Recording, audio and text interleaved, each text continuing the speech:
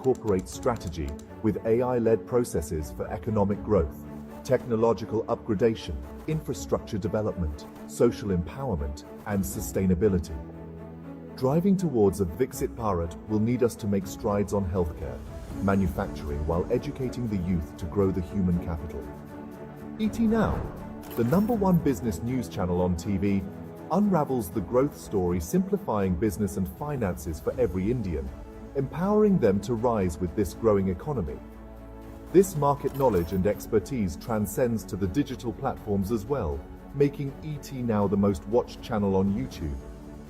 Taking this ethos forward, ETNow.in presents the ETNow.in Business Conclave and Awards 2025, a premier platform uniting policymakers and industry leaders to shape India's economic roadmap. The event will also honor game changers whose vision, resilience, and innovation are driving a brighter tomorrow. Join us in setting the stage for a self-reliant, developed economy with ETNow.in and Rise with India.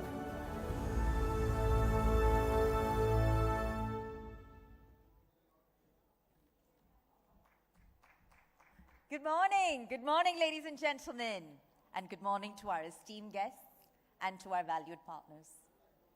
This morning, we're gathered here at the highly prestigious ETNow.in Business Conclave and Awards 2025, which are co-powered by Spacewood Office Solutions, where vision meets ambition and excellence is celebrated. This is a platform, ladies and gentlemen, where ideas are going to shape the future, and where leaders, policymakers, and industry pioneers such as yourselves have come together to chart the course of India's economic transformation. But I do want to take a moment to acknowledge the fact that this event could never come together without the support of an ecosystem of partners. So ETNow.in Business Conclave and Awards 2025 is powered by Spacewood Office Solutions. Our silver partner is Deliberate. Our home loan partner is LIC HFL. Our communication partner is OneXtel Communication. Our other communication partner is Primex Media Services. Our state partner today is Invest Madhya Pradesh. Another state partner, Uttarakhand Shasan. And our outdoor partners, the first of which is Heights Group and the second, Sapphire Media. And an education partner, Lingaya's Vidyapeeth. Our luxury car partner is Audi, and our retail pharmacy partner is Dava India. Our gold partner, lastly, is Hello Entrepreneurs. So in addition to thanking all of our partners, I especially want to thank all of you, because the combined wealth of knowledge in this very room assures me that we have a very exciting day of conversations ahead of us. With that, to set the tone for the day that lies ahead, if I could please invite on stage a very special guest, the President and the Chief Operating Officer of Times Network, Rohit Chadda.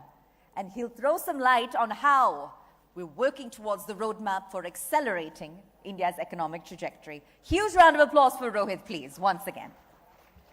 Thank you. Distinguished guests, industry and policy leaders, and dear colleagues.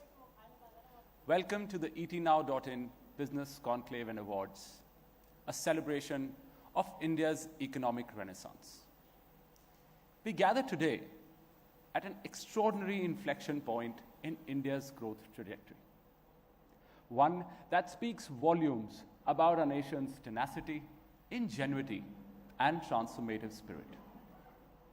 At Times Network, we have embraced our role as a digital pioneer. Through our platforms, TimesNow.in, ETNow.in, Times Now Bharat, Digit, Times Drive, Zoom, and more, we have cultivated a vibrant digital ecosystem reaching 150 million monthly users across 20 brands in 8 languages, with over 2 billion monthly video views. This digital footprint is not just our success story. It is a microcosm of India's digital prowess. The economic canvas before us paints a compelling picture. As we chart our course towards 2026 and beyond, India stands as a lighthouse of stability in choppy global waters. The data speaks volumes. The IMF, World Bank, and Deloitte forecast robust GDP growth between 6.5% and 7.3% over the next 2 fiscal years, positioning India ahead of both developed nations as well as emerging market peers. Our manufacturing sector is experiencing a renaissance, with high-value exports in electronics, semiconductors, and pharmaceuticals surging at 12 to 15% annually. The production-linked incentive scheme has attracted investments exceeding $25 billion, establishing India as the world's second-largest smartphone manufacturing hub. Friends, in this digital space, we are not following footsteps. We are blazing trails. Our IT-enabled services exports have shattered records at $254 billion in FY24, eclipsing merchandise exports for the first time. Our digital public infrastructure has democratized financial access for over 800 million citizens, paving the way for a $1 trillion digital economy by 2030. Our startup ecosystem tells an equally inspiring narrative. With 115 unicorns and growing, India attracted $42 billion in 2024 across sectors from fintech to cleantech. India's startup initiatives have nurtured 75,000 new ventures, generating 3 million jobs and catalyzing innovation. India is poised to emerge as a global AI powerhouse, with Accenture's projections suggesting AI could inject up to $957 billion into our economy by 2035, revolutionizing every sector from agriculture to aerospace. We're also witnessing an environmental awakening. The $30 billion Green India Fund is accelerating our renewable energy transition, targeting 500 gigawatts capacity by 2030. Our National Hydrogen Mission aims to establish India as a global green hydrogen hub. Ladies and gentlemen, these achievements are not mere statistics. They embody the aspirations of 1.4 billion Indians. With 65% of our population under 35, we are looking at a demographic dividend worth $1.5 trillion. Skill India 2.0 is ensuring this young workforce is future-ready, equipped with expertise in AI, blockchain, and robotics. Today's conclave transcends a traditional business gathering. It is a testament to India's journey toward becoming a $10 trillion economy by 2035.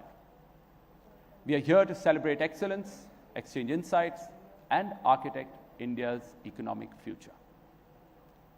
As we commence today's program, remember that each person in this room is integral to India's growth narrative, whether through digital innovation, sustainable practices, or economic leadership. We are all stewards of India's tomorrow. Thank you for being part of this watershed moment.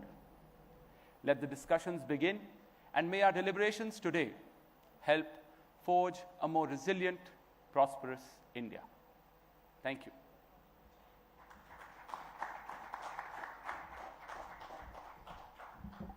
Thank you, Rohit, for setting the tone and for that context setting. Obviously, a very exciting agenda lies ahead of us.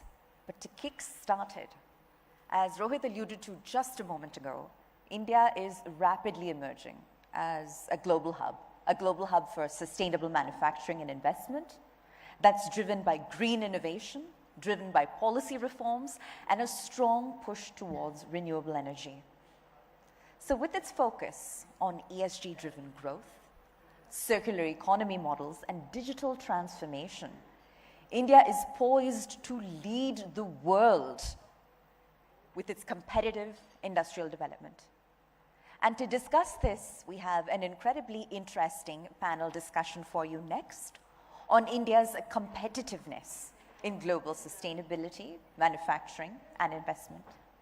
And to moderate this session, if I could please invite on stage Sidhant Singh, the editor with etnow.in and etnowswadesh.in. If I could please have you on stage, sir. And joining him, a power-packed panel which includes Neeraj Sethi, Managing Director, Indo-Geozone Baker Hughes, Mr. Nitin Sudham, Founder and Managing Director, Spacewood, Sidhant Suri, Co-Founder, Urban Harvest and Deliver It, and Eklavya Chandra, Founder and CEO of Sathi.in. With that, let's have all of our distinguished panelists on stage, please. It promises to be a riveting discussion, ranging from across sectors and perspectives and backgrounds, and they'll all tap deep into their personal and professional journeys alike to offer what promises to be an incredibly unique perspective.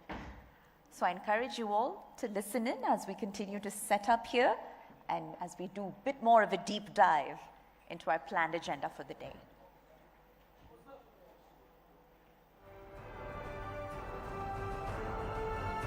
All right, we're about to set up. If I could ask the crew to speed it up a little bit, please.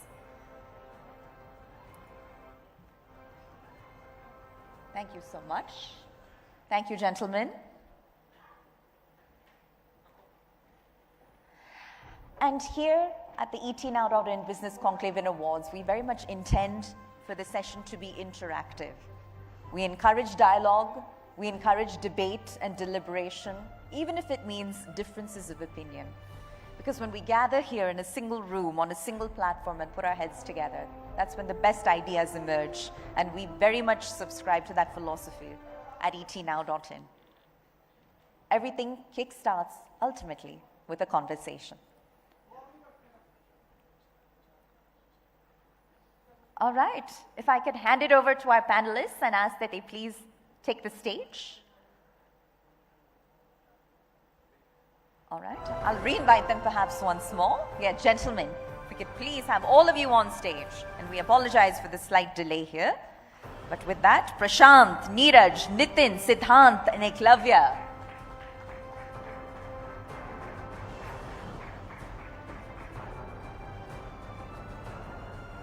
Thank you so much. And Prashant, with that, the floor is yours. Thank you so much. A warm welcome to all the panelists, audience, and everyone out here. So, since we are discussing India's competitiveness in global sustainable manufacturing and investment, so I think it's very apt time. This is India's decade. We are a growing economy, one of the fastest growing economy, and we have great missions, achievements to cite here. So I would like to begin with, first of all, that when we talk about manufacturing, there is a highly ambitious scheme by PM Narendra Modi, which is Make in India. So I would like to know from you guys, your learnings, your experiences, what are your experiences so far? What are the challenges? Do we need any kind of revision? What are the things we need to address in terms of Make in India campaign? You, please. Thank you, Prashant, and welcome to all the panelists as well. An honor to be here. So look, I will speak from the perspective of Baker Hughes, and I'll just give you a little bit of background. You know, we are an leading energy technology company. We play in the upstream as well as the industrial space. We are in India as a business. We are working in every major oil and gas basin. Globally, as you may have heard of LNG, you know, a majority of the Western LNG supply works on refrigeration compressors manufactured by Baker Hughes. So we are a global player. From an India perspective, you know, we've got 2,900 people, out of which only about 900 people are engaged with the India business. Okay. The balance are serving our global markets. We've got 17 locations in India, including tier 2 cities such as Coimbatore, Kochi. Of course, we also have major hubs in Bombay, Bangalore, Hyderabad, And you can go to any corner of the country, like you can go to Barmer or you can go to Silchar, and you'll find Baker Hughes This there. is Baker Hughes, India arm only. India serving the global market as well as the India business. All right, okay. What we are seeing beyond the India business, which is about $400 million business in India, we have an export business of about 450 million, including in-house manufacturing, but more significantly, an engineering center and a very strong and a growing global hub for supply chain. All right. So we are manufacturing our state-of-the-art equipment in India through a variety of suppliers which we have developed over the years, and that's about 400 million today. But the aspiration today with the global geopolitics going on is that this needs to go to about $1 billion by 2030. Okay. So we're very ambitious and very gung-ho about India, and we think that this is going to continue to have a 15 to 20% growth over the next few years. From a regulatory perspective, no complaints. I mean, we are setting up huge bases and investing a lot in India. A slightly different perspective I like to give you is that, it's not just about manufacturing in India. I think we also need to focus on design and engineering in India.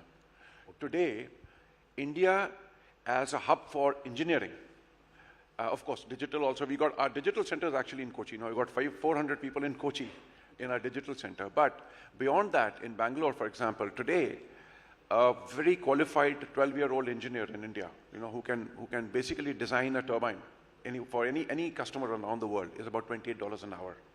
That's about half of what you'd get in China. So we are highly competitive on certain space with the skill sets and the engineering expertise and the communication capabilities that we have across to be able to communicate with the rest of the world is a huge advantage.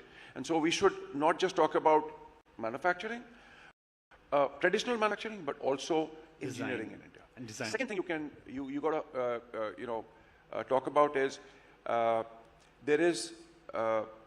we have the ability to leapfrog into the next stage of manufacturing. We've already set up 3D printing centers in India, and we are manufacturing high-end, high-temperature, high-pressure parts for our turbines globally. Has Make in India given a boost to this? Absolutely. I mean, absolutely. Make in India is that you have, well, of course, you have the Make in India, but you also have the fundamental economic incentive to manufacture in India. On its own, it's going to continue to be sustainable and affordable. So I'll let the other panelists get a chance to speak as well. But as I said, we are quite positive and optimistic about India. Thank you. Conclave, your take? Hi. Okay, lovely. Great insights. What I'm going to do is I could either give you a very short, crisp answer or probably take the little liberty of doing a slightly longish explanation. I just traveled to Singapore last week, and it pained my heart to pay 92 rupees for $1. Okay? Now, why does that happen? Why is our currency weakening? Right? Now, the usual answers are geopolitical reasons, macroeconomic reasons, but primarily one of the most important reasons of why a currency weakens for a country is because they export less and they import more, right? Right. And the reason why today we have that imbalance, right, is because something somewhere is not working smoothly. Now, PLI and Make in India are amazing initiatives, right? And I think we must give credit to the government to push this as much as they are doing, right?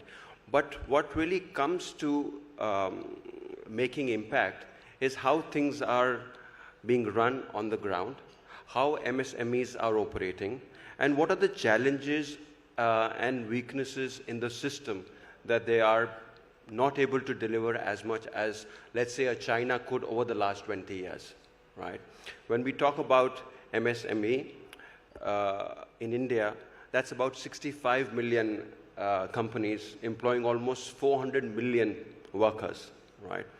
And what we are building at Sathi is an ecosystem where we can actually drive worker transformation so that they can bring in productivity and efficiency and raise the bar of quality of products of Indian companies that they not only serve Indian market, but actually can become a powerhouse and a factory for the world.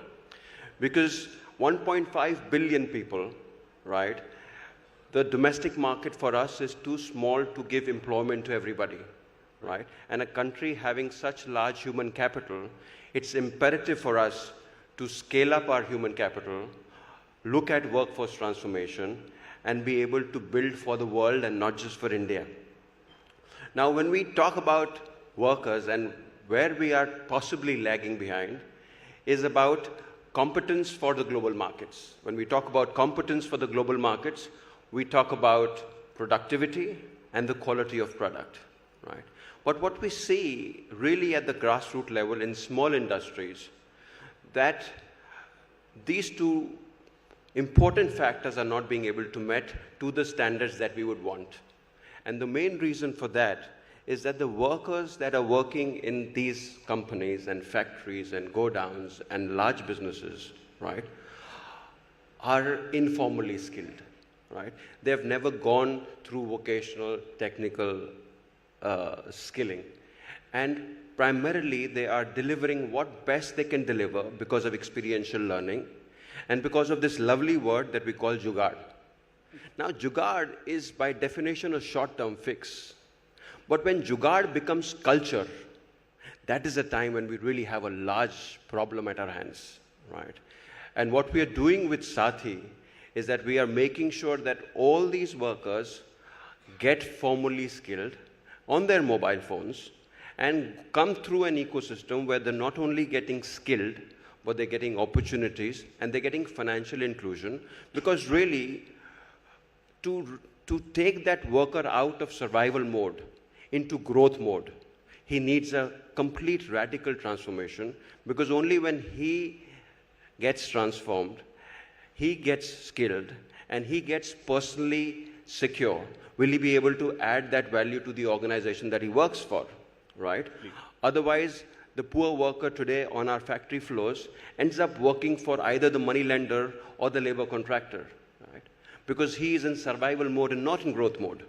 So the reason for our existence really is this impact-led transformation, where we uplift, upskill, and make the workers much better at their job roles so that they can deliver more productively and more efficiently to the organizations that they work for. And that is a direct impetus to all the industries that are currently being involved in Make in India and government's PLI scheme. So it's a very grassroots initiative that we are doing, which will eventually lead to larger transformative results. All right. So, Sidhant, your take from the perspective of Deliverate and your companies? Yeah. So, see, the beauty about great leaders is that they give simple statements without any terms and conditions, and they are always open for interpretations. So that's the beauty about the statement of Make in India, is that it can be interpreted by different businesses in the way that they think it helps them. Let it be a small enterprise, let it be a saturated enterprise, a mature enterprise, or new age startups like ours. We interpret Make in India as a mindset change. It is inevitable that a country becomes great when people start making something of themselves. Let it be economic growth, let it be personal growth, or let it be growth in their way of thinking. So for us as an organization, Make in India has given birth to different thought processes within the organization, where we also promote that whatever you want to make of yourselves, our organization and the platform that we provide enables you to do that. So let it be you want to innovate something, let it be you want to make your life a better life, you can come work with us, and together we can make it a possibility. So even in our businesses, that we think that a restaurant or I would say a catering company, they want to grow, but there are some bottlenecks that stop them. So that's where we come in. With the human capital that we have and with the mindset that we culture within the organization, is that you need to go to a customer and just let them empower themselves, enable themselves to run the businesses more smoothly. So for us, always, Make in India is just simply a mindset that enables everyone around us to be what they truly want to be, and nothing is going to stop them because the country is standing by them. All right. Did you take from the perspective of Spacewood?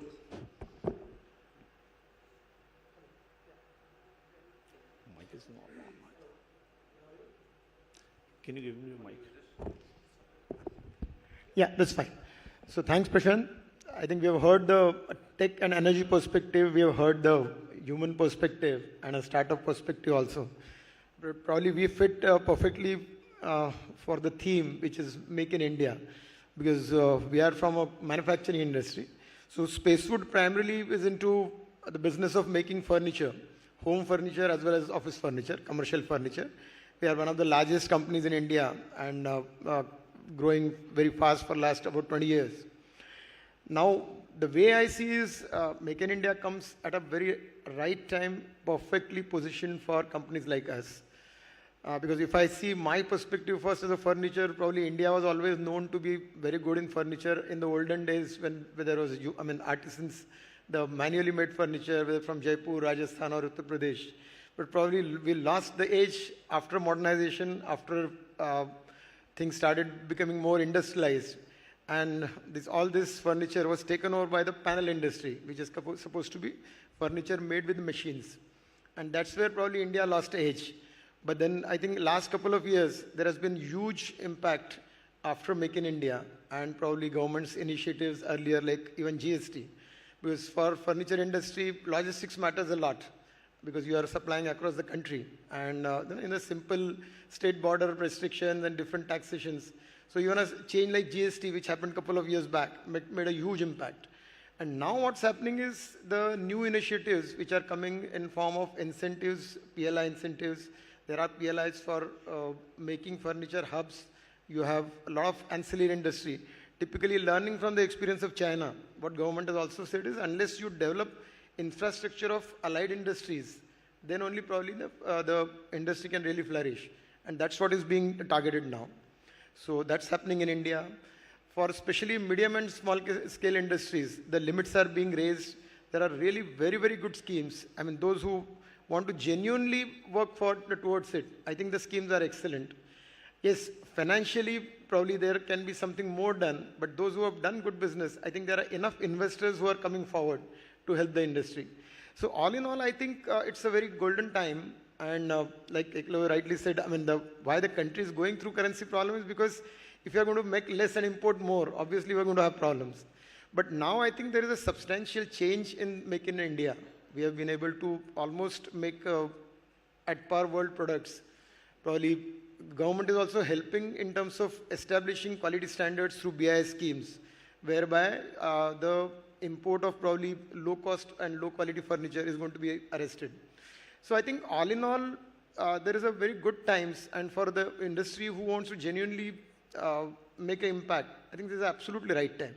So I am very bullish on Make in India program, and I think we are going absolutely right in terms of the schemes. So bullish on Make in India program, that's the key takeaway. So with this, when we talk about Make in India as a manufacturing hub, over the recent years, have you noticed any changes when we say that ease in doing business?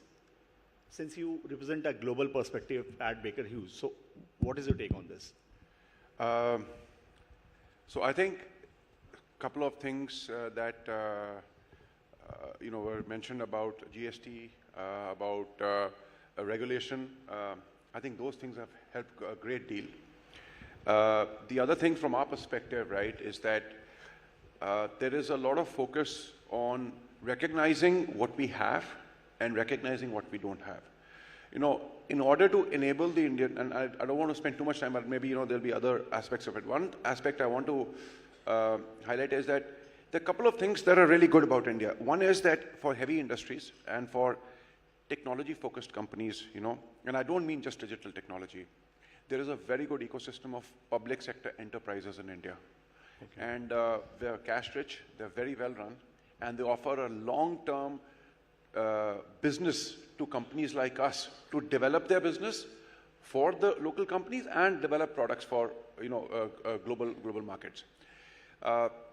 Secondly, there is a recognition that there are certain technologies we don't have, and then we have to to establish our presence in India and to use those technologies to produce more products. We need certain incentives. For example, we import a lot of our equipment custom duty free, and the government has a scheme for that. And it's a very progressive and a very well laid out scheme, so that we can actually participate in the Indian economy without breaking the bank. And the country benefits from this. It also allows us to partner with large public sector companies to create an ecosystem where we can jointly develop those partnerships.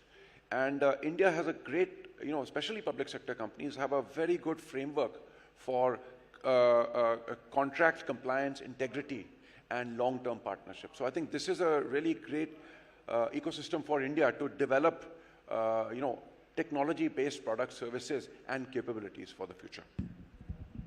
You want to add something from the perspective of Sathi.in? It's okay. Yeah. No, I think the government is doing its part, but I always believe more is possible, right? In the last 50 years, we've made this transition from moving to being the 50th or the 60th largest economy in the world to now the 5th largest economy in the world, right? It's been a great progressive journey, but why look at the past when you must look at the future? And the journey from being the 5th largest to number 1 or number 2, I think we need to do a lot more. We need to look at models which have worked globally. We need to look internally at our own self. We need to look how digital transformation is sweeping the world. Any country's model that you want to cite here? Well, I'm a great fan of the Chinese model, right? I may not subscribe to all that they do, but it's a reality that in the last 50 years, both China, if you look back, about 50 years or 60 years back, we were both at the same level. For China, this is just manufacturing or overall perspective? I think manufacturing is an extremely important part for any country which has the population size that we have. So in that context, Chinese growth story is very relevant to India, right? They may have a different governance setup and they may have a different federal setup, of course, we all know that. But what they've been able to do on ground is absolutely fantastic. And I think as India, with 1.5 billion people, with 700 million active workers at any given point in time, we really need to focus on creating employment, right? And we need to focus on creating employment not just in pockets, but all across the country.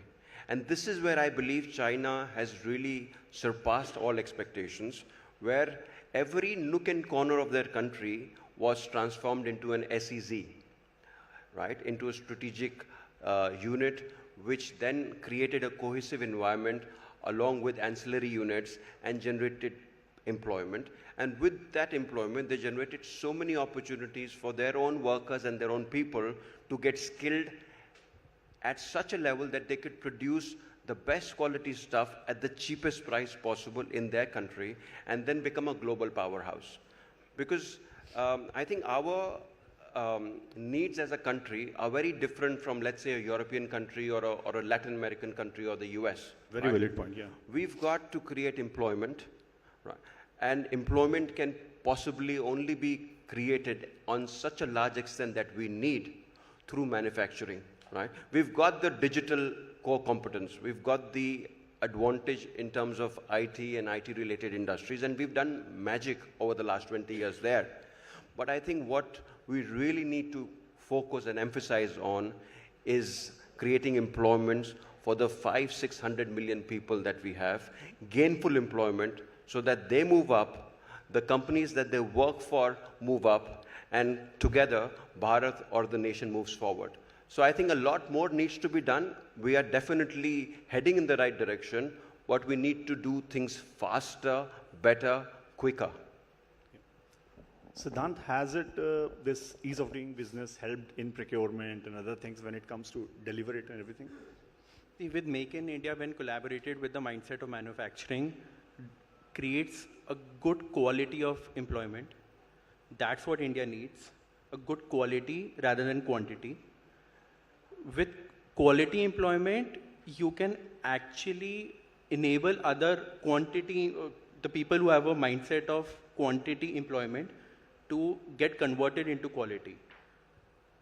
Until and unless the country has that, China has quality employment, where people have work ethics. They know what, the moment they enter the shop floor or the factory floor, they know what they have to do. You can ask a person who's working 10 years in a company in India, and he still would not know what his KRA is. In China, day one, they would know what they have to do, because that's the mindset that they have. So when manufacturing is in India, with the talent, the quality of talent that we have and the access to information that we have right now, enables people to innovate. For example, in our company, we are investing a lot on automation, on robotics, with the intention of not to replace humans, but to generate quality within themselves so that they know what they have to do. They are not wasting their time doing things which are not important, and they can actually give more productivity with their work hours. And once they give productivity within the work hours, they feel that they have contributed something to the organization or to themselves. Yeah. Nitin, your take? Yeah, I think from ease of Make in India or business, I see two perspectives. One, if you really see last few decades, West maintained their dominance on probably technology and maybe IP protection rights, and they left manufacturing to so-called third world, Asian countries and yeah. But now they are realizing partly the mistake. Probably the manufacturing powerhouses are becoming now economically much more sound, and that's why now West wants to again bring back manufacturing. Probably we are at the center stage. We are a right combination of technology, manpower. Probably down the line few years, India is going to enjoy the best demography in the world, because the kind of population that we have. Because for whatever good bad reason, we didn't have population control. But probably today we have the best of the working force in the country available, which in another 20 years is going to be the most important country in the world, having the best suited talent for manufacturing. So now all we need to do is take these advantages to the right. And I think what we have now, India journey has started, is on a perfect time now. If we do our acts right now, if we leverage our IT, the proficiency which Indian engineers have in IT, and the manufacturing which has started emerging now, and the demographic population that we have, so if we make right use of it, and to add to the catalyst, the schemes which are being offered by the country, probably we are going to be one of the best suited country in the world to leverage this environment now. That's what I perfectly feel. All right, so we discussed Make in India, ease of doing business. Now time is telling me that time is up. We are already running short of time. It's already out. So just one line, India as a global investment destination, top challenge we need to address. One line statement from everyone as a closing. Accelerate execution on the ground. Our aspirations are phenomenal. All we need to do is accelerate execution on the ground. Accelerate execution on the ground. Your take, please.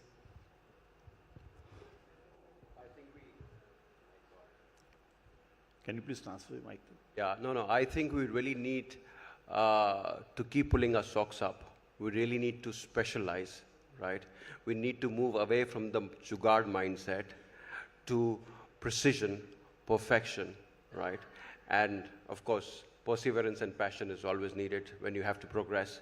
So I think the time is great, the opportunity is great, but we really need to build our human capital and execute. I think this is the time that we need to have ruthless execution, and we definitely should care about outcomes. And it should be qualitative and quantitative both. And we should see something good coming out of it. Qualitative and qualitative both. Your take, please. I think we have been underplaying our strengths so far. Henceforth, we need to be absolutely professionals, present the strengths that we have, and attract the best talent in the world. That's all. Thank you so much, all the panelists, for your valuable insights. Thank you so much for your time.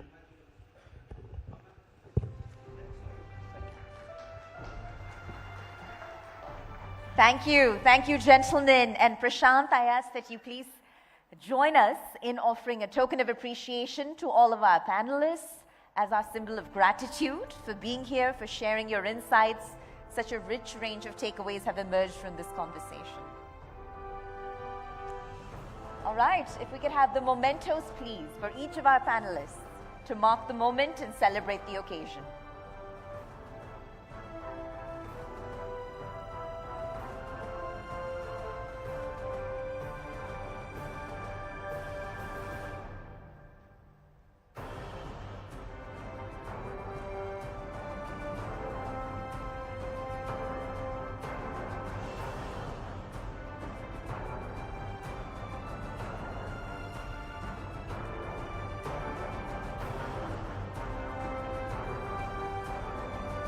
Sparing your time and your insights to be here is very much valued, and I want to reiterate how thankful we are at etnow.in.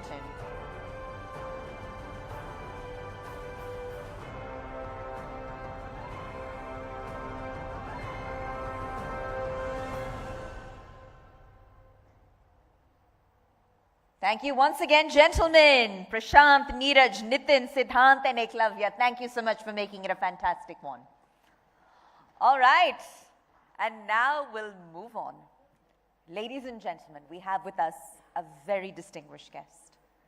Without further ado, Dr. Jitendra Singh. He's the Union Minister of State, Science and Technology, Earth Sciences.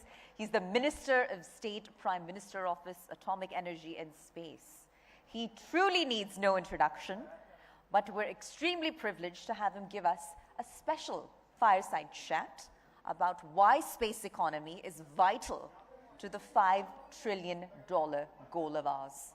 It's a riveting topic. It's one that is sometimes misunderstood. But today, we're fortunate enough to be joined by the man who will demystify and separate fact from fiction as to the journey that lies ahead.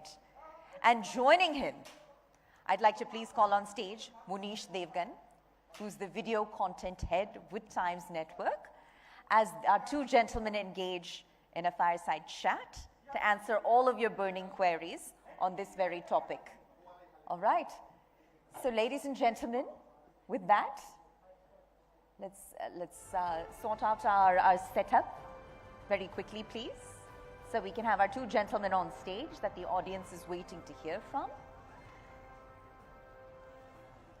All right, and with that, ladies and gentlemen, I believe that we're ready. We're ready to dive right into the next session. We appreciate your continued patience. So with that, Dr. Jitendra Singh is in the house. Once more, ladies and gentlemen, huge round of applause. Kindly have you on stage, sir. And joining him, Munish Devgan.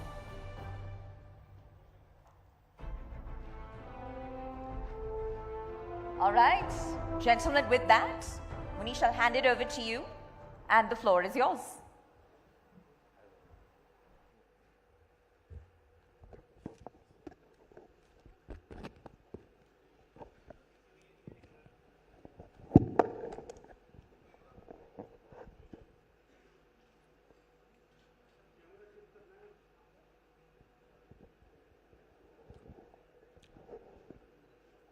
Modi सरकार जब से सत्ता में आई है तब से एक मंत्री जो जम्मू कश्मीर से आते हैं उनकी ईमानदार छवि, उनके काम की खूब तारीफ होती रही है।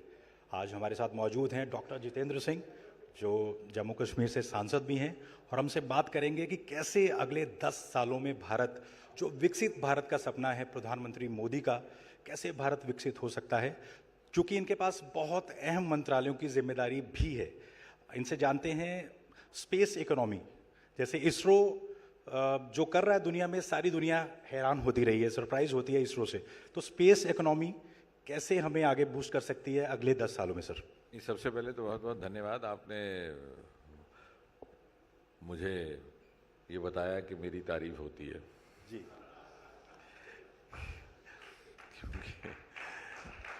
क्योंकि राजनीति में ये इतनी सी बात भी सुनने को कई बार बहुत दुर्लभ समझा जाता है। But having said that, thank you very much to be part of this and I am glad that I have been regularly part of the economy conclave organised by ET. अब आपने स्पेस इकोनॉमी की बात की, तो जाहिर है जब हम बात करते हैं कि विकसित भारत की या उसकी कल्पना की कि हम उस शिखर पटल पर पहुंचेंगे या 10 ट्रिलियन इकोनॉमी होंगे, तो I think what a good student of economy or maybe a good student of science needs to ask himself or herself is, where will the value addition come from? यदि मैं आपसे कह दूं कि आज मेरी जेब में 10 रुपये हैं, किसी का आप कल देख लीजिएगा मेरी जेब टटोल के उसमें 10 करोड़ होंगे, तो स्वाभाविक आप पूछेंगे कि आपको कोई डाका लगाएंगे या कोई गबन करेंगे, भले कहाँ से आएगा। So that is something, I mean, it sounds good saying that we will be 10 trillion, but, and of course we will be. Sometimes I feel we may be there even before 2047. But how is that going to happen? That is something that's not deeply dwelt into. वो होगा उन sectors के माध्यम से जो इतने सारे वर्षों में 60-70 वर्ष ना पूरी तरह तराशे गए ना तलाशे गए। Because India has a huge natural resource. जो सेक्टर्स अंडर एक्सप्लोर्ड रहे या अनएक्सप्लोर्ड रहे, उसमें से एक है हमारा स्पेस सेक्टर, हमारा डीप सी, 7,500 किलोमीटर हमारा समुद्र तट है, one of the longest in the world and only country which has an ocean called Indian Ocean named after it. Bengal, Orissa से लेकर महाराष्ट्र तक। और तीसरा हमारे हिमालयाज, 3-4 राज्य हमारे हिमालयाज में बसते, अरोमा, पर्पल रेवोल्यूशन, ये सारी बातें वहाँ से ही जन्मी। तो इन सेक्टर्स की तरफ पूरी तरह से तवज्जो नहीं दी गई पिछली सरकारों के द्वारा, कारण चाहे कुछ भी रहे हो, उनकी प्राथमिकता में नहीं रहे। अब जहाँ तक हम स्पेस की बात करें, क्योंकि आज मकसूद साहब ने स्पेस का ही कहा है, तो हमारे पास we never had dearth of talent और डर्थ ऑफ पोटेंशियल। प्रतिभा भी थी, योग्यता भी थी, काबिलियत भी था, मेहनत करने का मादा भी था, आंखों में सपने भी थे, दिल में अरमान भी थे। आप देखिए पुरानी तस्वीरें आर्काइव्स में, सारा भाई अपना सामान बाईसाइकिल पर लेकर के चलते थे। तो उसका अर्थ ये हुआ कि साधनों का अभाव था। तो जो अनुकूलता नीति निर्धारकों के द्वारा या राजनीतिक नेतृत्व के ओर से अपेक्षित होती है, उसमें अभाव था। उसके भी कोई भी कारण नहीं होंगे। And therefore the turning point was 2014, Modi ji के आने के बाद। और वो कैसे हुआ?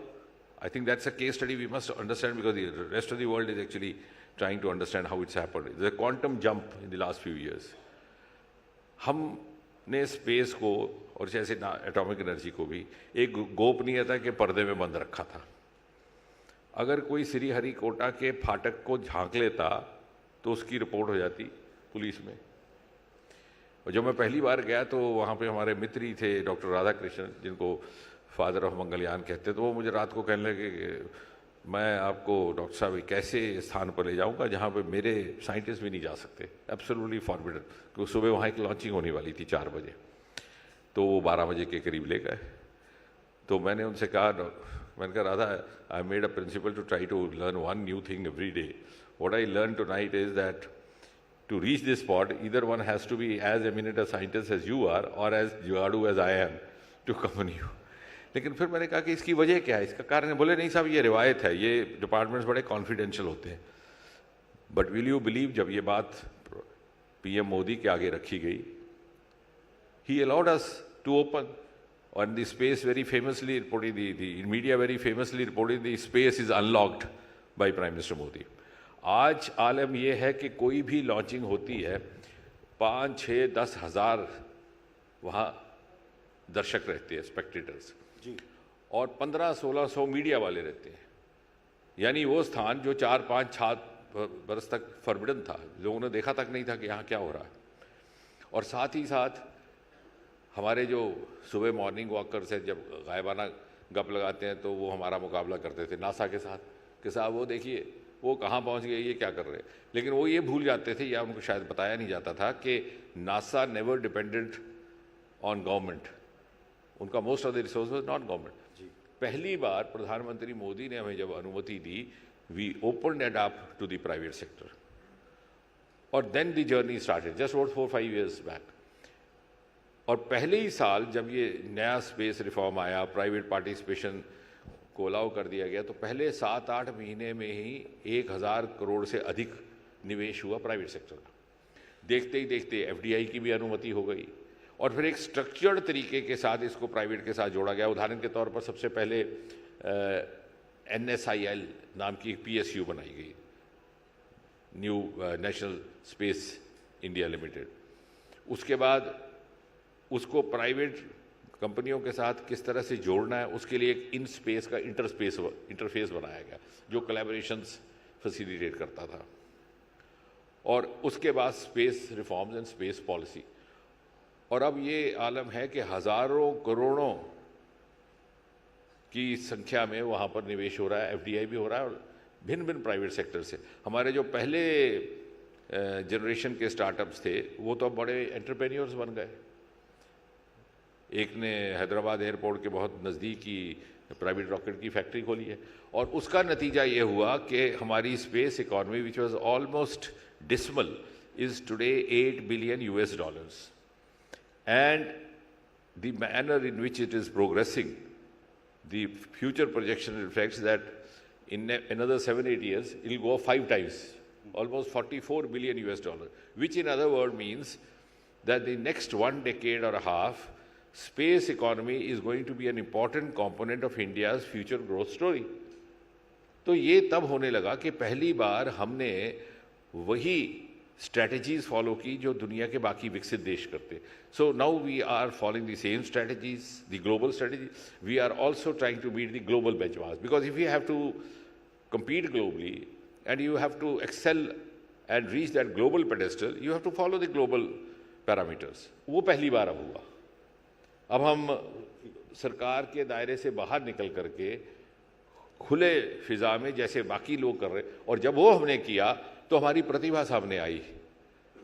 अब उसकी छोटी सी मिसाल आपको ये देता हूँ कि इसरो की स्थापना सन 1969 में हुई थी, और अगर आप तो पत्रकारिता से जुड़े, अगर आप पिछले आर्काइव्स में जाएं तो न्यूज़पेपर्स में जो सबसे प्रमुख समाचार रहेगा उस साल का वो ये रहेगा कि अमेरिका ने पहला मानव चांद की धरती पर उतारा था, नील आर्मस्ट्रॉन्ग, जिसका वो बड़ा विख्यात वो हुआ स्टेटमेंट के 1 small step for man, giant step for mankind। और उस साल इसरो का जन्म हो रहा था। लेकिन आज इन स्पेस रिफॉर्म्स के आने के बाद, unlocking of the space sector के बाद, प्राइवेट सेक्टर को पूरी तरह से शामिल कर लेने के बाद स्थिति ये है कि चांद के साउथ पोल पर हम बाकी सबसे पहले पहुंच गए। यानी हमने अपनी प्रतिभाओं को शायद एक दायरे में बंद करके रखा था, एंड पहली बार we had an outlet to give full potential to all our capacities. और उससे क्या हुआ कि आम लोग भी हमारे साथ जुड़ने लगे, उनको भी अंतरिक्ष में दिलचस्पी आई, मीडिया को भी दिलचस्पी आई। बल्कि मैं कल ही कह रहा था कि we must thank the space, space has given us space in media also. नहीं तो विज्ञान के साथ संबंधित विषयों की कभी चर्चा नहीं रहती थी मेन स्ट्रीम मीडिया में। ज़्यादा यही रहता है कि फलां ने आपको गाली दी है तो आपको कैसा लगता है, तो फिर मैं भी टू कट शादी स्टोरी कहता हूँ, मुझे बड़ा अच्छा लगा उनकी गाली, क्योंकि अगर मैं गाली का जवाब गाली दूंगा तो रात को 9 बजे तक वो डिबेट चलती रहेगी। तो कहने का तात्पर्य, तो पहली बार स्पेस ने इतनी मास इंटरेस्ट, क्यूरियोसिटी जनरेट की है। और दूसरी विशेषता हिंदुस्तान की ये है कि हमने स्पेस को, which I think is a role model for the rest of the world, हमने सिर्फ स्पेस को रॉकेट उड़ाने तक नहीं रखा। हमारी 2 विशेषताएं हैं which make us different from the other country. एक तो हमारी कॉस्ट इफेक्टिव मिशंस हैं, जैसे हमारा चंद्रयान मात्र 600 करोड़, जबकि उसी समय जो रशिया का गया था, जो शायद अपना वो मकसद पूरा नहीं कर सका, वो 12,000 करोड़ का। हमारा गगनयान की कुल कीमत 10,000 करोड़। वो इसलिए कि हमने कॉस्ट इफेक्टिव नए तरीके ईजाद किए। उदाहरण के तौर पे हमारा चंद्रयान जाता तो पहुंचने में 1 महीना 1.5 महीना लग जाता, क्योंकि वो जब धरती के ऑर्बिट से बाहर निकलता है तो ऐसे ऐसे घूमने लगता है, और जो धरती की ग्रेविटी है उसी के जोर से, जैसे आप पुराने ज़माने में जब बड़ी मुश्किल से हमने भी पहली बार सेकेंड हैंड गाड़ी खरीदी थी तो रहता था कि जहाँ पेट्रोल बच जाए तो ढलान आए तो न्यूट्रल लगा देते थे, तो ये न्यूट्रल चलता है ऐसे ऐसे ऐसे ऐसे ऐसे ऐसे करता, फिर जब बाहर आ जाता है तो फिर ऐसे झटके के साथ वो चला जाता है मून के ऑर्बिट में, और वो हमारे पैसे भी बचाते हैं। So we have evolved cost effective means of, एक तो वो, so we are not proving to be a great liability on the state actually. दूसरा, हमने उसको केवल रॉकेट लॉन्च तक ही सीमित या महदूद नहीं रखा, हमने उसको दूसरे सेक्टर्स में यूज़ किया, वो भी एक रोल मॉडल है। हमारा ये स्वामित्व कार्यक्रम है जो जिसकी मिसाल अब दुनिया भर में दी जाती है, जो mapping of farms, land, drone के माध्यम से, सैटेलाइट के माध्यम से, आपको रेवेन्यू ऑफिसर के पास जाने की ज़रूरत ही नहीं, जो सिटीजन सेंट्रिक गवर्नेंस कहती है उसकी एक बड़ी उम्दा मिसाल है। खुद ही आप अपनी मैपिंग करें, वो भी स्पेस, आपकी एग्रीकल्चर में सॉयल हेल्थ कार्ड्स, आपकी डिफेंस में तो है ही है, बॉर्डर मॉनिटरिंग, बॉर्डर सर्वेलेंस, इसी प्रकार हेल्थ में बहुत बड़ी मात्रा में, और आपके जितने भी दूसरे सेक्टर्स हैं लगभग, I think space has now entered, space technology has entered virtually every Indian household. Communication में हमारा एक set of satellites is dedicated to communication. ये जो आपका सब चल रहा है ताम झाम, इसमें भी कहीं ना कहीं ज़्यादा नहीं तो कम से कम थोड़ा बहुत रोल स्पेस टेक्नोलॉजी का भी है, और डिपार्टमेंट ऑफ स्पेस का, इसरो का भी है, because ISRO is also now catering to number of television channels offering their services. Navigation satellites हैं हमारे, जो डिज़ास्टर को, जो और स्थानों पे जहाँ पे नेविगेशन करते हैं उसकी करते हैं। अर्थ ऑब्जर्वेटरी सैटेलाइट्स हमारे अलग हैं, जो ऊपर बैठ करके धरती के भिन्न भिन्न भौगोलिक परिस्थितियों की जांच। तो we have actually diversified for the ease of living of the person as well. केवल of course sending up a rocket sounds very romantic, but we have also virtually penetrated to make the life easy for a common citizen. चूँकि मंत्री जी आप जम्मू कश्मीर से आते हैं और बात की जा रही कि भारत अगले कुछ और एक मैं इसमें बात जोड़ दूं जम्मू कश्मीर जाने से पहले, क्योंकि अभी हम अंतरिक्ष में ही अटके हुए हैं, कि एक बात बहुत कम कही जाती है कि जब हम ये कहते हैं कि ये टर्निंग पॉइंट 2014 है, तो वो इसी से प्रमाणित होता है कि एक कॉन्शियस तरीके से प्रधानमंत्री के द्वारा व्यक्तिगत इसमें दिलचस्पी ली गई। हमारा बजट बड़ा सीमित रहा करता था सरकार की ओर से। एक तो ऑफ कोर्स हमने अब प्राइवेट सेक्टर से खोल दिया तो हमारा पूल बहुत बढ़ गया, कई गुना बढ़ गया, और इतना भारी मात्रा में। लेकिन सरकारी बजट हमारा, उदाहरण के तौर पर, क्योंकि आजकल ज़माना है तर्क, तथ्य और तुलना का, 2013-14 में जब पिछली सरकार गई है तो हमारा बजट स्पेस का था मात्र 5,000 crore, 5,615 crore to be precise. इस साल जो अभी हाल ही में बजट पेश किया गया 3-4 महीने पहले, उसमें था 13,416 करोड़, यानी लगभग 3 गुना वृद्धि 10 साल में सरकारी बजट की हुई है, और उसके अतिरिक्त कई गुना निवेश बाहर से। तो ये there has been a very conscious enabling effort in making this happen. इसी प्रकार हमारी बहुत बड़ा रेवेन्यू जनरेट होता था by the launch of foreign satellites, क्योंकि यूरोप और अमेरिका वाले देखते थे कि हमारे स्टेशन छोटे हैं तो उनका बड़े स्टेशन, तो छोटे सैटेलाइट यहाँ से लॉन्च होते थे। उसमें से भी आज तक 433 फॉरेन सैटेलाइट्स, ये पहले भी वो करता, 433 में से जो कुल फॉरेन सैटेलाइट्स अभी तक हुए जब से इसरो स्थापित हुआ, उसमें से 398 यानी लगभग 90-95% मोदी सरकार के द्वारा हुए, और लगभग 292 मिलियन यूरोज और 172 मिलियन डॉलर अमेरिकन सैटेलाइट से और यूरोपियन सैटेलाइट से हमने आमदनी कमा करके सरकारी खजाने में जमा कराई। तो ये कहने का तात्पर्य है कि जब हम कहते हैं कि हमारे 10 ट्रिलियन होगा, तो पहला सवाल कि कौन से सेक्टर होंगे? हाँ, वो सेक्टर जिनको पूरी तरह से न तराशा न तलाशा, और दूसरा कितनी भारी मात्रा में होंगे और किन स्ट्रैटेजीज के तहत होंगे, तो उसकी मैं थोड़ी सी संक्षेप में रूपरेखा देने का प्रयास कर रहा था। बहुत अच्छे से आपने बताया। जैसे बात कर रहे थे हम जम्मू कश्मीर की, अब 370 के बाद चूंकि आप वहीं से आते हैं, देश की अर्थव्यवस्था में अगले 10 सालों में आपको क्या लगता है जम्मू कश्मीर का क्या बड़ा रोल होगा? क्या स्टार्टअप कोई वहाँ जाना चाहे, निवेश करना चाहे, उसके लिए कितनी आसानी है, और कैसे आम लोग भी वहाँ जाके अब ज़मीन खरीद सकते हैं, और टूरिज़्म को कैसे बढ़ावा दिया जा रहा है? एक चीज़ साथ में और जोड़ देते हैं कि अब तस्वीरें आती वहाँ से, फिल्में लोग देखने जाते हैं, सिनेमा हॉल खोल दिए गए हैं, पहले तस्वीरें आती थी पत्थरबाजी की। तो कैसे ये सारा बदलाव, चूँकि आप शुरू से मोदी सरकार के साथ जुड़े हुए हैं, और अब तक क्या क्या हुआ बताइए ज़रा। नहीं, बहुत बढ़िया सवाल किया, और आपके जो पिछले विषय के साथ जुड़ता है ये कि भारत की अर्थव्यवस्था में और वहाँ विकसित भारत में क्या इसकी भूमिका रहेगी। तो जैसे मैं कह रहा था अपने आरंभिक वाक्य में कि वो क्षेत्र, वो सेक्टर जो पूरी तरह से एक्सप्लोर नहीं हुए, उनके द्वारा वैल्यू एडिशन होगी।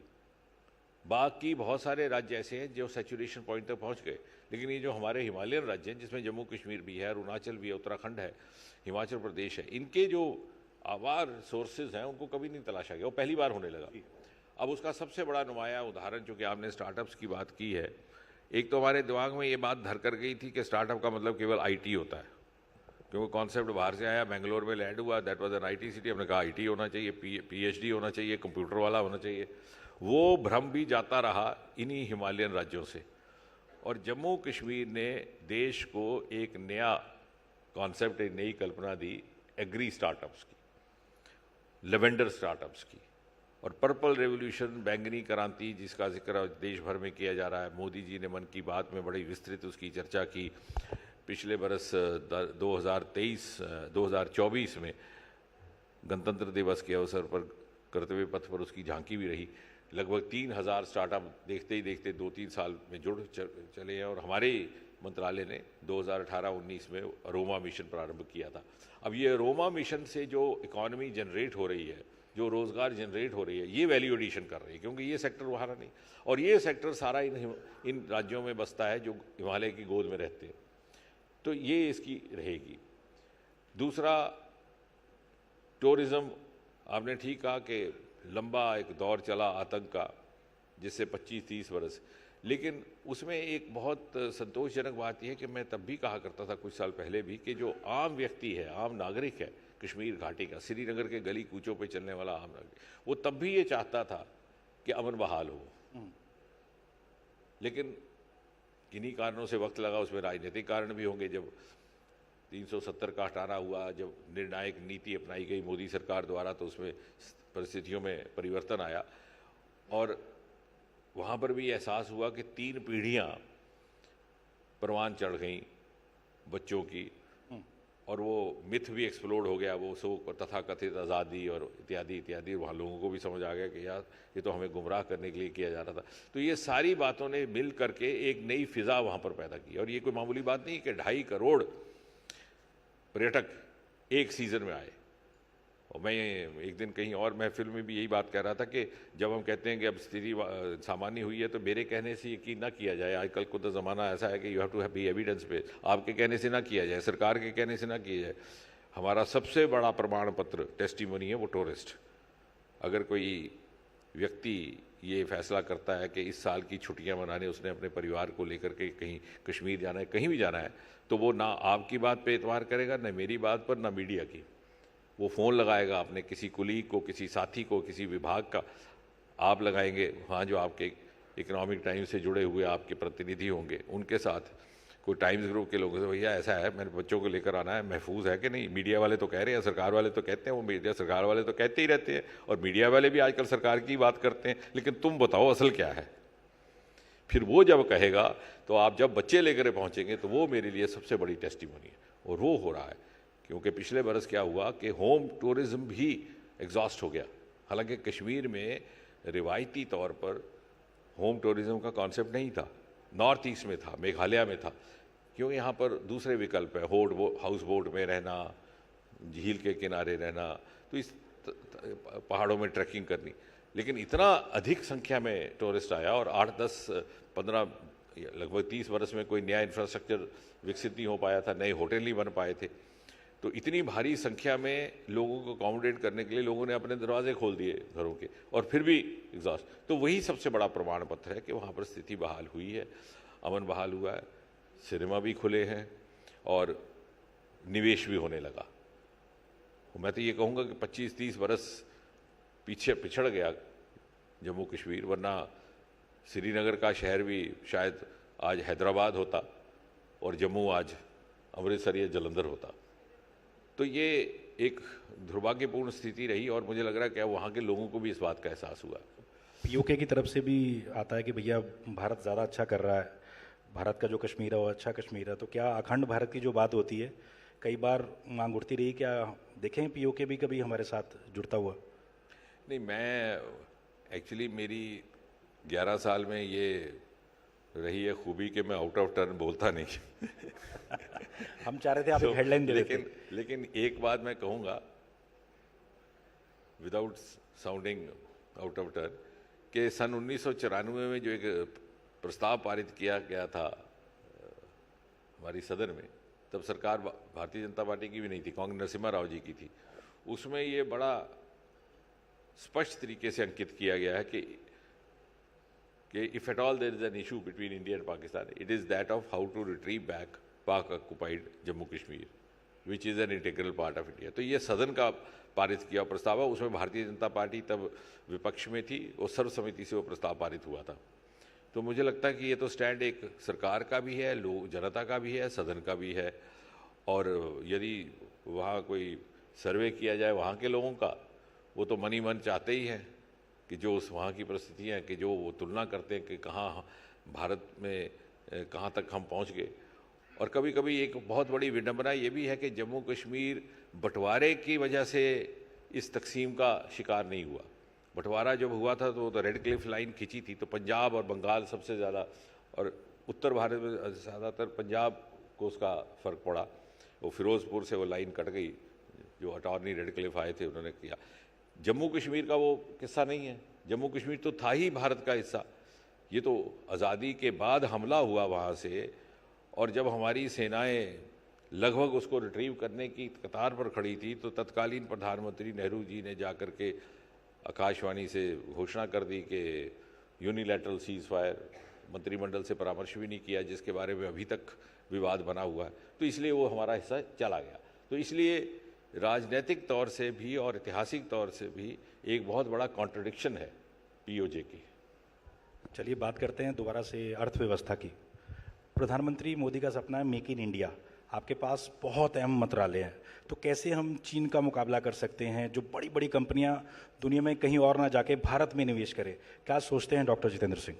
नहीं, मैं समझता हूँ कि चूँकि हम स्पेस की बात करें तो स्पेस भी अपने में उदाहरण है, आत्मनिर्भरता का भी है, इंडिजिनस भी है, मेक इन इंडिया भी है और विकसित भारत भी है। हमारा जो चंद्रयान है A to Z indigenous, nut bolt से लेकर के उसके अंदर जो लोग जो काम करने वाले वो भी इंडिजिनस। साथ ही साथ आने वाले भारत की क्या तस्वीर होगी, ना केवल आर्थिक दृष्टि से, व्यापक तौर पर उसकी झलक भी वहीं मिलती है। उदाहरण के तौर पर हम बात करते हैं वुमेन लेड डेवलपमेंट की, विकसित भारत। वो वुमेन लेड पहले ही स्पेस के आप जाएंगे हमारे विभाग में आपको देखने को मिलेगी। हमारे चंद्रयान की जो सेकंड हेड थी वो महिला है, कल्पना एक नाम है उनका। हमारी जो आदित्य मिशन है, जो दुनिया का तीसरा था, जो सूरज के रहस्यों की खोज करने गया हुआ सोलर मिशन, अब एक चौथा भी आया, तो उसकी तो हेड ही महिला है, निजार। और कोई ऐसी प्रोजेक्ट टीम नहीं है जिसमें बड़ी भारी संख्या में महिलाओं का योगदान या महिलाओं की शमूलियत ना रही हो। और अगर आप बात करते हैं, और अभी भी जो हमारे जितने भी गए, अभी जो स्पेडेक्स हमारा लेटेस्ट गया जिसमें डॉकिंग और अनडॉकिंग होने वाली, जिसमें वो जुड़ता है और फिर अलग से हो जाता है, कभी किसी ने कल्पना नहीं की थी कि भारत में इस तरह की क्षमता आ सकती है। आज वो स्थिति है कि दूसरे देश हमसे पूछ रहे हैं, और ना सिर्फ हम आत्मनिर्भर हैं, इंडिजिनस हैं, बल्कि दूसरे हम पर निर्भर करने की इच्छा व्यक्त कर रहे हैं। उसके मैं दो आपको छोटे से उदाहरण देता हूँ। पिछली बार जब प्रधानमंत्री मोदी डीसी गए थे, वाशिंगटन डीसी, तो राष्ट्रपति बाइडन थे वहाँ पे, तब वहाँ से भी ये पेशकश आई थी कि अगली बार जब इंटरनेशनल स्पेस स्टेशन पे जाया जाए तो भारत मूल का भी कोई व्यक्ति हो, और अब उसकी तैयारी हो गई है। हमारे ग्रुप कैप्टन शुक्ला उसके लिए प्रशिक्षित भी हैं और उनका लगभग नाम भी तय किया गया। इसी प्रकार अब की बार जब प्रधानमंत्री गए तो राष्ट्रपति ट्रम्प थे, तो वहाँ से ही बात आई कि नासा इसरो के साथ मिल करके एक एग्रीमेंट करेगा, बड़ा महत्वपूर्ण agreement for a wider collaboration. तो यानी कहने का तात्पर्य ये कि हम ना केवल आत्मनिर्भर इस सेक्टर में बनते जा रहे हैं, बल्कि दूसरों को लग रहा है कि बहुत सारा उनकी निर्भरता भी हमारे माध्यम से हो सकती है। तो एक बहुत लंबी, बहुत बड़ी छलांग लगी है इस सेक्टर में, और आने वाले समय में एक बहुत ही पूरी तरह से एक क्रांतिकारी तस्वीर बदलेगी। And India will lead, it will not follow. और आपके जैसे कम्युनिकेशन में ही जैसे मैंने कहा कि ये जो हमारा इंफॉर्मेशन के माध्यम है या मीडिया के माध्यम है, उसमें हमारा योगदान इस कदर है कि एक ज़माने में यहाँ पर टेलीविज़न पहुँचने में 15 साल लग जाते थे। यानी अमेरिका में 1950 के दशक में था, तो यहाँ तो आपके पास नया नया ट्रांजिस्टर आया था, और पहली बार आपने दिल्ली में चित्रहार देखा जाके 1970 में। अब ऐसा नहीं है।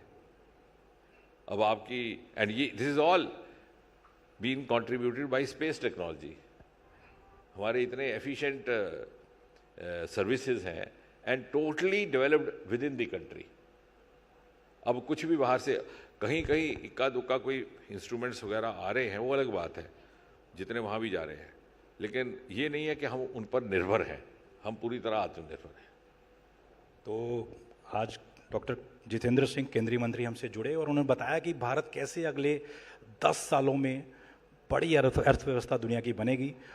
जोरदार तालियों के साथ उनका हम लोग अभिनंदन करते हैं। मैं अंत में ये भी कह दूं कि जिस दिन जैसा उस दिन मैंने कहा था, तो वो कुछ कहीं बाहर वालों को पसंद भी आई बात कि अगर हम पूरी तरह से एक्सप्लॉइट करें ये 3-4 सेक्टर्स हैं, हमारा स्पेस, हमारा डीप सी, हमारे हिमालयाज, तो हो सकता है हमें 2047 का भी इंतजार ना करना पड़े। जी, विकसित भारत जो मोदी जी का सपना है। चलिए जोरदार तालियां एक बार फिर से। डॉक्टर जितेंद्र सिंह, शुक्रिया, हम आपके बहुत आभारी हैं सर, और हम चाहते हैं कि आप हमारे साथ कुछ पल और जुड़े रहें। मुनीश, शुक्रिया, आप वापस ऑडियंस में लौट आ सकते हैं। रोहित चड्डा को मैं स्टेज पे बुलाना चाहूंगी। After all it is the etnow.in Business Conclave and Awards, and we have the first set of awards to present, ladies and gentlemen. और उसके लिए मैं चाहूंगी डॉक्टर सिंह आप हमारे साथ जुड़े रहें कुछ अवार्ड्स डिस्ट्रीब्यूट करने के लिए हमारे लकी विनर्स को। All right, so ladies and gentlemen, let's start with the first set of awards. And the first award is in the category Excellence in Sustainable Mobility Power. And the winner is Greaves Electric Mobility, ladies and gentlemen. Huge round of applause.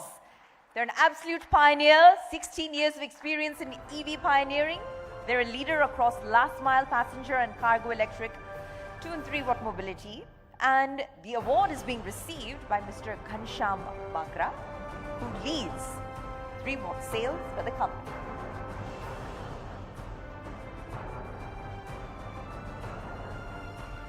It's a tremendous honor.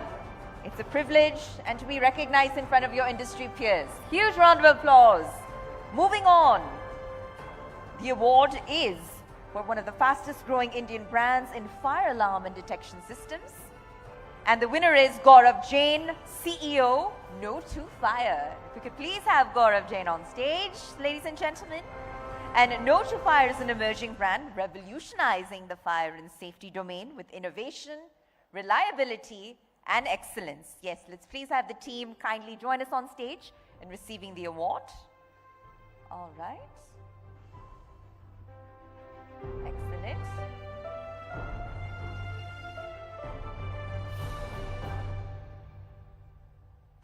It's an honor and a moment to cherish, and etnow.in certainly recognizes all your contributions to the industry. With that, we move on. The next award title is Excellence in FinTech High Perform Incentive and Commission Management Software. And the winner is, ladies and gentlemen, Act 21 Software Private Limited. If you could kindly please have them on stage. And Pankaj Gupta, who is the founder and the CEO of Act 21 Software Private Limited, is absolutely revolutionizing incentive and commission management with high performance. If we could please have them on stage. Thank you so much. Excellent. So please accept this award as our way of saluting you and all that you do for the industry.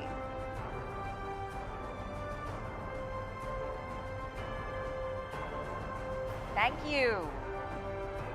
And with that, we move on to our next award category, which is, ladies and gentlemen, Visionary Entrepreneur in Real Estate. Now, this is a very competitive category, but the winner has emerged as Relco Private Limited. Ladies and gentlemen, Mr. Sutish Kumar, CEO of Relco Private Limited. If I could kindly please have him on stage. It's because of his innovative approach and strategic vision that he's transformed the real estate landscape. Excellent. A very special moment. A celebration of your achievements and your accomplishments. With that, we move on to our next award category, which is Most Innovative Fusion Dish. And the winner is, ladies and gentlemen, Plated Restaurant. That's right. They're a benchmark in innovation, seamlessly fusing flavors and cultures into extraordinary dishes that are captivating both the heart as well as the palate. So to receive this award, if I could please invite on stage Mr. Faisal B. Salim. And there he is, ladies and gentlemen. Plated Restaurant, Most Innovative Fusion Dish. What an honor. And we now move on to Most Innovative Solution for Farmers, Dairy. And the winner is CSI Computech India Private Limited. All right. So they're a leader, of course, in innovative IT solutions. They are absolutely transforming the dairy sector in India with a commitment to excellence, a commitment to innovation. CSI Computech is driving the future of dairy, ensuring seamless operations from farm to the table.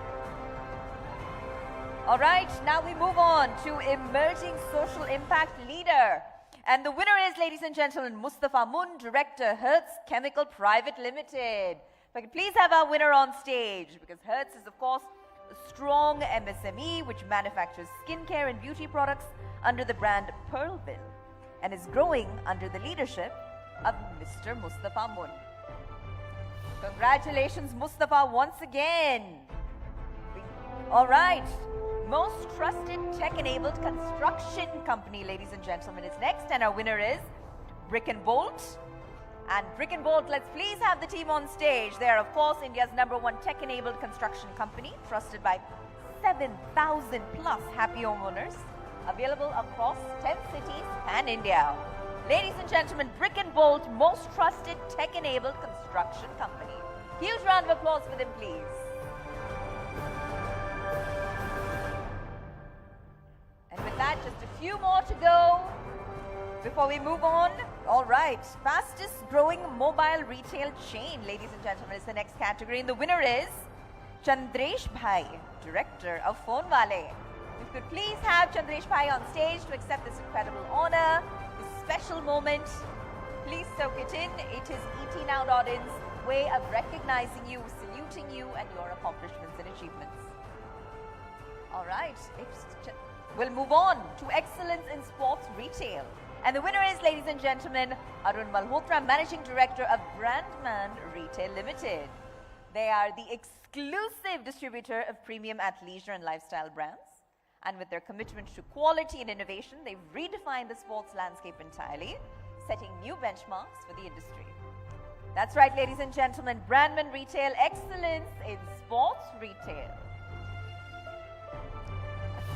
All right, with that, we move on. Excellence in BDSL CCI Cybersecurity Framework for MSME. And the winner is Dr. Shekhar Pawar.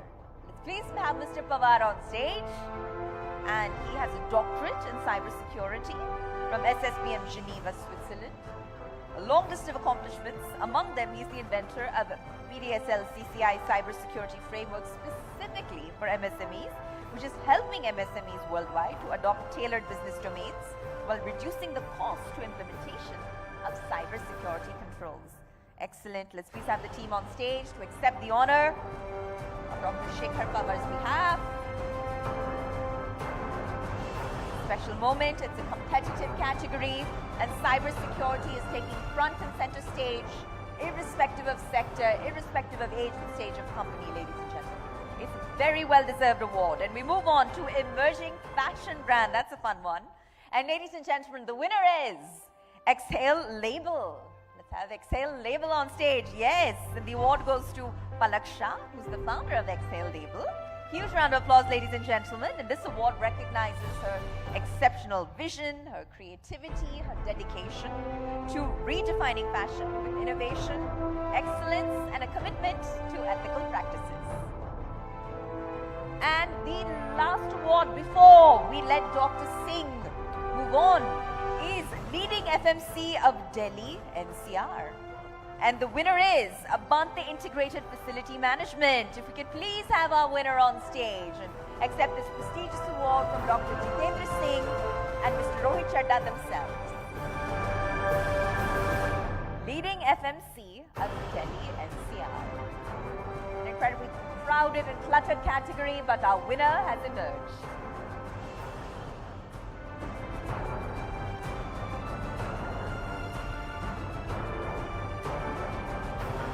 Thank you to our winners. And Rohit, if I could ask that you please felicitate our special guest, Dr. Jitendra Singh, with a token of our appreciation, our heartfelt gratitude. Sir, your decision to be here and honor us with your presence leaves us deeply humbled. I believe another round of applause for Dr. Jitendra Singh, ladies and gentlemen. All right.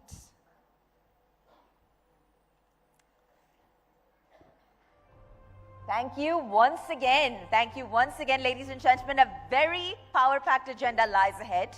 But before we proceed with the next session, I simply want to mention that, events like this, of this scale and of this magnitude, do not come together without the support of our partners.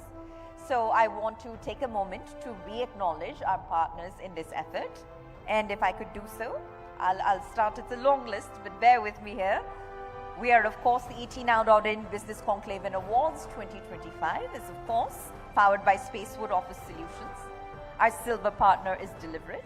Our home loan partner is LIC HFL. Our communication partners, the two, one is One Nextel Communication and the other Primex Media Services. Likewise, we have two state partners. The first, Invest Madhya Pradesh, and the second, Uttarakhand Shasan. And then outdoor partners as well. Heights Group and Sapphire Media. Our education and partner is Lingayas Vidyapith. Our luxury car partner, and you see it right back there at the back of the hall, is an Audi. Our retail pharmacy partner is Dava India, and our gold partner are Hello Entrepreneurs. But as I mentioned earlier, this conclave, this forum, this award ceremony is really intended for you to celebrate all of your success stories. And that's very much what we intend to do here. There's a celebration and a thought leadership, and it all comes together to create, that ideal platform to create change. So with that, I'll just brief you as to what we have planned next. Now, when we talk about transformative workspaces, transformative workspaces are redefining the future of work because they're fostering innovation, collaboration, and adaptability. And as businesses, of course, continue to evolve, these agile and tech-driven environments are consistently shaping a more productive and more conducive employee-centric workplace. So with that, I'd like to take the day ahead and the agenda ahead by presenting you an insightful, power-packed panel discussion next on the topic, Transformative Workspaces, Crafting the Future of Work. And to moderate this next session, if I could please call back on stage Sidhant Singh, editor with ETNow.in and ETNowSwadesh.in, and joining him, a highly distinguished panel of domain experts, which include Utsav Khandelwal, Director of Human Resources at Zimmer Biomet, Raman Bampra, Group Account Director, Work Dynamics JLL, Parul Seth, National Director, Business Development and Growth with Office Business Solution. So ladies and gentlemen, that's our power-packed lineup. Our stage is ready. The audience is ready. And I think we should do a deep dive into what promises to be an incredibly riveting discussion. So with that, Prashant, once again, the floor is yours.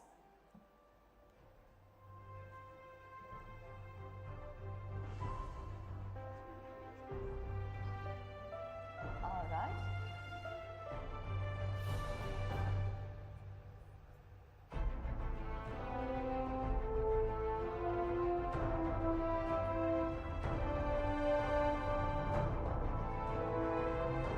Okay. All right. So we're going to, dive right into our next session. But I believe we're going to treat our audiences to a quick audio visual at the moment first. So sit tight. And if I could please have the AV. Ladies and gentlemen, have a look.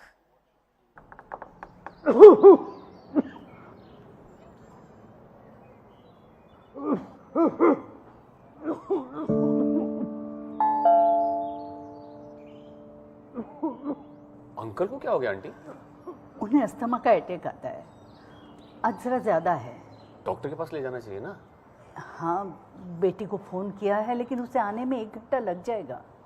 1 घंटा? Aunty bell बजाते, हमें 2 second नहीं लगते पहुंचने में। मैं गाड़ी की चाबी लाता हूँ। अच्छे पड़ोसी मिलते नहीं, बनते हैं, मदद दे के भी और मांग के भी। LIC हाउसिंग फाइनेंस लिमिटेड, आइए हमारे संग, हम तो पड़ोस में ही हैं।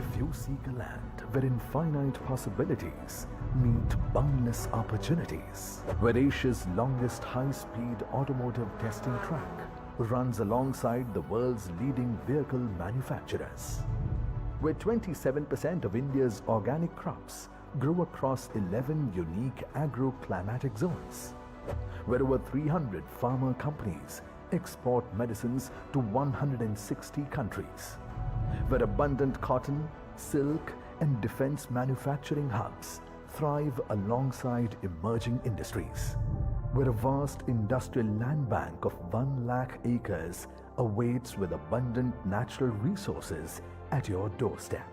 When you find all these possibilities align in one place, you know you are in Madhya Pradesh, the heart of India. Join us at the 8th Global Investors Summit 2025, where Chief Minister Dr. Mohan Yadav advances Honorable Prime Minister Narendra Modi's vision of a developed nation. आप आइए और आपको लगे policy से out of कोई भी जाना हो तो सरकार तैयार है आपकी सारी मदद करने के लिए। Invest MP, a land of infinite possibilities. 24th and 25th February 2025, Bhopal, Madhya Pradesh.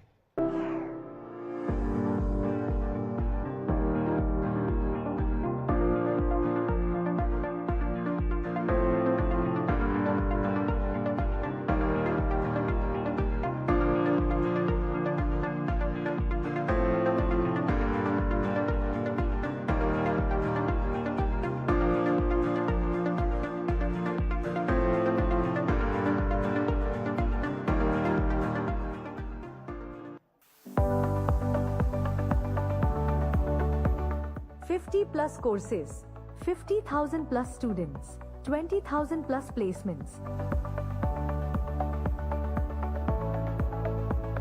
Discover a world of innovation and excellence with our state-of-the-art facilities and cutting-edge labs.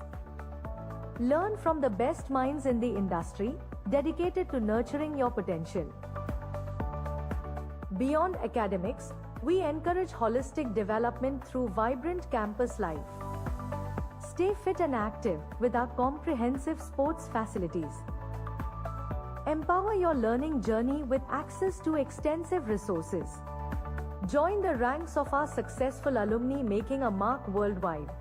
Build lifelong friendships and create unforgettable memories. Get up to 100% scholarship with Lingya's Scholarship Entrance Test. Your future begins here. Admission open now. Apply now.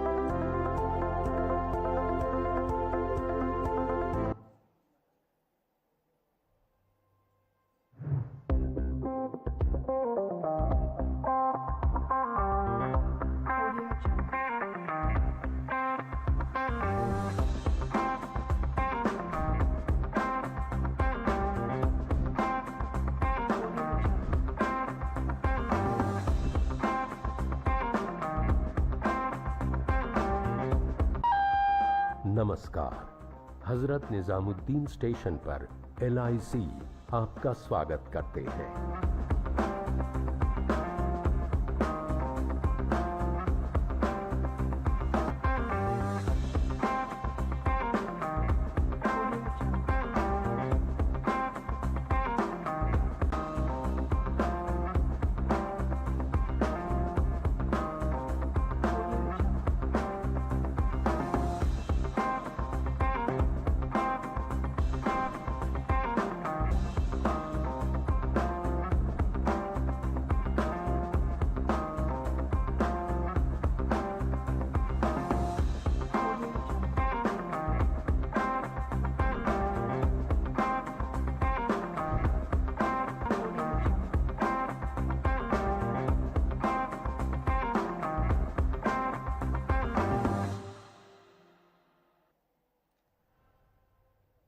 All right, ladies and gentlemen, we've treated you to some audio visuals, some thought leadership sessions, and of course our first set of awards, and we thought it was an appropriate time to take a break for lunch.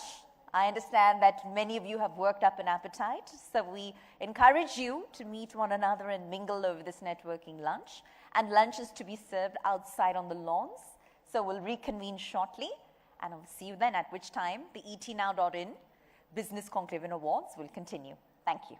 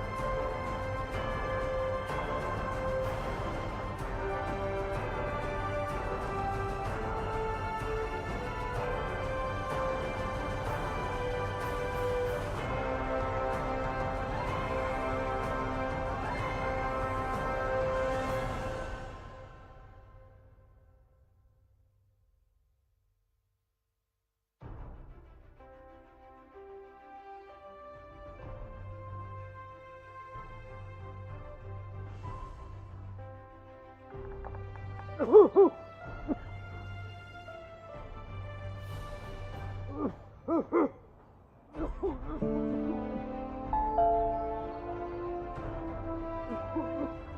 को क्या हो गया? उन्हें asthma का attack आज से ज्यादा है। हाँ, बेटी को फोन किया है लेकिन उसे आने में 1 घंटा लग जाएगा। 1 घंटा? आंटी बेल बजाते हमें 2 सेकंड नहीं लगते पहुंचने में।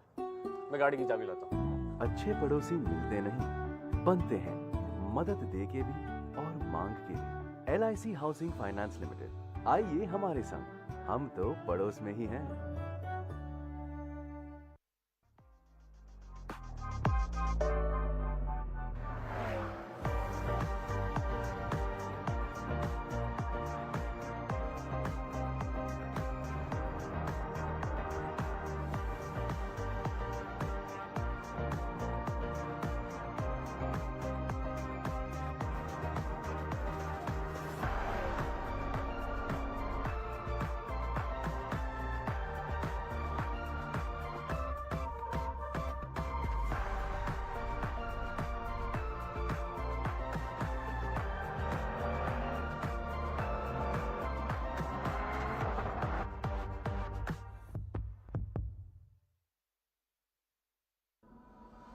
If you seek a land where infinite possibilities meet boundless opportunities, where Asia's longest high-speed automotive testing track runs alongside the world's leading vehicle manufacturers, where 27% of India's organic crops grow across 11 unique agro-climatic zones, where over 300 farmer companies export medicines to 160 countries, where abundant cotton, silk, and defense manufacturing hubs thrive alongside emerging industries, where a vast industrial land bank of 1 lakh acres awaits with abundant natural resources at your doorstep.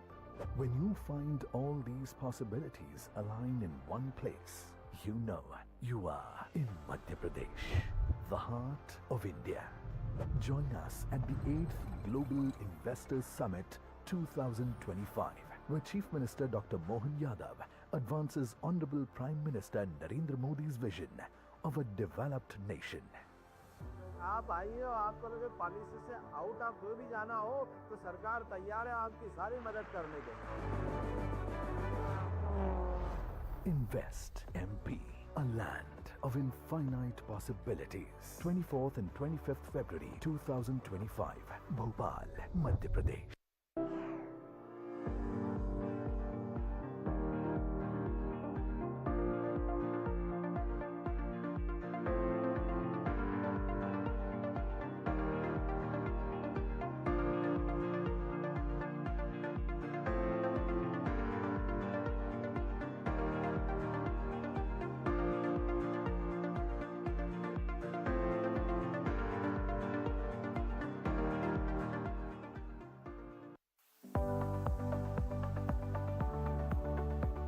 +50 courses, 50,000 plus students, 20,000 plus placements. Discover a world of innovation and excellence with our state-of-the-art facilities and cutting-edge labs. Learn from the best minds in the industry, dedicated to nurturing your potential. Beyond academics, we encourage holistic development through vibrant campus life. Stay fit and active with our comprehensive sports facilities. Empower your learning journey with access to extensive resources. Join the ranks of our successful alumni making a mark worldwide. Build lifelong friendships and create unforgettable memories. Get up to 100% scholarship with Lingya's Scholarship Entrance Test. Your future begins here. Admission open now. Apply now.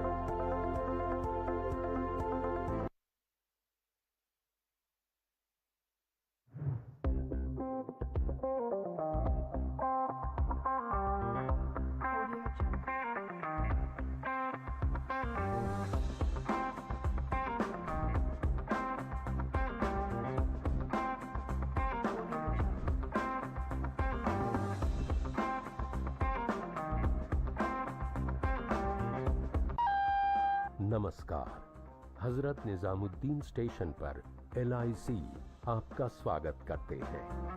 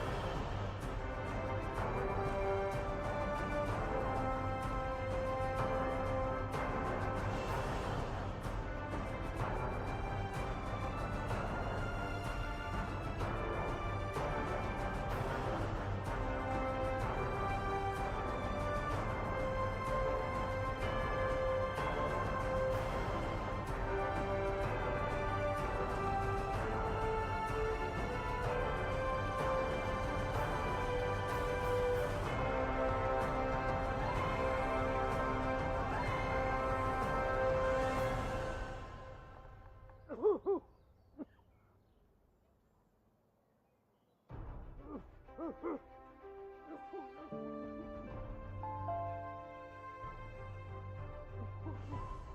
को क्या हो गया aunty?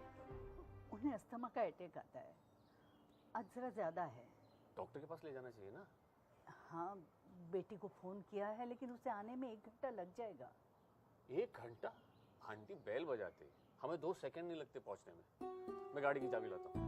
अच्छे पड़ोसी मिलते नहीं, बनते हैं, मदद दे के भी और मांग के भी। LIC हाउसिंग फाइनेंस लिमिटेड, आइए हमारे संग, हम तो पड़ोस में ही हैं।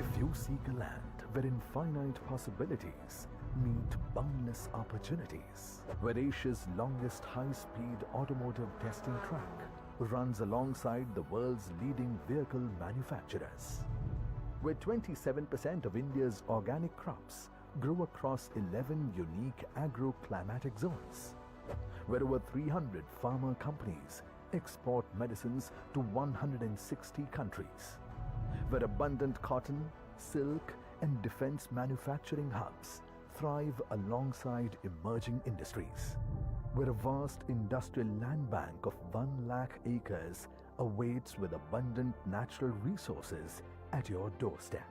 When you find all these possibilities aligned in one place, you know you are in Madhya Pradesh, the heart of India. Join us at the 8th Global Investors Summit 2025, where Chief Minister Dr. Mohan Yadav advances Honorable Prime Minister Narendra Modi's vision of a developed nation. आप आइए और आपको लगे policy से out आप कोई भी जाना हो तो सरकार तैयार है आपकी सारी मदद करने के लिए। Invest MP, a land of infinite possibilities. 24th and 25th February 2025, Bhopal, Madhya Pradesh.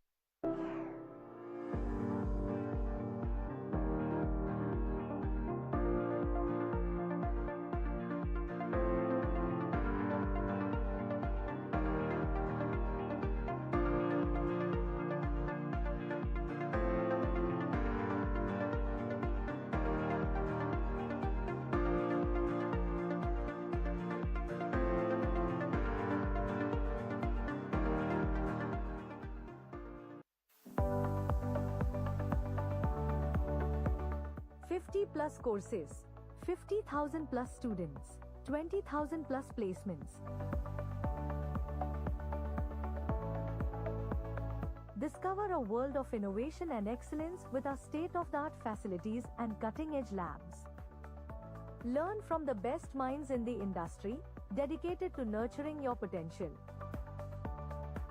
Beyond academics, we encourage holistic development through vibrant campus life. Stay fit and active with our comprehensive sports facilities. Empower your learning journey with access to extensive resources. Join the ranks of our successful alumni making a mark worldwide. Build lifelong friendships and create unforgettable memories. Get up to 100% scholarship with Lingya's Scholarship Entrance Test. Your future begins here. Admission open now. Apply now.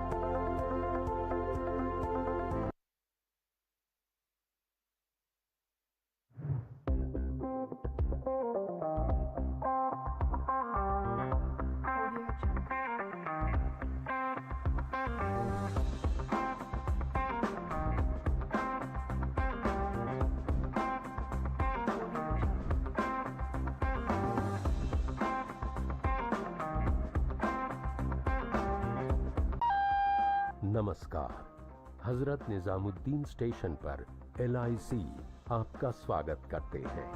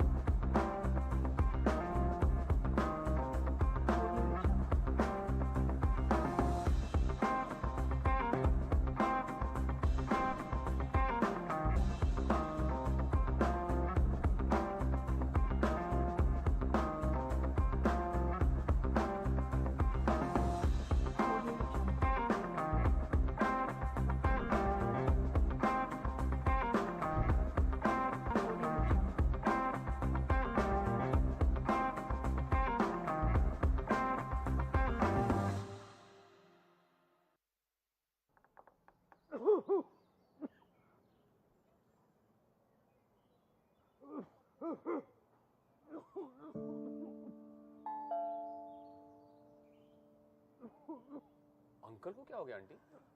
उन्हें asthma का attack आता है। आज जरा ज्यादा है। Doctor के पास ले जाना चाहिए ना। हाँ, बेटी को फोन किया है लेकिन उसे आने में 1 घंटा लग जाएगा। 1 घंटा? आंटी बेल बजाते हमें 2 सेकंड नहीं लगते पहुंचने में। मैं गाड़ी की चाबी लाता हूँ। अच्छे पड़ोसी मिलते नहीं, बनते हैं। मदद दे के भी और मांग के भी। LIC हाउसिंग फाइनेंस लिमिटेड, आइए हमारे संग, हम तो पड़ोस में ही हैं।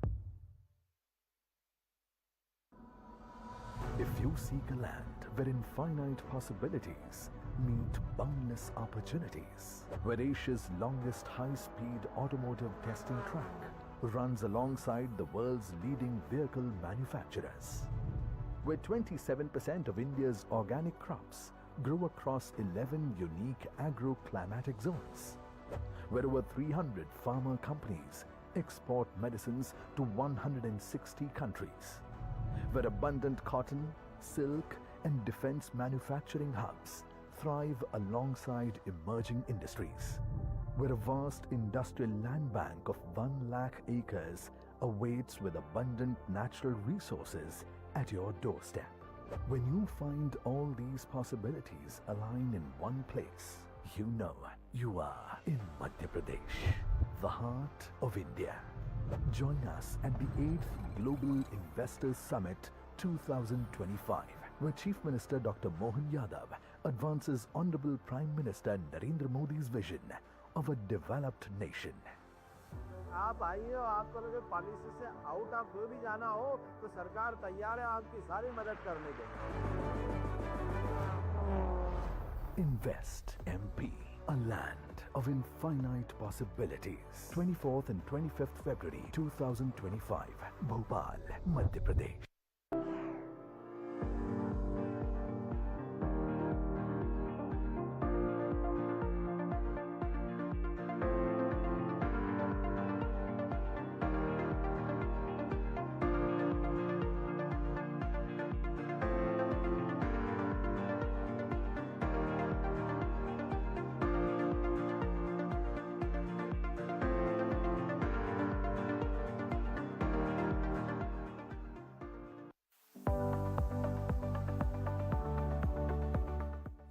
Plus courses, 50,000 plus students, 20,000 plus placements. Discover a world of innovation and excellence with our state-of-the-art facilities and cutting-edge labs. Learn from the best minds in the industry, dedicated to nurturing your potential. Beyond academics, we encourage holistic development through vibrant campus life. Stay fit and active with our comprehensive sports facilities. Empower your learning journey with access to extensive resources. Join the ranks of our successful alumni making a mark worldwide. Build lifelong friendships and create unforgettable memories. Get up to 100% scholarship with Lingya's Scholarship Entrance Test. Your future begins here. Admission open now. Apply now.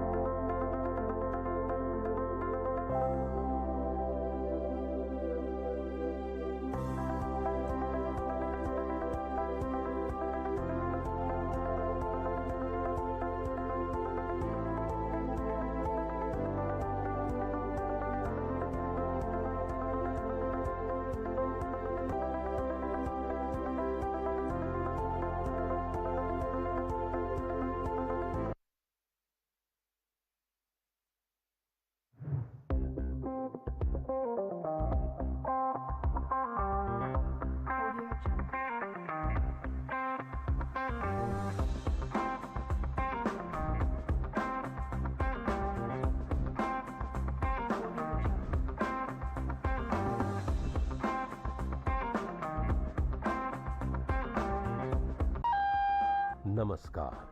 Hazrat Nizamuddin station पर LIC आपका स्वागत करते हैं।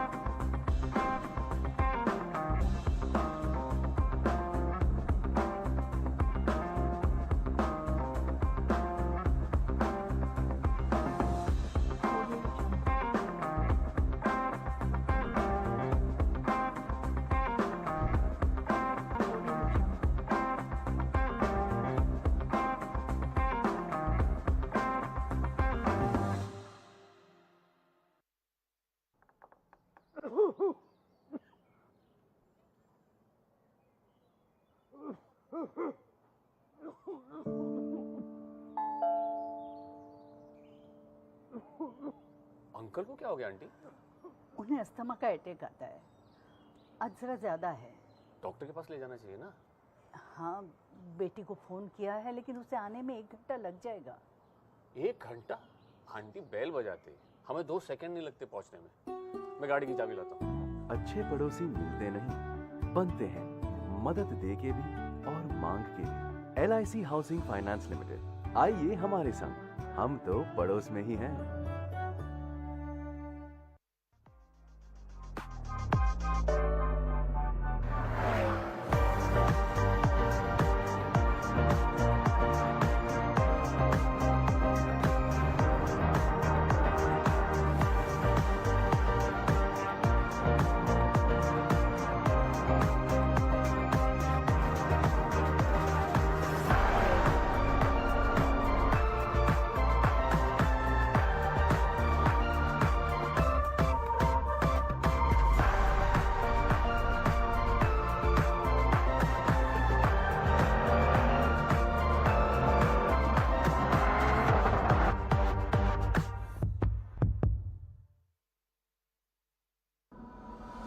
If you seek a land where infinite possibilities meet boundless opportunities, where Asia's longest high-speed automotive testing track runs alongside the world's leading vehicle manufacturers, where 27% of India's organic crops grow across 11 unique agro-climatic zones, where over 300 pharma companies export medicines to 160 countries, where abundant cotton, silk, and defense manufacturing hubs thrive alongside emerging industries, where a vast industrial land bank of 1 lakh acres awaits with abundant natural resources at your doorstep.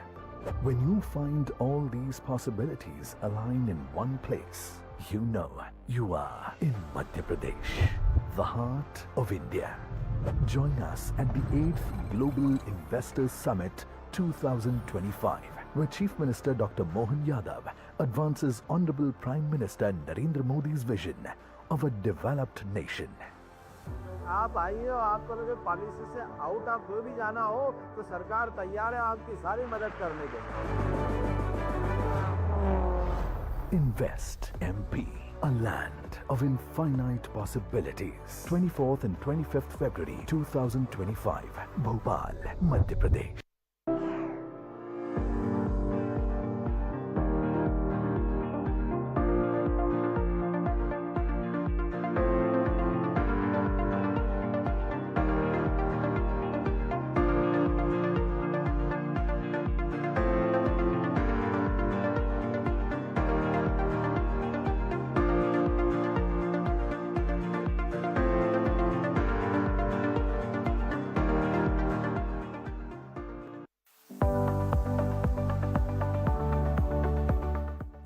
Plus courses, 50,000 plus students, 20,000 plus placements.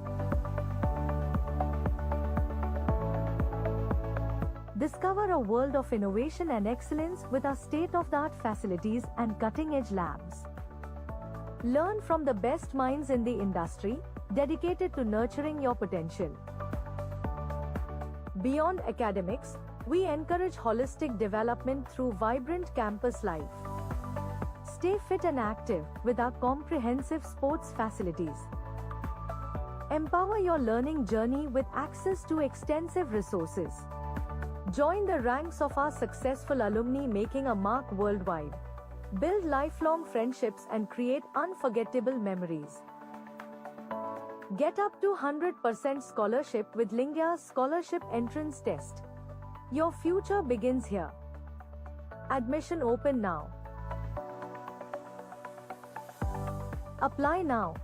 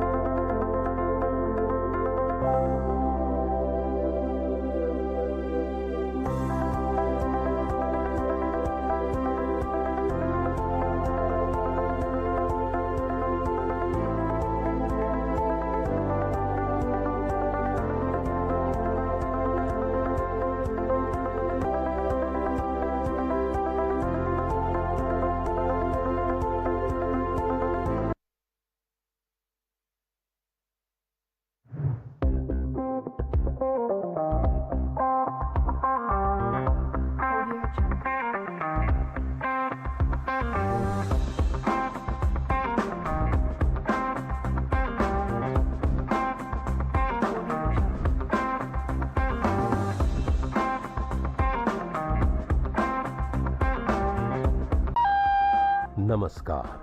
Hazrat Nizamuddin station पर LIC आपका स्वागत करते हैं।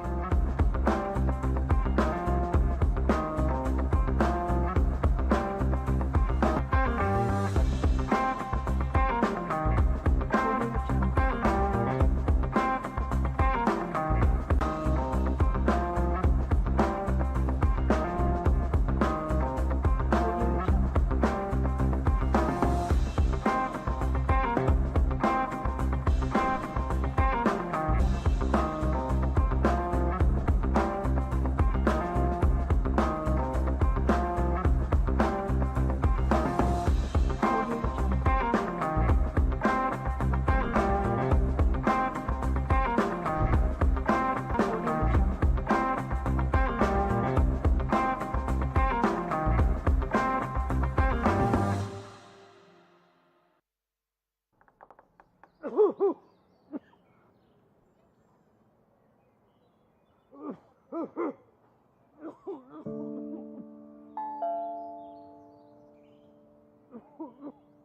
को क्या हो गया aunty?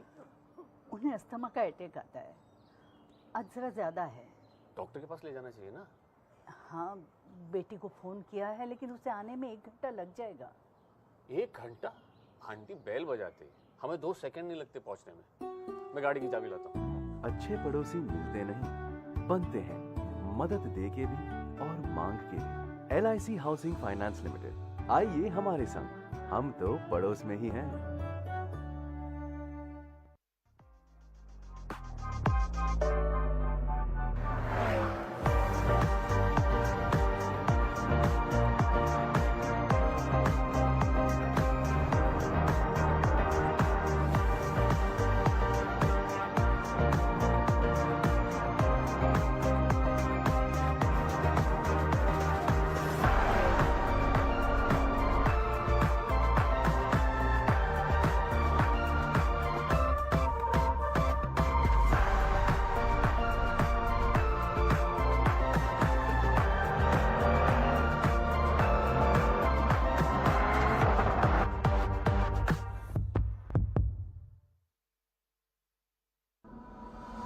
If you seek a land where infinite possibilities meet boundless opportunities, where Asia's longest high-speed automotive testing track runs alongside the world's leading vehicle manufacturers, where 27% of India's organic crops grow across 11 unique agro-climatic zones, where over 300 pharma companies export medicines to 160 countries, where abundant cotton, silk, and defense manufacturing hubs thrive alongside emerging industries, where a vast industrial land bank of 1 lakh acres awaits with abundant natural resources at your doorstep.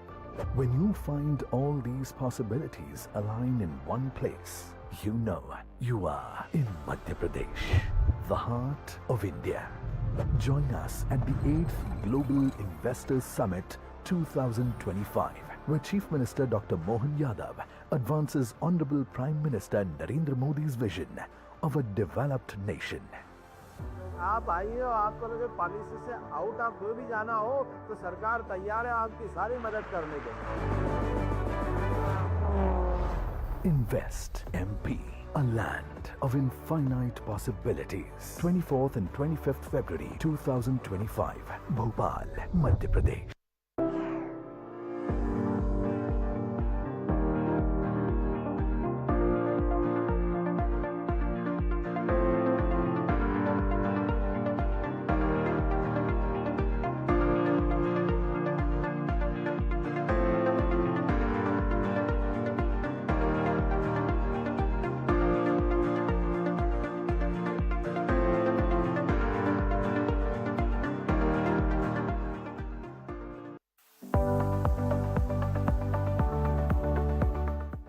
Plus courses, 50,000 plus students, 20,000 plus placements.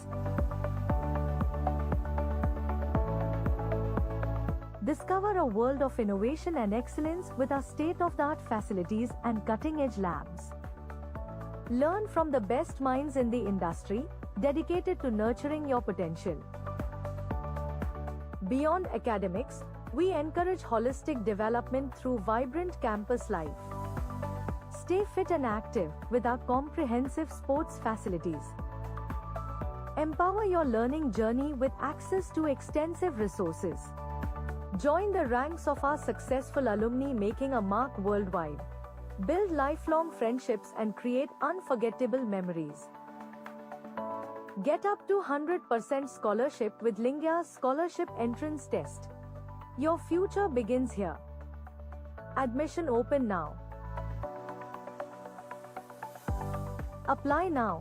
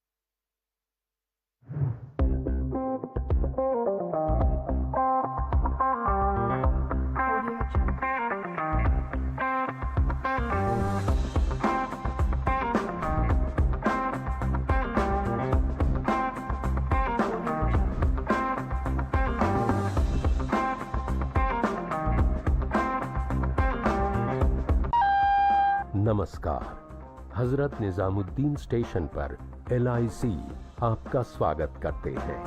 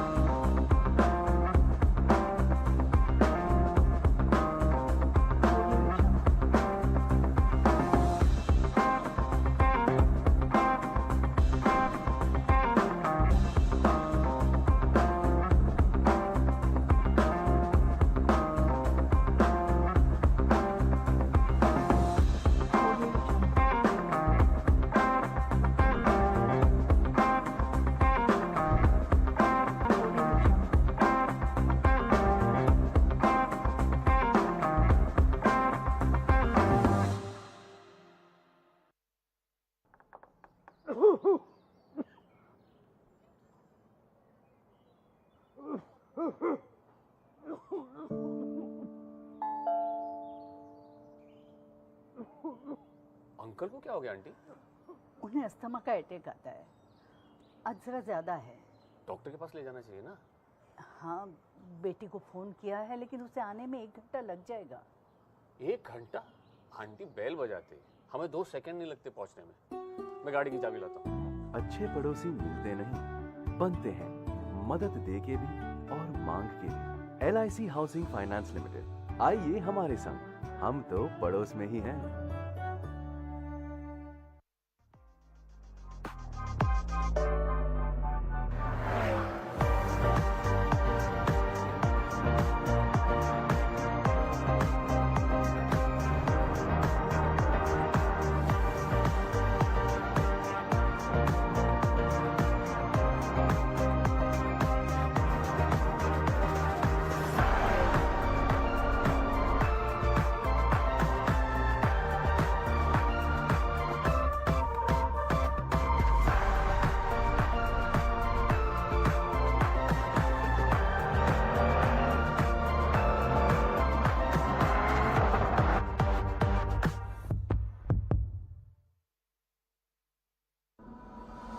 If you seek a land wherein finite possibilities meet boundless opportunities, where Asia's longest high-speed automotive testing track runs alongside the world's leading vehicle manufacturers, where 27% of India's organic crops grow across 11 unique agro-climatic zones, where over 300 farmer companies export medicines to 160 countries, where abundant cotton, silk and defense manufacturing hubs thrive alongside emerging industries, where a vast industrial land bank of 1 lakh acres awaits with abundant natural resources at your doorstep.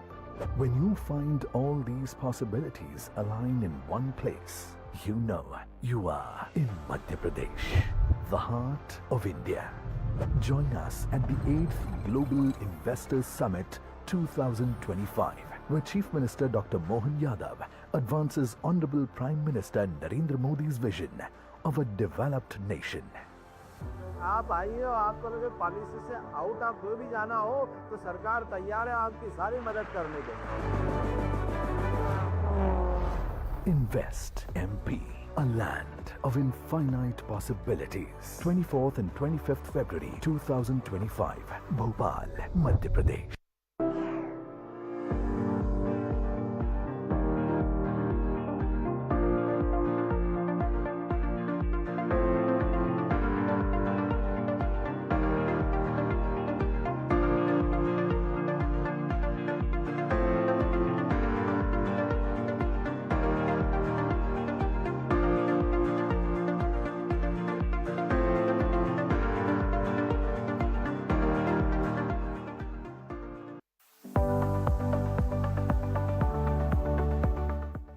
Plus courses, 50,000 plus students, 20,000 plus placements. Discover a world of innovation and excellence with our state-of-the-art facilities and cutting-edge labs. Learn from the best minds in the industry, dedicated to nurturing your potential. Beyond academics, we encourage holistic development through vibrant campus life. Stay fit and active with our comprehensive sports facilities. Empower your learning journey with access to extensive resources.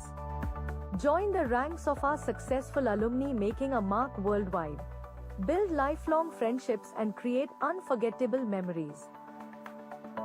Get up to 100% scholarship with Lingya's Scholarship Entrance Test. Your future begins here. Admission open now. Apply now.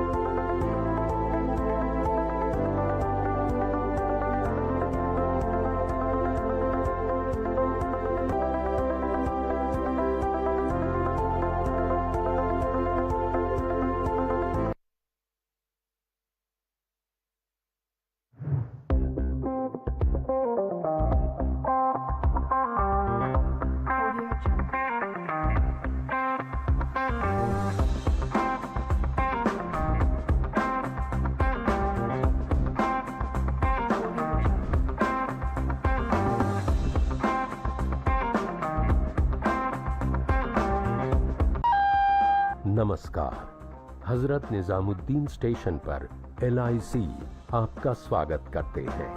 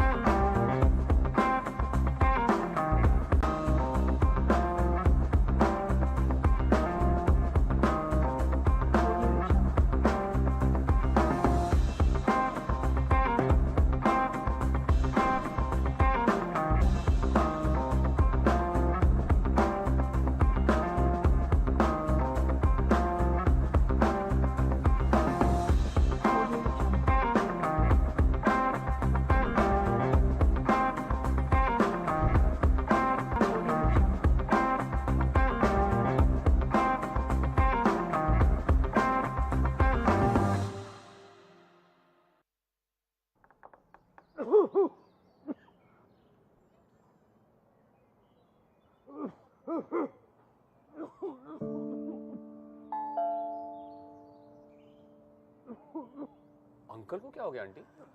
उन्हें asthma का attack आता है। आज जरा ज्यादा है। Doctor के पास ले जाना चाहिए ना। हाँ, बेटी को फोन किया है लेकिन उसे आने में 1 घंटा लग जाएगा। 1 घंटा?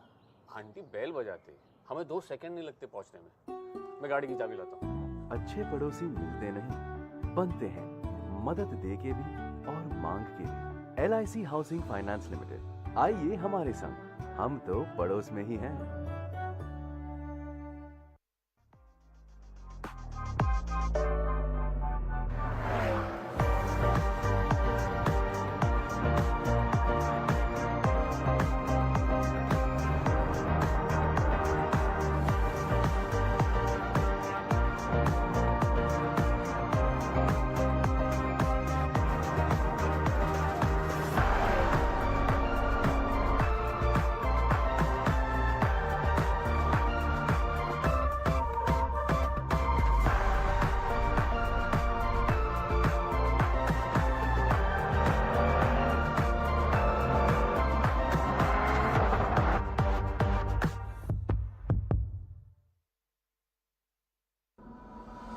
If you seek a land where infinite possibilities meet boundless opportunities, where Asia's longest high-speed automotive testing track runs alongside the world's leading vehicle manufacturers, where 27% of India's organic crops grow across 11 unique agro-climatic zones, where over 300 farmer companies export medicines to 160 countries, where abundant cotton, silk, and defense manufacturing hubs thrive alongside emerging industries, where a vast industrial land bank of 1 lakh acres awaits with abundant natural resources at your doorstep. When you find all these possibilities align in one place, you know you are in Madhya Pradesh, the heart of India.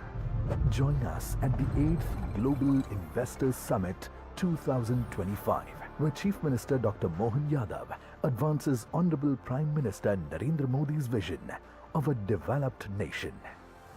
आप आइए और आपको लगे policy से out आप कोई भी जाना हो तो सरकार तैयार है आपकी सारी मदद करने के लिए। Invest MP, a land of infinite possibilities. 24th and 25th February 2025, Bhopal, Madhya Pradesh.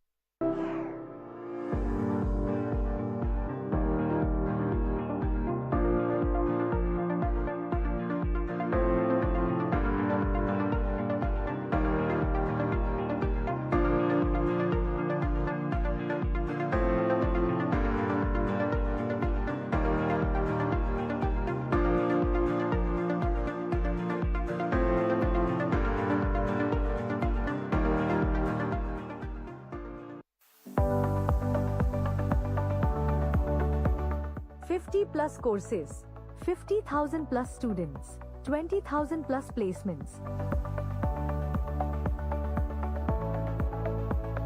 Discover a world of innovation and excellence with our state-of-the-art facilities and cutting-edge labs.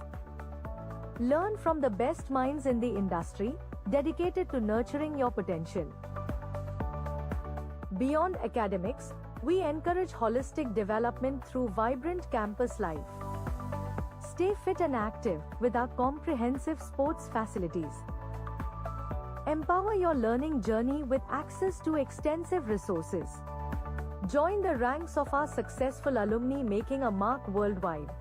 Build lifelong friendships and create unforgettable memories. Get up to 100% scholarship with Lingya's Scholarship Entrance Test. Your future begins here. Admission open now. Apply now.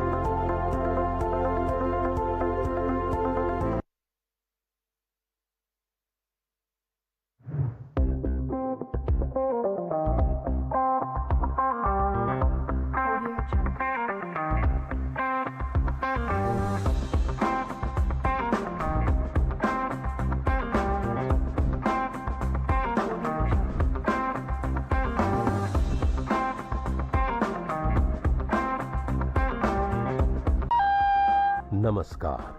Hazrat Nizamuddin station पर LIC आपका स्वागत करते हैं।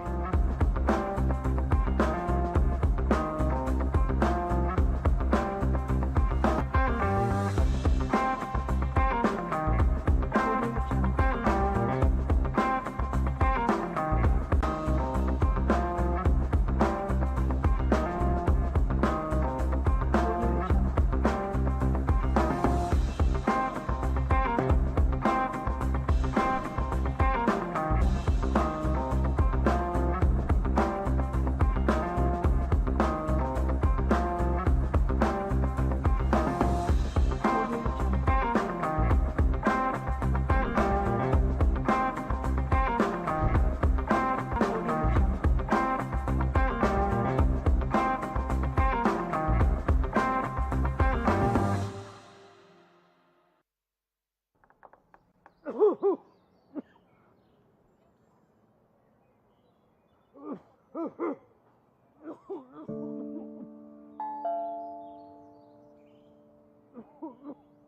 को क्या हो गया aunty? उन्हें अस्थमा का अटैक आता है, आज जरा ज्यादा है। डॉक्टर के पास ले जाना चाहिए ना।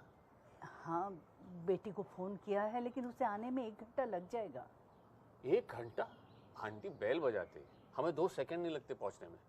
मैं गाड़ी की चाबी लाता हूँ। अच्छे पड़ोसी मिलते नहीं, बनते हैं, मदद दे के भी और मांग के भी। LIC हाउसिंग फाइनेंस लिमिटेड, आइए हमारे संग, हम तो पड़ोस में ही हैं।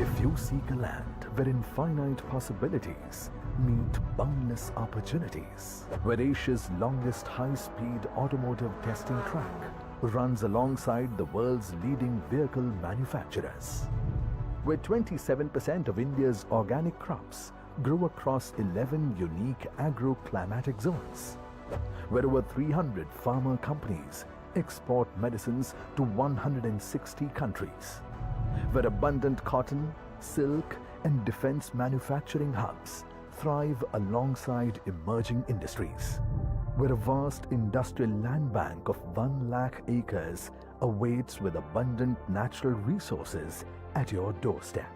When you find all these possibilities align in one place, you know you are in Madhya Pradesh, the heart of India. Join us at the 8th Global Investors Summit 2025, where Chief Minister Dr. Mohan Yadav advances Honorable Prime Minister Narendra Modi's vision of a developed nation. आप आइए और आपको लगे policy से out आप कोई भी जाना हो तो सरकार तैयार है आपकी सारी मदद करने के लिए। Invest MP, a land of infinite possibilities. 24th and 25th February 2025, Bhopal, Madhya Pradesh.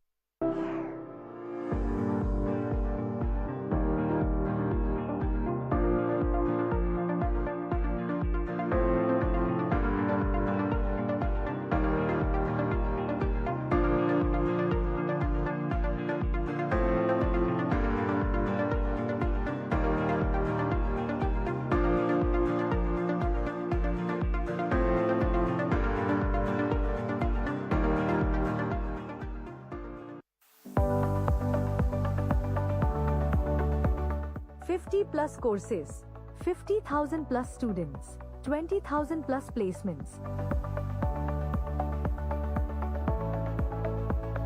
Discover a world of innovation and excellence with our state-of-the-art facilities and cutting-edge labs. Learn from the best minds in the industry, dedicated to nurturing your potential.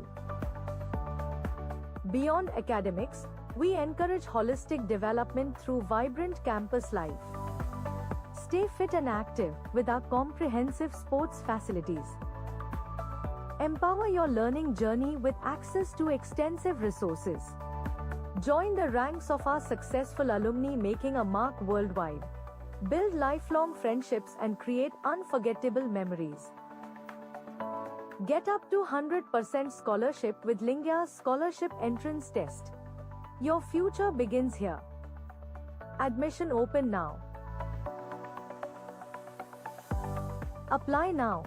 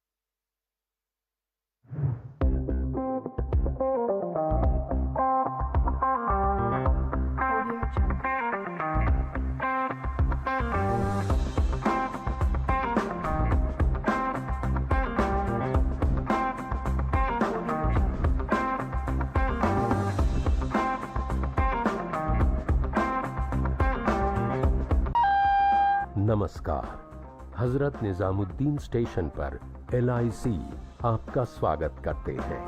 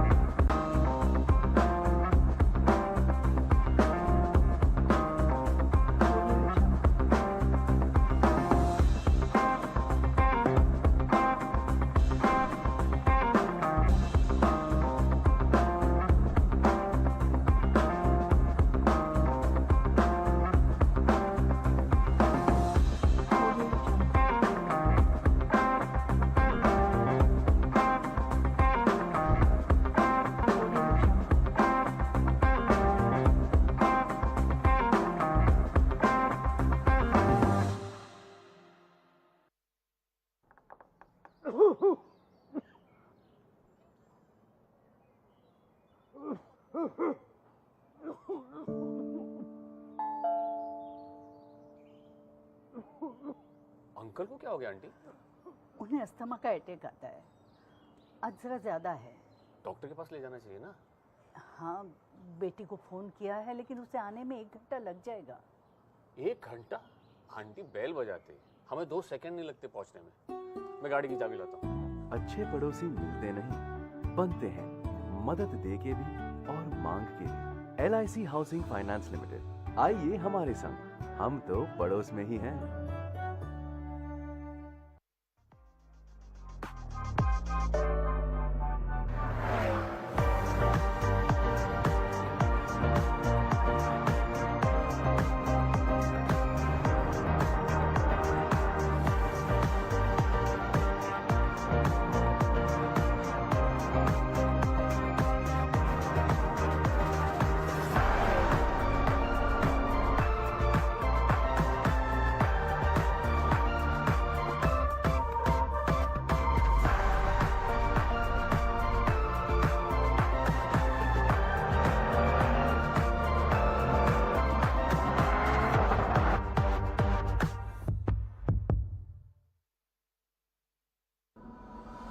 If you seek a land where infinite possibilities meet boundless opportunities, where Asia's longest high-speed automotive testing track runs alongside the world's leading vehicle manufacturers, where 27% of India's organic crops grow across 11 unique agro-climatic zones, where over 300 farmer companies export medicines to 160 countries, where abundant cotton, silk and defense manufacturing hubs thrive alongside emerging industries, where a vast industrial land bank of 1 lakh acres awaits with abundant natural resources at your doorstep.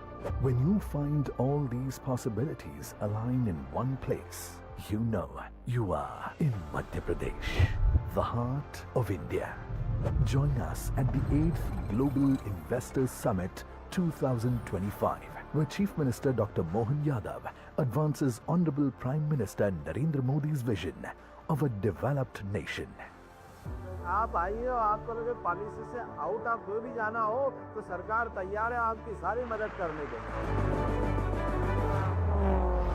Invest MP, a land of infinite possibilities. 24th and 25th February 2025, Bhopal, Madhya Pradesh.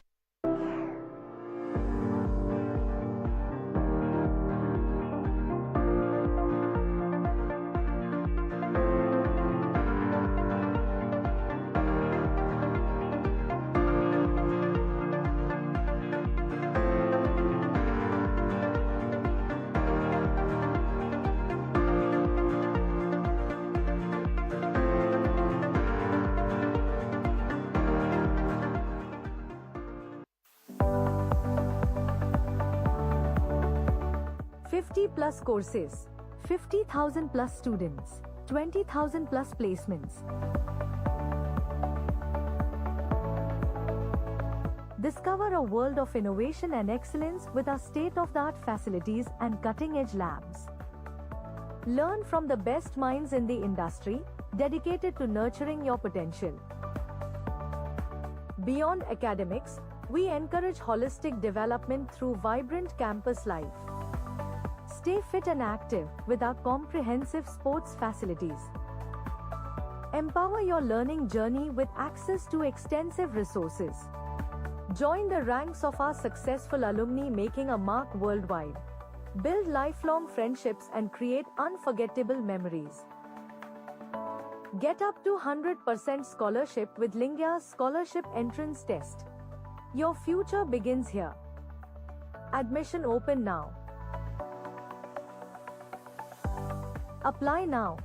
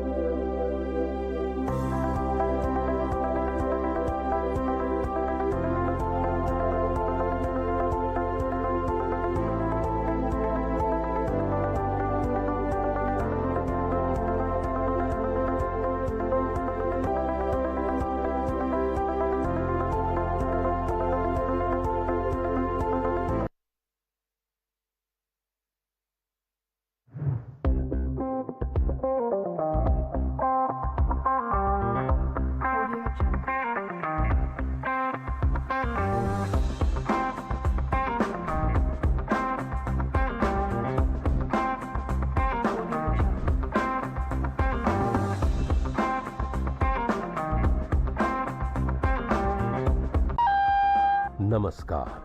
Hazrat Nizamuddin station पर LIC आपका स्वागत करते हैं।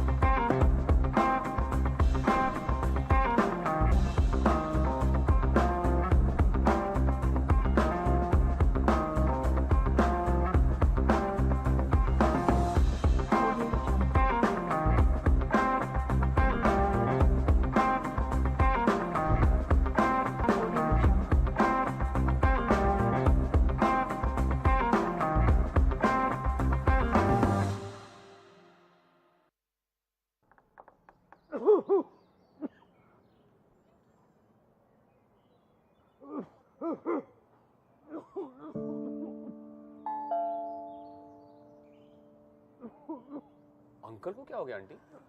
उन्हें asthma का attack आता है। आज जरा ज्यादा है। डॉक्टर के पास ले जाना चाहिए ना। हाँ, बेटी को फोन किया है लेकिन उसे आने में 1 घंटा लग जाएगा। 1 घंटा? आंटी बेल बजाते हमें 2 सेकंड नहीं लगते पहुंचने में। मैं गाड़ी की चाबी लाता हूँ। अच्छे पड़ोसी मिलते नहीं, बनते हैं, मदद दे के भी और मांग के भी। LIC हाउसिंग फाइनेंस लिमिटेड, आइए हमारे संग, हम तो पड़ोस में ही हैं।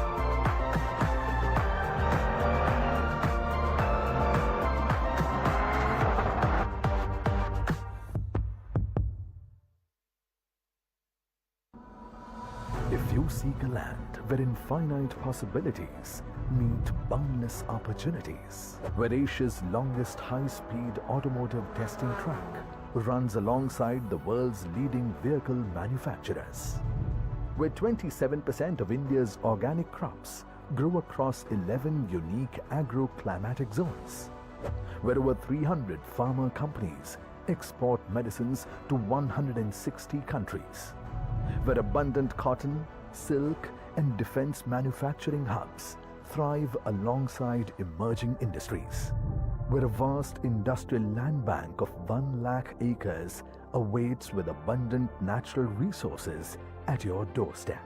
When you find all these possibilities align in one place, you know you are in Madhya Pradesh, the heart of India.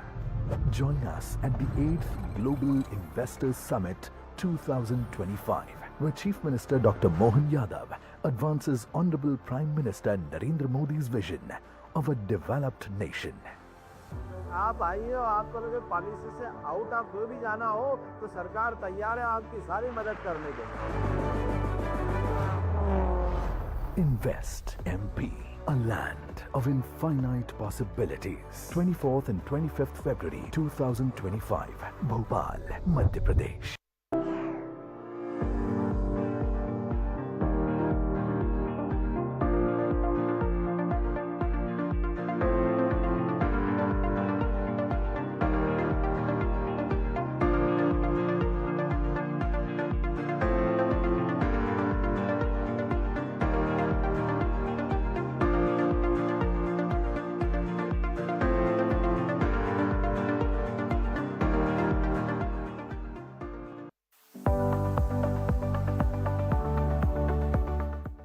Plus courses, 50,000 plus students, 20,000 plus placements.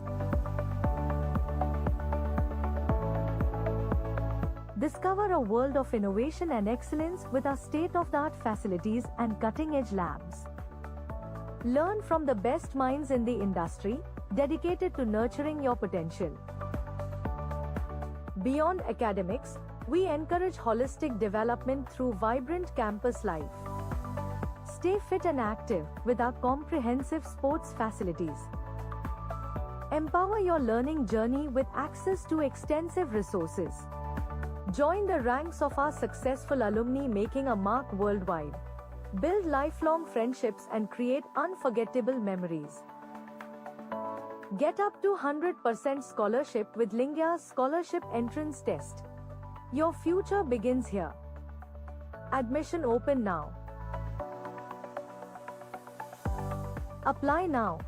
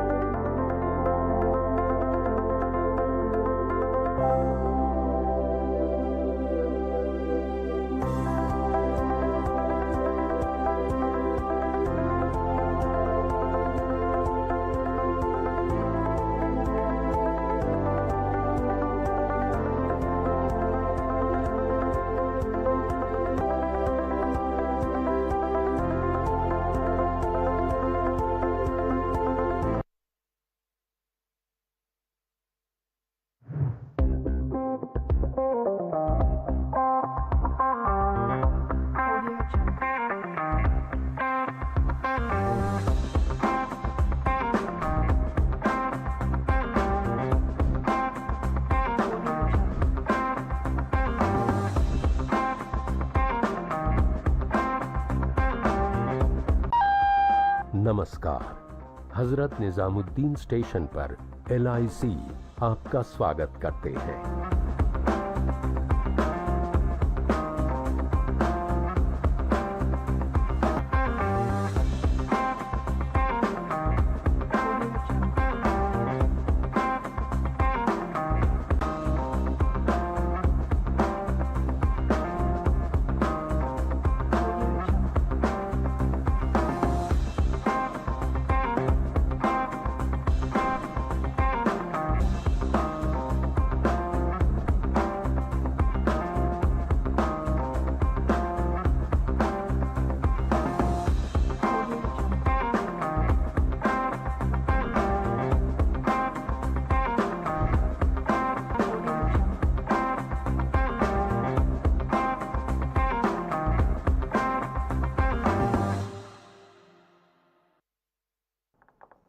Uncle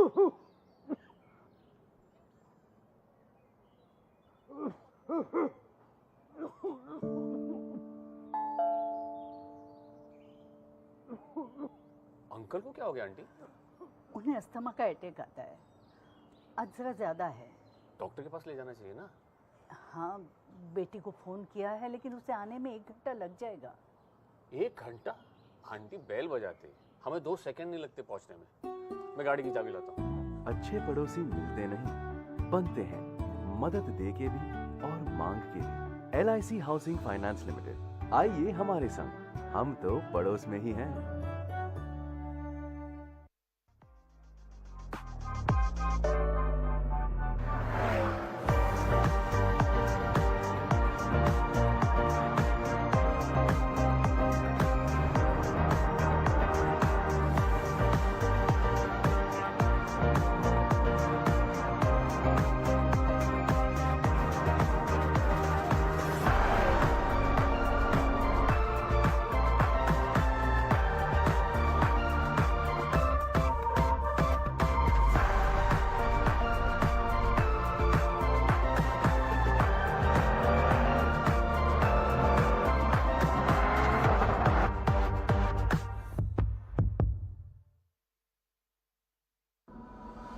If you seek a land where infinite possibilities meet boundless opportunities, where Asia's longest high-speed automotive testing track runs alongside the world's leading vehicle manufacturers, where 27% of India's organic crops grow across 11 unique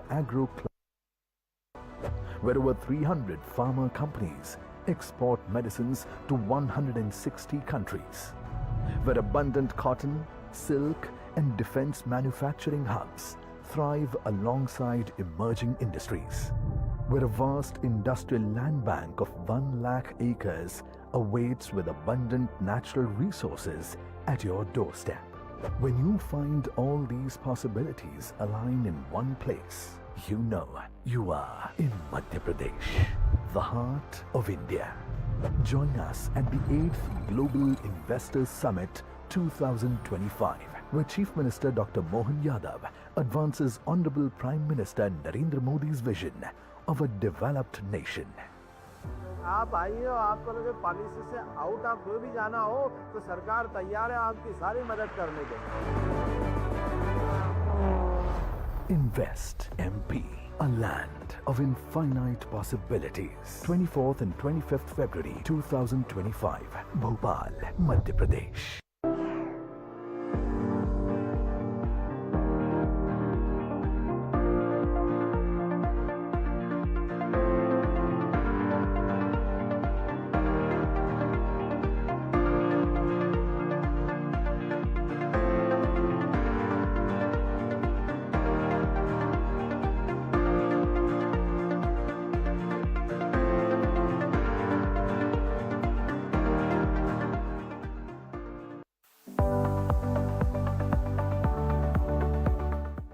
Plus courses, 50,000 plus students, 20,000 plus placements.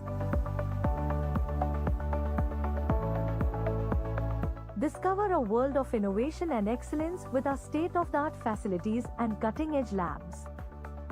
Learn from the best minds in the industry, dedicated to nurturing your potential. Beyond academics, we encourage holistic development through vibrant campus life. Stay fit and active with our comprehensive sports facilities. Empower your learning journey with access to extensive resources. Join the ranks of our successful alumni making a mark worldwide.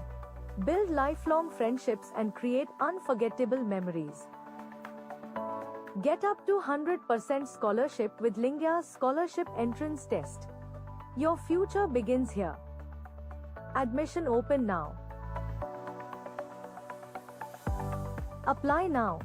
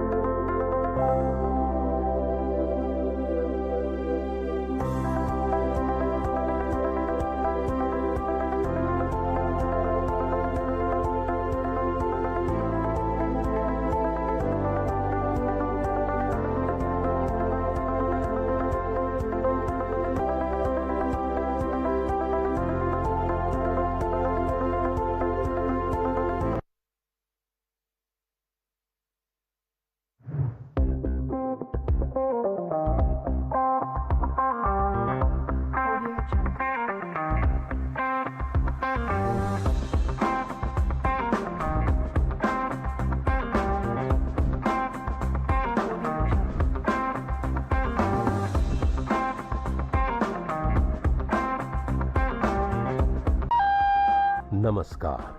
Hazrat Nizamuddin station पर LIC आपका स्वागत करते हैं।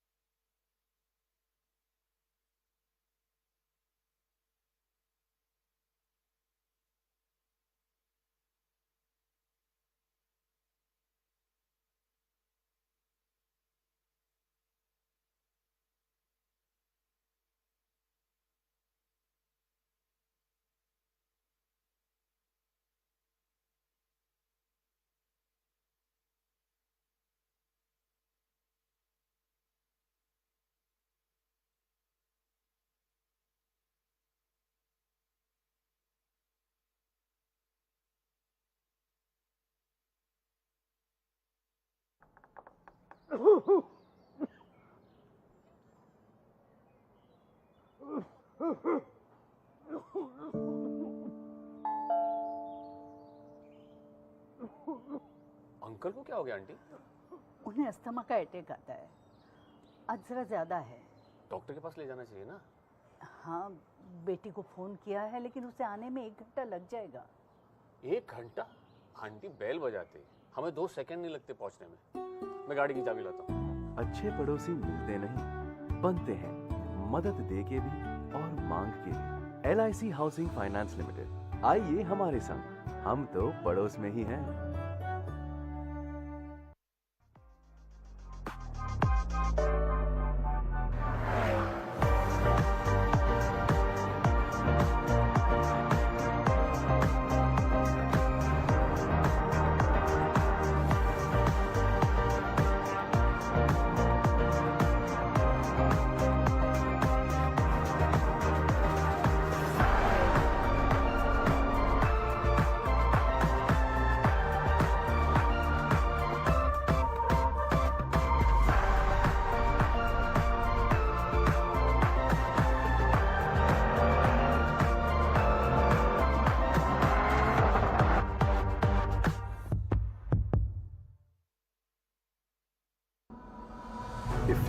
a land where infinite possibilities meet boundless opportunities, where Asia's longest high-speed automotive testing track runs alongside the world's leading vehicle manufacturers, where 27% of India's organic crops grow across 11 unique agro-climatic zones, where over 300 pharma companies export medicines to 160 countries, where abundant cotton, silk, and defense manufacturing hubs thrive alongside emerging industries, where a vast industrial land bank of 1 lakh acres awaits with abundant natural resources at your doorstep. When you find all these possibilities align in one place, you know you are in Madhya Pradesh, the heart of India. Join us at the 8th Global Investors Summit 2025, where Chief Minister Dr. Mohan Yadav advances Honorable Prime Minister Narendra Modi's vision of a developed nation. आप आइए और आपको लगे policy से out आप कोई भी जाना हो तो सरकार तैयार है आपकी सारी मदद करने के लिए। Invest MP, a land of infinite possibilities. 24th and 25th February 2025, Bhopal, Madhya Pradesh.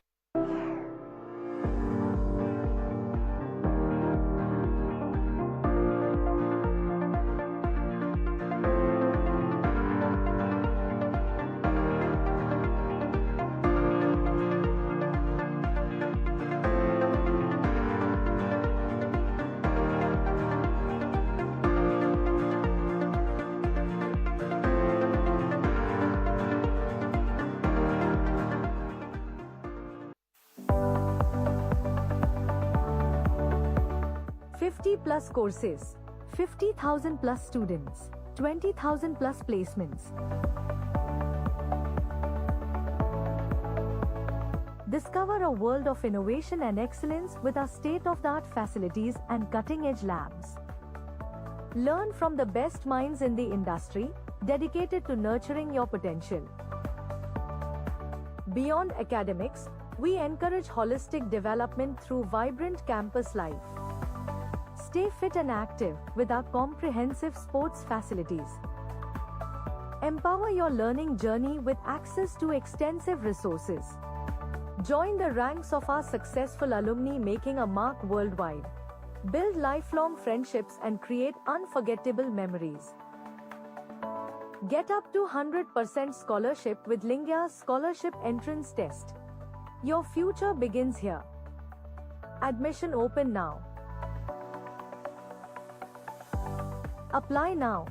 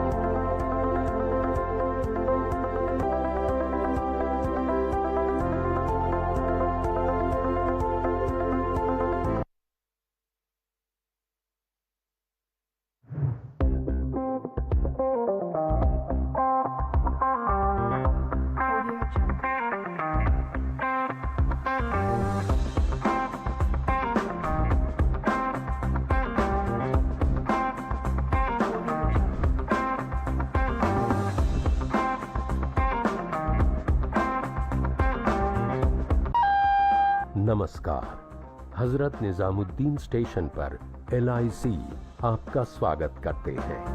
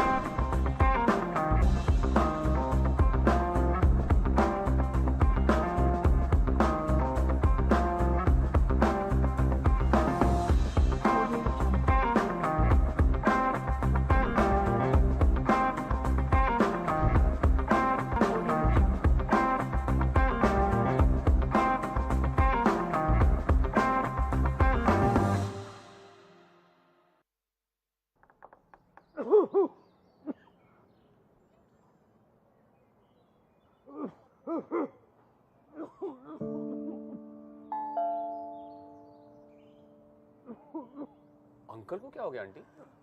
उन्हें अस्थमा का अटैक आता है, आज जरा ज्यादा है। डॉक्टर के पास ले जाना चाहिए ना। हाँ, बेटी को फोन किया है लेकिन उसे आने में 1 घंटा लग जाएगा। 1 घंटा? आंटी बेल बजाते हमें 2 सेकंड नहीं लगते पहुंचने में। मैं गाड़ी की चाबी लाता हूँ। अच्छे पड़ोसी मिलते नहीं, बनते हैं, मदद दे के भी और मांग के भी। LIC हाउसिंग फाइनेंस लिमिटेड, आइए हमारे संग, हम तो पड़ोस में ही हैं।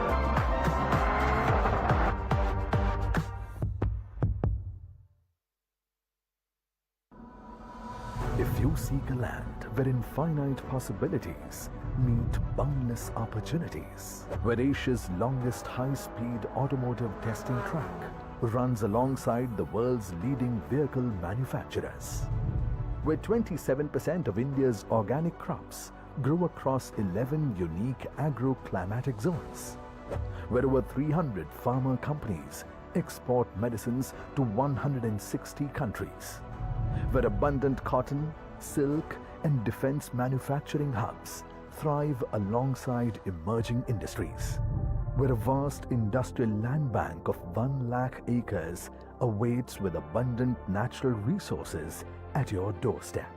When you find all these possibilities align in one place, you know you are in Madhya Pradesh, the heart of India. Join us at the 8th Global Investors Summit 2025, where Chief Minister Dr. Mohan Yadav advances Honorable Prime Minister Narendra Modi's vision of a developed nation. आप आइए और आपको लगे policy से out आप कोई भी जाना हो तो सरकार तैयार है आपकी सारी मदद करने के लिए। Invest MP, a land of infinite possibilities. 24th and 25th February 2025, Bhopal, Madhya Pradesh.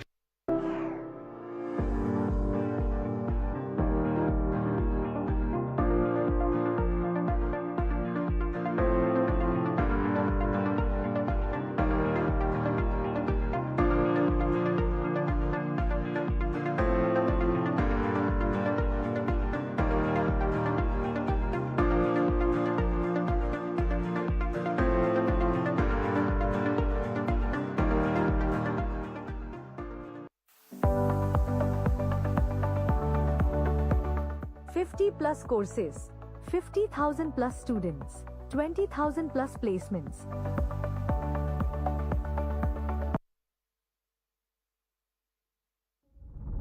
India is poised at the brink of great economic growth, striving to become a $5 trillion economy by 2030.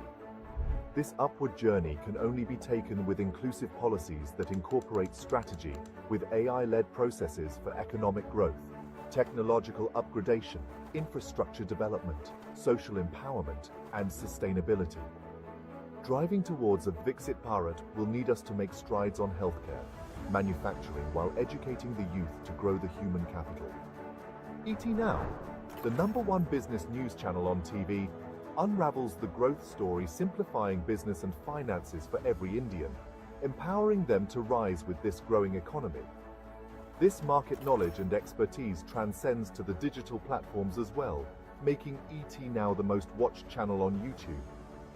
Taking this ethos forward, etnow.in presents the ET Now. In Business Conclave and Awards 2025, a premier platform uniting policymakers and industry leaders to shape India's economic roadmap. The event will also honor game changers whose vision, resilience, and innovation are driving a brighter tomorrow. Join us in setting the stage for a self-reliant, developed economy with etnow.in and Rise with India.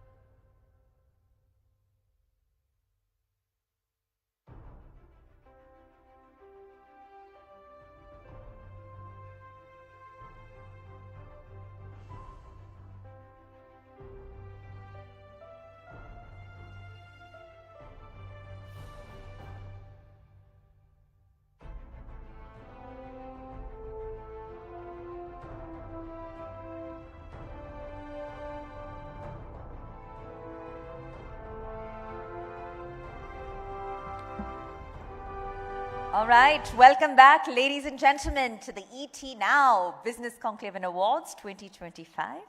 We hope that you've had a productive lunch with industry peers, networking, exchanging ideas, and your future outlooks for the industries that we're touching on today. But as you know, the Conclave and the Awards is a celebration of both thought leadership and your own accomplishments in the context of the verticals you operate in. So we want to kick off this second half of the day right after lunch with distributing a few more of these highly coveted awards. And to do just that, if I could please call on stage, back again, the President and the Chief Operating Officer of Times Network, Rohit Chadda, to please join us in doing the honors. Thank you so much, sir. Huge round of applause, please, ladies and gentlemen, as we welcome our next set of winners. And the very first category that we're going to be presenting is Change Maker School, ladies and gentlemen. And the award for Change Maker School goes to Manan Choksi. Do we have a Manan Choksi with us in the audience? Let's kindly please have Manan on stage to claim this highly prestigious honor. All right. Okay. Looking for Manan or a colleague perhaps, someone from Manan's team to join us in accepting the honor. All right, in that case, we'll move on. All right, and the next category is Emerging AI Startup of the Year. And the winner is, ladies and gentlemen, Rahul Bajaj and Kshitij Ruhel, co-founders of Digital Darwin. Can I please have them both on stage? Congratulations. Now, Digital Darwin is at the forefront of AI-driven innovation. It's transforming sports and healthcare through proprietary computer vision, generative AI, and integrated analytics. It's designed to be affordable and made-for-India solution, and it empowers organizations with personalized insights and performance optimization. Already, over 3,000 athletes are preparing to represent India on the global stage with its support. So it's a huge accomplishment, a lot to be proud of. Thank you so much, gentlemen. And with that, we move on to another very exciting, very coveted category, and that is Emerging Startup of the Year. And the winner is, ladies and gentlemen, Bynes Consulting. Could we have the team on stage? Bynes Consulting is redefining the offshoring strategy for financial service companies and strengthening India further as the key global capability center for foreign firms. Bynes, with its unique bot model and data-driven insights, transparency of cost and operations and risk sharing, is empowering businesses to drive sustainable growth. And with a commitment to excellence and precision, Bynes is helping global companies leverage the India model and its talent and extending the Make in India model to serve from India. Congratulations. Congratulations to our winners. And Rohit, thanks so much for helping us do the honors once again. Excellent. Thank you so much, gentlemen. Thank you, Rohit. Now, before we essentially took a break for lunch, there was a session that we teased at, which we're going to revisit now, and that is transformative workspaces. Because as I alluded to a short while ago, transformative workspaces are redefining the future of work by fostering innovation, collaboration, and adaptability. So as businesses continue to evolve, as they continue to mature in agile and tech-driven environments, what we're seeing is a more productive, inclusive, and employee-centric workplace. So with that, let's take the second half of the day ahead and kick it off with an insightful, power-packed panel discussion lined up for you on this very topic, transformative workspaces, crafting the future of work. And to moderate the discussion, if I could please call back on stage Prashant Singh, editor of etnow.in on etnowswadesh.in. Please, Prashant, kindly do join us in spearheading what promises to be another spirited debate. And joining him are our panelists, of course, Utsav Khandelwal, Director of Human Resources with Zimmer Biomed. All right. And then Raman Bontra, Group Account Director with Work Dynamics, JLL. And Parul Seth, National Director of Business Development and Growth, Office Business Solution. So now we have a full panel, and they come from diverse backgrounds and surely will have unique perspectives to share. All right, and with that, Prashant, the floor is yours. Please take it over. Thank you. So very warm welcome to everyone, all the guests and audience here. I know this session is post-lunch, so everybody is feeling a bit sleepy, but we need to wake up. We are going to discuss a very important aspect of our workplace, which is transformative workspaces, crafting the future of work.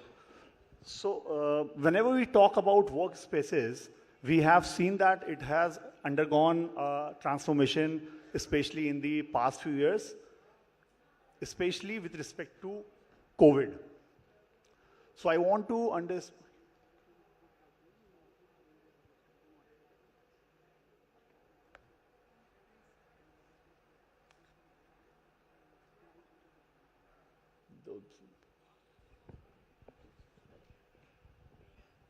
Just hold it for a moment, yeah.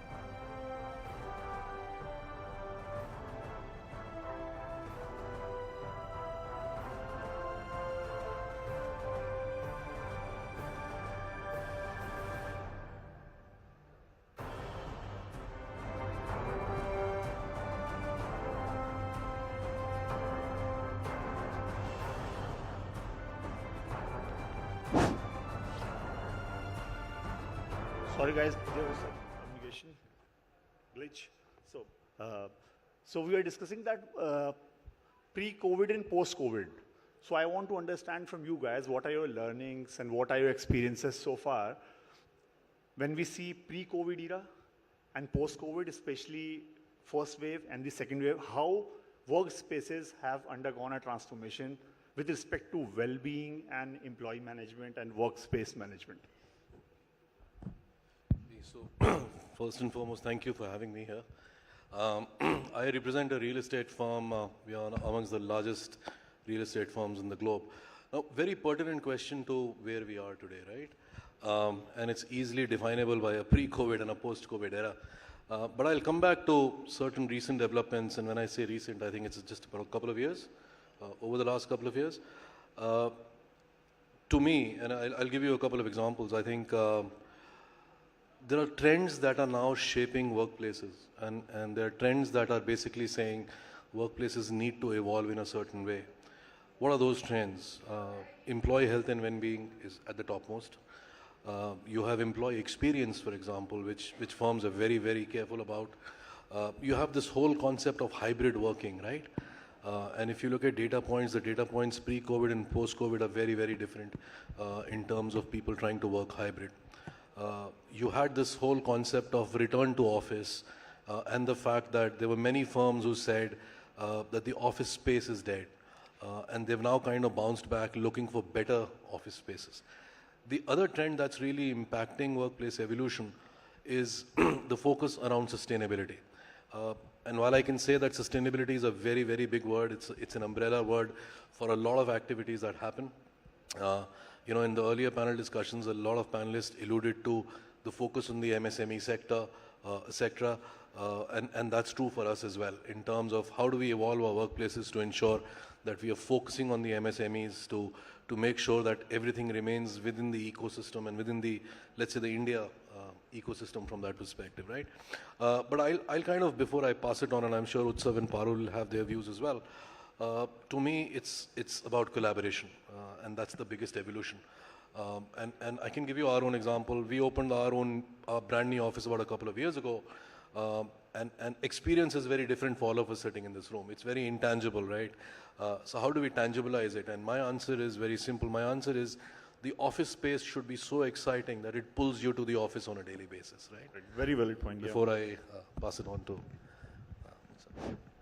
So I would say, I think, since the question is pertaining to COVID specifically, in my view, we can attribute digital transformation for most companies to COVID, where CIOs and CTOs were struggling at a point of time and COVID made it happen. And thanks to technology now that most companies, hybrid workplace has become an essential norm of any modern workplace globally. And I think most progressive organizations are successfully adopting to this new work arrangement through effective usage of technology to offer support and to support well-being of the employees and also maintain operational efficiency. As an employee, and this is a win-win for both employee and employer. As an employee, I'm sure we all are aware about different benefits that a hybrid work arrangement has to offer. But if I talk as an employer, I think it has certainly expanded my talent pool because hybrid also means identifying certain roles which can be done remotely, which doesn't need to be coming and sitting in the office on a regular basis. And that means now the entire country becomes my canvas, to attract talent, to hire talent. It has also helped us bring back a lot of gender diverse talent to the workforce, which otherwise, due to lack of flexibility, had taken a break, taken a sabbatical, but are now re-entering the workforce. So more options for me to choose from. Geographical barrier is no more a limitation. Second, it is also helping us retain talent in a better way because now I can provide more expanded roles to the team members, to the employees, which earlier, before COVID, was somewhere a limitation because of either cost as a reason, cost of relocation, or geographical immobility, which now, I have examples in my company where employees are sitting in India and doing a regional assignment supporting Asia Pacific or part of global teams. And it is helping us expand their roles and better employee retention. Thirdly, I would say it has improved the productivity significantly. If I compare pre-COVID, before 2020 and now, productivity has gone up significantly. And employees also do not look at a job as a typical 9 to 6 assignment. Reason, the organizations are also focusing more on the output rather than the hours someone is clocking in. So overall, I think the trend has completely shifted towards hybrid and flexi environment. And in fact, not a trend, I would say rather it's a strategic shift, by defining the right policies, effective utilization of technology. I think this is a trend which will continue. Pardon? Thank you. First of all, to begin with, I must address that whenever we go through expressways or we see big buildings, the name of the spelling of your company is very interesting. AWFIS, office. I used to figure out what it is, then I later recognized that this is the space we are getting. So what kind of requirements, client requirements, you have experienced, a big change you have experienced post-COVID? So certainly there has been a big shift because pre-2020, only 6% of the employee force were working remotely full-time. And moving today, hybrid culture is the norm. So I believe it gives a lot of comfort earlier when this trend has started, and I think both the employers as well as the employees, there was a bit of resentment that whether this kind of a culture would continue or not. But I think over a period of time, it enhances the productivity of employees. In terms of real estate, I've worked in two diverse industries, which is banking and real estate. But in real estate, even the employers and real estate heads, there is a whole shift in how they are looking at their offices as. More and more people need flexibility. More and more companies are moving to hub and spoke model, where they want to create offices which is closer to where the employees are centered. I think this is a great comfort, and it brings a great, culture in the organizations. Okay. So there's a little surprise element here. Parul will be joining me in moderation also. So Parul, over to you. Absolutely, thank you so much. But you know, good start. I think you've started the whole session as a suspense, I would say, but yeah, great. I think today's topic is more interactive rather than just one-sided. If I talk about workspaces, as the workplace continues to evolve, organizations are reimagining how and where we work to foster productivity, collaboration, and well-being. Transformating Workspaces, Crafting the Future of Work explores the key shifts shaping modern work environments, from hybrid model and purpose-driven cultures to the integration of AI and sustainable workplace design. This discussion today will delve into building flexible ecosystems, prioritizing employee well-being, and redefining office spaces to meet the needs of a multi-generational and diverse workforce. Join us as we uncover how businesses are adapting to these dynamic changes and shaping the future of work. Now, to introduce our panelists more closely, I would like to introduce Mr. Utsav Khandelwal, Director and Head HR India at Zimmer Biomet. He is a true game changer in the HR world. Utsav Khandelwal, Director and Head HR India at Zimmer Biomet, with more than 2 decades of experience in business transformation, organizational redesign, and talent strategy, he has successfully led high-impact initiatives that have reshaped workspaces and driven remarkable business outcomes. Welcome to the panel, Utsav. Our second guest, Mr. Raman Banotra, Group Account Director of JLL India, is a Master of Business Transformation. Raman Banotra, Group Account Director, JLL India, with more than 2 decades of leadership experience across sales, strategy, and operations. He has proven knack for nailing businesses, driving turnarounds, and navigating diverse industries across India and Middle East. Welcome to the panel, Raman. Well, this is a power-packed room, I must say, and I'm quite excited and privileged to moderate such a power-packed panel. Did we know that before 2020, about only 6% of employees worked remotely? And fast forward today, and hybrid work is a norm. So my question is quite related what we've asked, how we began this session. My question is to you, Raman. What do you think? Is this a permanent shift, or do you think this is another phase of workplace transformation? This is a very interesting question, because it really depends on which side of the table you're sitting on, right? And to be honest, what kind of industry are you in? But is it a permanent shift? In all possibilities, yes. And let me give you an example. If you look at data today, what's the average return to office? How many people are coming to office on a daily basis? On an average, the India trend is about 3.2 days a week. So very safely to say it's Tuesday, Wednesday, Thursday, a bit on Monday or a bit on Friday, really depends where you are. But if you kind of break it and kind of double click the Excel like you say, manufacturing has to be 100%, right? It has to be 5 or 6 days a week, depending on the kind of manufacturing work that you do. Big Indian conglomerates, in all possibilities, about 4.5 to 5 days a week again. And certain multinationals who are either on the brink or have chosen to either work from home or be completely remote or be a mix on hybrid, the trend is close to about 3 days a week. So that gives your answer, saying about 3.2 days a week you need to be in the office. Now having said that, if you look at a pre-COVID era, if you had 100 employees, for example, you essentially had 70% in the office. 10% were traveling, 10% were on leave, and 5 to 7%, like you said, was essentially working from home. Has that trend changed? I think the focus to the matrix have changed, right? We never looked at it pre-COVID, but we are looking at it post-COVID.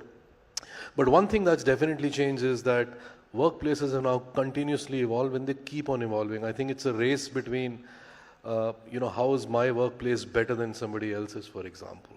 I use the example of experience, but in my opinion, the most important aspect that businesses now are looking at is the human touch and therefore a lot of collaboration. So for example, if I reach office at 8:30, I want somebody to have coffee with me, which may not have been the case pre-COVID potentially. But if I'm working from home, how much do I look at my laptop and how much times do I look at my laptop? So again, Parul, just going back, I think it's a mix of what you said. It is going to be permanent, but is it going to keep on changing? The answer is yes. The space that you work in, you know, the co-working or the managed office spaces, they've evolved from being co-working to managed offices in the space of what, 4 years, possibly. They were treated as a major disruptor, but I think between at least us and you know, between us as real estate partners, there's space for everyone, right? So the pie continues to grow. So yes, I think there's a major shift to it. It is permanent. How it evolves, I think, is a question of where you are based and the kind of industry that you are in. Sorry, long answer to a short question. Yeah. Thank you. I think how it evolves is still a question, and we are ready there to look after it. What are your thoughts on this, Mr. Utsav? Well, I would say I think this is certainly a permanent shift, but difficult to say that one size fit all, because every organization is at a different growth stage, evolution journey. A requirement for a new age tech startup or a technology company would be completely different from an established traditional manufacturing setup organization. But overall, if I say, I think certainly the good part is that leaders do not carry the same orthodoxy now, which that was there in before COVID, that to ensure productivity, to ensure the work gets done, you have to be in the office of 5 to 6 days a week. That orthodoxy is no longer there in the minds of leaders. And I think companies are progressing, things are evolving, the demographics have changed completely. And I think flexibility and hybrid will continue for good. It may evolve further because of the technological advancement, but I think it's a permanent shift. Okay, it's a wait and watch story, I would say. So study shows that companies with strong well-being programs see 23% increase in productivity. But here is a catch. What works for one employee may not work for another. So this question is to you, Mr. Utsav. With such a diverse workforce, how can organizations ensure well-being initiatives truly make an impact? And since you are from the HR fraternity, you have a best answer to it. So not sure if it's a best answer, but I can certainly talk about well-being and how it is becoming a priority aspect in today's setup, especially of a flexi and hybrid nature of work. If you look at the generation, the demographics have changed. The workforce has a mix of Gen X, Gen Y, and Gen Zs. With someone who is under 30 will have a completely different needs than someone who has kids in their teens or aging parents. And hence well-being becomes a very integral part of it. And a holistic well-being program, I think, has to capture 4 quadrants of well-being. Physical and emotional, of course, is very common and every company talks about it. But besides that, it has to talk about financial well-being and social well-being. And social is very important. When we work in a hybrid setup, work from home, who do we talk to on a daily basis besides the laptop screens? And hence, there are chances of lack of discipline, burnout, stress. Hence, social well-being is a very important aspect. I can talk about one example in Zimmer Biomet. We have a program called ZB Well, which focuses on holistic well-being approach, providing mental well-being support.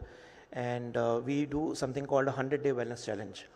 Now, 100-day wellness challenge is a different game altogether. It's not like a step count or a stepathon challenge.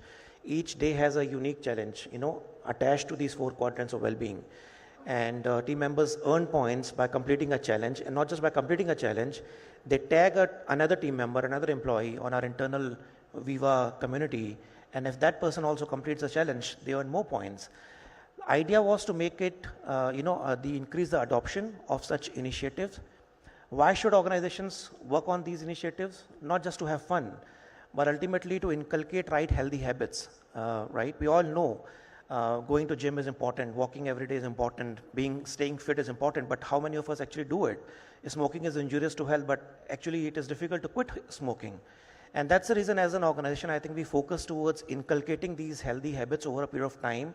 And these gamified challenges like a 100-day contest help us making it more sustainable, making it gamified, making it fun and engaging.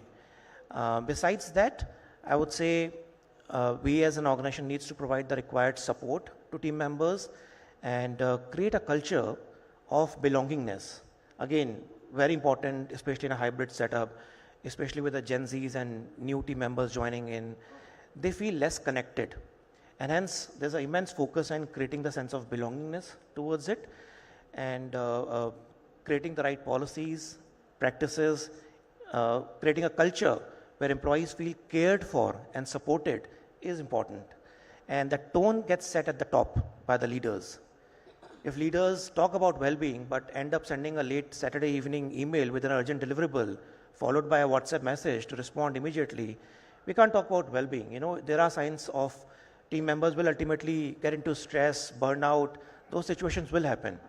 And hence, culture is very important, you know, in creating that well-being setup. Along with that, I would say lastly, managers needs to be equipped with the right tools and information to look at early sign of burnout so that they can also provide the required support at the right time. So yeah, overall I think that's from a well-being perspective. It's good to know there are people like you in the fraternity who's thinking like that. So work together and grow together is the mantra. Great office designs isn't about looks. It can boost productivity and well-being. My question is to you, Raman. What are companies prioritizing these days to make workspaces better?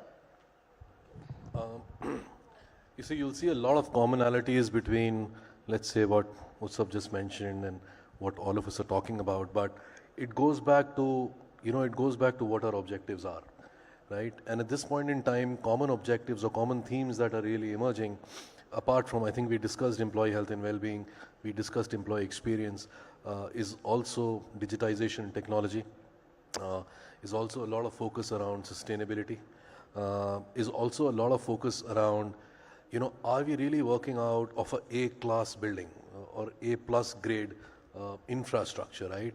See what's happening in a city like Hyderabad, for example, and we were discussing it, absolutely brilliant A-class infrastructure. You have new buildings opening up on Udyog Vihar side of Gurgaon, which essentially means that you are now moving from the earlier A-class structures which have now downgraded because of aging of the building, but getting in new structures to replace them. And that's what employees are also demanding. That's what pushes employees back to the office. That's what helps getting the whole, the productivity cycle up. It plays a very important part in what Utsav just mentioned about, employee well-being, etc. And the very fact that a lot of us or a lot of employers are now realizing the importance of collaboration. And again, I'm just going back to the point, pre-COVID everything existed, it's just that we didn't look at it. Priorities were different. Post-COVID, priorities are very, very different. We possibly may be doing the same thing in a very different way, in a very, in a better way, to kind of make sure that these things go on track. The most important thing I think we also need to look at is how is this space innovating? Is it only about office spaces, or is it what you give in those office spaces, or how do you position it with your employees? Because eventually for any organization at the end of the day, for any organization at the end of the day, it's all about talent, correct? How do you retain that talent that you've worked very hard to recruit, to train, and then to deliver? So it really goes back to how do you want to basically treat your talent to what your objectives are, and how do you marry both of them. And the third, in my view, the most important thing is it has to be collaborative even within the leadership, right? So HR needs to talk to real estate needs to talk to business.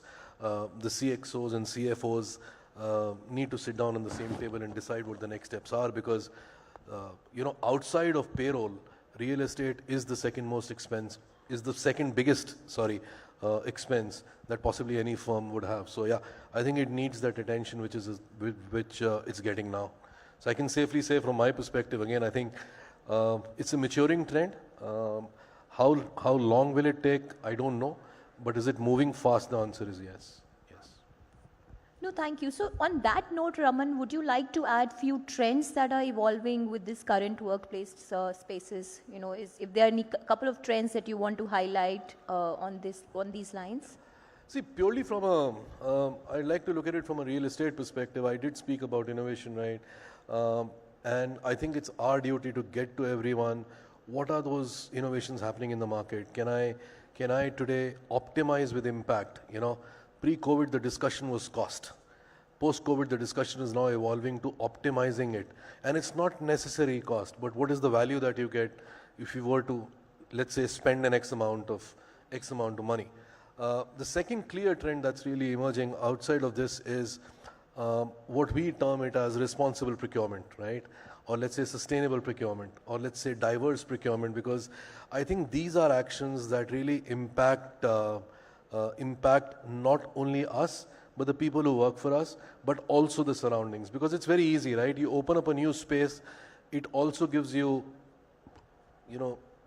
extra employment to a lot of people in and around. You will have taxiwalas, you will have, your small shops opening up, you will have those thelas opening up selling F&B. So how does that even impact them? How are you procuring your items, for example? Is it necessary to look at what MSMEs are doing, for example, and get that stuff? So that's one very big thing that's coming up. All of it under the umbrella of ESG or sustainability from that perspective. The fourth trend is around technology. And in my view, there's a bunch of technology available today, right, from a real estate perspective. It could be occupancy planning, it could be seat planning, it could be cafeteria seating, it could be your collaborative spaces in terms of, what do you do with a WebEx or a Team or a Zoom, or how do you kind of get people connected, etc. But it's also very important for us to realize what is the technology that is going to help us and possibly not help somebody else, or what is somebody else doing that we may cut, paste, and customize it, to our workplace, right? So I think, and the last piece which is really coming out is clients have also now started looking at what are the different options and different models available. I think people have now started realizing from an outsourcing perspective, because I look after the facility management business, which is essentially an outsourcing business, is the fact that can we now move away from our non-core activities and give it to somebody whose main job is to outsource. And similarly, organizations are saying, we will stick to what our core is, right? So whether it's Utsav's biotechnology, they're sticking to their core on developing solutions that impact lives, but we handle the stuff for them, right? Something like that. So that's a new trend that's emerging up, and new sectors are opening up. Yeah. So you've got to look at it, from an infra point of view. What are those new sectors coming up, and therefore how do you evolve in those sectors, which then goes back to the point in how are we maturing as an industry. I agree. Mr. Utsav, what are your thoughts on this, since you come from a HR background and you handle a very key industry, which is the medical industry, and your company is on the robotic manufacturing field? Well, I would say, I think first is, of course, as I said, the flexi and hybrid, that's the biggest trend which is happening.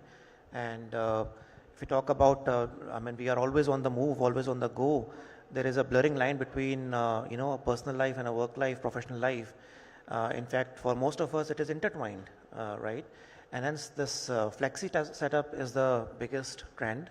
There are companies which still want people to come to office every day. They do not offer flexi, but with the new Gen Zs coming into workflows, I think this is going to be the reality for practically everyone. To stay competitive, to stay relevant, I think companies have to adapt to the change. Secondly, I would say again prioritizing the well-being aspect of it, because one is, of course, burnout, but more than that, I think collaboration somewhere takes a hit.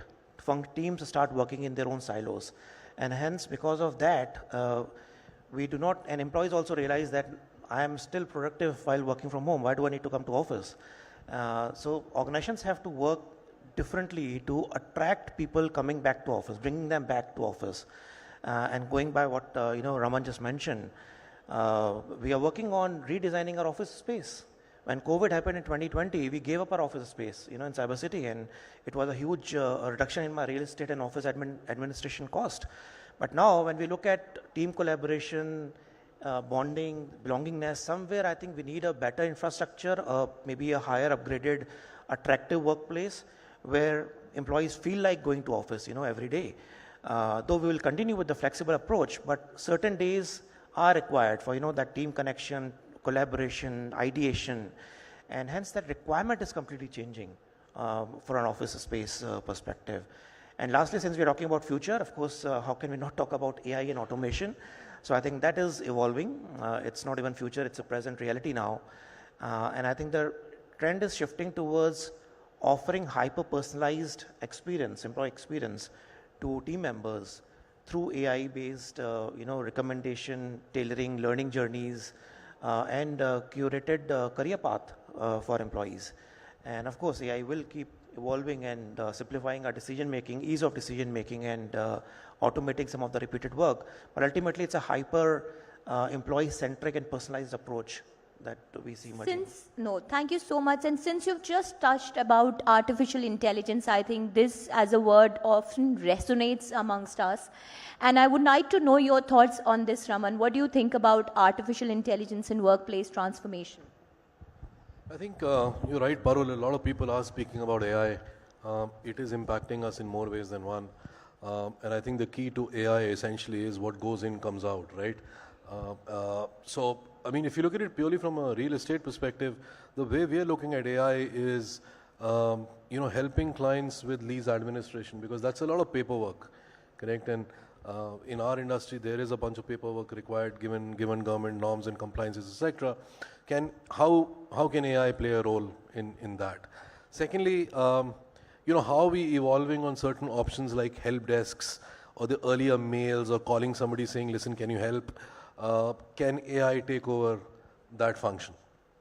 Third and most important, and I'll give you our own example, we tied up with ChatGPT and launched what is called as JLL-GPT, which gives a lot of answers to the questions we potentially don't know, right? It is, again, I think early stages from a AI adoption is fairly early in terms of stage from a real estate perspective. That trend will catch up, and how it evolves is going to be very interesting. Thank you so much, and I think it's quite an interactive session, and we can go on and on about it.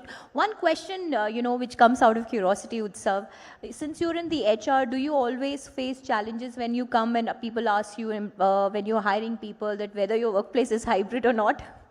I'm sure. No, that certainly, yes, is a big question which comes through every candidate practically. And as I said, I think in my previous responses, that is certainly helping us as an organization to attract right talent. What we have done is, we have actually categorized all roles into three categories, A, B, and C, where A stands for, fully on-site role. They have to go to office. B is partially remote, occasionally required to go to office as and when required. And C is fully remote.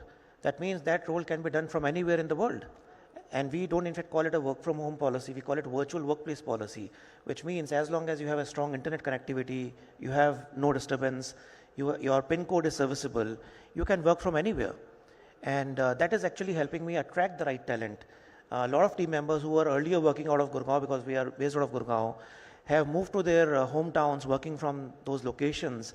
And that has significantly improved my employee retention, especially in enabling functions, support functions. Certain roles, yes, like manufacturing, logistics and distribution, quality assurance sometimes have to be in the office. But otherwise, I think in general, majority of the role lies towards hybrid site, category B and C.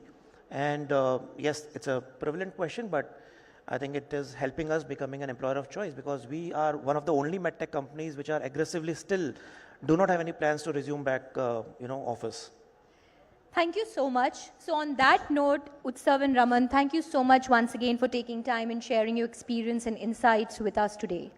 Today's discussion made one thing very, very clear, that workplace is more than just brick and mortar. It is an experience.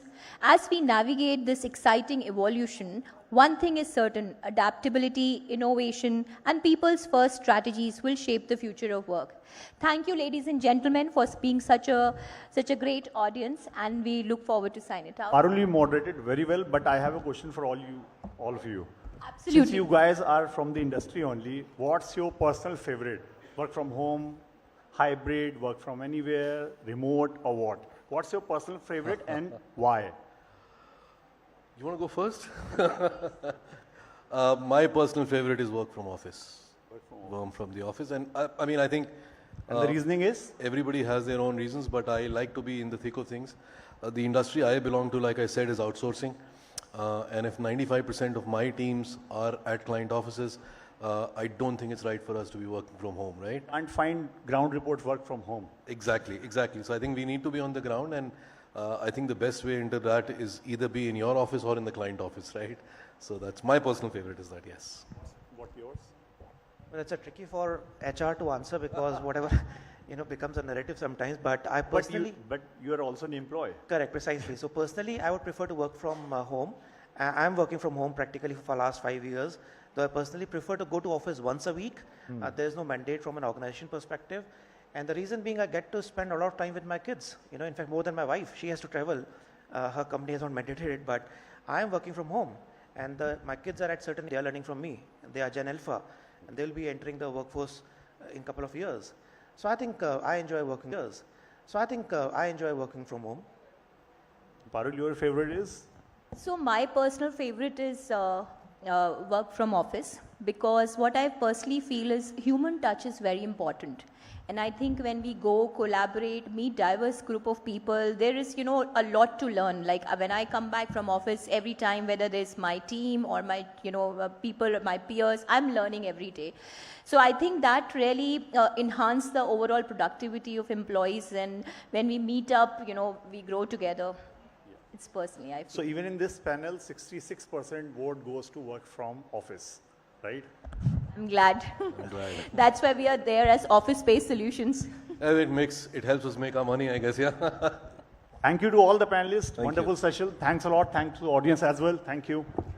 Thank you. Thank you once again. And Prashant, I ask that you please present each of our panelists with the token of our appreciation, a small memento as our symbol of gratitude, a very relatable discussion there, which we all have diverse opinions on, but the tangible takeaways is essentially kind of the common denominator here.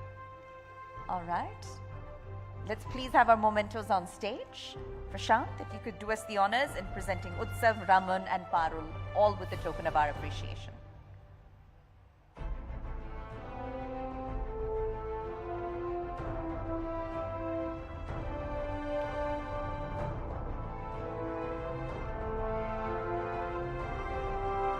Ladies and gentlemen, these are the very decorated heroes that are defining the workplace of the future. They deserve a round of applause, please.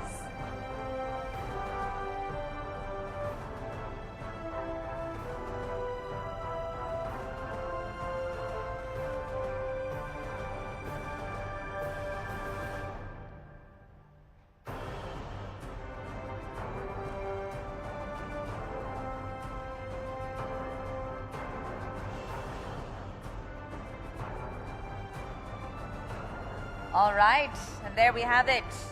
Prashant, Utsav, Raman and Parul, thank you once again. Now we're going to take you from the office to the classroom.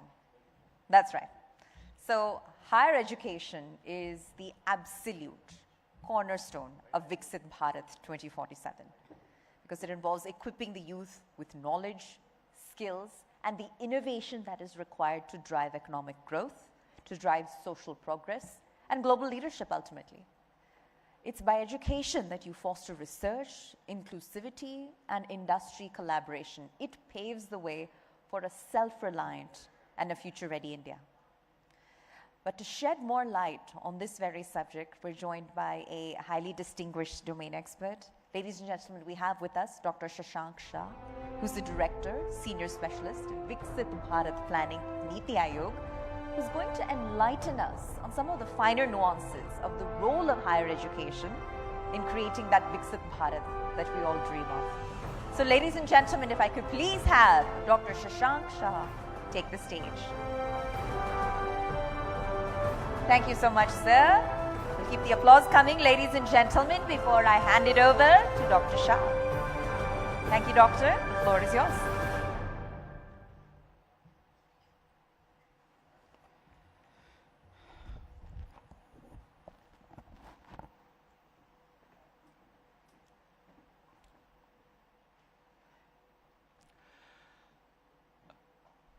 A very warm good afternoon to all of you. I'm indeed thankful to ET Now and the Times Network for inviting me to address all of you here on this very important theme of the role of higher education in achieving the vision of Viksit Bharat. Viksit Bharat has been often quantitatively defined as becoming a $30 trillion economy by 2047, the year in which we celebrate 100 years of our independence. And hence, it's important to underscore something which the Honorable Finance Minister mentioned in her budget. She quoted the Telugu poet Gurjada Appa Rao and said, Deshamante matti kaadu, Deshamante manushuloy, which means that a nation is not just its land, a nation is its people. I know I'm talking to a business audience, a management audience, a corporate audience, and hence here's the pitch for you. Of the 6 M's of management, money, machine, minutes, materials, and methods, it is M, the 6th M, men or human beings, which are most important, because it is they who give value to the other 5. And to nurture these human beings is the very core requirement to achieve the vision of Viksit Bharat. People in a Viksit Bharat, or to achieve Viksit Bharat, will be our core assets. And it is very important, hence, that the role of education, especially higher education, be understood in achieving this vision, in proceeding in this journey that we are also very excited about. But this is an enormous task.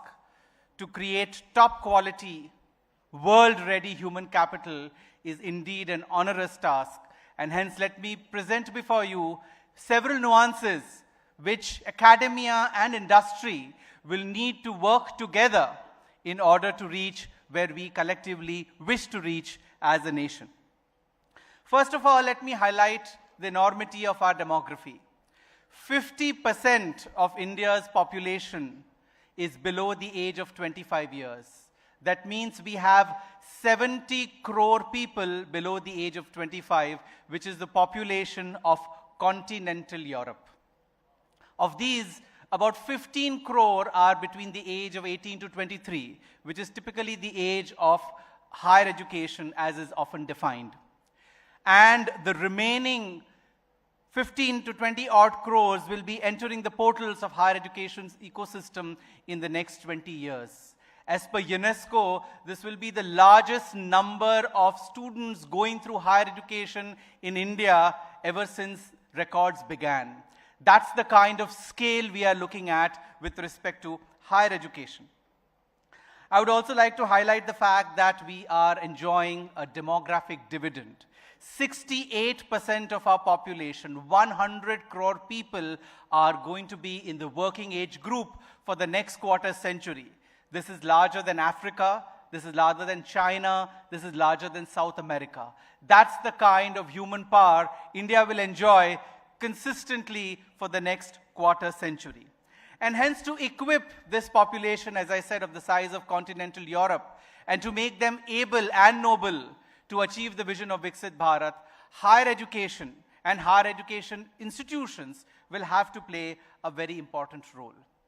And in this context, let me mention that the National Education Policy 2020, which was released in 2020, about 5 years back, identified 3 core pillars on which this 25-year-long journey will be traversed: access, quality, and future readiness. Let me throw light on each of these so that you understand how each of these will feed into the larger picture, and also what role corporations, industry, the private sector can play in order to empower higher education, because higher education ecosystem is providing the resources which are going to eventually be absorbed by the corporate houses. And hence it is very important that a role is played by the industry, by the private sector in creating such top-class talent.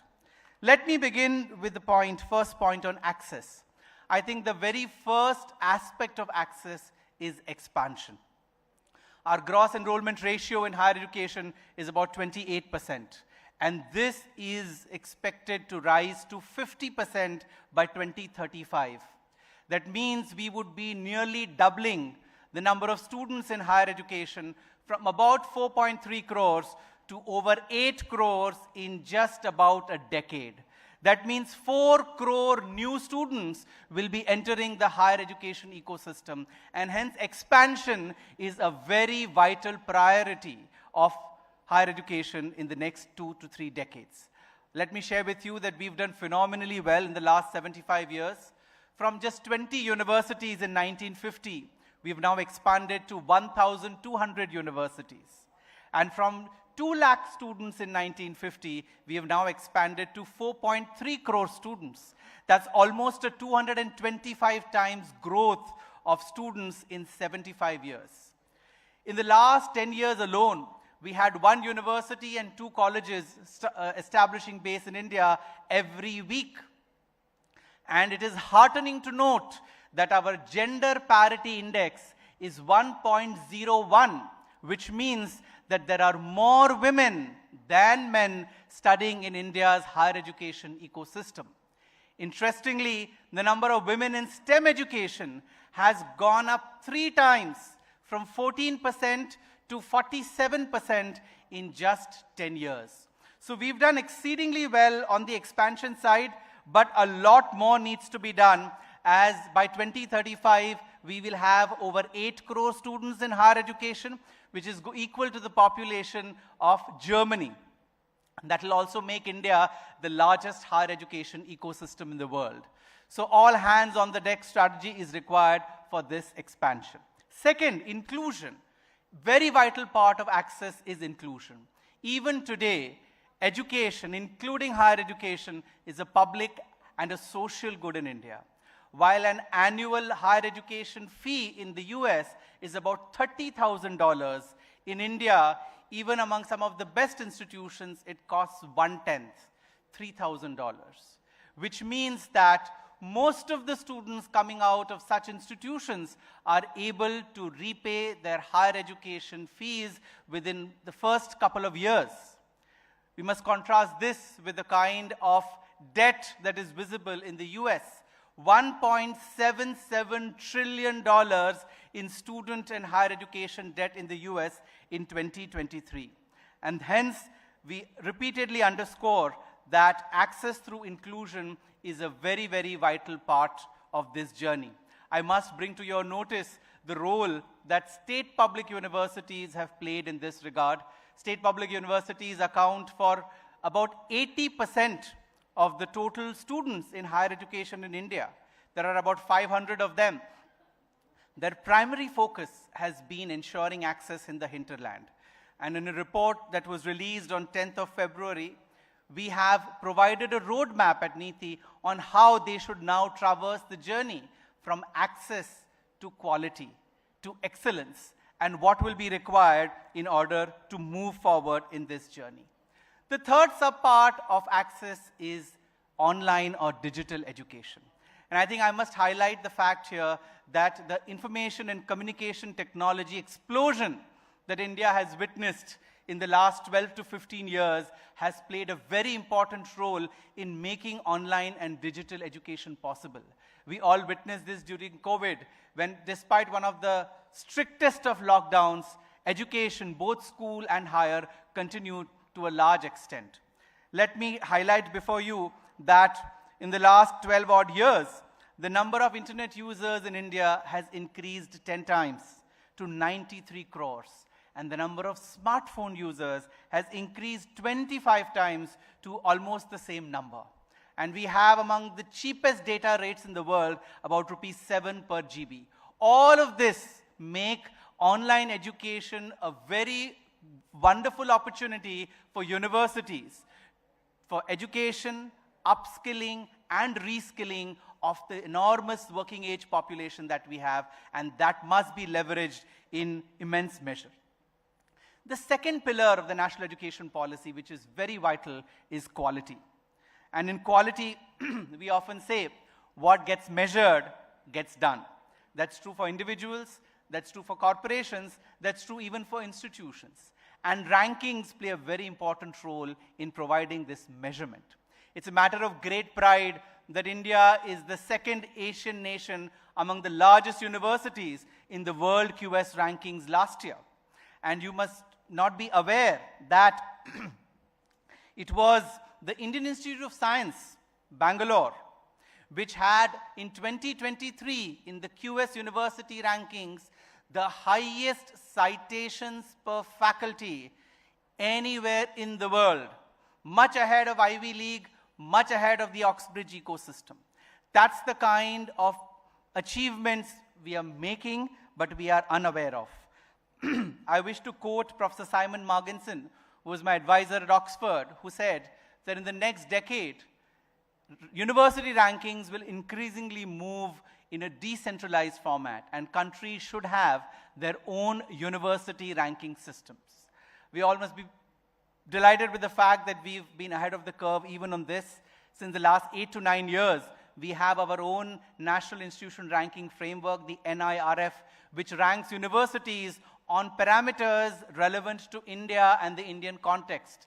And in the last 8 years, we've had a series of sub-specializations that NIRF has focused on to ensure increasing competition among the universities, as diverse as medical, research, engineering, dental, pharmacy, agriculture, and now the latest being state public universities. That ensures that aspirational universities can transition to become leading universities, and leading universities can aspire to become world-class institutions. The second important part of quality is multidisciplinary education. For almost 150 years, and most of us are a part of that story, it's been now 23 years since I graduated from the University of Mumbai. We are all a product of the Macaulayan system, where arts, science, and commerce were the three siloed options available. The National Education Policy talks about multidisciplinary education. A recent Harvard Business Review article had stated in big bold letters, engineers must learn philosophy, because along with the how, they should also know the why of things. That's the way, that's the direction in which the world is moving in the 21st century. And the National Education Policy has encouraged MERUs, or multidisciplinary education and research universities, which play a very important role in imparting such multidisciplinary education. I often mention that in the 21st century, we need to move from STEM to STEAM 3. We all know what is STEM. What is STEAM 3? Science, technology, engineering, arts, mathematics, management, and medicine. This forms the core of the requirements of the 21st century, and it is this STEAM 3 or STEAM Cube which will power the vision of a Viksit Bharat. And it is important that universities transition in this direction. The last pillar of the National Education Policy, which is very vital and where industry and the corporate houses especially can play a very important role, is future readiness. Education, especially higher education, needs to be future ready. And research is the most important component of this future readiness. We are aware of the Anusandhan National Research Foundation, which was announced in the previous budget, about 50,000 crore outlay. And another 1 lakh crore fund was announced for research and development in private sector institutions. And this would cover the entire gamut of technology readiness levels. But it is important to note here that in India, more than 50% investment in research and development comes from central and state governments, of which about 44% is by central government, 6% is by state government. Private sector contributes only 35% of investment in R&D. You compare that with the developed economies in the US or even in China, private sector contributes 75 to 77% of R&D investments. And hence in the next 20 to 25 years, it will be vital for the private sector to double their contribution to R&D in terms of GDP so that we can progress towards the vision of a Viksit Bharat. Let me highlight this fact that in universities of the developed world, for example, in MIT, its budget is about, annual research budget in 2022 was about $750 million, MIT. Of this, $250 million were contributed by the private sector. That's the kind of academia-industry interface and involvement that has been noticed, that has been popular, that has been successful in the developed countries. In the next 25 years, R&D is expected to rise from 0.7% of GDP to 3.5% of GDP. This means a 5x increase in R&D, but on a much larger base. 0.3% of GDP at about 0.7% of GDP of $3 trillion to 3.5% GDP of $30 trillion. This means a 50x increase in R&D is what the next 25 years will witness. And hence it's very important that universities develop the capacity to absorb this, and industry plays a very important role in engaging with the universities very closely in order to achieve this, utilize and create research output that is impactful and not just textual. The second point in future readiness is innovation and entrepreneurship. NITI is currently undertaking 3 policy research projects in this area: research, innovation, and entrepreneurship at the international, national, and sub-regional levels in order to understand the potential and the roadmap for the next 25 years. But I would like to draw your attention to the Cambridge ecosystem. A recent report by London Economics stated that the economic impact of the University of Cambridge is £30 billion. Of this, £23 billion come from its research and knowledge exchange activities. And for every £1 of research income for University of Cambridge, the impact to the economy of the UK is £12.65. That's the kind of power that a very well-established university ecosystem can have in contributing to the economy. India too has witnessed phenomenal research, innovation, and entrepreneurship in the last 7 to 8 years. From 450 startups, we've moved to 1.5 lakh startups in 2024 and 100 plus unicorns. But there is one fact which is often not discussed in the public. We discuss the valuations. We do not discuss the job creation potential of startups. In a recent article that the mission director of the Atal Innovation Mission, Dr. Chintan Vaishnav, and I co-authored for the Indian Express, we presented there our observations. If 5% of graduates from universities opt for entrepreneurship, and if 90% of them fail, the remaining 10% of them have the potential to create 55 lakh direct and indirect jobs every year. Currently, less than 2% of students are opting for entrepreneurship and startups in the best of Indian institutions. UK has 4%, US has 16%. So if we are able to transform our higher education institutions from the campus placement mindset to the job creation mindset and nurture innovation and entrepreneurial ecosystems in universities, for which corporations can play a very important role in funding, hand-holding, mentorship and advisory, universities and the entrepreneurial ventures coming out of them can play a very important role in creating the jobs that we need to power the economy. Currently, our requirements are 1 crore jobs a year. If 55 lakh of them come from startups in the next decade or so, you can imagine the kind of solutions that we will have to the problems of unemployment or underemployment that we face. Third is internship. We often talk about the disconnect between academia and industry, that students are not deployable. They are not deployable, and hence you need these long induction and training programs. And internship has been identified as a very powerful means to ensure that students are deployable. The NEP talks about the 4-year undergraduate program, of which the last year would be a 1 year of internship. Now let me share the numbers with you. If we are going to have 4 crore students in undergraduate, and if the 4th year, 1 whole year, is going to be internship, we'll have 1 crore students requiring internship. And that means that internship will have to be in the industry. And industry will have to develop the capacity to absorb 1 crore students into the internship programs so that they can be made deployable. The National Internship Portal is one of the latest initiatives in this regard, but the private sector will have to join forces in a substantial measure to make internship a very powerful medium to ensure future readiness. The last part on future readiness is internationalization. We need world-ready talent. The Honorable Prime Minister has been often talking about how Indian talent needs to be world-ready, and there is so much demand for Indian talent the world over.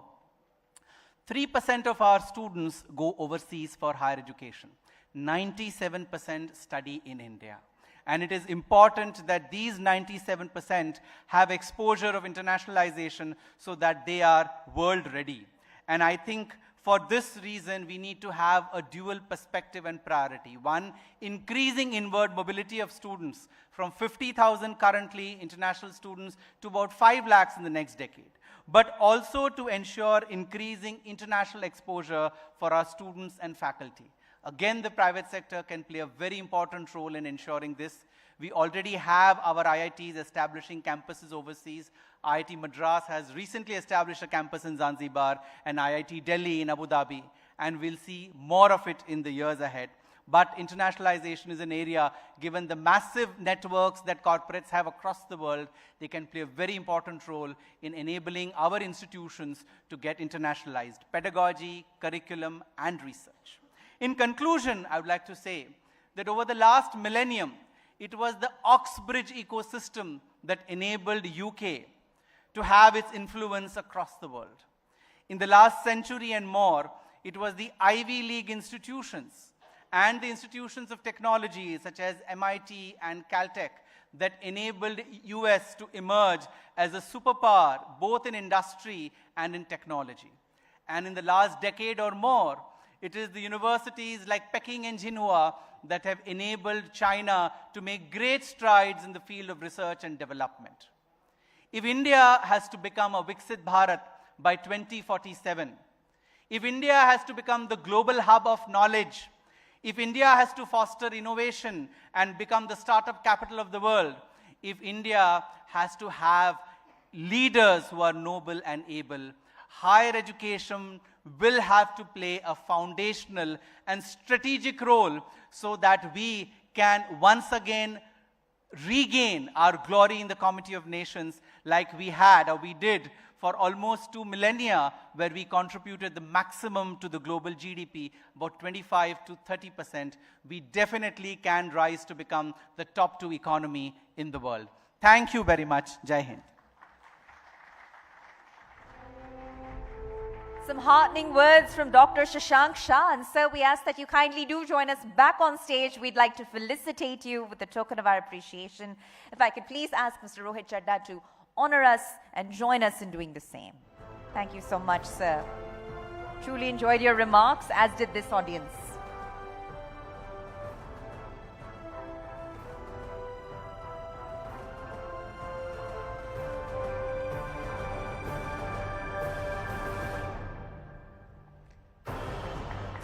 Yes.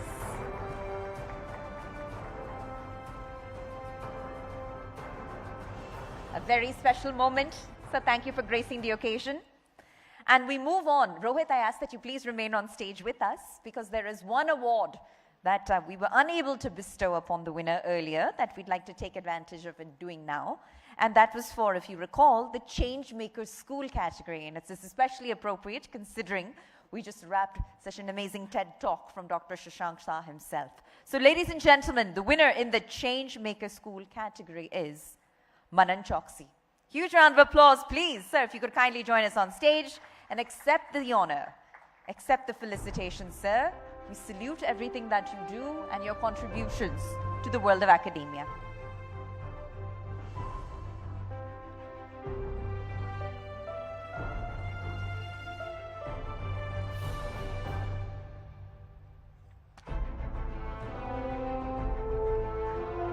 Thank you so much. And our heartiest congratulations, Mr. Manan, once again, Changemaker School. Thank you so much, Rohit. All right. So, ladies and gentlemen, from vision to reality, it's a long journey. especially in the context of navigating the challenges that come into play in the context of entrepreneurship.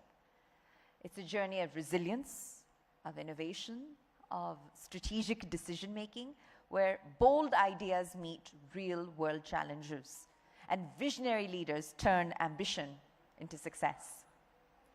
Well, it's all easier said than done, as you know. And so to do a bit more of a deep dive on the subject, we have with us the co-founder of Urban Harvest and Deliver It, Sidhant Suri. So Sidhant sir, I ask that you please kindly join us on stage in tackling this incredibly tough topic and give us your 2 cents on what has worked when it comes to success rates vis-a-vis entrepreneurship. Over to you.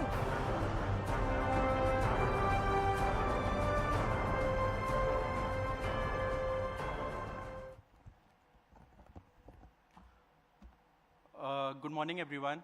I've been asked to present on navigating the journey of an entrepreneur. And I think I'm the least expected person to be here. But since I have the privilege of doing so, I stand here not as an accomplished academic, not as someone born with extraordinary talents, and certainly not as someone who excelled in traditional measures of success during my early days. I stand before you simply as a regular person, someone who struggled, stammered, could not say S letter clearly, and was often overlooked. Yet here I am, navigating my own journey as an entrepreneur, sharing with you the lessons I've gathered along the way. You see, when society measures potential, it often focuses on the wrong metric, grades, awards, or conventional achievements. But what I've discovered on my journey is that these measures really determine one's capacity to succeed. Instead, entrepreneurship is fueled by something much deeper within yourself, something much intangible but powerful. That is your vision, resilience, and relentless belief in yourself. I remember vividly sitting in a classroom feeling invisible during my school days, questioning if I would ever amount to anything significant. My grades weren't impressive. I think I scored, 40% in my boards. And my talents weren't obvious, and no one saw in me a future innovator or a leader. Perhaps some of you resonate with this feeling, being seen as ordinary, being told very subtly or directly that you're just not quite enough. Let me remind you that those who mock you today may very well be the one applauding your success tomorrow. The beauty of entrepreneurship, the beauty of bringing a vision to life, is that it doesn't ask for permission from your past. It doesn't care where you come from or what labels society has placed upon you. Like a river carving its own course, you have the power to create your own path, irrespective of the obstacles ahead. The path from vision to reality is rarely a straight line. It is winding, filled with hurdles, setbacks, and moments of doubt. In my own journey, I faced countless moments of failure, times when my ideas were rejected, my proposals were dismissed, and doors repeatedly slammed in my face. And in each of these moments, I learned one profound lesson. Entrepreneurship is not about avoiding failure. It's about embracing it. Every failure became a chapter of growth, teaching me resilience and guiding me closer to reality. You might wonder, how does an ordinary person, one with average grades and no clear advantage, how can I even dare to dream? The answer lies in the single most powerful truth. Authenticity, and perseverance are your greatest assets. When you pursue a vision that is deeply connected to your authentic self, you unlock a power that grades or societal validations could never provide. You just have to be truthful to yourself. That's it. In practical terms, turning your vision into reality involves several key principles. You have to trust your journey and your timeline. You have to resist the urge to compare your path to others, no matter how tempting the other path is. Entrepreneurship should be deeply, deeply personal. Your progress might look different, very much slower, or even unclear at times, and that should be perfectly okay. You should embrace continuous learning. You should embrace your flaws. Being an entrepreneur means being a lifelong learner, not necessarily in a classroom, but in a school of life. Every conversation, setback, and small success offers invaluable lessons. You should stay curious, definitely stay humble, and always remain open to learning. You should always cultivate resilience. Understand that setbacks are not permanent defeats. They're simply signals to adjust your sails, not reasons to abandon your own ship. Your resilience will be your compass. It should guide you back on the course whenever you drift away. Always remember, do not mistake your quiet determination for weakness. Within you lies a storm capable of overcoming every limit. Fourthly, you should always build genuine relationships. Your network isn't just about influential contacts. It's about nurturing authentic relationships based on trust, mutual respect, and real support. These bonds become your pillar during challenging times, and they amplify your success. You should always anchor your vision in purpose, because without purpose, any road you take is meaningless. Entrepreneurship fueled solely by financial gain rarely withstands adversity. But when your vision is tied to a greater purpose, whether it's making lives better, solving real problems, or create meaningful changes, or you just took entrepreneurship because you had no other way, you'll find the strength to persist even when the odds seem insurmountable. I speak from experience when I say this. The ordinary among us possess a hidden strength. Our perceived limitations force us to think creatively, act courageously, and innovate in ways others might overlook. Entrepreneurship thrives not on predictability, but on uncertainty. Not on flawless execution, but on courageous actions. Today, as you reflect on your own dreams, remember that the world desperately needs your unique perspective, your untold stories, and your unrealized visions. You, like me, do not need to fit into predefined molds to succeed. Instead, break those molds, create new pathways, write your own definition of success. Remember, you don't have to be extraordinary to do extraordinary things. You only have to believe deeply in your vision and commit relentlessly to bringing it to life. Let your journey, your struggles, and your success inspire others. Stand proud in your authenticity. Trust your resilience, and never underestimate your power to turn a vision into reality. Last but not the least, the line that I live by, छोटी छोटी बातों से सुकून मिलता है और सुकून कोई छोटी बात नहीं. And that's what entrepreneurship is. Thank you.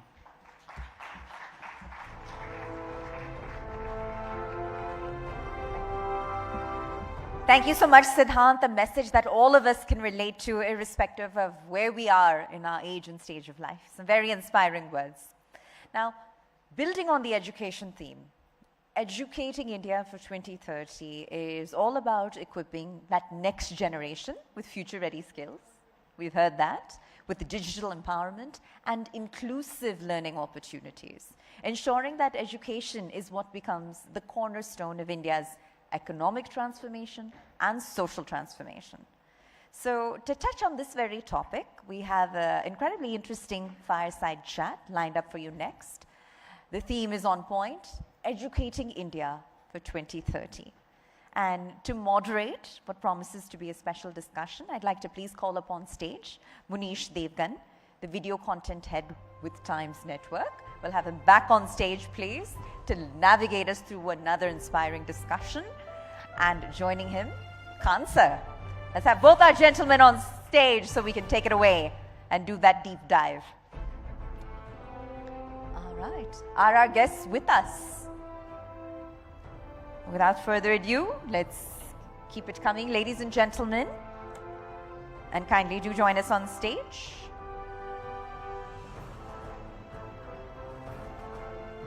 I'm told they're arriving any moment now. All right. And we have many more awards, in the kitty tonight. I know there are many eager winners out there in this audience. So stay tuned. We're interspersing a bit of thought-provoking sessions with celebratory moments at this Business Conclave and Awards. Yes. So has Khan sir now joined us? Munish is here, but we still await Khan sir. All right, a slight delay there, but it'll be well worth the wait.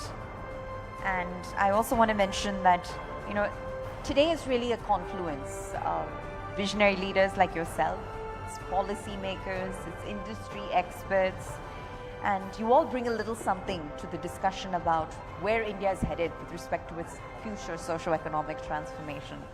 So we intend for this session to be interactive, and your insights are of incredible value to us. So we hope that you are continuing to follow us on social media and essentially documenting all of the special moments and takeaways that you may have gleaned from today's conclave. Also, in addition to some of the insightful discussions and success stories, I think today is really about celebrating the risk takers. You know, the risk takers who have embraced on a path of innovation in spite of the naysayers, in spite of potentially things going wrong. They've had it in them to face the circumstances, and then many a times they've reaped the rewards of those decisions. So today is about, in many ways, celebrating that progress as well. So there is huge lined up coming up of awards as the day continues to progress. But if Khan sir is now with us, I ask that he please do join us on stage so we can kick off the next discussion. All right, we got it. Sir, I didn't see you there. I was addressing the audience. Perfect. Thank you so much. Take it over from here. Manish, over to you. Bollywood में भले कई खान्स के दबदबे की बात होती रही है, लेकिन कोचिंग में एक खान ऐसे भी हैं जिनका कोचिंग में दबदबा है. सोशल मीडिया पर उनके करोड़ों फैंस हैं जो अपने चकल्लस कोचिंग के चलते हमेशा वायरल होते हैं. आज हमारे साथ मौजूद हैं खान सर. स्वागत है आपका. धन्यवाद सर. वो एक चीज़ थोड़ा सा हम कह दें कि वो कोचिंग नहीं है, वो मेरा परिवार है. उसमें पढ़ने वाले मेरे छोटे भाई बहन हैं, तो इट्स माय फैमिली है. तो शुरुआत करते हैं. खान सर को खान सर बनाने में सबसे बड़ा योगदान किनका है? उनके दोस्तों का, क्योंकि हमने कभी सुना है आपको कहते हुए कि बहुत साथ दिया जब गरीबी के दिन, स्ट्रगल के दिन रहे होंगे. आपके दोस्तों का, आपके स्टूडेंट्स का, या कुछ ऐसे लोगों का जिनको हम नहीं जानते, या खुद खान सर का? अब पहले से किसी को पता नहीं रहता है कौन टीचिंग में जाएगा. वैसे हमको फौज में जाना था. टीचिंग तो हमको अभी भी मतलब पढ़ाते हैं, लेकिन फौजें पसंद है, टीचिंग नहीं. तो हमको ना जब स्टार्टिंग करना था तो 3 दोस्त थे मेरे, सोनू, पवन और हेमंत. इन लोगों ने बहुत हेल्प किया और कोचिंग के लाइफ में लेके आया हमको हेमंत. खींच के ले गया, चलना भाई पढ़ो तो तनी मनी. तो वो बेगूसराय वाला एरिया आ जाता है ना थोड़ा उस टाइप का. फिर वहाँ से आदमी पढ़ाना चालू किया. अब पढ़ाते पढ़ाते कब आदमी इधर ही रह गया समझ में नहीं आया. तो किसी को भी ये नहीं पता चलता है कि कौन क्या करेगा. हमको लगता है आज यहाँ जितने लोग बैठे हैं जिस भी फील्ड में हैं, आपको कोई स्टार्टिंग में उसको नहीं पता था कि हमको ये करना होगा. ये जिंदगी का उसूल है, चाहेंगे कुछ होगा कुछ और मिलेगा कुछ. तो सब कुछ चाह लेने से जिंदगी हो जाती तो दुनिया जन्नत बन जाती. अच्छा, आजकल जो सबसे ज़्यादा सवाल उठता है कि जो मौजूदा शिक्षा प्रणाली है, क्या आपको लगता है उसमें बदलाव होना चाहिए? क्योंकि दुनिया बहुत आगे बढ़ रही है, कोडिंग की तरफ बढ़ रही है. हमारे यहाँ भी होता है, लेकिन उस लेवल पर अभी आपको लगता है क्या क्या चेंज होना चाहिए? क्या सोचते हैं खान सर? एजुकेशन सिस्टम में बस एक एजुकेशन और सिस्टम की कमी है.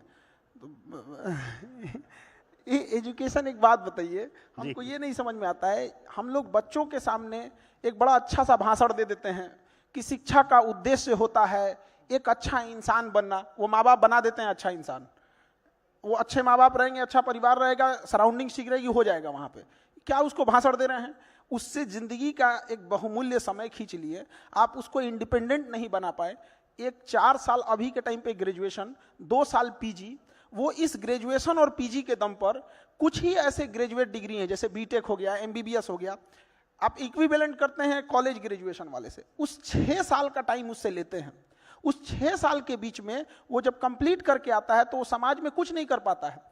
वो फ्रस्ट्रेशन होने लगता है. उस 6 साल के बीच में उसे कितना हम स्किल्ड सिखा सकते थे. हर साल अगर 2 स्किल्ड भी सिखाते, 6 महीना बहुत होता है स्किल्ड के लिए, 6 अगर स्किल्ड सिखाते, आज हम लोग किसको, चाइना को ओवरटेक कर रहे होते. आज हमारे पास स्किल्ड की इतनी कमी है जिसका कोई हद नहीं.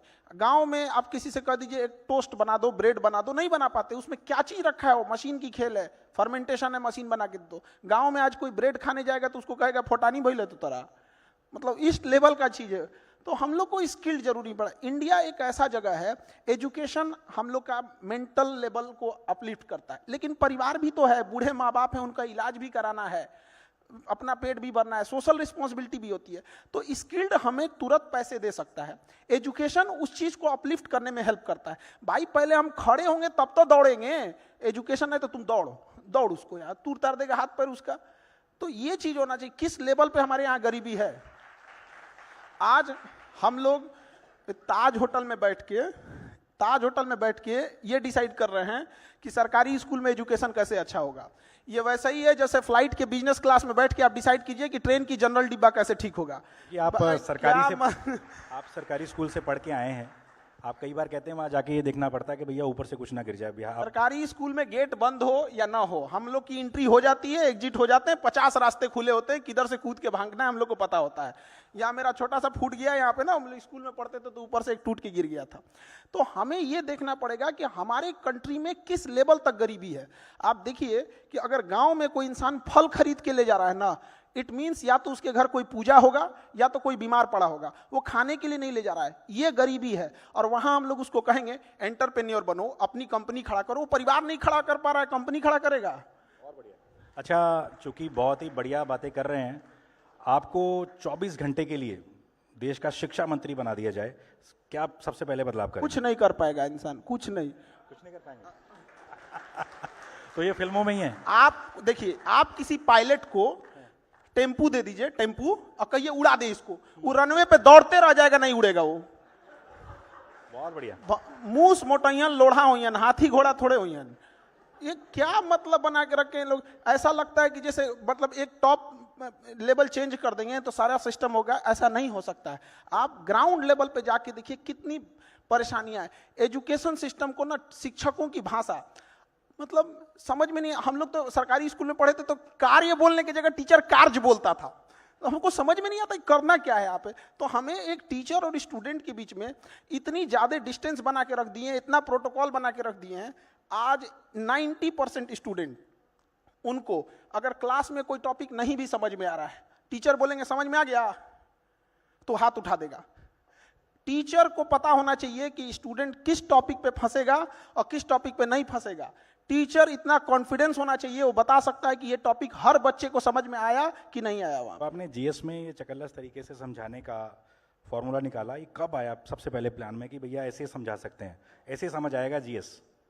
हम लोग जब स्टूडेंट थे ना तो टीचर लोग इतना लंबा लंबा बात बोलते थे, लोग समझ में नहीं आता था क्या बोले लोग। हम लोग को लगता था कि हम लोग पैदाइशी में कुछ मैन्युफैक्चरिंग डिफॉल्ट हो गया, हम लोग में कुछ लगता है पाठ पूर्जा कम है दिमाग में, समझ में उतना नहीं आता था।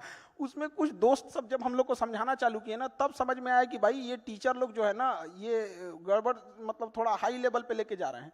तो हमको लगा कि नहीं, एक टीचर से ज़्यादा उसका एक दोस्त बन के पढ़ाइए, फिर देखिए वो अपनी हर एक कमजोरियों को बताएगा वहाँ, और वो रेस्पेक्ट करेगा। रेस्पेक्ट में कभी कोई कमी नहीं आएगी। रेस्पेक्ट किसका करता है? इंसान, जिससे हमें कुछ सीखने को मिलता है।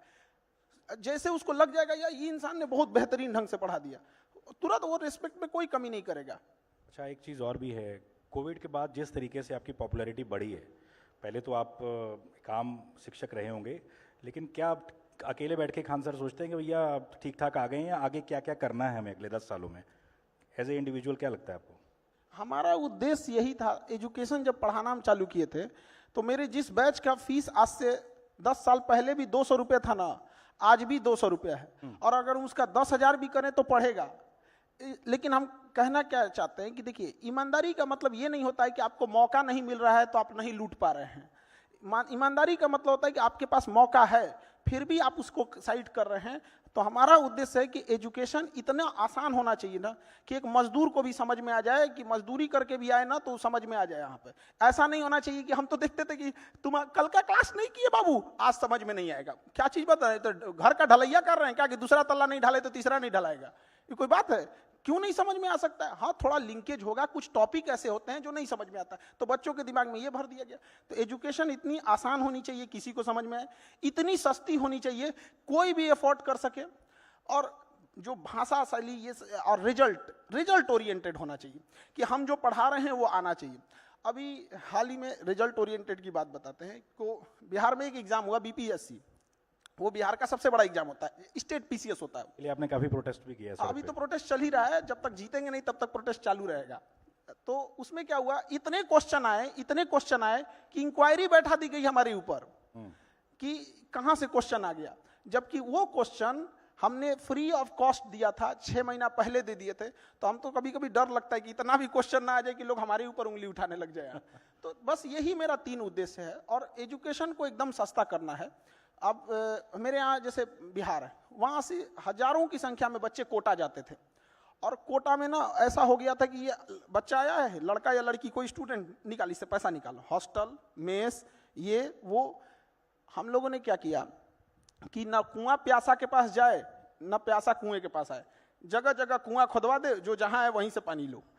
तो कोटा से जितने टीचर्स थे उन लोगों को हम लोगों ने पटना लाए, एफोर्डेबल बनाए, और आज वही फीस जो कोटा में 2.5 लाख 2 लाख थी, एग्जैक्ट वही टीचर्स हम लोग ने पटना में पढ़ा दिया। 2-3 हज़ार रुपये वो ऑनलाइन दे के पढ़ सकता है, यूपीएससी में भी वही पढ़ सकता है। तो उद्देश्य यही है कि एजुकेशन आसान, सस्ती और समझ में आए सबको। आपके इतने अच्छे विचार हैं। एक बहुत पॉपुलर कोचिंग वाले थे ओझा जी, जो राजनीति में जा चुके हैं। तो क्या लगता है कि खुद जब अकेले बैठते हैं कि क्या मुझे राजनीति में आना चाहिए, क्योंकि आपका अपना फैसला होगा ये भविष्य में? हमको उस समय उतना इंटरेस्ट, आज इन्होंने मना कर दिया राजनीति में नहीं आएंगे। देख लोग से झगड़े रहता है अभी तो हमको, तो बिहार गवर्नमेंट में तो हमको पता नहीं, ऐसा लगता है कई नेता इन पे आरोप लगाते हैं कि भैया ये इसलिए कर रहे हैं कि राजनीति में आते हैं, लेकिन ये कह रहे हैं कि भैया नहीं आना चाहेंगे। तो ये क्लियर कर दिया आज इन्होंने, क्लियर कर दिया आपने। हमको ये नहीं समझ में आता है, जो पूछ रहे होते हैं वो चाहते हैं कि हम लोग आ जाएं या डरते हैं कि ना आए। और इतना तो हम जरूर कहते हैं कि हम लोग को इधर कोई इंटरेस्ट वगैरह नहीं है, और ये कोई राजनीति में जाता है तो छुपके से नहीं जाता है। लेकिन जो अभी के टाइम पे हैं, एट प्रेजेंट जिस तरह से चल रहे हैं, उन लोगों से कहते हैं, रिक्वेस्ट करते हैं कि आप अच्छे से काम करो, वरना किसी दिन ये पढ़े लिखे लोग अगर उधर घूम गए ना, तो उन लोग का हाल, वर्तमान नेताओं का हाल वही हो जाएगा जो नोकिया मोबाइल का हुआ था, वो टकटकाते रहेंगे, वो सांप वाला गेम खेलते खेलते। बहुत बढ़िया। तो एक फिल्म आई है छावा, पता नहीं आपने देखी है कि नहीं? फिल्म में हमको इतना इंटरेस्ट नहीं है, क्योंकि टीचर है, नहीं देखी है। एक सवाल उठता है, लगातार उठता रहता है कि भैया जितनी जगह मुगलों को, अकबर को या इन राजाओं को मिली, उतनी महाराणा प्रताप, शिवाजी को नहीं मिली। आपको क्या लगता है? आप एक शिक्षक हैं, क्या राय रखते हैं इस पे आप अपनी? ना, हम लोग तो पढ़ाते हैं और हम लोग प्रॉपर रिस्पेक्ट दे के पढ़ाते हैं, ऐसा नहीं है कि नहीं पढ़ाते हैं। प्रॉब्लम थोड़ा सा क्या आता है कि एक रिस्पेक्ट का और जो सिलेबस का बड़ा हिस्सा होना चाहिए वो तो उनको मिलना चाहिए, इस बात पे हम कहते हैं। इंडिया में क्या हुआ था ना कि जो इंटरनल राजा थे उनका ना डिवाइडेशन इतना ज्यादा हो गया था कि महाराष्ट्र के क्षेत्र में ये, आप देखिए हर्षवर्धन के मरने के बाद पूरे भारत को कंट्रोल करने के लिए आपको राजा नहीं मिलेगा। तो जैसे महाराणा प्रताप और राजस्थान के जो शासक थे, उनका योगदान इतिहास में उन्हें जगह नहीं मिलता है, ये दुखद है। लेकिन हम आपको बताते हैं कि मोहम्मद बिन कासिम के आक्रमण के 500 साल बाद तक और राजस्थान के शासकों ने, छतरानियों ने 500 साल तक किसी विदेशी आक्रमणकारी को घुसने नहीं दिया। और जब उनका किला गिरा, राजस्थान के शासकों का किला गिरा, अगले 100 साल में पूरे भारत पे कब्जा हो गया। इतने बहादुर थे वो लोग, तो उनको रिस्पेक्ट तो मिलना चाहिए। तो हम लोग कई बार ना चीजों को कम बहुत बड़ी बात बोली आपने। उनकी आज जो वो लोग भले भगवान नहीं है, ये बात हम मानते हैं कि वो लोग भले भगवान नहीं है, लेकिन उनके कुर्बानी का नतीजा है जो भगवान बचे हुए हैं लोग। आप जैसे कोटा की भी बात कर रहे थे, बच्चे तैयारी करते हैं पेपर की, खूब मन लगा के तैयारी करते हैं, पेपर देते हैं, पास भी कर लेते हैं, फिर खबर आती है जी पेपर लीक हो गया या भर्ती रद्द हो गई। चूँकि आप अभी प्रोटेस्ट भी कर रहे हैं, तो आपको क्या लगता है कि ऐसे बच्चों के साथ कैसे इंसाफ हो सकता है? कई साल उनके खराब हो जाते हैं। क्या लगता है एज ए शिक्षक खान सर को? ये ना सबसे खराब चीज़ है एजुकेशन में। एजुकेशन सिस्टम का इसको कह दीजिए तो कैंसर है। पेपर का ये जो लीक होना, भर्ती रद्द होना, मतलब आप एक स्टूडेंट की मनोभाव तो हम लोग का अंदाजा आप ऐसे लगाइए कि हम लोग फ्रस्ट्रेट हो जाते हैं कि क्या मन से पढ़ाएं, हम लोग खुशी मनाएं कि पेपर लीक हो गया। जैसे अभी एग्जाम में बीपीएससी में हुआ था, और अभी तो हम लोग सोच रहे हैं कि आज बताएंगे कि देखो बच्चों ये पढ़ाए थे, पेज नंबर इतना पे ये आया, तब तक शाम में खबर आ रही है कि पेपर लीक हो गया। अब हम लोग को ये समझ में नहीं आए कि पेपर हम लोग पढ़ाएं, इसकी तारीफ करें कि जिन्होंने पेपर लीक कराया उसको बैठ के गरियाएं। तो हम लोग अब उसको प्रोटेस्ट कर रहे हैं लोग। हमारे पटना में एक जगह है गर्दनी बाग, वहाँ टेंट डाल दिया गया है और वहीं पे नियम है कि यहीं बैठ के गरियाना है आप लोग को। तो वहीं बैठ के हम लोग 2 महीना से 3 महीना से उसको कोस रहे हैं लोग कि भाई तो पेपर लीक काहे करा दिया वहाँ पे। अभी तक कोई नहीं सुन रहा है, मामला सब जुडिस है। नीट में देखिए, एनटीए, नीट में इतनी गड़बड़ी चीज है कि बाहर में आप एमबीबीएस कीजिएगा तो 2 करोड़ 1.5 करोड़, कहीं कहीं 3-3 करोड़, और सरकारी में कीजिएगा तो फ्री। इतना ज्यादा डिफरेंस क्यों हो जाता है? तो अब 2 करोड़ लगा के कोई डॉक्टर बनेगा तो उसको दिख रहा है कि सामने वाला मरीज को डेंगू है, लेकिन कहेगा कि 2 करोड़ रुपया लगाएं, रुक तो बताते हैं 500 का जांच करके लाओ, तो उसको दिख रहा है कि डेंगू है लेकिन वो जांच कराएगा 500 का। तो ये चीजें क्या है ना कि एक जगह से जब गड़बड़ होती हैं तो हर जगह गड़बड़ हो जाती हैं।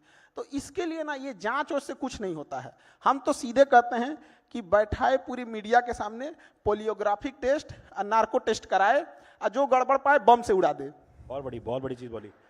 अच्छा, प्रधानमंत्री मोदी परीक्षा पे चर्चा करते हैं। आजकल देखने को मिला कि बच्चों में तनाव बहुत ज़्यादा हो जा रहा है। सोशल मीडिया का ज़माना, एक दूसरे से कंपैरिजन करते हैं पेरेंट्स। ऐसे पेरेंट्स को क्या कहना चाहेंगे जो बच्चों पे अत्यधिक दबाव बनाते हैं, जिनके चलते बच्चे प्रेशर में आ जाते हैं? आपके पास ऐसे कई हज़ारों बच्चे आते होंगे, बताइए ज़रा।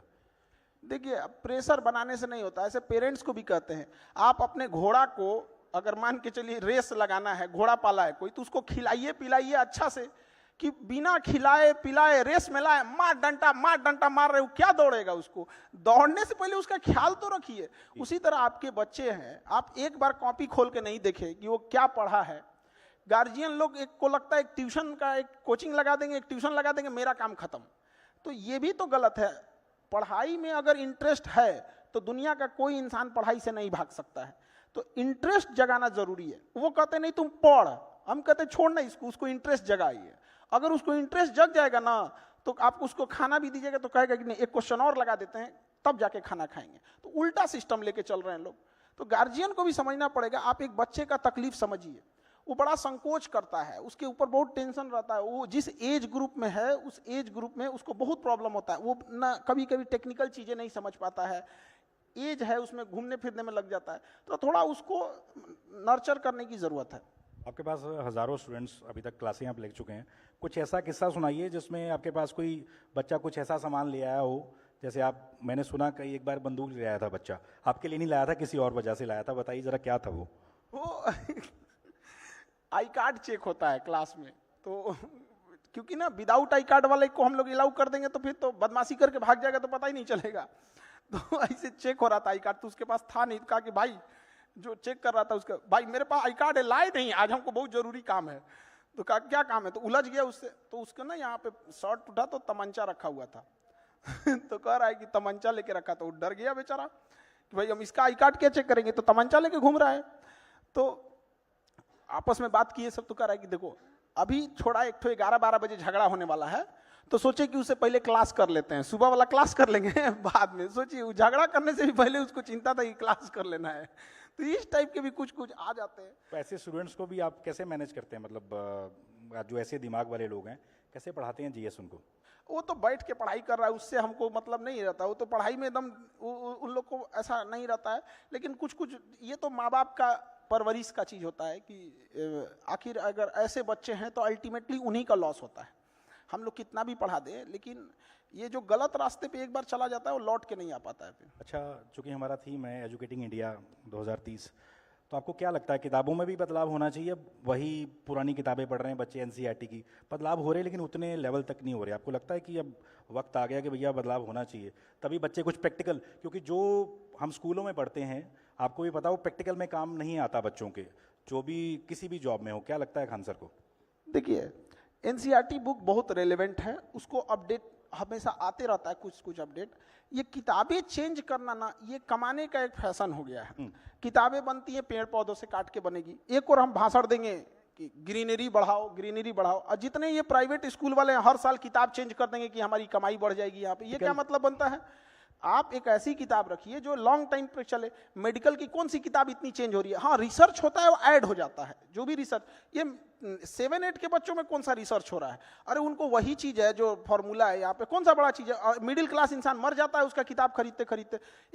एक आदमी थे हमारे यहाँ पटना में, तो उनको मतलब हमारे पास आए कि सर कुछ पैसे चाहिए हेल्प। हमके क्या हुआ? तो कहे कि मेरी बेटी, उनको पढ़ा रहे थे बेटी को, तो कहे कि उसको ना री एडमिशन लेना है। हम कहे फेल हो गई क्या? तो कहे नहीं नहीं, पास हो गई ना तो प्रमोशन का भी पैसा लगता है। मतलब उसको पैसा इसलिए लग रहा है कि पास हो गई तो फेल हो जाना चाहिए उसको। ये क्या सिस्टम बना के रखे हैं? मतलब बच्चा पास हो गया तो फिर उसको, मतलब उसको ना, वो स्टूडेंट नहीं है, उसको हर कदम पे नोच लो इसको। यहाँ उसको बेहतर किताब रखिए, systematic. One nation one election की बात करते हैं, वन नेशन वन एजुकेशन की बात क्यों नहीं करते हैं? तमिलनाडु में अलग सिस्टम है, गुजरात में अलग है, बिहार में अलग है। एक जैसा सिस्टम रहना चाहिए। लैंग्वेज आप पढ़ाइए, गुजरात में गुजराती लैंग्वेज को पढ़ाइए, गुजराती कल्चर को पढ़ाइए, बट ओवरऑल तो सेम रहना चाहिए। किताबें बार बार चेंज करने से बिना मतलब का फाइनेंशियल बर्डन बढ़ता है। और ये जो आप कहें कि जो किताब है और उसका जो यूज नहीं आता है, तो किताब में एजुकेशन से रिलेटेड चीज है, और जब हम वर्किंग में जाते हैं तो वो स्किल्ड ढूंढता है। तो स्किल्ड अलग हो गया, एजुकेशन अलग हो गया। आखिर हमें भीड़ में से सेलेक्ट करना है किसी को, तो हम कैसे सेलेक्ट करेंगे? A single sheet of marksheet can not decide my whole career. लेकिन हमारा मार्कशीट ये जरूर बता देता है कि 10th में हम सिंसियर थे कि नहीं थे। ग्रेजुएशन का मार्कशीट हमें ये जरूर बता देता है कि उस टाइम फ्रेम में हम सिंसियर थे कि नहीं। इस आधार पर हम ये आइडिया लगा लेते हैं कि ये इंसान थोड़ा सिंसियर होगा। बाद में उसको ट्रेनिंग स्किल तो सब देना ही पड़ेगा ना। अच्छा, भारत की करोड़ों की आबादी जो है युवा है। दुनिया में होता है कि सबसे युवा आबादी भारत में है। खान सर, क्या लगता है आपको, जो हिंदी वाले स्टूडेंट्स स्पेशली इस आबादी का बड़ा हिस्सा हैं, वो खुद, उनको लो फील कराया जाता है और वो खुद लो फील होते भी हैं। क्या मैसेज देना चाहेंगे ऐसे स्टूडेंट्स को कि भैया हिंदी मीडियम या इंग्लिश मीडियम कुछ नहीं होता? क्या कहना चाहेंगे इस पे? ये ना छुपा दिया जाता है हिंदी मीडियम या इंग्लिश मीडियम। ये जो सीबीएसई और आईसीएसई है, इसमें गरीब इंसान मर जाएगा वहां पे। वो बताइए आपको, आप कोई अभी ऐसे स्कूल दिख रहे जिसे 15,000 रुपये फीस है, वो गरीब का इंसान कहाँ जाएगा? वो तो मजबूरी में जाएगा ऐसे स्कूलों में जहाँ पे वो सर्वाइव ना कर पाए।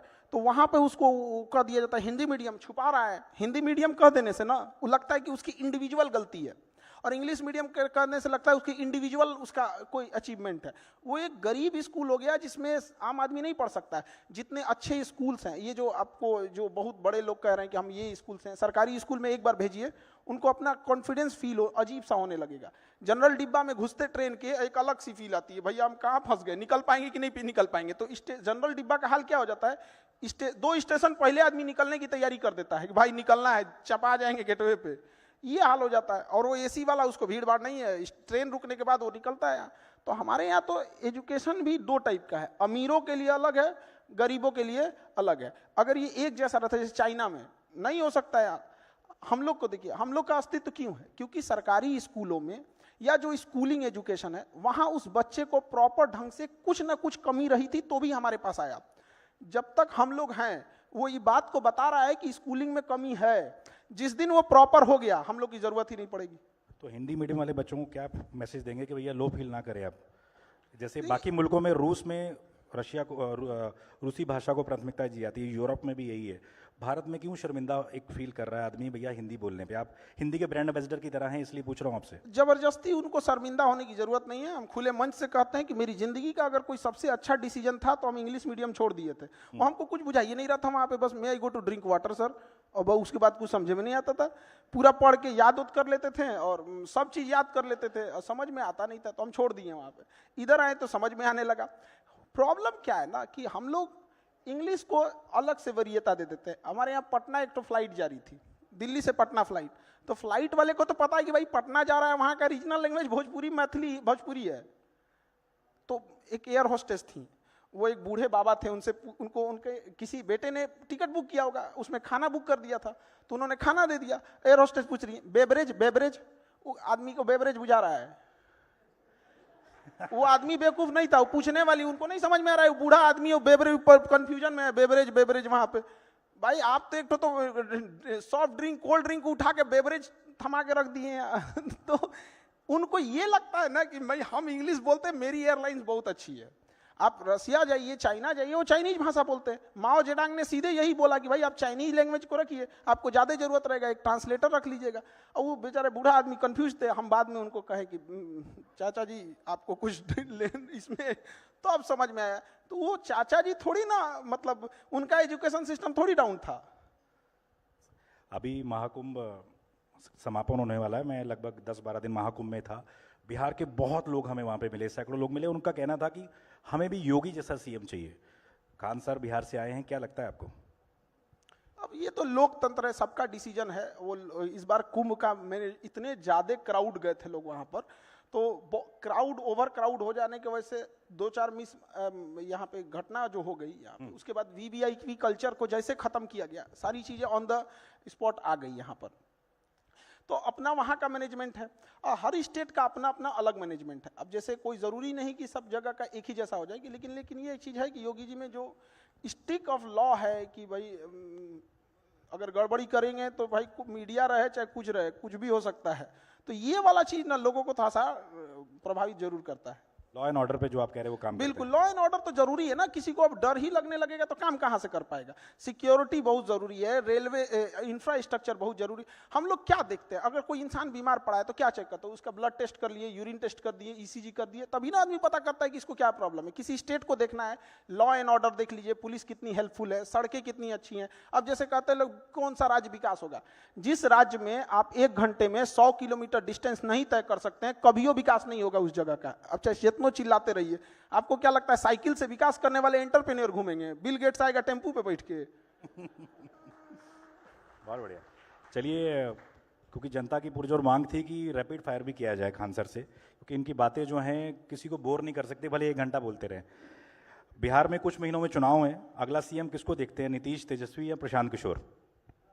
देखिए, ये पॉलिटिकल क्वेश्चन आप हम लोग से काहे पूछते हैं? ये अब मेरे देखने से, अपने से सोच के देखिए, मेरा देखने से कोई सीएम नहीं बन सकता। मेरा एक इंडिविजुअल सिंगल वोट है। इसको बदल देते हैं, सबसे पॉपुलर कौन आपको लगता है इन सब में? सबसे पॉपुलर या आपका फेवरेट नेता कौन है? नीतीश कुमार, प्रशांत किशोर? काफी मेहनत कर रहे हैं आजकल। सबकी अलग अलग रिस्पॉन्सिबिलिटी है। देखिए, नीतीश कुमार को जिस हालत में बिहार मिला था ना, गढ़ा में मिला था, गढ़ा में, जिसपे कोई बिल्डिंग नहीं बना सकता है। पहले उसको आप जैसे एक जमीन खरीदिए, कोई समतल जमीन खरीदिए, कोई गड्ढा में का खरीदिए, समतल वाला तुरंत बिल्डिंग बना देगा। तो उत्तर प्रदेश एक समतल जमीन थी, फटाफट काम होने लगा। और बिहार गढ़ा में मिला था, तो उन्होंने इस इंफ्रास्ट्रक्चर, बिजली, लॉ एंड ऑर्डर, सोशल, इसको सुधारते सुधारते परेशान हो गए। लालू यादव को जब मिला था ना, तो ऐसा स्थिति में बिहार मिला था कि कुछ ऐसे जगह थे जहां पूरे गांव के बाहर 1-2 आदमी लाठी लेके खड़ा हो जाता था, कहता था कि तोरा वोट डालने नहीं जाना है, पूरा गांव अंदर रह जाता था। वो इंसान इंटरप्रेन्योर से देखेंगे तो हर इंसान का चैलेंज अलग अलग है। जिनको जहां मिला, वही उन लालू यादव को रेलवे मिला, रेलवे को फायदा में दिखा दिए। अब लोगों ने कहा कि कबाड़ बेच दिए। दुनिया के कौन आदमी कबाड़ घरे में रखता है? अरे ये बड़ा तो अच्छे ना किए। खान सर ने बड़ा स्मार्टली लालू जी की भी तारीफ कर दी और नीतीश जी को भी खुश कर दिया, क्योंकि बिहार में दुकान चलानी है भैया। चलिए, इसके बाद आगे बढ़ते हैं। खान सर की टीचिंग फिलॉसफी, एक शब्द में आप जो टीचिंग कराते हैं उसको अगर क्लास में बैठ के उसको समझ में नहीं आया तो स्टूडेंट की गलती नहीं, टीचर की गलती है। बहुत बढ़िया, बहुत बढ़िया। अच्छा, चूंकि आपने कई दोस्तों का नाम लिया अपना शुरू में, लड़कपन के दिनों में कोई याद आपको, कोई याद हो कि भैया ये किया था, वो किया था? हर किसी ने कुछ ना कुछ किया रहता है।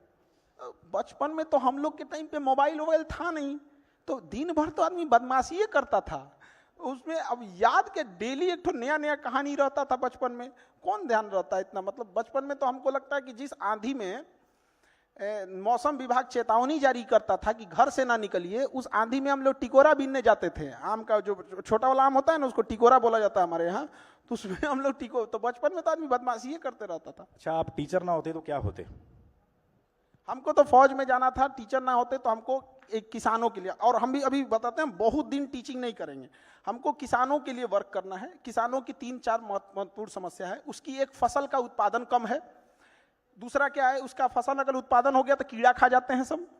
और उस तीसरा क्या है कि अगर नहीं खाया तो बेचने जाएगा तो उसके फसल की सेल्फ लाइफ कम होती है, तो कोल्ड चेन नेटवर्क नहीं है। उसको अगर शाम में अपनी सब्जी बेचने गया है तो शाम 4 बजे तक ही उसको अच्छा भाव मिलेगा। बाकी समय गिद्ध की तरह लोग देखते होंगे कि शाम होगा तो बेच के जाएगा, क्योंकि उसके यहाँ कोल्ड स्टोरेज का चेन नहीं है। आप 3 सिस्टम देखिए, किसान को आप 5 किलो का जो अनाज का है, ये देखिए, ये एक अच्छी योजना है और समाज का एक बड़ा हिस्सा उससे प्रभावित हो रहा है, उसका वो एहसानमंद है। लेकिन हमें एक ये भी सोचना पड़ेगा कि हम अभी भी कहाँ पर हैं। तो उनका योजना में हम संदेह नहीं कर रहे हैं, बहुत अच्छी योजना है। लेकिन ये जो 3 चीज है किसानों के लिए, एक किसान को बताइए अगर मेहनत से उत्पादन किया, हमारे यहाँ समस्तीपुर एक जगह है, वहाँ गोभी उत्पादन हुआ, 1 रुपया किलो बिका गोभी, 1 रुपया, जबकि दुबई में बिक रहा था 250। बताइए एक किसान दुबई भेजेगा कि जो सिस्टम बैठा हुआ है वो भेजेगा?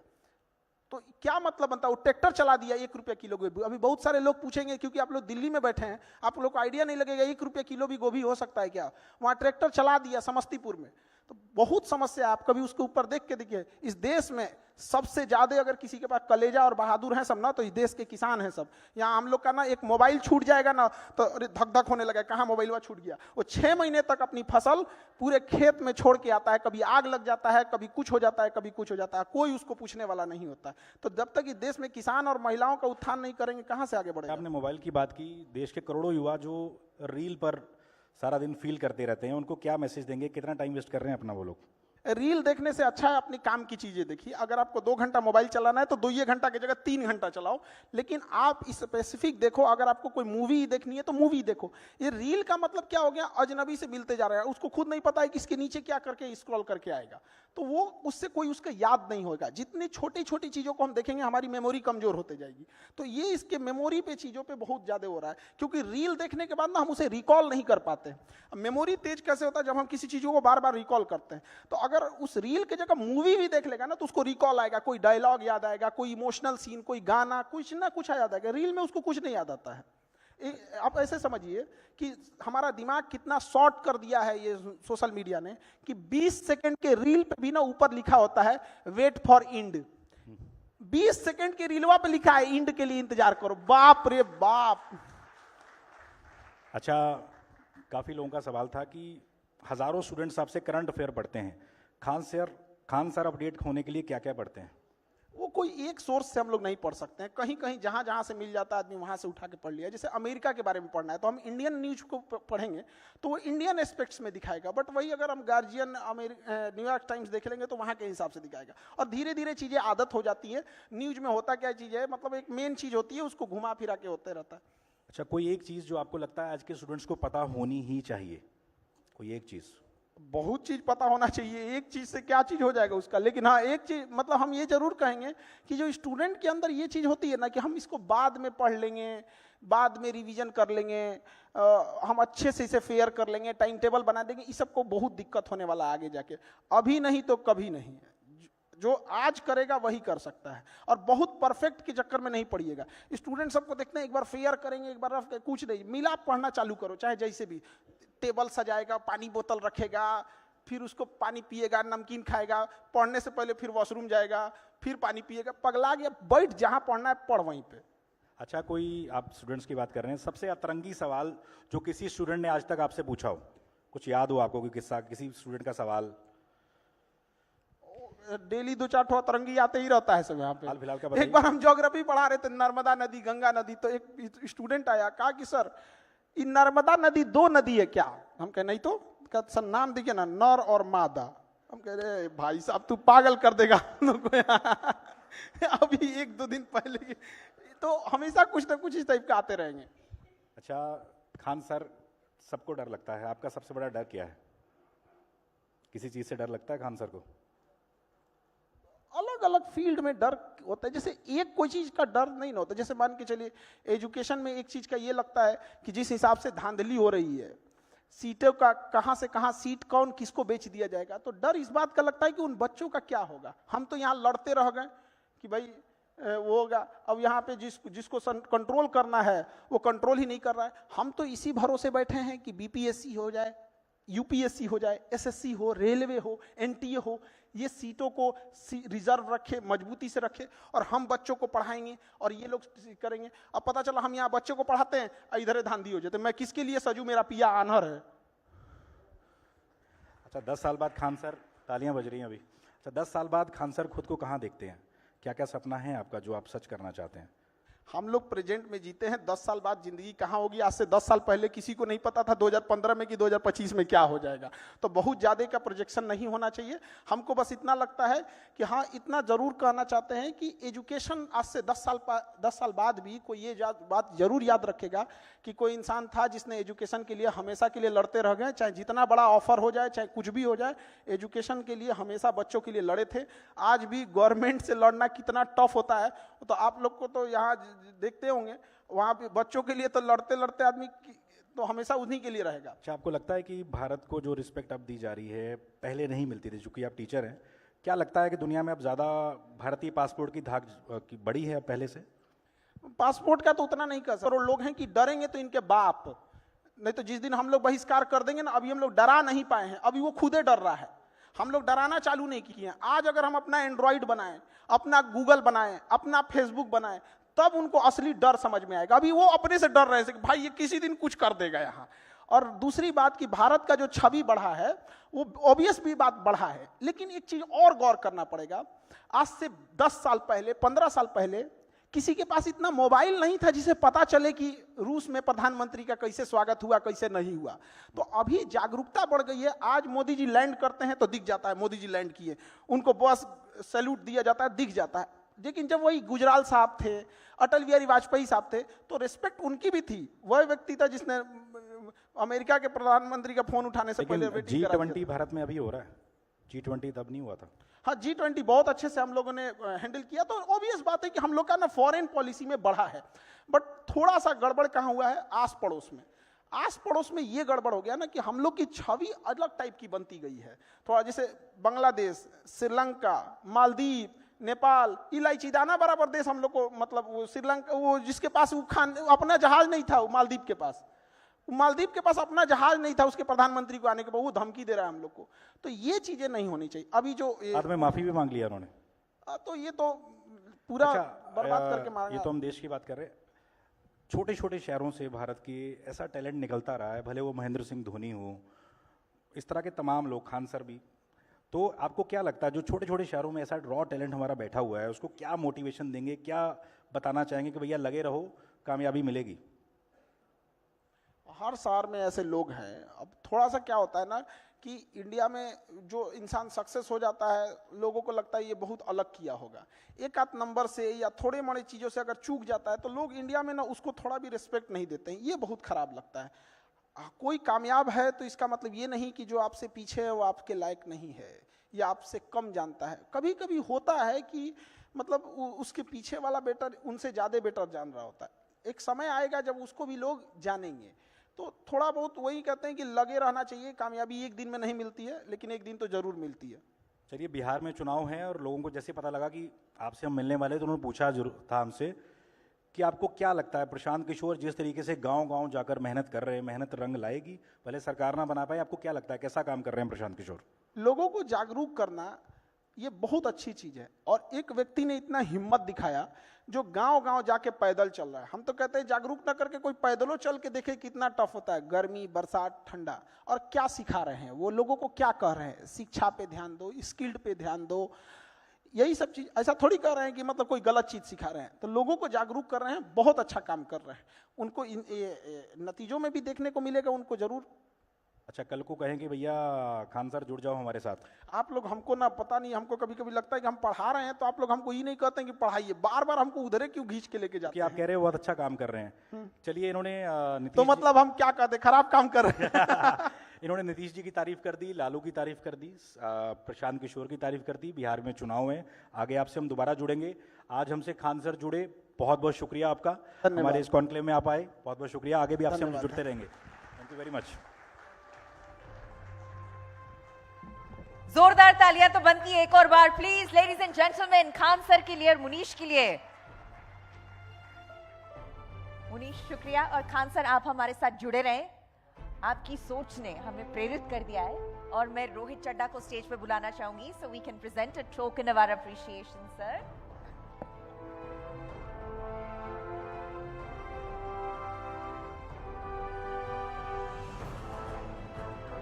All right, so ladies and gentlemen, what we'll do is we'll reverse the order here. We have a next set of long list of awards to go, so we'll start there. And Khan sir, we thank you for joining us and doing the honors. So our next award, ladies and gentlemen, given by the very special Khan sir and Rohit Chadda, is in the category Excellence in Legal Consultation Real Estate. And the award goes to S.T. Prashanta Kumar. An excellent real estate lawyer. That's right, ladies and gentlemen. His expertise, his dedication have shaped landmark deals and resolved incredibly complex legal matters. A huge round of applause once again for our winner in the category Excellence in Legal Consultation Real Estate.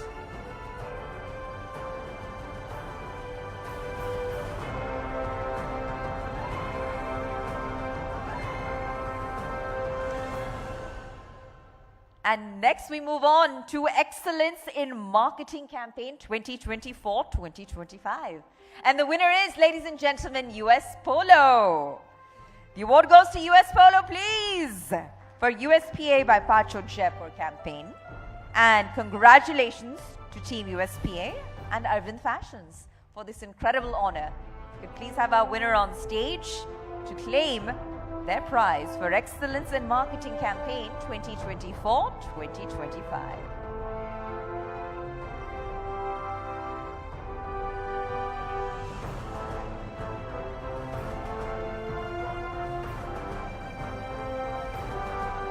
Enjoy the honor and the recognition, it's deeply deserved. Congrats again to the US Polo team. And now we move on to Excellent Architect of the Year. And ladies and gentlemen, in the category Excellent Architect of the Year, the winner is SWBI Architects. That's right. Okay. Founder Director Mr. Sanjay Vadva in particular. And SWBI is a 30-year full-service design firm with pan-India presence, and the firm specializes in corporate interiors and workplace design. Huge round of applause for your fellow colleagues here, ladies and gentlemen, as they walk away with top honors. And from there, we move on to our next category, which is Excellence in Education Counseling. Congratulations once again, sir. And our winner in the category Excellence in Education Counseling is Shivaram, Managing Partner of CAP or CAP. That's right, Career Advice Point. And they received this honor for reshaping higher education consulting. Led by Mr. Shivaram Mantri and Pavan, CAP has helped students achieve their academic dreams through expert counseling, university selection, and scholarship support.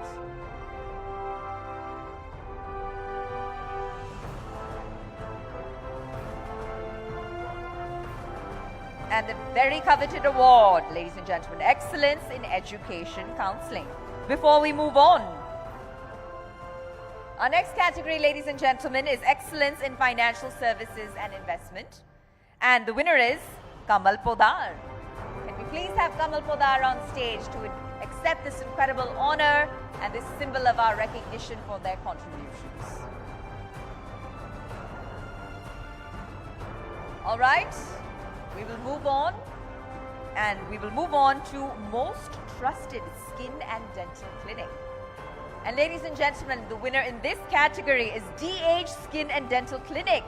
Can I please have Dr. Anup Matthew and Dr. Greeley Kurian onto the stage? The dedicated doctor duo whose passion and expertise empower people with ageless confidence. Ladies and gentlemen, a huge congratulations and applause once more for Most Trusted Skin and Dental Clinic. DH Skin and Dental Clinic, please enjoy this special moment as a symbol of our recognizing you and your life's work.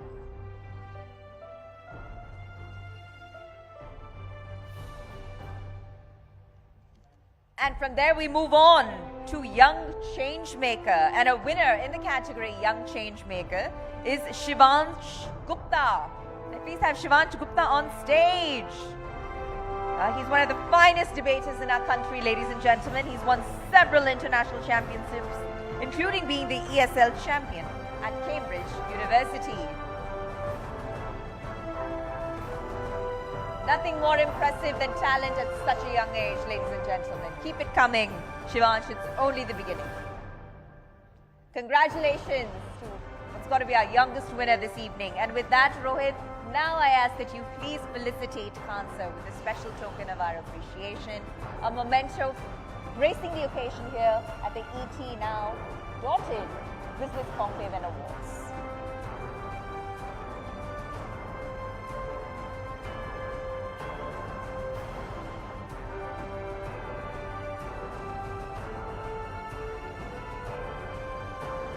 Thank you so much, gentlemen, and I ask that you please take your seats in the audience. Thank you so much for being here and for taking the time to be here. Thank you, Kansa. Thank you, Rohit. Please. Now, I want to simply re-acknowledge all of our sponsors in this effort, because it does take an ecosystem of partners to put together an event of this scale and recognize people from the length and the breadth of the industry. So as you're well aware, ET Now .in Business Conclave and Awards 2025 is powered by Spacewood Office Solutions. Our silver partner is Deliberate. Our home loan partner is LIC HFL. We have a few communication partners as well, one being OneXtel and the other being Primix Media Services. A few state partners also in the mix, and they include Invest Madhya Pradesh and Uttarakhand Shasan. A few outdoor partners as well, who include Heights Group and Sapphire Media, and our education partner today, Lingayas Vidyapeeth. Our luxury car partner, and you see the beautiful model in the back, the Audi. Our retail pharmacy partner is Dava India, and our gold partner, Hello Entrepreneurs. So now we're going to switch gears for a moment.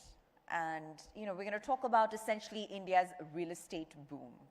And I'm going to call this topic banking on bricks, because the real story behind India's real estate boom unpacks all of the forces that are driving this surge in demand, from policy shifts, changing financial dynamics, to all of the visionaries who are essentially reshaping our skylines.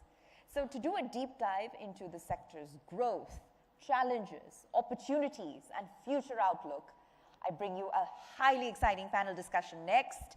To essentially spearhead us through this discussion, if I could please invite on stage Aishwarya Patil, correspondent with the Times Network. And joining her, please, Aishwarya, kindly do take your position on stage. And she's in conversation with Abhishek Somani, Managing Director of Somani Ceramics. Thank you once again. And with that, Aishwarya, the floor is yours. Thank you very much for the introduction. Mr. Somani, many thanks for joining us. Thank you. Certainly, you have your finger on the pulse as far as the real estate sector is concerned. But I would like to say that from Somani Ceramics' perspective, you're kind of the ancillary and the components what that sector is to the automotive sector, and it's very essential. If you could talk a little bit about the boom, but first set the context of what this boom is really about. Who is really buying into this boom? We're talking about luxury, ultra luxury. That's the buzz post-pandemic especially. If you could talk the key factors that have been really driving this kind of growth in India's real estate sector. Sure, thank you for having me. I think there are a couple of booms which are happening right now post the pandemic. One, I think it's coincided with the very poor show of the real estate pre the RERA time. So between 2014 and 2017, when RERA really kicked in, we saw a lot of fly-by-night operators. We saw a lot of poor quality builders which took the consumer for a ride. And that got weeded out with RERA coming in. Coupled with that was the pandemic, where a lot of people realized that homes are just not something which you would normally reside in, but it's a little more than that. So we saw that pandemic, people spent a lot more time at home. Then this whole work from home culture happened. A lot of companies have now insisted on people working from home. So coupled with both of these things, we saw a boom. What's happened is a lot of what was inventory which was there has got sold. So new inventory had to come in, and now it's in better hands. So better builders, better quality builders. With RERA, again, that's a check. So therefore, we've had a whole new growth wave post 2019-20, and that's what you see right now with a lot of builders launching their products. That's on one end. The very low income, which was earlier the 10 to 15 lakh rupees, there is no 10 to 15 lakh rupees. The new normal now is 50 to 60 lakh rupees, which is the low income. And then there's a very large part of it, which is the middle income bracket. And then you have the ultra luxury. You're very right. A lot of people are spending a disproportionate amount of money on homes, on extremely expensive homes. But that's a very small segment of the entire home industry. What we're also witnessing is the tier 2, tier 3, tier 4 towns. So there's been a lot of boom in what we call the IHB, which is the individual home buildings. That's nothing to do with the builder. That's you and me buying a small property and then building on top of it. So all of that has also seen a massive growth. So yes, you're right. We've seen a massive upsurge in homes and renovations of existing homes. Right. And if you talk about data, and that's what has been suggested, is by 2027, we'll be seeing the HNIs really doubling by 2027. And the rise of the HNIs will also mean rise of real estate luxury as well. Do you see this sustainable and this momentum to continue in the future as well? I'm nobody to comment on how much would be the HNI boom and how much would be the middle income boom, but very clearly India is going to be adding another 150 million people in the next 10 years to 12 years for urbanization, and this urbanization is not going to happen in big towns, it's going to happen in the smaller towns. A lot of India is getting urbanized, unlike in China, which is basically the port towns of China. In India, there are so many new cities which are coming up with aircraft connectivity happening, with road connectivity happening. So you'll see a lot of new cities which will mushroom and become much larger. That's where I think the growth is. That's where I think the boom will be. And with 150 million people getting urbanized over this time frame, you will need more homes. So very clearly, there is no question that there will be more and more homes which would be required. Right. I really think I associate myself with the middle class millennial home buyer, which is the next generation of buyers in India. Where do you see the room for us? And I think I see a lot of millennials as well in this room, for us to be the next generation of home buyers. And where do you see the space, considering real estate has a lot of challenges? So your thoughts on that? So you are slightly safer than what you were earlier because of the builders, the fly-by-night builders which have got weeded out. So from that point of view, I think what you should be looking at is choosing builders who are very tradable. So good builders where you buy a flat is going to appreciate. But more than that, I think a good 15-20 years ago, leveraging a property used to be considered in India as आपने property को अपने घर को गिरवी रख दिया. That is gone now. I think everybody leverages, everybody mortgages. The whole word mortgage has come into India. So, which means that all of you buying properties, the millennials buying properties, they have a lot more of disposable income to spend on furnishing and finishing. Earlier, you would not leverage a property, so you would be cashed. All your cash would have gone just buying that particular space. Today, when you're leveraging it, your EMIs are spread over 10, 15 years. You have a lot more to spend on finishing, which is where all the building material industry is thriving. You name, there's so many new brands of lights, there's so many new, very recently you saw one of the large paint manufacturers buy another very large light manufacturer. Now that's consumption. Whereas if you see, look at tiles, I can talk of our industry, our tiles used to be considered as merely as hygiene item. It used to be put in a bathroom and a kitchen at best. Today, we're selling tiles to pretty much every single nook and corner of the house, from a drawing room to a dining room to a patio, verandas, roofs, driveways, etc. So, lot more is being spent on finishing. So, from the building materials point of view, the way things are evolving, prop tech, technology also evolving, how do you see the supply chain and manufacturing also change for your sector as well, and from Somani Ceramics perspective as well? So from our perspective and the industry specific, I think we're one of the 13th largest in the world and second largest in India. So from our perspective, what has happened is we've become more regional. Earlier our factories, when I joined business, there was one factory which was in Haryana and a very small operation in Gujarat. Now we have a fairly large operation in Gujarat. Haryana has become even larger. It's our largest factory even today. We've also gone into the south. So a lot of us have become regional, closer to the market. More than that, technology has changed. Technology has changed so much that the tiles which used to be considered like a normal tile, which was 8 inches by 12 inches, at best 12 inches by 12 inches. Today we are able to get sizes up to 6 feet by 10 feet. So they're emulating marble, they're replacing all natural stones. With technology, digital printers, our printers are almost, actually not almost, it's exactly the same as a normal HP standard printer where you'd put a paper and you can print your photograph or any image you would want to.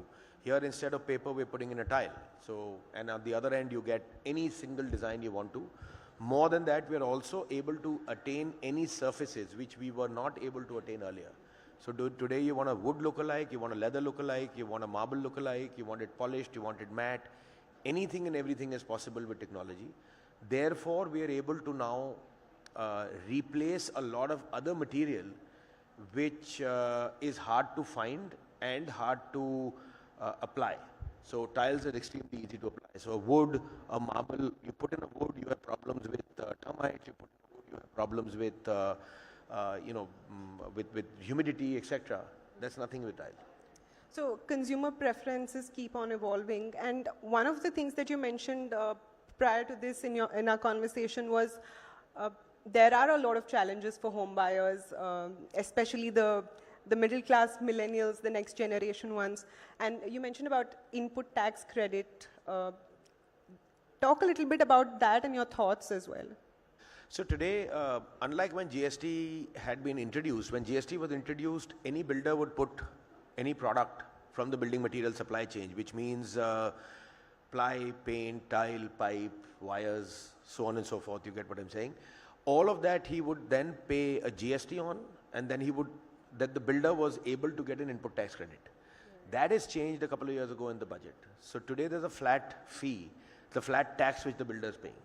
Now, if the government had to revert and go back and allow the builders, the real estate builders, to avail and claim the input tax credit, that would make the home slightly cheaper for the final consumer.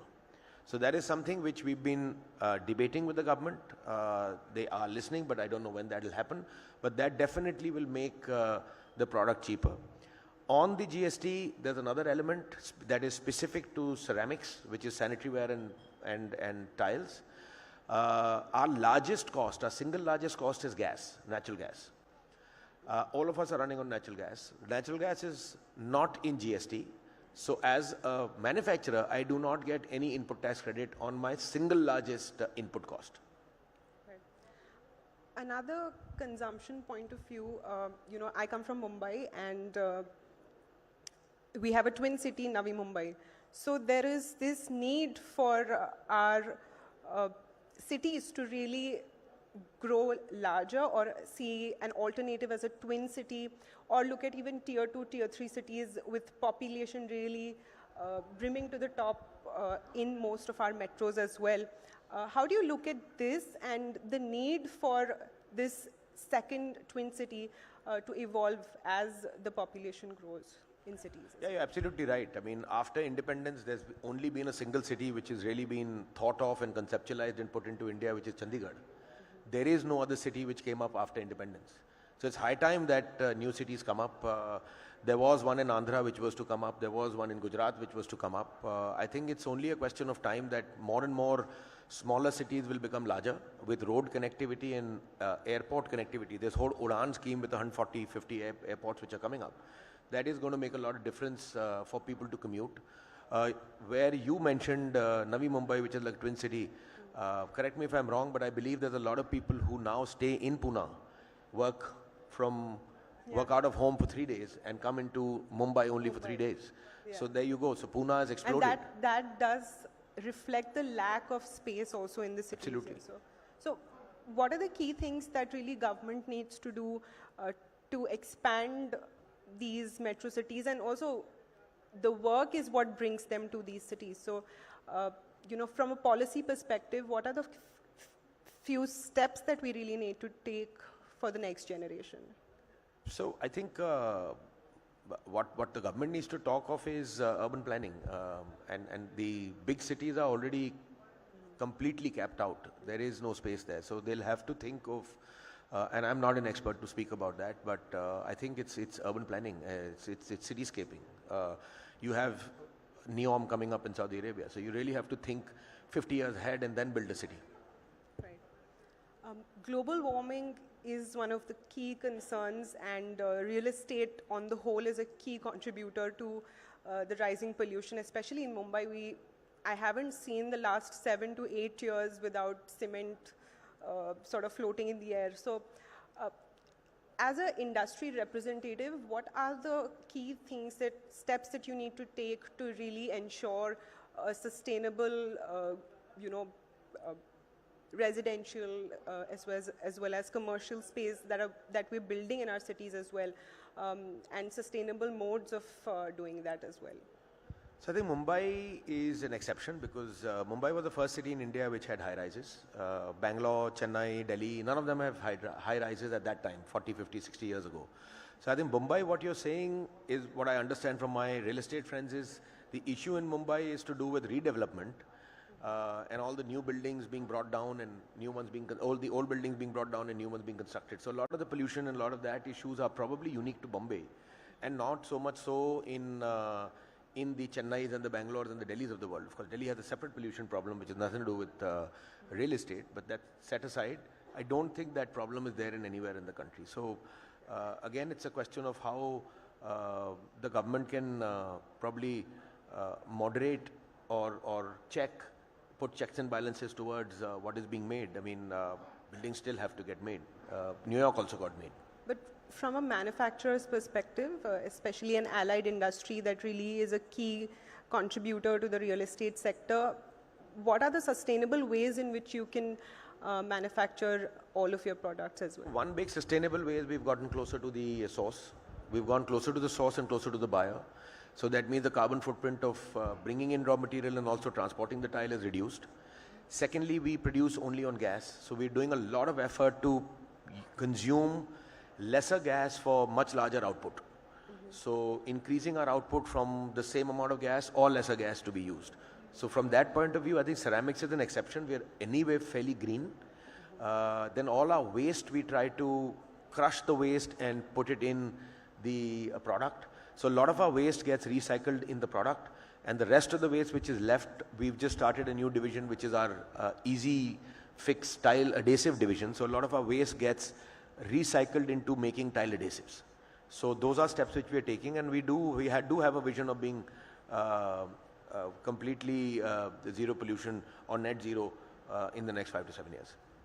To your mind, when you look at the real estate sector in India, which are the next key growth markets that you see up and coming? Very clearly the tier 2, tier 3, tier 4 towns. I think that's where the boom is. That's where our products will be used. That's where the homes are much larger. They're not small flats like in Bombay, Delhi, Bangalore. So that's clearly the focus, and to my mind the urbanization in India is going to be back into the smaller towns rather than smaller towns moving into the bigger towns. All right. On that note, thank you so much for speaking to us, sir, and we look forward to having more such conversations with you. Thank you so much. Thank you so much, Aishwarya, and to Mr. Somani. Thank you for that insightful discussion, some key takeaways, and certainly gleaned a lot. And Aishwarya and Mr. Somani, if I could have you back on stage for a quick moment, we want to present sir with a token of our appreciation. So it's just a special memento, sir, to thank you for being a part of the ETNow.in Business Conclave and Awards. And if I could please have a special memento from backstage, and we could capture the moment by way of a photograph, please. Can we please present the memento? Thank you so much.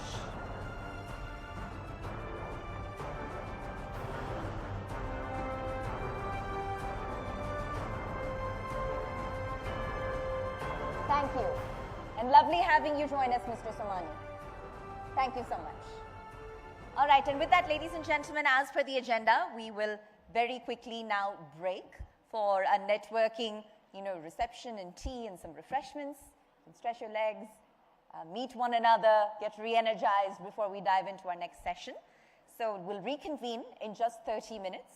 And at that time, the ETNow.in Business Conclave and Awards will continue. So see you then.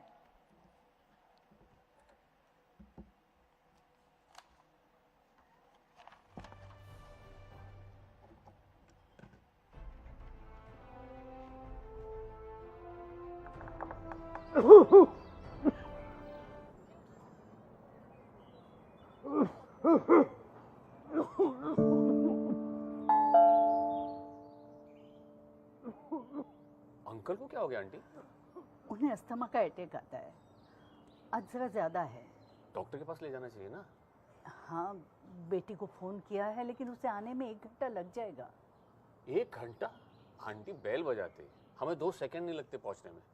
मैं गाड़ी की चाबी लाता हूँ। अच्छे पड़ोसी मिलते नहीं, बनते हैं, मदद दे के भी और मांग के भी। LIC हाउसिंग फाइनेंस लिमिटेड, आइए हमारे संग, हम तो पड़ोस में ही हैं।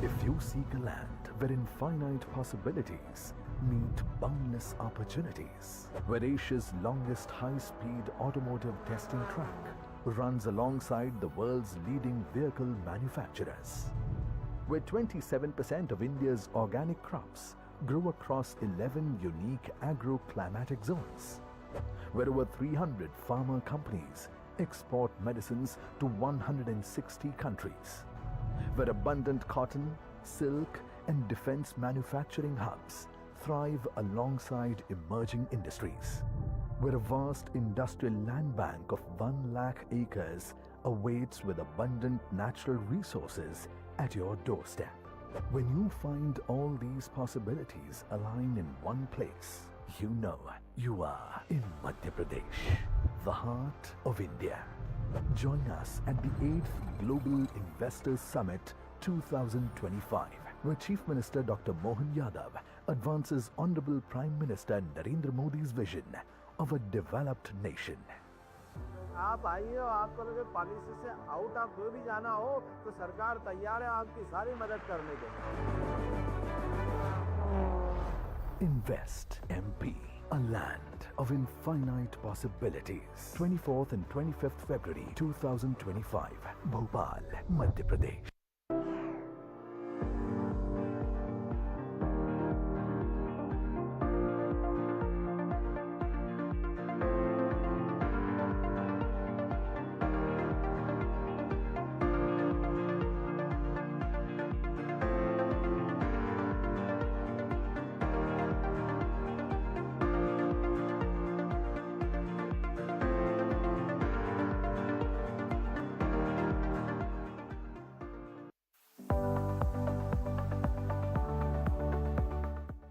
Plus courses, 50,000 plus students, 20,000 plus placements.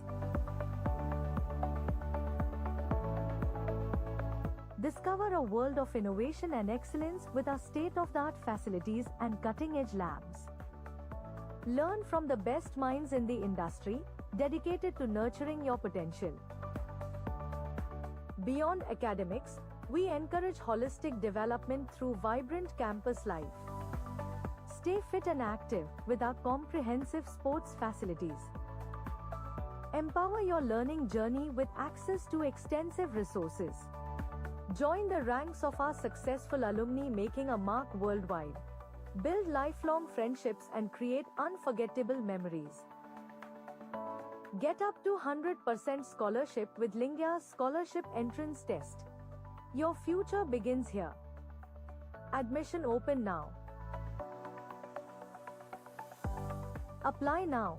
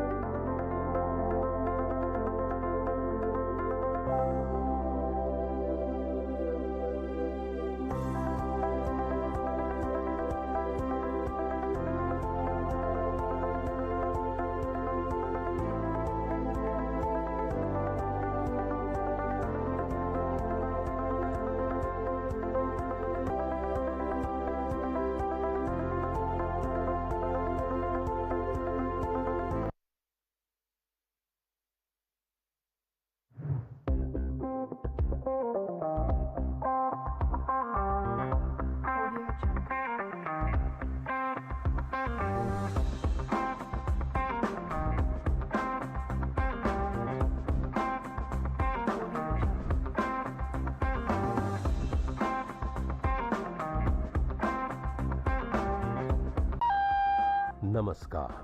Hazrat Nizamuddin station पर LIC आपका स्वागत करते हैं।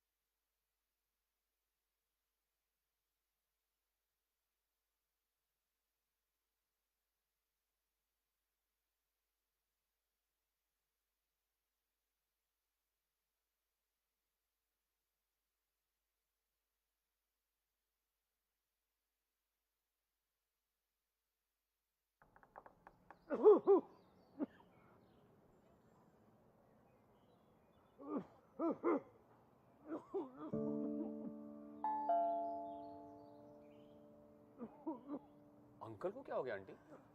उन्हें अस्थमा का अटैक आता है, आज जरा ज्यादा है। डॉक्टर के पास ले जाना चाहिए ना। हाँ, बेटी को फोन किया है लेकिन उसे आने में 1 घंटा लग जाएगा। 1 घंटा? आंटी बेल बजाते हमें 2 सेकंड नहीं लगते पहुंचने में। मैं गाड़ी की चाबी लाता हूँ। अच्छे पड़ोसी मिलते नहीं, बनते हैं, मदद दे के भी और मांग के भी। LIC हाउसिंग फाइनेंस लिमिटेड, आइए हमारे संग, हम तो पड़ोस में ही हैं।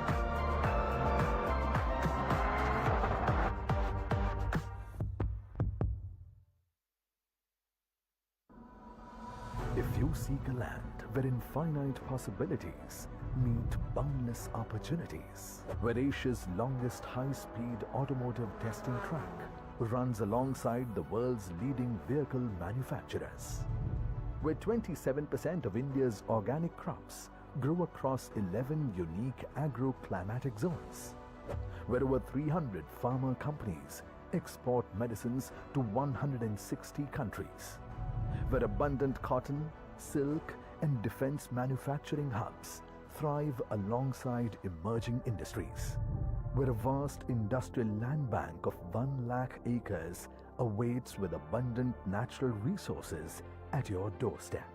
When you find all these possibilities align in one place, you know you are in Madhya Pradesh, the heart of India.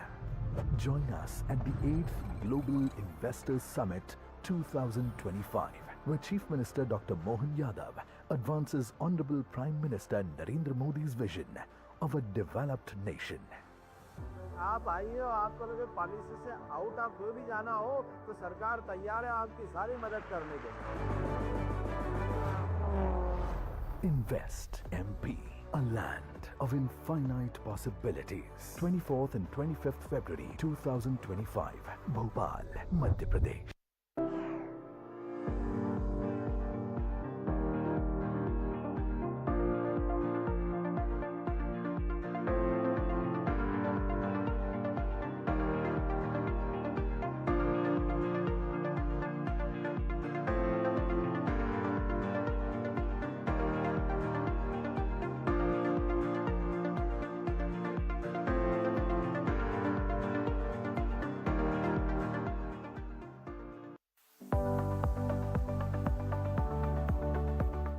50 plus courses, 50,000 plus students, 20,000 plus placements.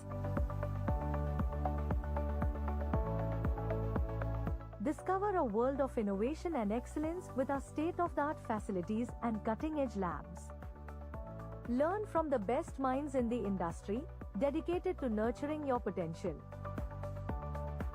Beyond academics, we encourage holistic development through vibrant campus life. Stay fit and active with our comprehensive sports facilities. Empower your learning journey with access to extensive resources. Join the ranks of our successful alumni making a mark worldwide. Build lifelong friendships and create unforgettable memories. Get up to 100% scholarship with Lingya's Scholarship Entrance Test. Your future begins here. Admission open now. Apply now.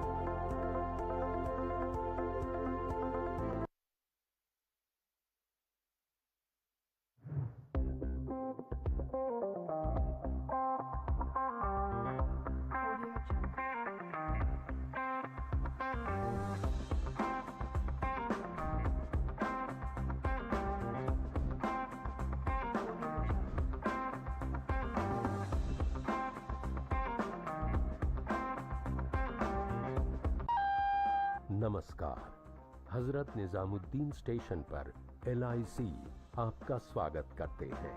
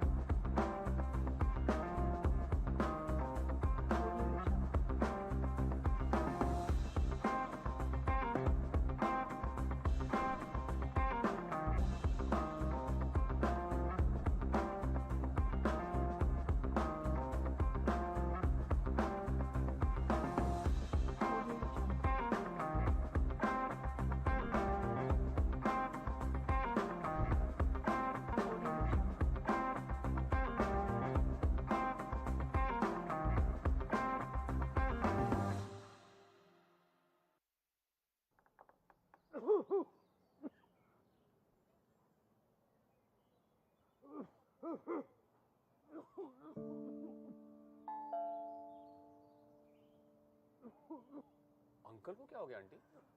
उन्हें asthma का attack आता है। आज जरा ज्यादा है। Doctor के पास ले जाना चाहिए ना। हाँ, बेटी को फोन किया है लेकिन उसे आने में 1 घंटा लग जाएगा। 1 घंटा? आंटी बेल बजाते हमें 2 सेकंड नहीं लगते पहुंचने में। मैं गाड़ी की चाबी लाता हूँ। अच्छे पड़ोसी मिलते नहीं, बनते हैं, मदद दे के भी और मांग के भी। LIC हाउसिंग फाइनेंस लिमिटेड, आइए हमारे संग, हम तो पड़ोस में ही हैं।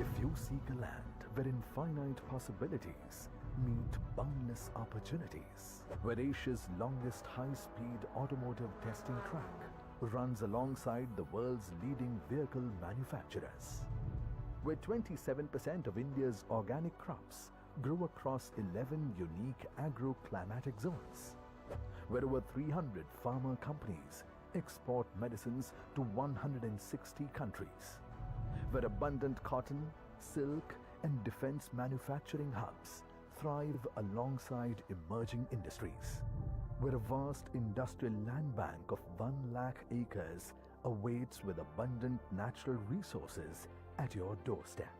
When you find all these possibilities align in one place, you know you are in Madhya Pradesh, the heart of India. Join us at the 8th Global Investors Summit 2025, where Chief Minister Dr. Mohan Yadav advances Honorable Prime Minister Narendra Modi's vision of a developed nation. आप आइए और आपको लगे policy से out आप कोई भी जाना हो तो सरकार तैयार है आपकी सारी मदद करने के लिए।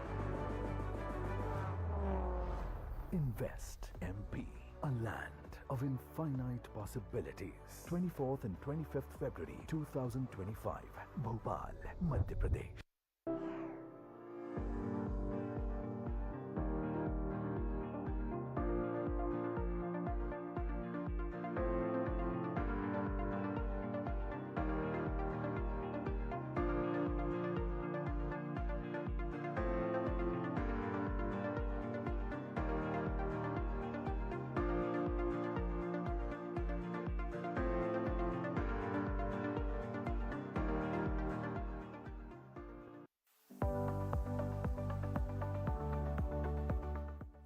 Plus courses, 50,000 plus students, 20,000 plus placements.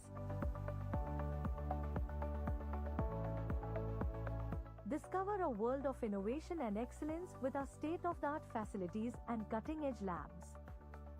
Learn from the best minds in the industry, dedicated to nurturing your potential. Beyond academics, we encourage holistic development through vibrant campus life. Stay fit and active with our comprehensive sports facilities. Empower your learning journey with access to extensive resources. Join the ranks of our successful alumni making a mark worldwide. Build lifelong friendships and create unforgettable memories. Get up to 100% scholarship with Lingya's Scholarship Entrance Test. Your future begins here. Admission open now. Apply now.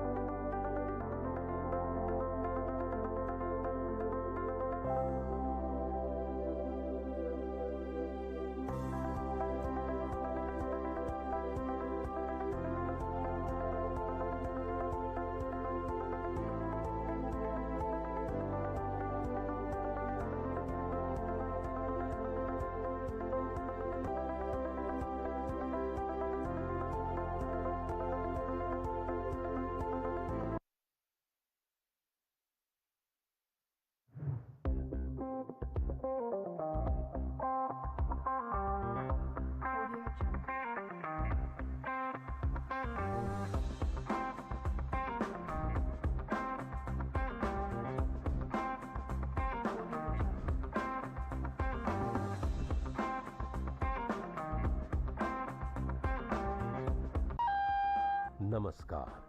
Hazrat Nizamuddin station पर LIC आपका स्वागत करते हैं।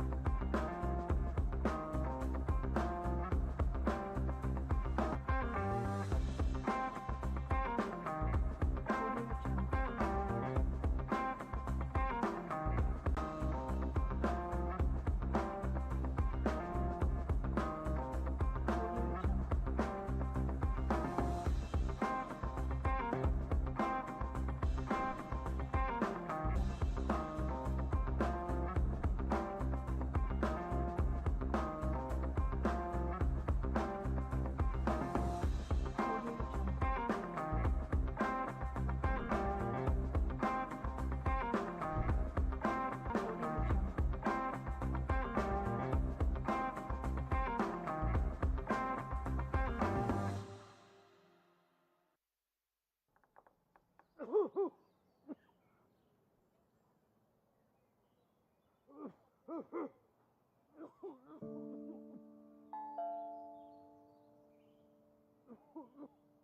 को क्या हो गया aunty?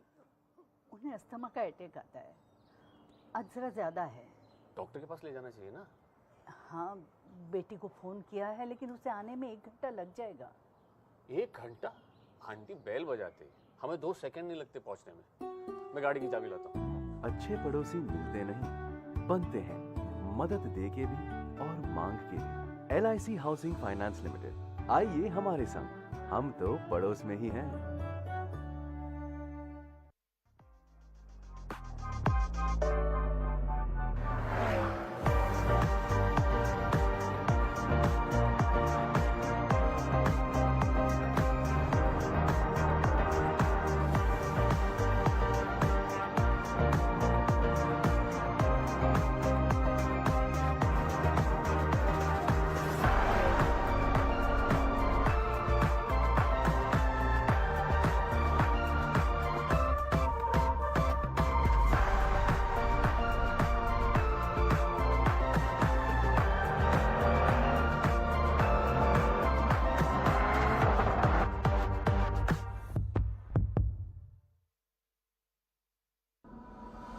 If you seek a land where infinite possibilities meet boundless opportunities, where Asia's longest high-speed automotive testing track runs alongside the world's leading vehicle manufacturers, where 27% of India's organic crops grow across 11 unique agro-climatic zones, where over 300 pharma companies export medicines to 160 countries, where abundant cotton, silk and defense manufacturing hubs thrive alongside emerging industries, where a vast industrial land bank of 1 lakh acres awaits with abundant natural resources at your doorstep.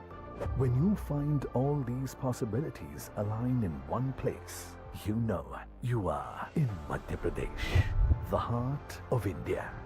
Join us at the 8th Global Investors Summit 2025, where Chief Minister Dr. Mohan Yadav advances Honorable Prime Minister Narendra Modi's vision of a developed nation. आप आइए और आपको लगे policy से out आप कोई भी जाना हो तो सरकार तैयार है आपकी सारी मदद करने के लिए। Invest MP, a land of infinite possibilities. 24th and 25th February 2025, Bhopal, Madhya Pradesh.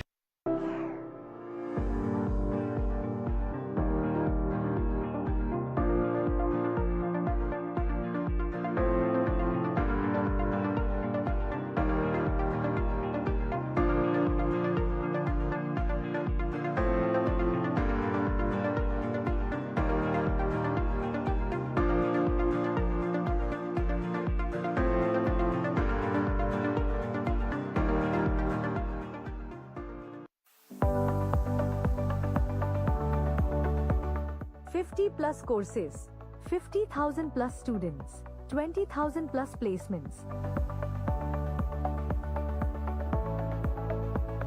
Discover a world of innovation and excellence with our state-of-the-art facilities and cutting-edge labs. Learn from the best minds in the industry, dedicated to nurturing your potential. Beyond academics, we encourage holistic development through vibrant campus life. Stay fit and active with our comprehensive sports facilities. Empower your learning journey with access to extensive resources. Join the ranks of our successful alumni making a mark worldwide. Build lifelong friendships and create unforgettable memories. Get up to 100% scholarship with Lingya's Scholarship Entrance Test. Your future begins here. Admission open now. Apply now.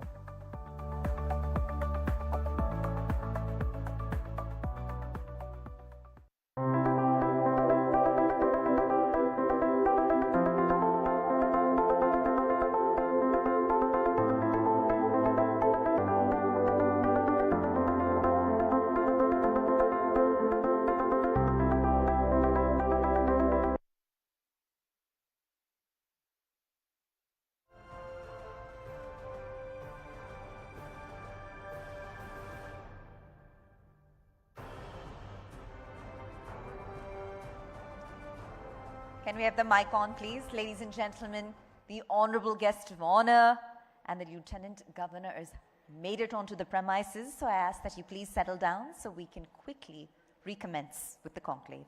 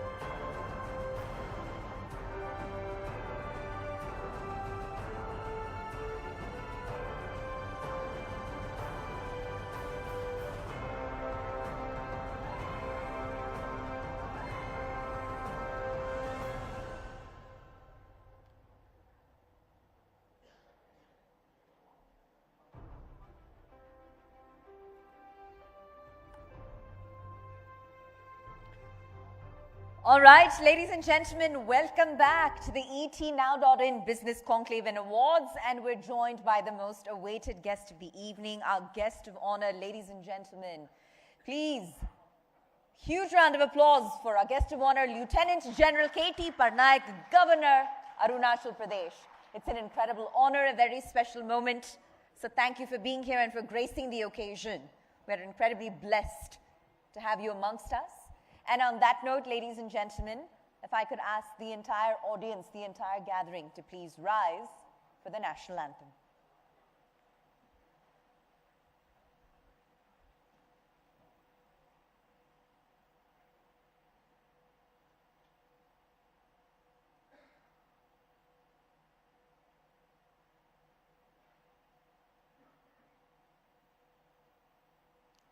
Can we have the track, please?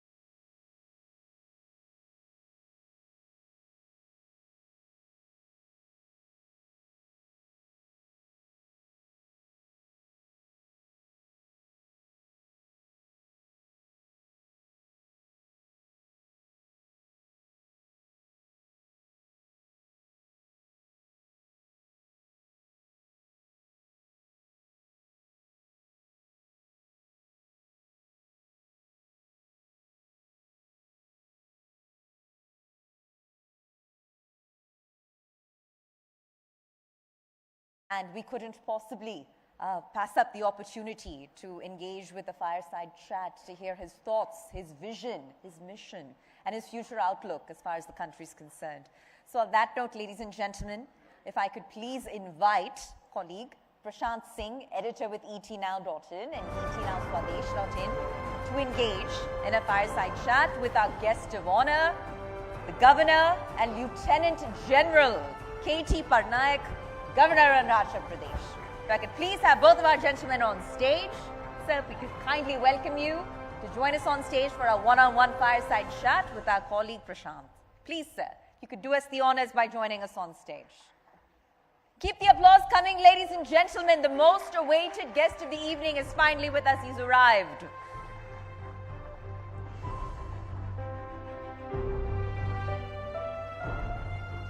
And with that, Prashant, I hand it over to you.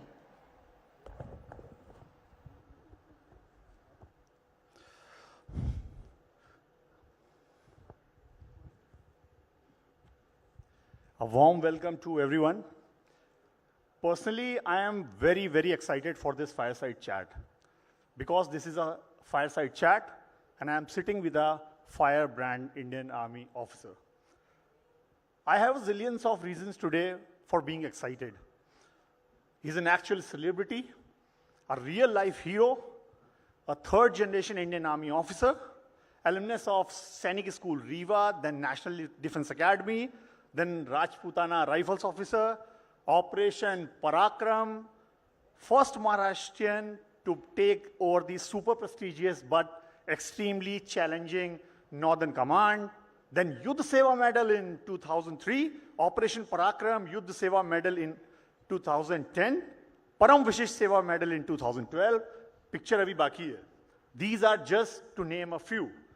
And now he's serving as Honorable Governor of Arunachal Pradesh, and he is given a big boost to investment and all the potential that Arunachal Pradesh has. That was untapped in the past. So ladies and gentlemen, when Parnaik Sahib is in the house, Josh is always house.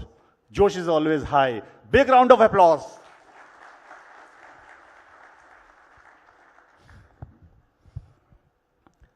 Parnaik Sahib, you have so many achievements.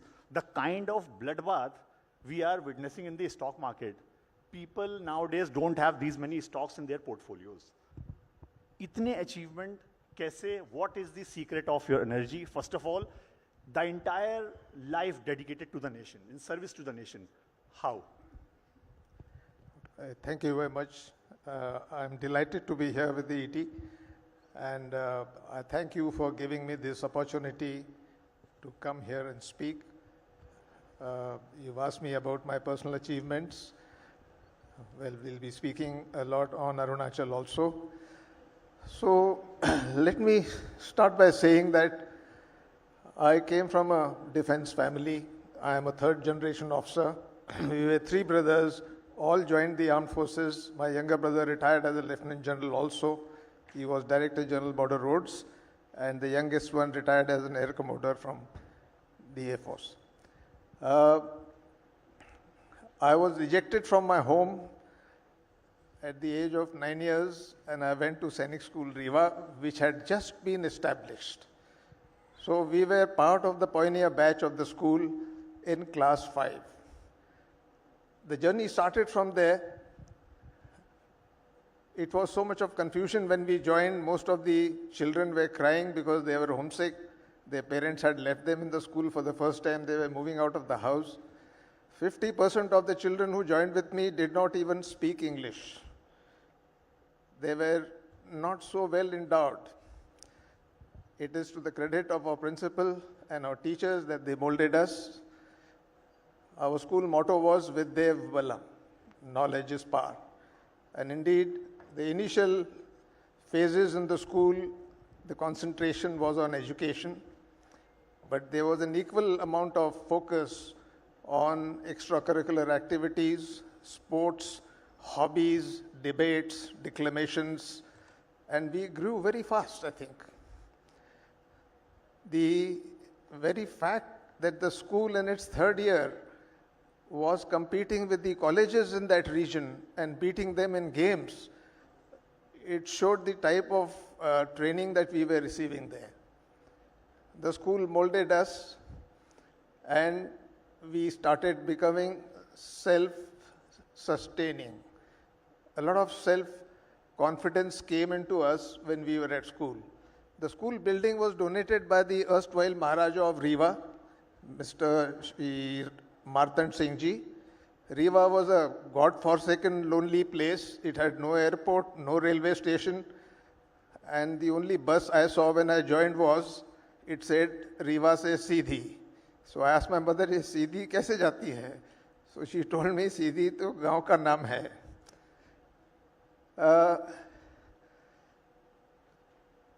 Very quickly, I think we were subjected to a lot of things which a normal child in a normal school would not. We had horse riding, we had boxing, we had judo, karate. Now, this was all happening at the age of 10, 11, 12. So it groomed us, it made us tough, mentally, physically, both. And we passed out. I joined NDA in my first attempt. NDA was a tough one. We knew what all happened there because our previous cadets who joined there, a lot of ragging, but I think we had developed a knack for taking ragging. And it was amazing that we could enjoy that ragging unlike others who were miserable. So what was happening was a kind of willpower was developing, a kind of self-confidence was developing. And NDA was a wonderful place to be. Motto was service before self. And they were trying to instill into us an amount of intelligence quotient, an amount of emotional quotient, and also an amount of OLQ, that is officer-like qualities. So it all started in NDA. We graduated from there in 3 years. I did well in NDA. I was a squadron cadet captain and an appointment. When we went to IMA, the scene changed a bit. IMA was all military subjects, a lot of camps, a lot of military activities, because we had branched out. But in NDA, we were with our friends who went to Naval Academy and Air Force Academy. So the concept of inter-service integration, the seed was sown in NDA. Many years later, when we became senior officers in our own services, we could walk up to the other service and say what we had to. So it was a tough life. When I was in IMA, we had to choose our regiment where we wanted to join. I chose to go to the infantry, and from infantry, I chose to go to the Rajputana Rifles. And the reason was that my uncle was from that regiment, and I wanted to join his regiment. I not only got the Rajputana Rifles, I got the same battalion he served in, that is the 2nd Battalion. So army life began on a tough note. The war was coming to an end. We were sitting in Pakistan, 60 kilometers inside in the Barmer sector, and we saw how things had happened. As young officer, we gave ourselves in to our subordinates because they trained us. They ragged us. But the spirit was that you cannot be an officer and lead the men unless you can beat them at their own game. So they are physically tough. You had to run with them. You had to do obstacle courses. You had to play with them. We had to learn their language. We had to adopt their religion. I think this was a wonderful system where we took to the spirit of the men we commanded.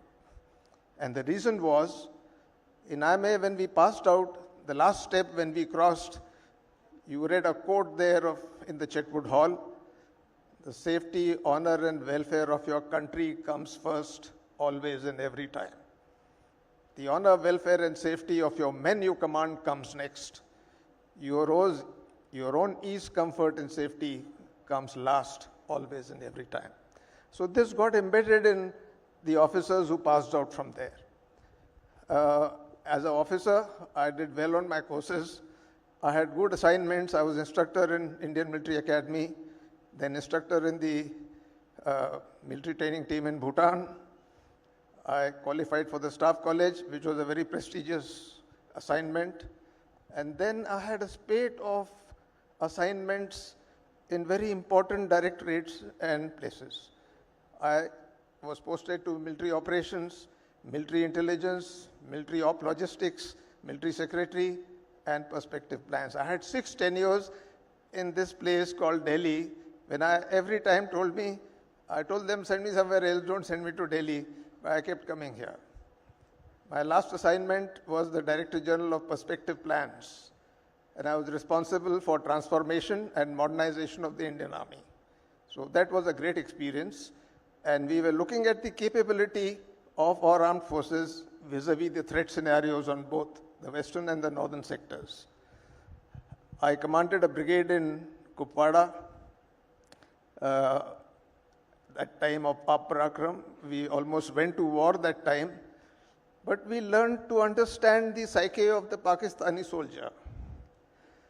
The ceasefire line was actually no war, no peace, but they would always keep it active by firing on us, by carrying out infiltration, by doing some bad actions. So we found ways and means to sort them out. And my own perception was that we should be careful not to target their civilians, but target the Pakistan military. And we found various ways and means to do that.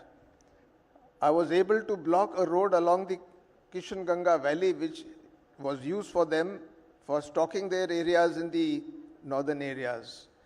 We choked it for almost 2 months, and they were literally on their knees without firing any ammunition at all.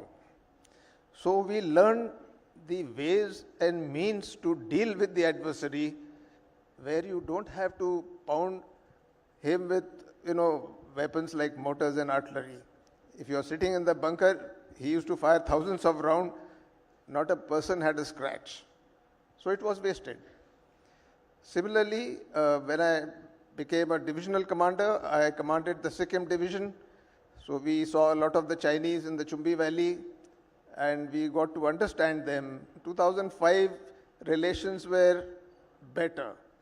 So I was told that you should build confidence and have some CBMs with the Chinese. So we invited them to play volleyball, knowing well that they were too good at it, but surreptitiously and cleverly we beat them. They were very unhappy about it, but we found ways and means. So the difference between Pakistan and China was a Pakistani soldier understood just one language. He needed to be sorted out.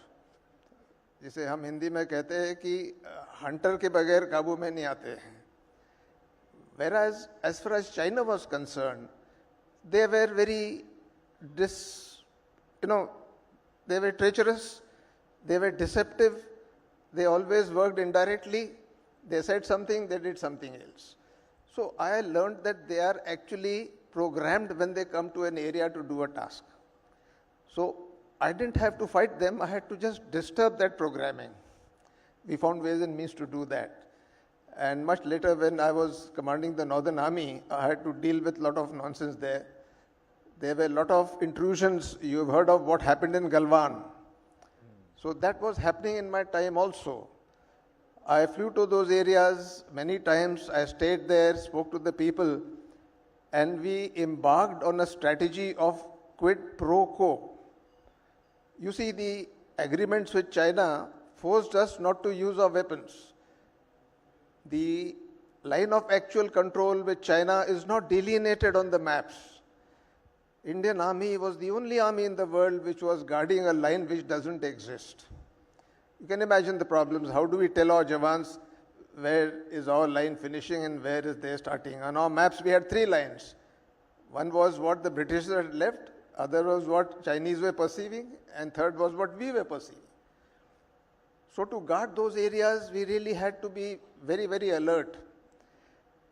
And I knew that they will do all this, so I sat with the people there, we planned, and we planned that if they ever come into our area, the first thing we will do is we will quietly go into their area and sit there. It was a quid pro quo, because when negotiations start, if you don't have a leverage, you can't get him out. And he is good at talking. And that was a turning point in the northern borders. When they came to the area of Depsang, I had to decentralize command to my subordinate commander. We don't generally decentralize command, we decentralize control. The command remains with you. But I knew that if I am sitting far off, this happens at night, he has to take a decision. So I told him, if in 1 hour you can't get me, you will act and do it. I will take the responsibility. So they had done what they had done. It took about 2 months. When this happened, everybody was annoyed with me. They said, why are you doing this? They called me a warmonger. They said, you people do this, that's why China does this. I said, it is the other way around. So the EMEA takes over. And these talks go on endlessly. So I made a plea to my chief and then later on to the NSA that you give me 48 hours to settle this. Because on ground we were negotiating in a way that we had threatened their team leader that we will sort you out, because we tickled him and recorded a lot of things which he was saying. And we were also sitting in that area. The end result was I had to fly to Delhi, speak to the NSA. Shiv Shankar Menonji was the NSA, and he was not happy initially. He said, what are you going to do? We are talking at the highest level. I said, we have understood the mechanics. Give me 48 hours. It's not worrying anybody. He gave me a lot of do's and don'ts. And in those 48 hours, we resolved the issue. At the end of 24 hours, the Chinese wrapped up, put their tents in their vehicles, and they went back to status quo ante. Now, this is something which we put it on record, that this is a strategy which needs to be tried out.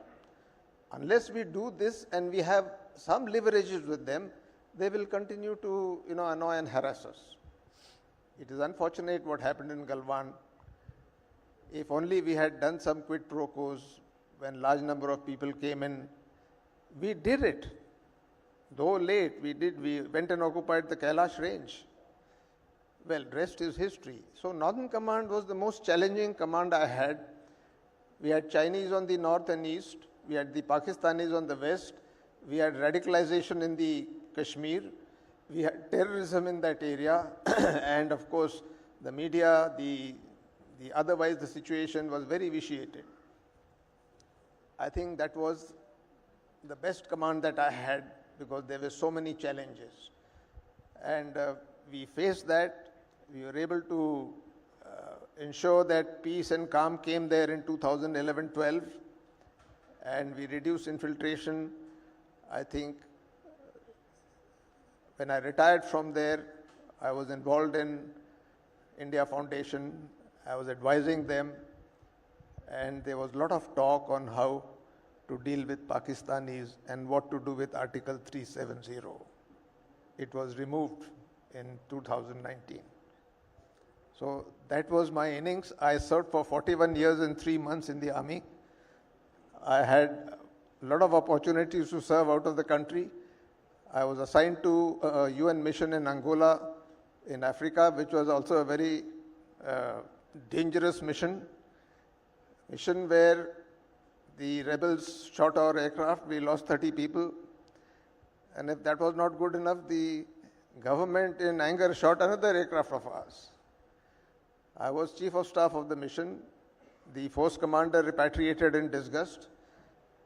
The in charge of the mission is known as the special representative of Secretary General. He is generally a political chap from one of the countries. So he tried to resolve the issues there, but he took an errand against our wishes, and his aircraft was sabotaged and all people died. So I was left to steer this mission, and it was very difficult.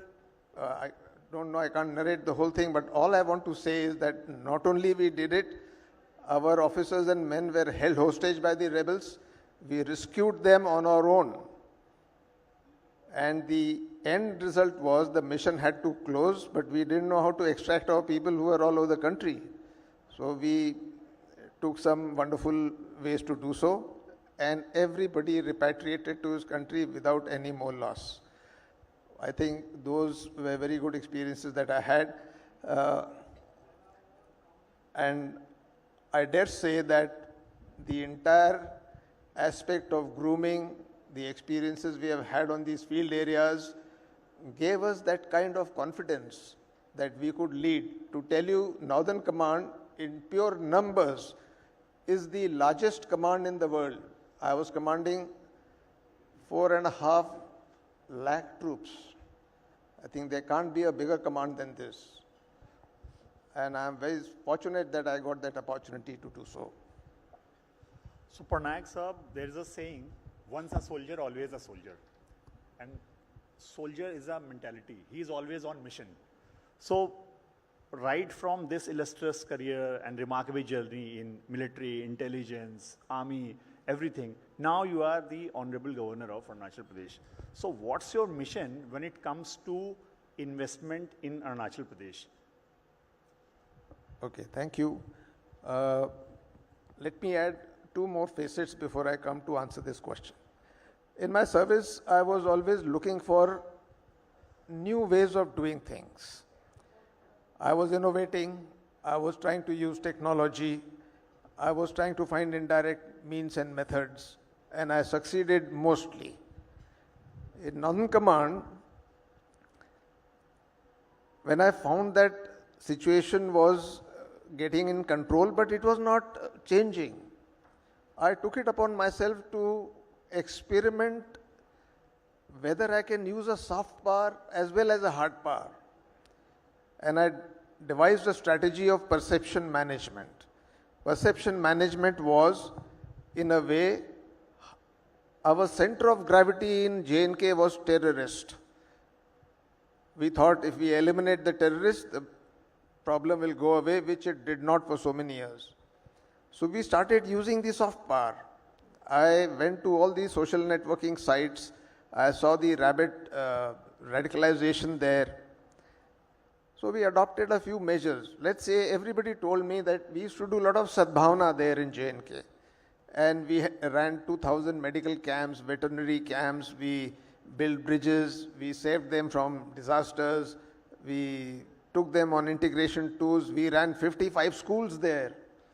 So people told me, आप सब कर रहे हैं, लेकिन इसका PR आपका बहुत कमजोर है. So I said, we don't do PR, we are not fighting elections, but this is just to protect our people. But I did realize that there was some truth in it. But I also knew that if I go on the media and talk what we have done and I thump my chest, is not going to have that impact. So we devised a strategy. Hamari kahani, aapki zabani. We will not tell our story. You will tell our story. How was it done? All sadbhavana things which were there, a chap just asked 10 questions to people who were attending. कि जनाब आप यहाँ क्या कर रहे हैं? He said, साहब हम तो मर गए थे, डॉक्टर नहीं था, ये बीमार था, फौज ने बचाया. क्या हुआ साहब, वो लेडी प्रेग्नेंट थी, बर्फ गिर रही थी, जाने का कोई साधन नहीं था, फौज ने बचाया. All this was captured, turned into 5 seconds, 10 seconds clips, and on the same social networking sites, we responded with pseudo names. The hostility came down by 50-60%. There was seditious literature being printed by the Hurriyat, the separatist. I came to know they had a booklet called Welcome Dear Tourist. And it was given to everybody who arrived by air, by train, by bus, by taxi. And the first page was, Welcome Dear Tourist, if there is heaven on earth, this is here. So people would put it in their pockets, and while they were traveling, when they read, 9 pages was all anti-India, anti-army, rape, loot, murder, violation, human rights, etc. So they came to me to show that, and they told me these are being hand-delivered at these places. I asked the IB director, why don't you raid the press where this is happening? He says, एक raid करेंगे तो वो और कहीं छप जाएगी. So we had to find an answer. So I told my people, I said, okay, let's also publish a booklet. So they made a booklet writing good things inside. They put my Northern Command emblem on top. I said, no, this is not going to work because you can't distribute with our emblem. So we found a very novel method. our first page was the same. Welcome dear tourists, this is heaven on earth. The 9 pages were ours, how integration is taking place, how POK is part of India and all that. And I put the same picture of Gilani Saab on that booklet. Now this booklet and that booklet looked the same. There was no differentiation. So when this booklet got circulated, Gilani Saab got a heart attack because people came to catch him. He said, Saab, ye kya publish kar rahe hain aap? That booklet stopped. So we use many such ways to change the perception of the people. So that became a guru mantra for me wherever I went. After retirement, I was in a corporate world for 8-9 years. And I used that perception management there also. So today when I am in Arunachal as a governor, I am quite comfortable with them for 2 reasons.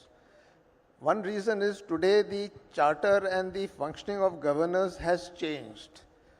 From being purely constitutional heads and being ceremonial, today the governors are an asset of the government who appoints them to monitor and enable the state governments to accomplish what has been asked of them.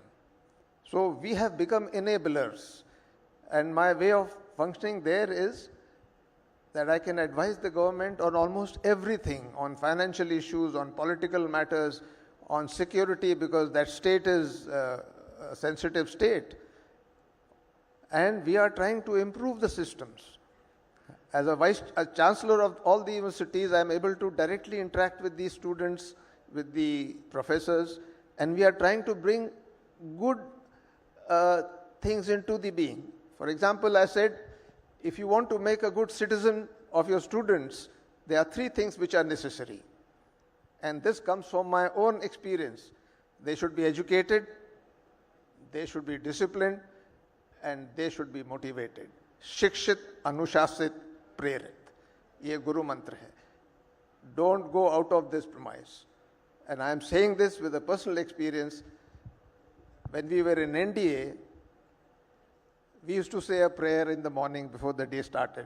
The first lines of that prayer was, Oh God, help me to keep myself physically strong, mentally awake, and morally straight.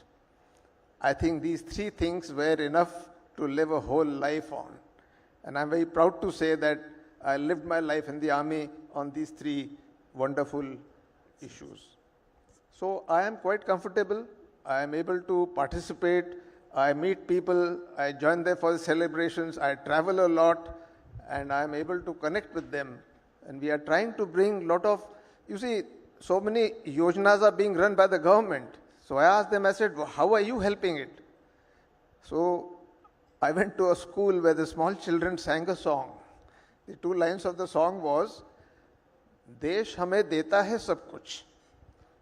Desh hame deta hai sab kuch. हम भी उसको कुछ देना सीखें.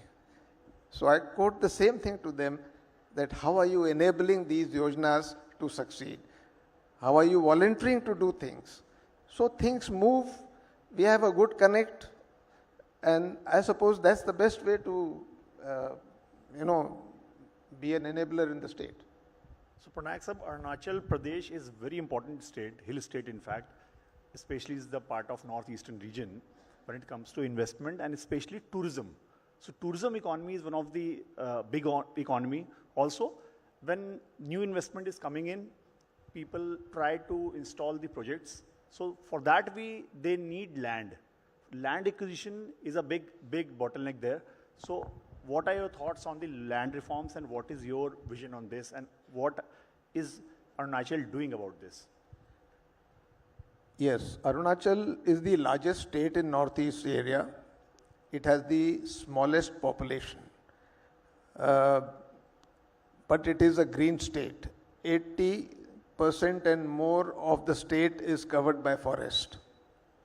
We are one of the 20 largest biodiversity parks in the world. We are breathing fresh air.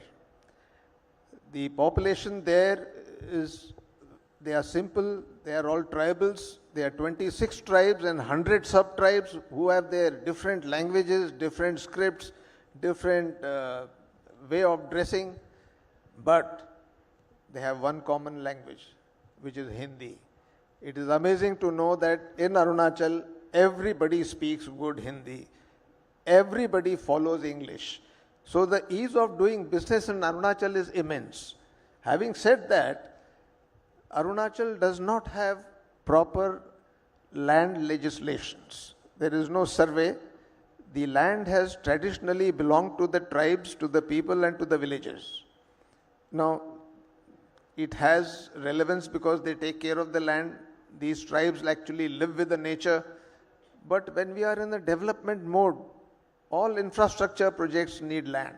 So there we do come across some problems where the clearances and the compensations which have to be given take some time.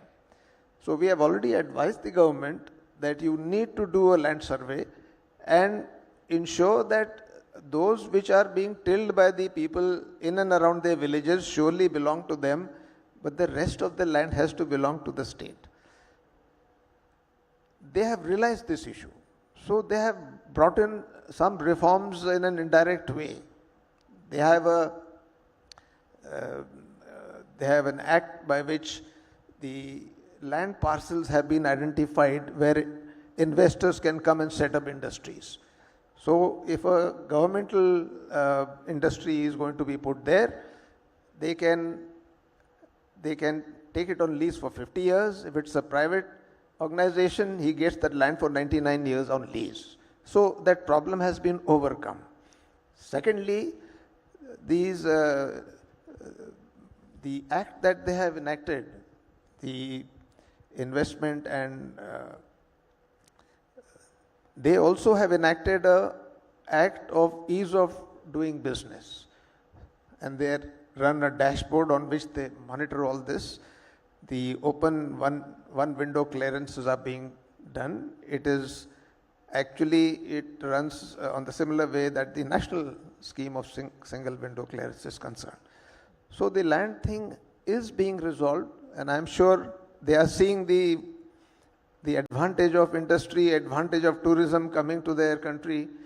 And if I tell you that in the last 5 years, their GSDP has doubled, their per capita has doubled, their capital expenditure has more than doubled. So there is a good traction as far as the development is concerned. They have hydropower, which is their most powerful tool there. We have 8 river basins and they are all having a tremendous potential. The total potential of hydropower in Arunachal is 58,000 megawatts. We are already surplus at just 1,200. There are 2 projects which are getting completed, and when the other 5 or 10 will get completed, the state will have a revenue of more than 10,000 crores a year. So the investments will happen, their own financial status will get improved, and in times to come, they should, I'm sure they will, do some land reforms by surveying and identifying the land. So we all know that if an Indian Army officer is there, Dushman is finished. With respect to this, what do you think, who is the biggest Dushman of Indian economy, especially from the perspective of Arunachal Pradesh as an investment destination, especially in the northeastern region?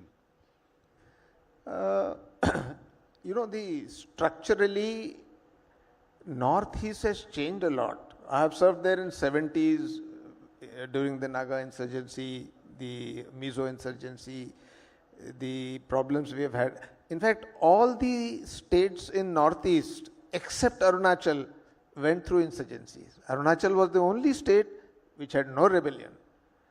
So I won't say koi dushman hai, in the sense that they are living with 3 international boundaries. And let me also say that 62 was not much of a thing that we did. It was a debacle for us. But even in that debacle, the local people of Arunachal stood with the army, fought with them, sacrificed with them, and till today they have got a huge regard for the armed forces. The development of border villages program, which is called Vibrant Villages program, is being done in collaborative manner with the armed forces. Whatever privileges the armed forces get, it is shared with the neighboring village and vice versa. So today all our border villages have electricity, they have tap water, they have 4G connectivity. An area where there was no connectivity at all, where there were no roads, we had to walk. Today there are blacktop roads running up to the last villages or first villages as they say. And there is lot of change in the manner in which the transformation is taking place. So there is no enemy. I would say the people of Arunachal are very nationalistic. Wherever you go, you will get a very resounding Jai Hind as a greeting. Doesn't happen in many states. So I suppose an army man being there, this whole Arunachal was my domain when I was commanding the corps. I have that advantage of understanding the dynamics of how the border is getting protected. So I have regular interactions with the formation commanders. I even hold meetings in Raj Bhavan and call the ministers, call the secretaries who are connected with all this, and call the army people, and we sit and discuss and we make them understand what mischief China can play as far as Arunachal is concerned and what is it that we can do. Today even the Myanmar border is getting problematic because the Myanmar army has been shunted out from the border by their own insurgents. And these insurgents are coming into our areas, they are extorting, they are kidnapping, they are killing. So we have taken a lot of measures and I was able to help them doing that to avoid all these things.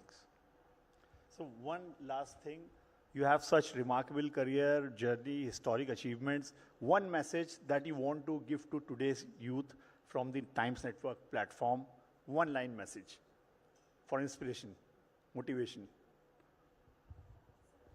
Okay. अगर इजाज़त दे तो मैं एक शेर के ज़रिए बोल दूं. इरशाद. I would like to say कि ज़मीं पे बैठ आसमान क्यों देखता है? ज़मीं पे बैठ आसमान क्यों देखता है? पंख फैला ज़माना उड़ान देखता है. Take a round of applause. Amazing. और एक अगली कड़ी भी है कि यूं तो लहरों की फितरत है शोर मचाने की. यूं तो लहरों की फितरत है शोर मचाने की, लेकिन ज़माना शोर नहीं तूफान देखता है. Amazing, sir.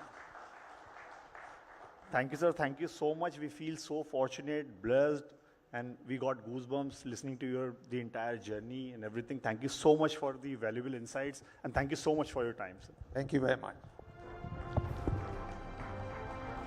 That's right. What an up close and personal glimpse of the Honorable Governor and his journey. And so we ask that you please remain on stage with us for a few moments longer.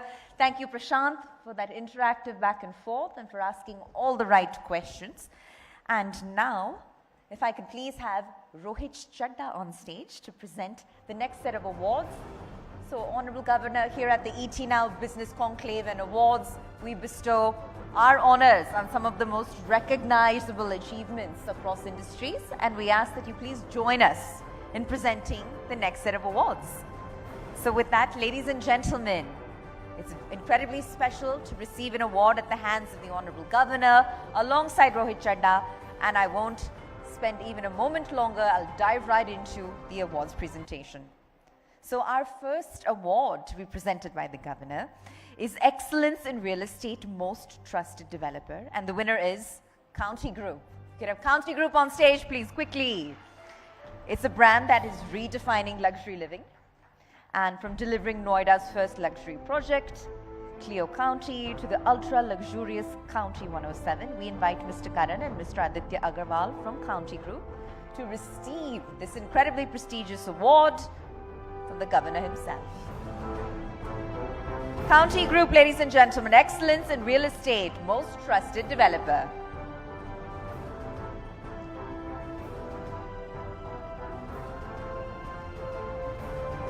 Yes, kindly please do join us on center stage to receive the award and for a quick photo op.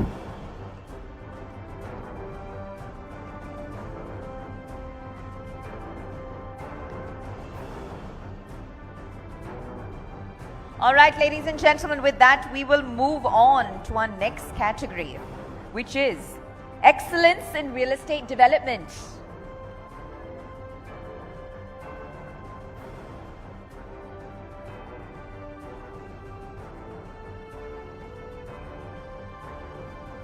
Thank you. Thank you once again. All right, we'll move on. Thank you, ladies and gentlemen. So, excellence in real estate development. And our winner in that category is Palm Olympia. So, congratulations to them. And Palm Olympia is, of course, setting new standards in excellence and innovation. And we celebrate the group's remarkable achievements. We invite Mr. Vipul Garg to receive the award in excellence in real estate development. And congratulations, Mr. Garg, and to the entire team at Palm Olympia.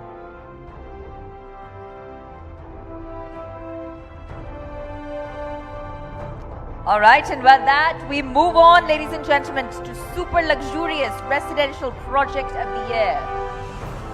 And the winner in that category, ladies and gentlemen, super luxury residential project of the year is Bella Vista Residences. Can we have Bella Vista Residences please on stage? They are redefining opulence and elegance, and this masterpiece by Central Park is setting new benchmarks in elite living. So we invite Mr. Vikram Singh from Central Park to receive this incredibly prestigious award, Super Luxury Residential Project of the Year.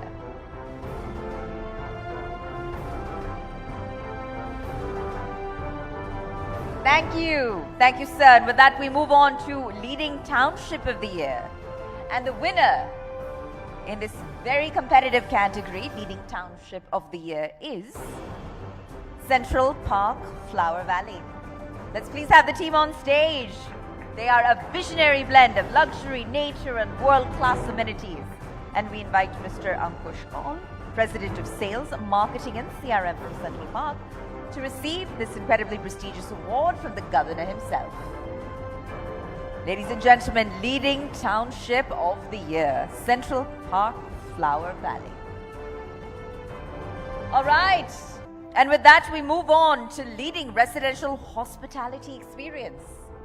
And it's my pleasure to announce the winner in this category, Leading Residential Hospitality Experience, is St. Jerome. We have the St. Jerome team on stage. They're the Leading Residential Hospitality Experience winner, and it goes to a brand that is redefining comfort and redefining elegance.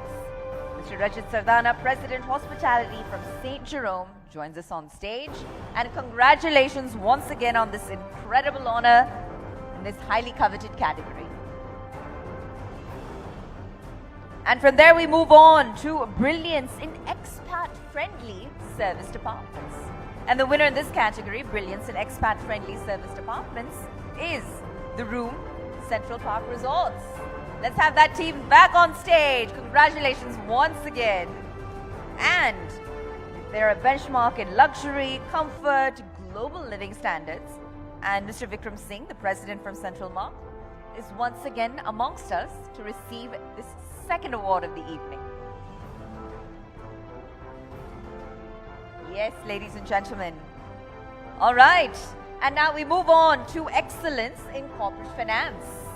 And the winner in this category, Excellent in Corporate Finance, is Raza Ur Rahman, Managing Director of RNC Global Finance. Yes, let's have Mr. Raza on stage. He's the Managing Director, a seasoned financial expert, 20 years of experience in strategic financing, debt syndication, stress funding, and NPA refinancing.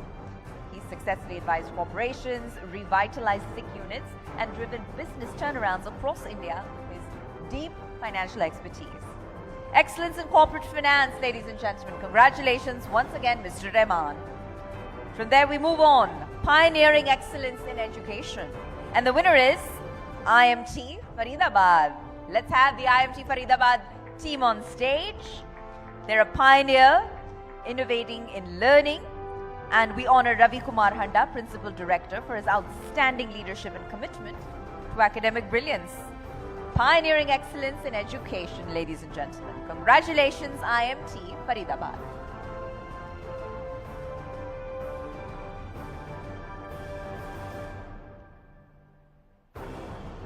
Thank you. Congratulations once again, and we now move on to excellence in affordable premium furniture. Ladies and gentlemen, The winner in that category is Radhika Maan, Principal Founder, Arts and Drafts. Let's have Radhika on stage. She's a visionary interior designer, 21 years of experience in terms of residential hospitality and commercial design. She's a mentor, she's an innovator, and an expert in budget-friendly yet high-quality designs. She continues to redefine modern interiors. Congratulations, Radhika, for the win in this category, Excellence in Affordable Premium Furniture. All right, from there we move on to Emerging Online Bond Platform of the Year. And the winner is TechWell Capital Services Private Limited. Please do join us on stage for this incredible honor. And ladies and gentlemen, the TechWell Capital Award is to be received by Vice President Dharmendra Singh, who's joined us now. An incredible honor. Mr. Singh, relish the moment. We salute you, we congratulate you and your contributions. All right, moving on to Excellence in Joint Replacement Surgery. And the winner is Dr. S.S. Soni. Let's kindly have you on stage, Dr. Soni. He's a leading orthopedic surgeon in Jaipur. He's renowned for his expertise in joint replacement surgery. Over 25 years of experience. He's pioneered Rajasthan's first 3D artificial intelligence assisted uni-compartment and PSI knee replacements, transforming countless lives, of course, with innovative techniques and with exceptional patient care. Congratulations once again, Dr. S.S. Soni. Excellence in Joint Replacement Surgery. And with that, we move on to Emerging Developer of the Year, Non-Metro Residential. And the winner is Piyush Lohia, Director of Lohia Workspaces. Can we please have Piyush on stage? He is transforming non-metro living with innovation and excellence and redefining modern lifestyles. An incredible honor to receive this recognition, that too at the hands of the Governor.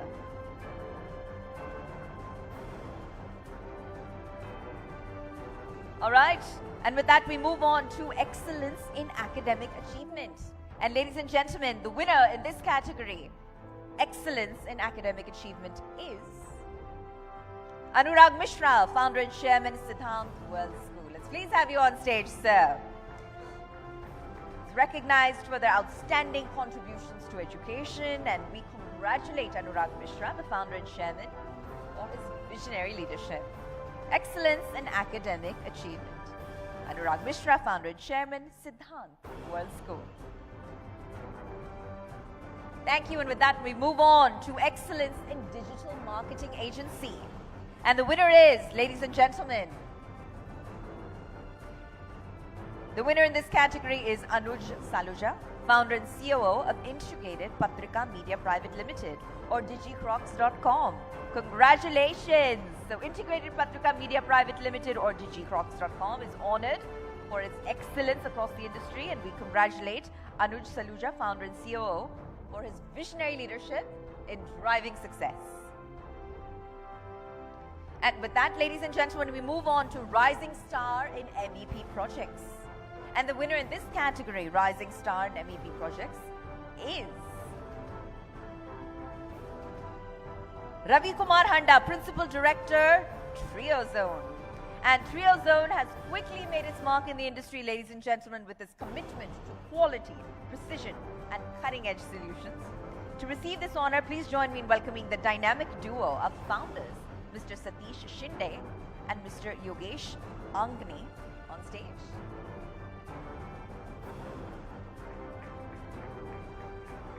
It's a huge honor.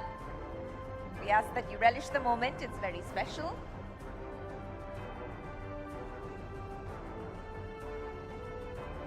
So many distinguished winners on the ETNow.in Business Conclave and Awards stage. All right, with that we move on, ladies and gentlemen, to Outstanding Contribution to Indian Real Estate. And the winner in that category, Outstanding Contribution to Indian Real Estate, is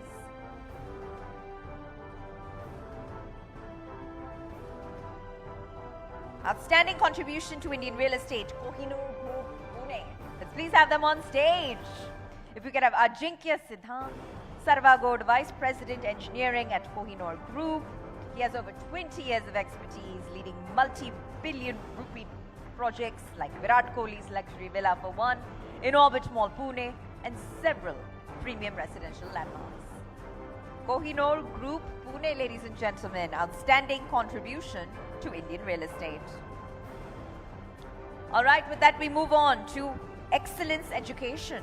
And the winner in this category, Excellence Education, is Gaurav Kumar Singh, founder and managing director, Shore 60 Gurukul.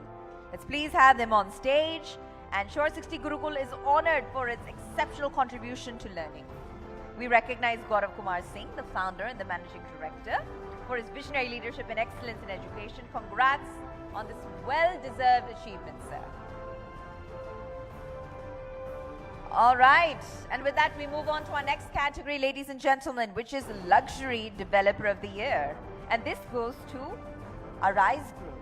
Can we please have them on stage? The group is founded by industry veterans, Mr. Vipin Sharma and Mr. Aman Sharma, who have more than 40 years of experience and a delivery record of more than 15 million square feet. So we have here Dr. Renu Singh, Director of Sales and Marketing, to receive the award on behalf of Arise Group. Congratulations once again to the entire team.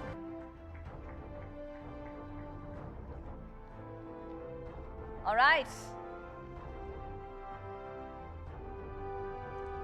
We are quickly making headway, ladies and gentlemen.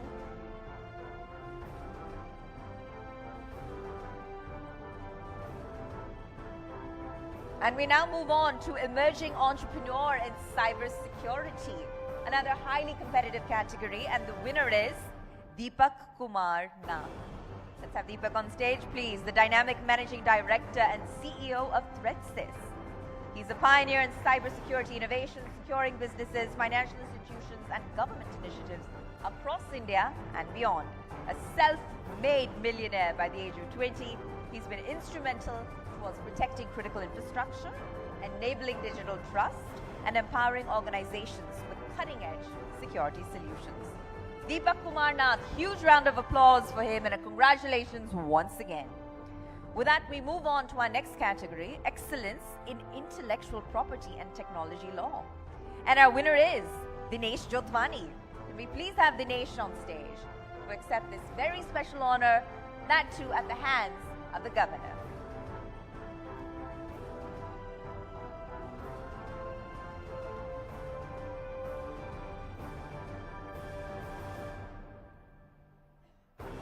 All right.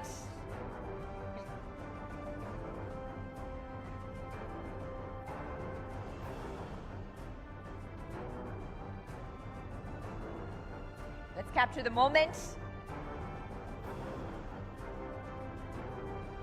All right, the next category, ladies and gentlemen, is Excellence in Leading Network Marketing Company. And the winner is Dr. G. Shunmogaraja, the Managing Director of Rightway Health Private Limited. Let's please have Dr. Raja on stage, and we honor Dr. G. Shunmogaraja, the founder of Rightway Health International, for his revolutionary work in health and wellness. By blending ancient wisdom with modern solutions, he empowers individuals to achieve physical well-being and financial freedom. So join us in celebrating his remarkable impact on the global health industry. Thank you so much, Dr. Raja. And moving on to our next category, which is the Best Author for Sanatan Literacy. And the winner is Dr. Dinesh Shahara. If we could please have Dr. Dinesh Shahara, esteemed philanthropist, industrialist, and author of Sanatan Living Book series, known for his exceptional work across society. Let's please have Dr. Dinesh on stage to accept this incredible honor.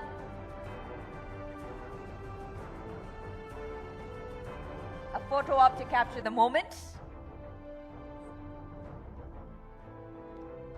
And with that, we move on to our next category, ladies and gentlemen, which is Excellence in Quality and Purity within the spice industry.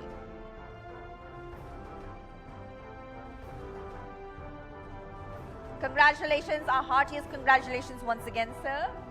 And as we move on to Excellence in Quality and Purity in the spice industry, I'd like to invite on stage our winner, Nirmit Bhandari, founder and director of Vasant Masala.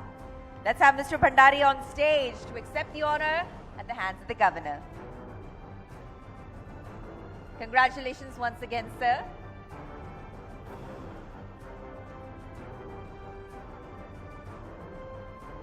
This is only the beginning, more to come.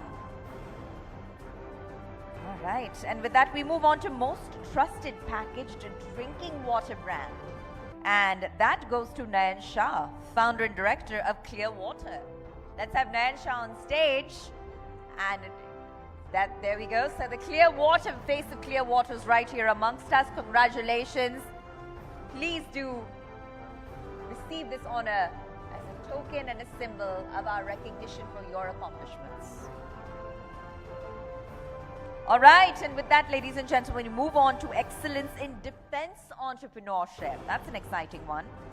And the winner in this very coveted category is Sahil Luthra, founder and managing director, Vijayan Trishul Defense Solutions Private Limited.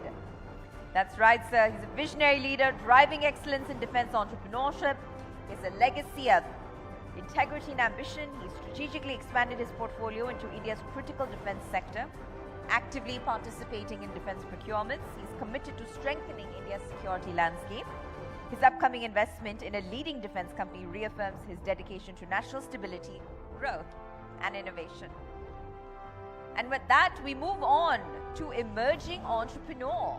And the winner in this category is Sushil Lalwani, founder and chairman, Revanza and Lalwani Group of Companies. An exceptional emerging entrepreneur who's made remarkable strides in industrial leasing, jewelry manufacturing, and several other sectors, demonstrating outstanding performance and innovation. Congratulations once again to our emerging entrepreneur. And with that, our next category, ladies and gentlemen, is Transformative Brand Leadership. And the award goes to Shubham Sharma, founder and CEO of Halen Spark. Let's have the Halen Spark team on stage. Halen Spark is a global brand strategy and communication firm specializing in creating impactful and innovative solutions for businesses worldwide. Led by founder and CEO Shubham Sharma, the firm is dedicating to helping brands achieve their full potential through strategic insights and creative excellence. And our next category, ladies and gentlemen, is Visionary Entrepreneur. And the winner in this category, Visionary Entrepreneur, is Khalid Ansari, Managing Director of Coral Group. Let's have Mr. Ansari on stage, please. He's transforming his vision into reality by driving excellence in textiles, redefining real estate, and advancing global trade through exports. And with that, we move on to our next category, ladies and gentlemen, which is Emerging Impact Startup. And the winner in this category, Emerging Impact Startup, is Sathi World App Private Limited. Let's have the Sathi team on stage. Sathi is revolutionizing the way India's blue-collar workforce earns, learns, and grows. Its AI-powered platform bridges the existing gap between skills, employment, and inclusion at scale, building a secure, future-ready workforce for a future-ready nation.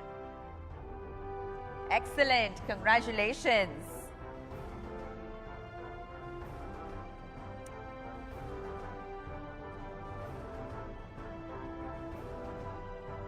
Congratulations to the entire Sathi World App Private Limited team. And with that, we move on, ladies and gentlemen, to our next category, which is Emerging Entrepreneur of the Year. And the winner in this category, Emerging Entrepreneur of the Year, is Akib Chaya, Managing Partner, Hilltop Hotel.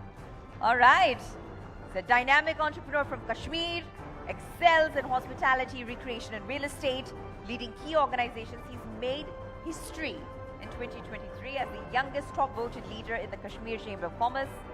Passionate about youth empowerment, tourism, and economic growth, he actively contributes to Viksit Bharat. From there, we move on to our next category, which is Excellence in Bakery and Cafe Business.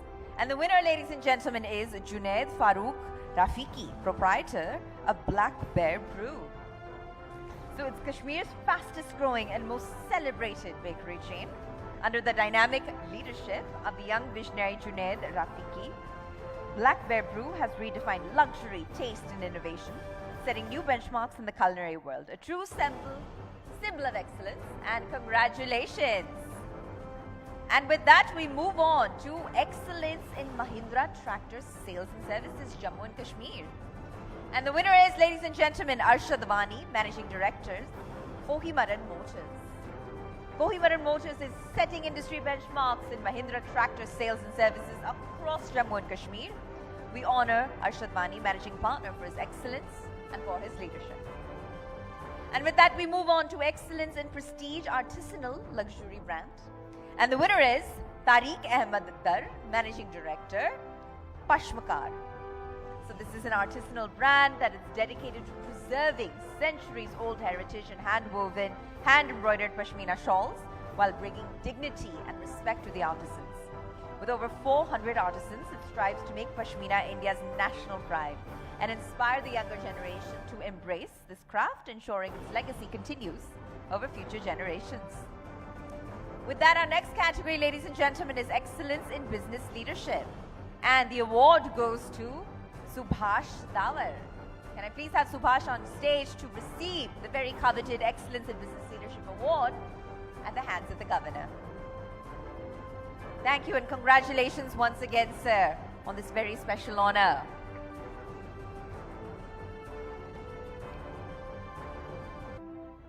Excellent. Such talent here at the etnow.in Business Conclave and Awards. And there's nothing like being recognized in front of your industry peers. All right, and with that, we move on to our next category, Commercial Decarbonization Leader in HVAC Excellence. And the winner is Vikram Bansal, Nirvay Solutions Private Limited. He's a trailblazer in advancing India's sustainable infrastructure through cutting-edge HVAC and automation technologies. With over 21 years of expertise, Vikram has transformed the decarbonization landscape by bridging engineering excellence with actionable climate solutions, earning him recognition as a trusted partner for business and institutions striving towards net zero goals.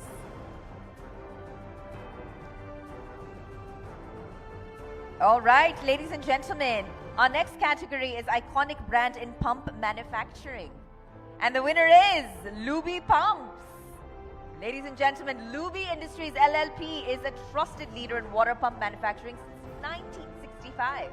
It offers 5,000 plus customizable models for agriculture, industry, firefighting, drainage, sewage, HVAC, and domestic use. A proud Make in India brand, Luby exports to over 120 countries and is known for its quality, reliability, and engineering excellence. Huge congratulations to Ronak Purecha, Director of Luby Industries LLP. And with that, we move on to Startup Ecosystem Enabler of the Year. And the winner is, ladies and gentlemen, Madhur Mohan, founder, and Kapil Suri, co-founder of StartupNews.fyi. Let's have the team on stage, because our next category, this category, it in fact is a true catalyst for recognizing, spearheading in startup space. And StartupNews.fyi has redefined the startup ecosystem entirely with its dynamic insights, its unwavering support, and innovative spirit. It's connecting founders and investors and enthusiasts in a very meaningful way. And founders are incredibly blessed to have received this award at the hands of the Governor himself. Startup Ecosystem Enabler of the Year Award. Congratulations once again. Next category, ladies and gentlemen, is Game Changer in Insurance Services. And the winner is Kapil Mehra, Founder Director, Lion Insurance Brokers Private Limited. Congratulations, Kapil. He's a trailblazer in corporate insurance broking, revolutionizing the industry through game-changing concept of client relationship managers in corporate insurance, securing impressive clientele within just a year. Congratulations, Kapil, once again. And with that, we move on to Excellence in FinTech High Perform Incentive and Commission Management Software. And the award goes to Act 21 Software Private Limited. Pankaj Gupta, the founder and CEO of Act 21 Software Private Limited, could please join us on stage. He's revolutionizing incentive and commission management with High Perform. Congratulations. Congratulations, Pankaj. It's a very special honor.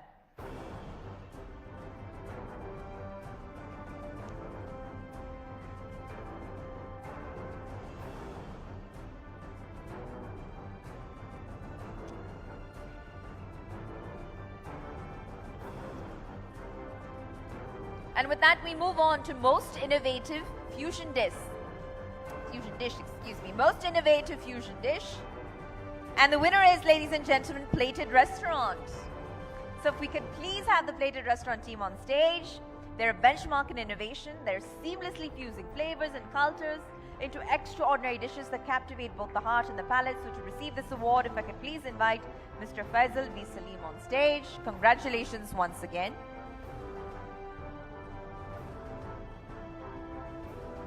It's a very special honor, the second of the night, that goes to Plated Restaurant, this time for most innovative fusion dish. With that, we move on to excellence in university education. And the award goes to Falguni Acharya of Parul University. Let's please have Falguni on stage to accept this very special honor. Excellence in university education. Congratulations.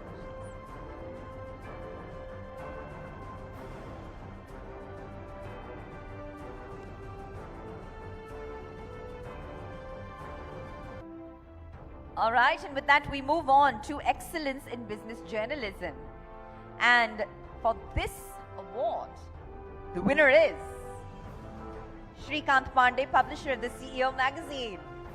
Let's please have him on stage as the Managing Director of India Manthan Publications and Media Private Limited. Mr. Pandey has consistently set the benchmark for excellence and innovation in the industry.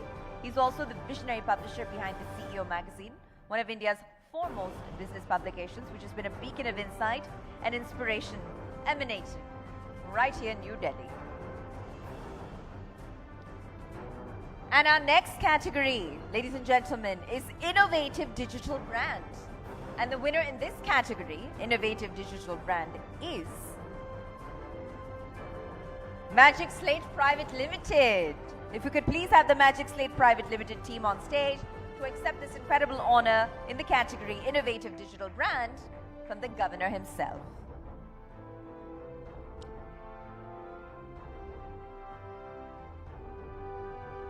Our next category is Emerging Entrepreneur. And for the Emerging Entrepreneur category, if I could please have Vipul Sipani on stage. Vipul, let's have you on stage. Congratulations once again, our heartiest congratulations.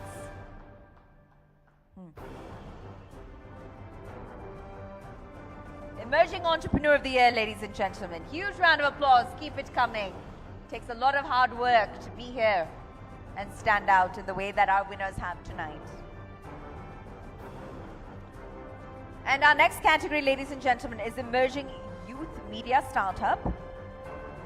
And the winner is ED Times. Can we please have ED Times on stage, ladies and gentlemen?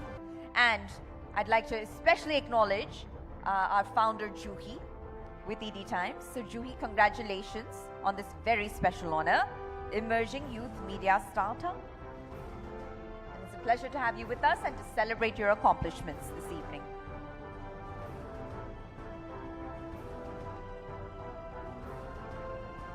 Okay.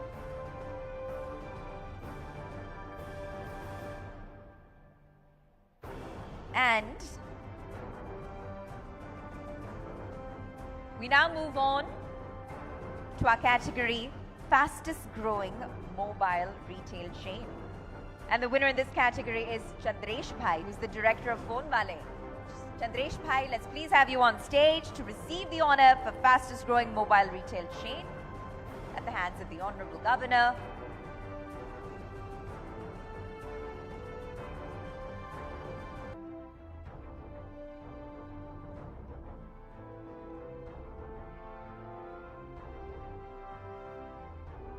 Excellent, excellent. Thank you so much. And Rohit, the governor has spent such an incredible amount of time with us this evening, and he's really raised the profile of the event and add a very special touch to it. So I ask that you please felicitate him with a token of our appreciation before we let you go. So thank you for being here. Your decision to be here leaves us very humbled. A memento, a small token of our appreciation from the Times Network, etnow.in.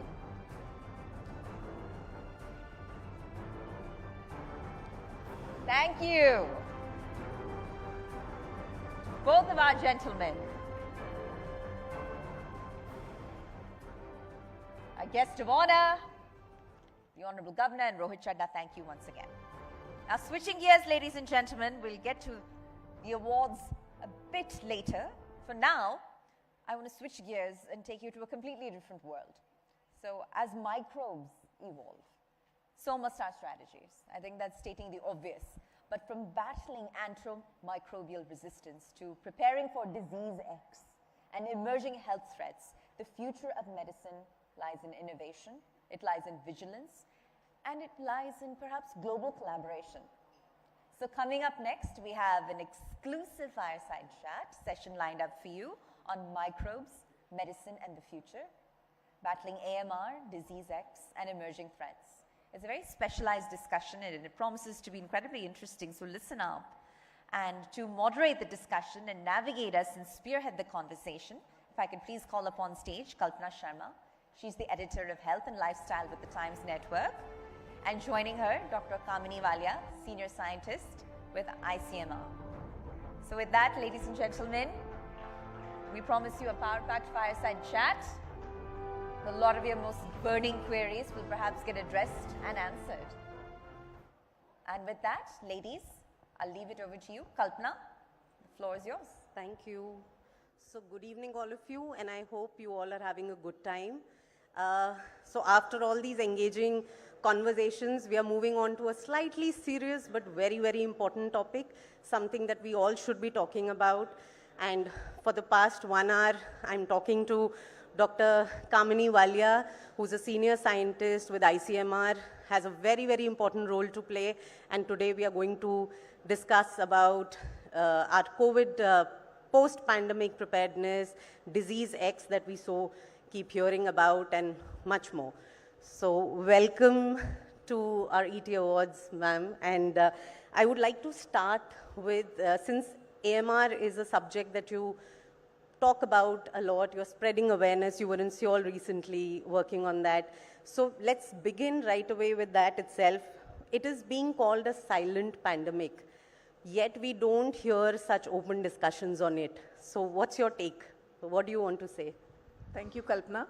And at the outset, I would like to thank the organizers for giving space to antimicrobial resistance and also the related health topics which you plan to cover in this side chat, because it is a very important area for us. It was always very important. I have been working in this space since 1999, and but unfortunately, at that time, a lot of countries' resources and attention was towards containment of HIV/AIDS, as you would recall. We were going through a very bad time as far as HIV infections were concerned. And then there was this report which was published in 2010 and 11, which kind of claimed that India is the hotspot of drug-resistant infections. And I think that was too harsh for the country to take, because antimicrobial resistance is an important area, but it exists in every country, it exists in every healthcare system. So in that way, India is not very different, but the fallout of that particular report was that India put together a national program on AMR. So now I think we have made a lot of progress.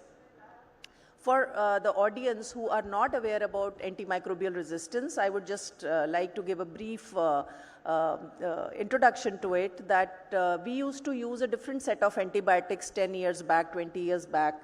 You would recall taking Septran for a sore throat. But now that medicine has disappeared, and even your sore throat doesn't get cured with that medicine, because the bugs that cause your sore throat or the other infections, they become resistant to the antimicrobials which we use routinely. For example, everyone is popping norfloxacin these days for any loose motions or any loose stools. And now the situation is that the norfloxacin also has become ineffective in treating diarrheal infections. So that's why we should be using antimicrobials with caution. whether they are antifungals or antibacterial medicines, because emergence of antimicrobial resistance is a direct consequence of overuse of antimicrobials. So whenever we pop a drug, especially antibacterial drugs, which are antibiotics, we should be very cautious about it. And one thing we should remember, that antimicrobials are not active against viruses. And that is exactly what happened during COVID time.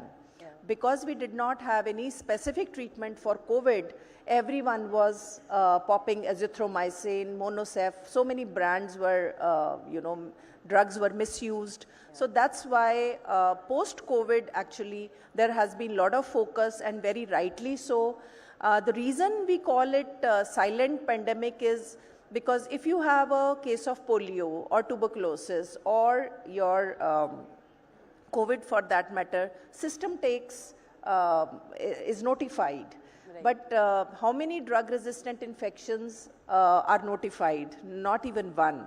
So there are people who are dying from sepsis because of drug-resistant infections that are acquired in the hospital, but they are not notified. We still do not, in spite of working in AMR space for last 10 years, we still do not have a disease burden estimate for the entire country for AMR, and that is precisely the reason why it is silent. Apologies for a long answer. No, something that we all should know about. And every time we walk up to a chemist with a flu infection, with a flu, and ask for an antibiotic, I think that needs to stop. Thankfully, a lot of they have been asking doctor prescription, but we still know it's easy to get antibiotics in India. So that takes me to my next question, and please correct me if I'm wrong. The last antibiotic was discovered in the 1980s, and we have not had any antibiotic post that.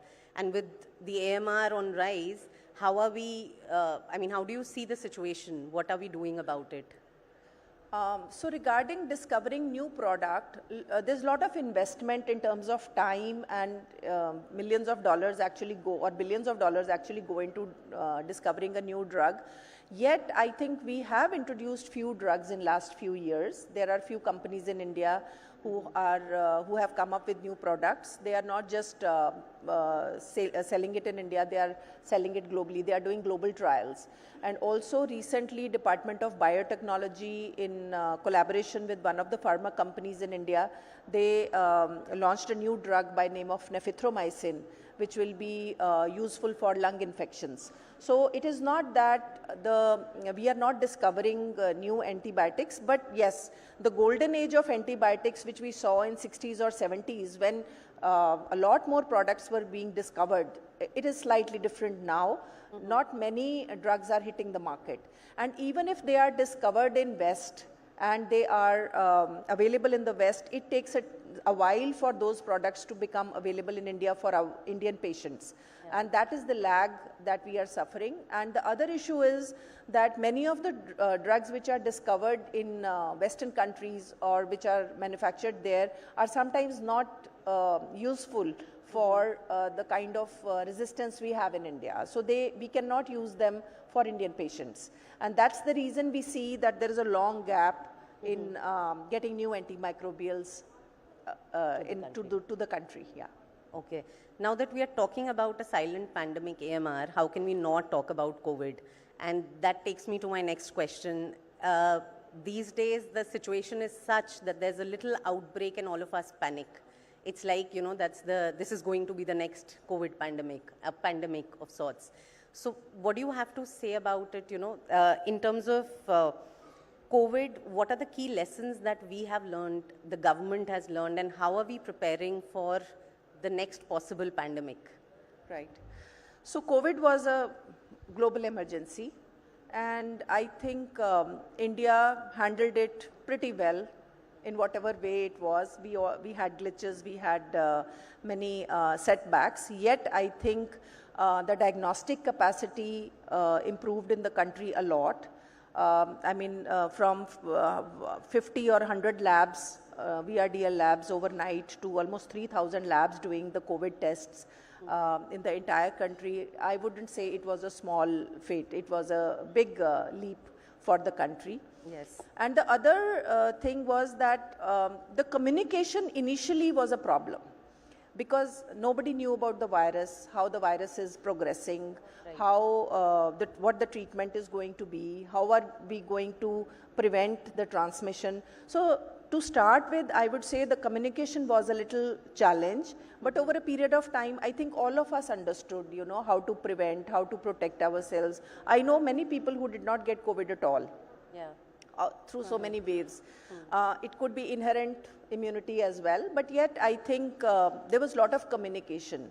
And even you would recall when we were young, there was a lot of communication on radio and TV around how to prevent diarrhea, how to do oral rehydration. Yes. So I think that will be the key going forward. Government is investing and strengthening the district hospitals. I have myself led the coalition of national essential diagnostic lists, that what are the minimum set of diagnostics which should be available at all centers of healthcare in the government system. Right. And government is actually putting all resources to make those diagnostics available, whether it's a PHC, CHC or a district hospital. So the government is trying to improve the systems, but at the same time, I think there should be more alertness in terms of communities. I mean, one thing is that there is a lot of hype which is created by social media. That is something that we should try to avoid and go by the facts. And that is where I think the role of communication becomes very important. Right. Diagnostics I already talked about. And the other thing which we learnt around COVID was that we had easy, very quick real-time availability of data because of the digitization. Right. And with so much focus on digitization, I think it will go a long way in terms of, you know, how quickly we are able to share data between the states to the center, and based on that we can actually launch a more informed kind of a response. So these are few things. Besides that, I think the governance was the biggest issue with COVID, which I think all public health programs can benefit from. Because this program was monitored by the PMO and the Home Minister himself, that made a lot of difference. The funds were made available, the systems were created to implement it better. So all public health programs, I think, can benefit from this kind of focus going forward. Yes, so talking about COVID, how can we not talk about vaccines? Not focusing on COVID vaccines per se, but I just wanted to understand from you that since you've worked so much in that space, there are a set of anti-vaxxers and then there are a set of people who still trust vaccines. What do you have to say? Should that fear and, you know, what all content that we get exposed to on social media that do not get this vaccine, that vaccine, how do you think, what is your message to the people? I think vaccines is the biggest public health intervention which prevents diseases. So, I mean, every medicine or every vaccine has a side effects which are monitored, which are documented very well through clinical trials before a product is put into use by the communities. Yeah. If you would recall, the smallpox vaccine, how did that happen? So I think Edward Jenner was the person who found out that the women who work with cows, they get infected with cowpox and they don't get smallpox. Okay. So he started injecting children in his village with the pustules from the cowpox. And that's how they were, because the virus was similar, so that is how, you know, the smallpox vaccine came around. That's interesting. But in today's world, you will not be able to do this. Your ethics committees and all those issues will not let you do this. Yes. So the point I'm trying to make is that the way we run our trials these days, we are actually following the highest level of the safety and the minimum side effects or minimum damage to the trial participants or the persons who are taking that vaccine. There's so much more to it these days. So I think vaccines are the instruments for prevention of disease, and let us continue to use them and protect ourselves. And they are going to be more and more important going forward.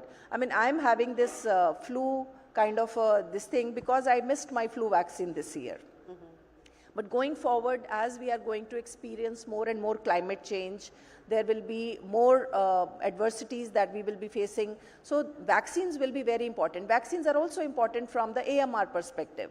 I mean, if we start giving typhoid vaccine now in our country, you will see so less typhoid infections. But otherwise, recurrent typhoid is so common because the typhoid that we see is so drug resistant. Right. So vaccines, I think we should not have a little bit of doubt that they are something else than what they are supposed to do. Vaccines protect. So with a healthy reminder to get your flu shots, we move on to the next question. So disease X is something that we've started hearing quite often. It's basically an unknown future threat. What is it that you would like to tell our audience about disease X and how worried should we be?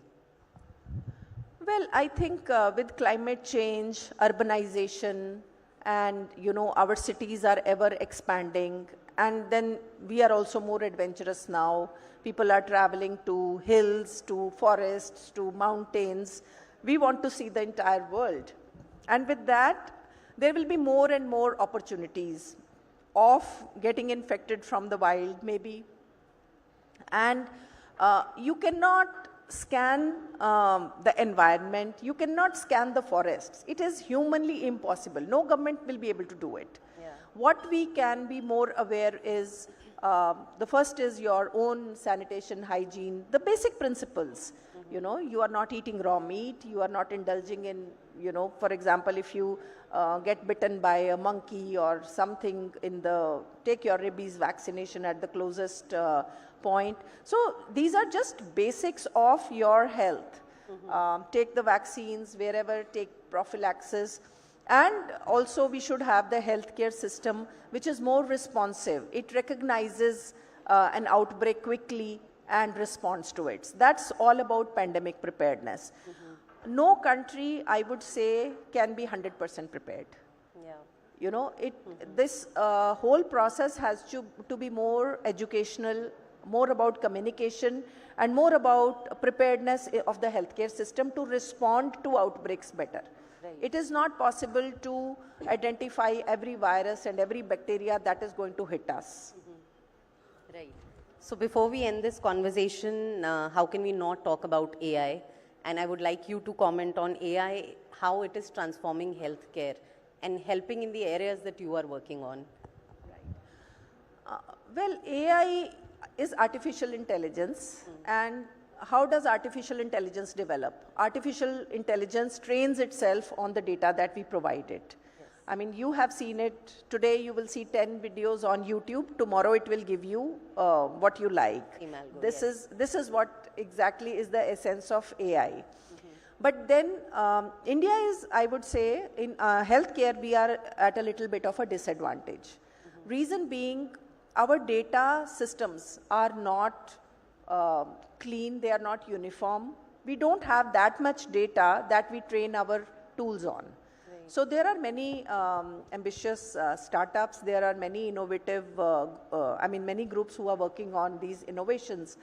But the challenge is that our data is only a small minuscule of all the data sets that are available from different parts of the world.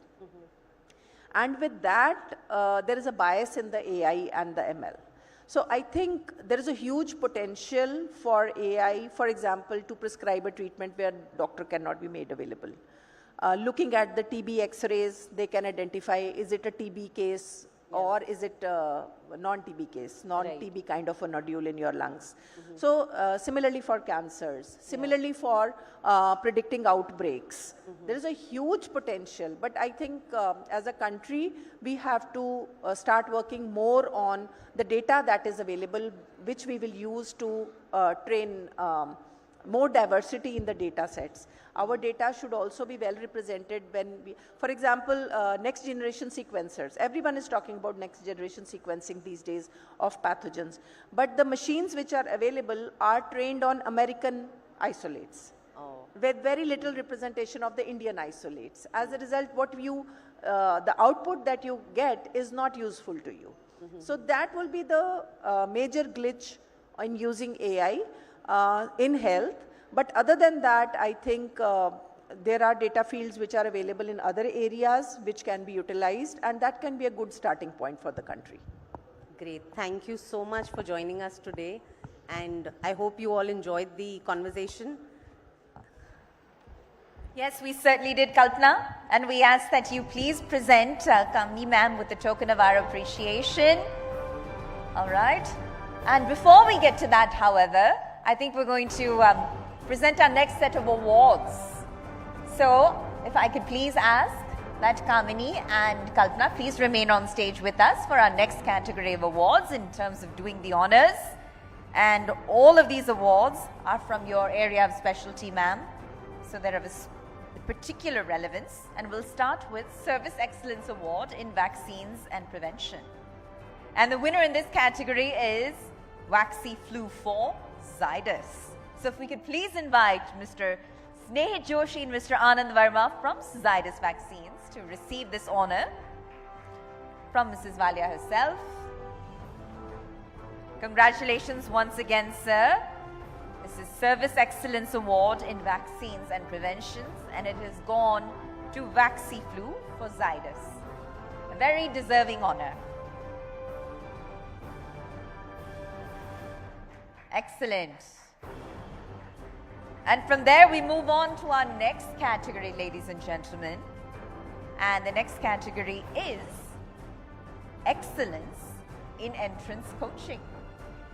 All right. And the winner for Excellence in Entrance Coaching, I'll announce in just a moment, as our prior winners enjoy their moment on stage. Our winners in Excellence in Entrance Coaching, ladies and gentlemen, is Vision 30. So Vision 30, let's please have you on stage. And under the leadership of Prashant Nath, walks with the principle of enhancing the student success ratio. And with the right mindset and dedication, Prashant Nath believes in the mantra of lifelong learning for students and building that holistic society. Vision 30, ladies and gentlemen, Excellence in Entrance Coaching.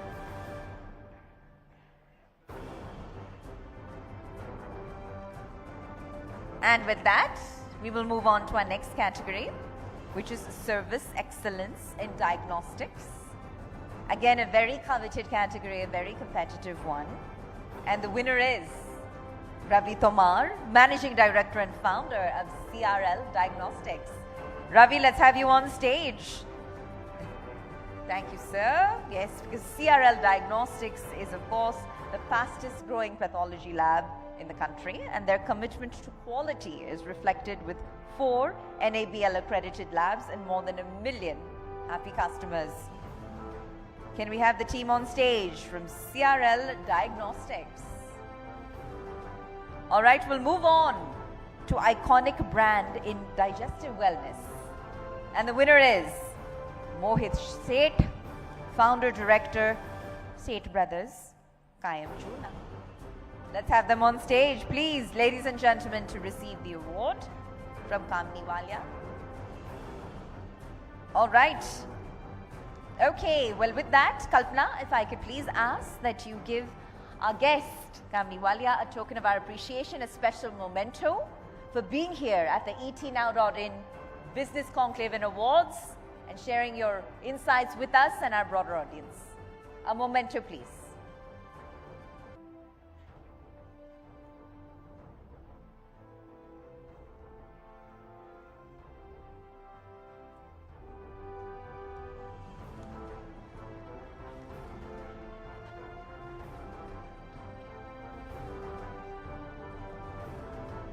Thank you once again to both of our lovely ladies.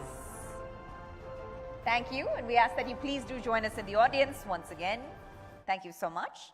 And with that, we'd like to take the evening ahead, because in 2025, artificial intelligence is not just revolutionizing industries, but it's also empowering workforces entirely. It's driving innovation, efficiency, and inclusivity to shape a Viksit Bharat, a future-ready India that's poised for global leadership, ladies and gentlemen. And in that spirit, we bring you a very exciting panel discussion next on artificial intelligence in the year 2025, transforming industries, empowering workforces for that Viksit Bharat and making it materialize. So to moderate this session, if I could please invite on stage Sumit Chaturvedi, who's the Chief of Bureau Delhi with ET Now, and Naveen Kukreja, the co-founder and CEO of PaisaBazaar.com, joins us as one of the panelists. Alongside Naveen, we've got Deepak Sahni, the founder of Healthians, and Ashish Kashyap, the founder of I&D Money. So we could have all four of our panelists on stage to kickstart the discussion, please. All right, there they are. And Sumita Karim will now moderate the session. So if we could have Sumita Karim on stage to do this. Thank you so much. All right, our entire power-packed lineup is here.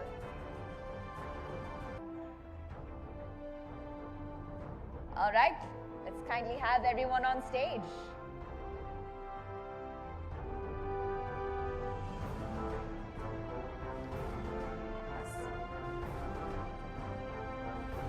So we've got Sumita, Naveen, Deepak, and Ashish. And with that, Sumita, the floor is yours.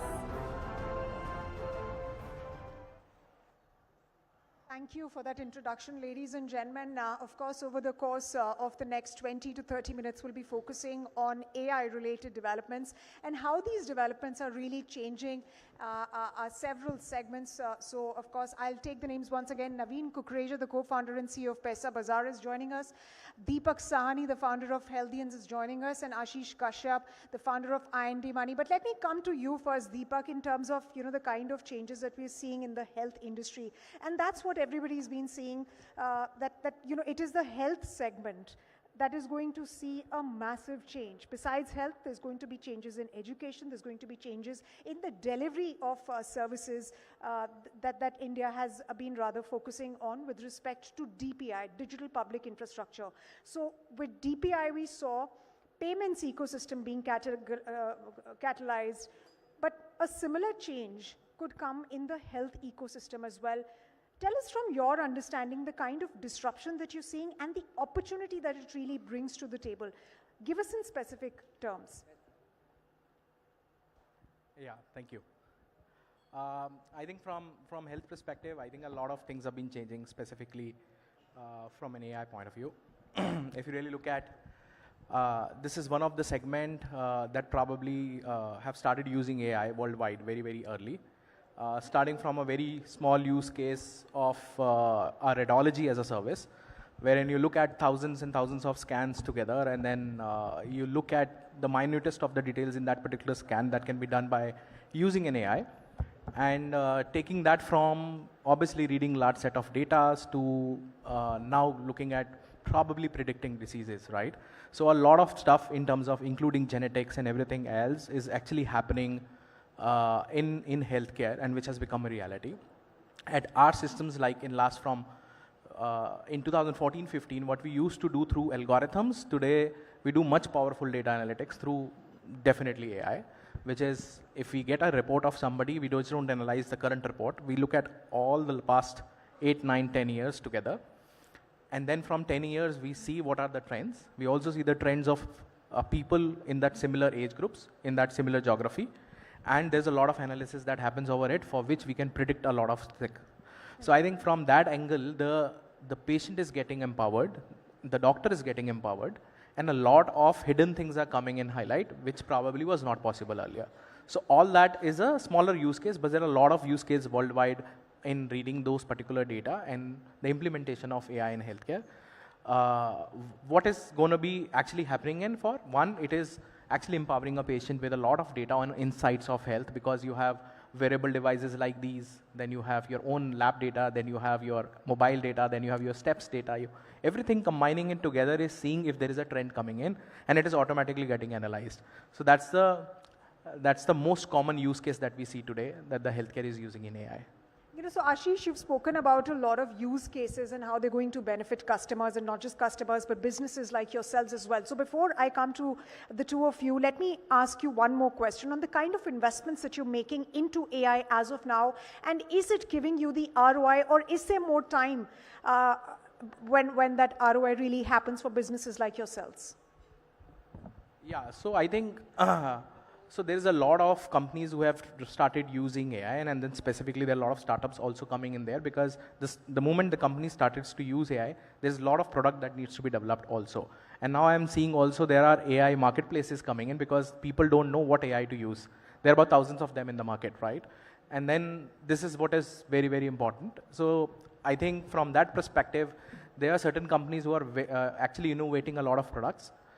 And largely from an investment point of view also, what we basically look at is what is the real use case and implementation of that particular product in the market. And that's the most important thing. If that product is really, really, is just a fad, or is it an actual use, right? Because there is a lot of things that people say it's being done by AI, but actually at the back of it, it is just an algorithm. There's nothing which is an AI. People use words like machine algorithms or machine learnings and stuff like that, but it's actually not learning. It's just happening the return on the same data. So first we have to actually look at what is the use case it's solving, and it is really the learning curve or not. Because to use an AI, it has to have at least last 7, 8, 10 years of things. You can't just create a company today and when 6 months of data you start saying that it's basically an AI product. It doesn't happen like that. It has to learn a lot. And is it really learning a long time? So that's something that we look in companies at the time of investing. Right, so essentially what you're stating is that there is some time before businesses like yourselves continue to see ROI so far as the deployment of AI is concerned. What is your perspective on that? If you could share your perspective on deployments, the kind of deployments that you're making into AI. You know what, if you go back 5 years ago, you would think that it's a fallacy, it'll take time. But what has happened in the last 1 year is it's really happened. And it's happened very aggressively, and I can give you use cases. So today's date, just like your publication will have a lot of, with due respect, will have a lot of content writers on IND Money. When you go to a stock page or when you go to a mutual fund page, that entire content is real time and automated by using generative AI. So that's a straight use case, which means that in a situation where you would have multiple number of content writers, you don't need that, all thanks to it. And of course, you can do automatic moderation also. The second very big use case is, I'm sure a lot of you all have portfolio of investments, stocks, mutual funds. And you would typically ask your relationship manager or wealth manager, मेरे को जरा बताना कि क्या हुआ इसका. And that wealth manager, if he's or she's sophisticated, would go and dump it on an Excel sheet and do stuff. Whereas now, all this information we are able to deliver to users that, listen, what should you be doing? Not typically direct advice, but what activities should you be doing to improve your portfolio? Are you well allocated or not? Information which is available real time, which would be very hard for human beings to process. So that's the second big use case for us. The third big use case for us is customer service. And that's actually the hardest. If you go back 10 years, everybody tried to crack chatbots. But now it's really happened because we see that a lot of intelligence has come into the bots being able to answer and resulting in speed turnaround time and resulting in number of people needed to do the same. And last but not the least is, at least in my company at IND Money, every engineering team needs to be now using AI. So whether you're writing automation QA, whether you are generating code, whether you are even generating high-level algorithms, test it with the AI tools. So I think now it's just here, it's just happened, right? We cannot run away from it. Everybody needs to embrace. Absolutely, we can't really run away from it. So how are you not running away from it and of course incorporating AI into your business? And I want to understand from the point of view of going beyond bots, because that's what we saw in late 2023, 2022, 2023 when chatbots or OpenAI's ChatGPT first came into the picture. But how are you innovating beyond just chatbots, and how is AI really aiding your business? Sure. So I run a fintech, Paisa Bazaar, and so does Ashish. So our view will be more from a fintech perspective. If you see the financial services industry, in terms of the contribution to the GDP, it's about a third of GDP, roughly, give or take. So it's one of the largest categories. And so would be the case, I think, if we see in terms of employment or the number of people associated with the industry. What I see is that across, Ashish talked about advisory, which I think is actually the most complicated piece and will evolve over a period of time. But what will happen first, and what we are working on as a company, are, I think, areas like service, for us, sales. So we employ, for example, 3,000 people who are assisting consumers in selecting, then applying, then kind of going through the benefits of the products, whether it's credit cards, personal loans, home loans. And thirdly, in terms of operations. So you see the banking industry in terms of the number of people who are deployed in operations doing what is a fairly mechanized or mechanical kind of a repeatable job.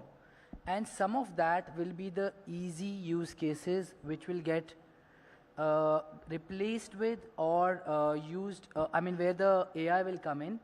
Initially, it will augment the productivity of the people. But of course, the big risk for the country and from an employment perspective would be that if it replaces the job. We will see that, the chatbot is something that, like Ashish said, will go more towards advisory, etc. But what we are working on as a company is we are trying to see the repeatable part of both service, operations and sales, and how AI can help take part of that role and thereby augment the productivity of the remaining employees. But of course, that will mean that not as many employees would be required to do the same level of activity. We're also working on technology use case that Ashish talked about, but I think he covered it really well, so I won't add to that. But across sales, ops, service, technology, I think the first use case will start to become visible in the next 1 year only. I think advisory, which is fairly complicated, will start now. Great to hear that it started, but I think over a period of time it will evolve, and I think replacing the humans or the advisors will be probably the second phase of that. So what percentage of those jobs will get replaced?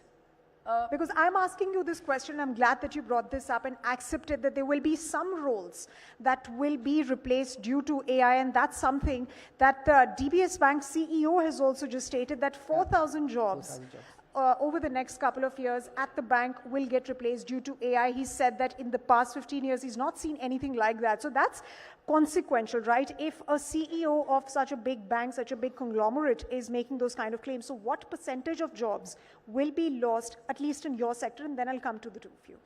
I think if we look at the work that's repeatable and replaceable with AI in the first phase itself, and then and hence making the people who remain far more productive, making them productive by 2x looks like a fairly achievable target from a next 1 to 3 year perspective.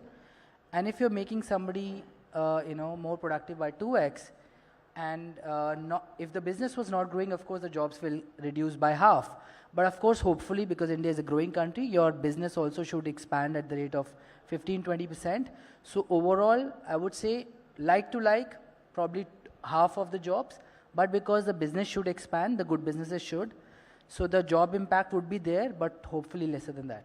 But Ashish, the big question then is that companies, if these kind of roles are getting outdated and these jobs will be lost to AI, then it is incumbent upon companies to partake in skilling and reskilling initiatives so that the workforce of tomorrow is AI ready and it's ready for any kind of technological changes that are happening. I think there is a lot of democratization of AI which has happened. So if you go back 10 years, if I couldn't write a code because I needed to know the syntaxes, but today's date, I'm able to extract code. It's democratized, right? Same way, if let's say there is a customer service leader in a company, that person should start learning how to do prompting and what should be the logic so that his team becomes more productive, right? And as Naveen said, that as his team gets productive, the business grows, and if the business grows, then the probability of job losses would be lesser. But having said that, the people who don't evolve, which, in any scenario, survival of the fittest, right? If people who do not evolve will have disruption. And that'll be large percentage in some of the subsectors in our industry. So essentially, people also need to skill themselves. But again, I'll bring up this point once again, and that's essentially on the skilling and reskilling part that companies need to undertake. I mean, the government of India in budget announced very many initiatives so far as skilling is concerned. The Prime Minister has, of course, stated that, India's biggest strength lies in the talent pool that we have. However, skilling initiatives is something that we need to undertake. I want to get your point of view on how you're really seeing this skilling piece evolve, because eventually some businesses will say that we're not finding the right kind of workforce, as has DBS CEO said, that we're not able to find the right kind of people for our job. Sure. No, I think like they both added, I also think it's very clear that anything that probably had a lot of value because of the education and the stuff that from number of years, right, that has gone away, right, because that information is now readily available. Is it even if it is coding that you have learned, or you have learned skill of writing, or you have learned any sort of skill which was only available to you, today it is available to everyone. The only smartness that plays here is who's more creative. The one that is more creative will actually win the game.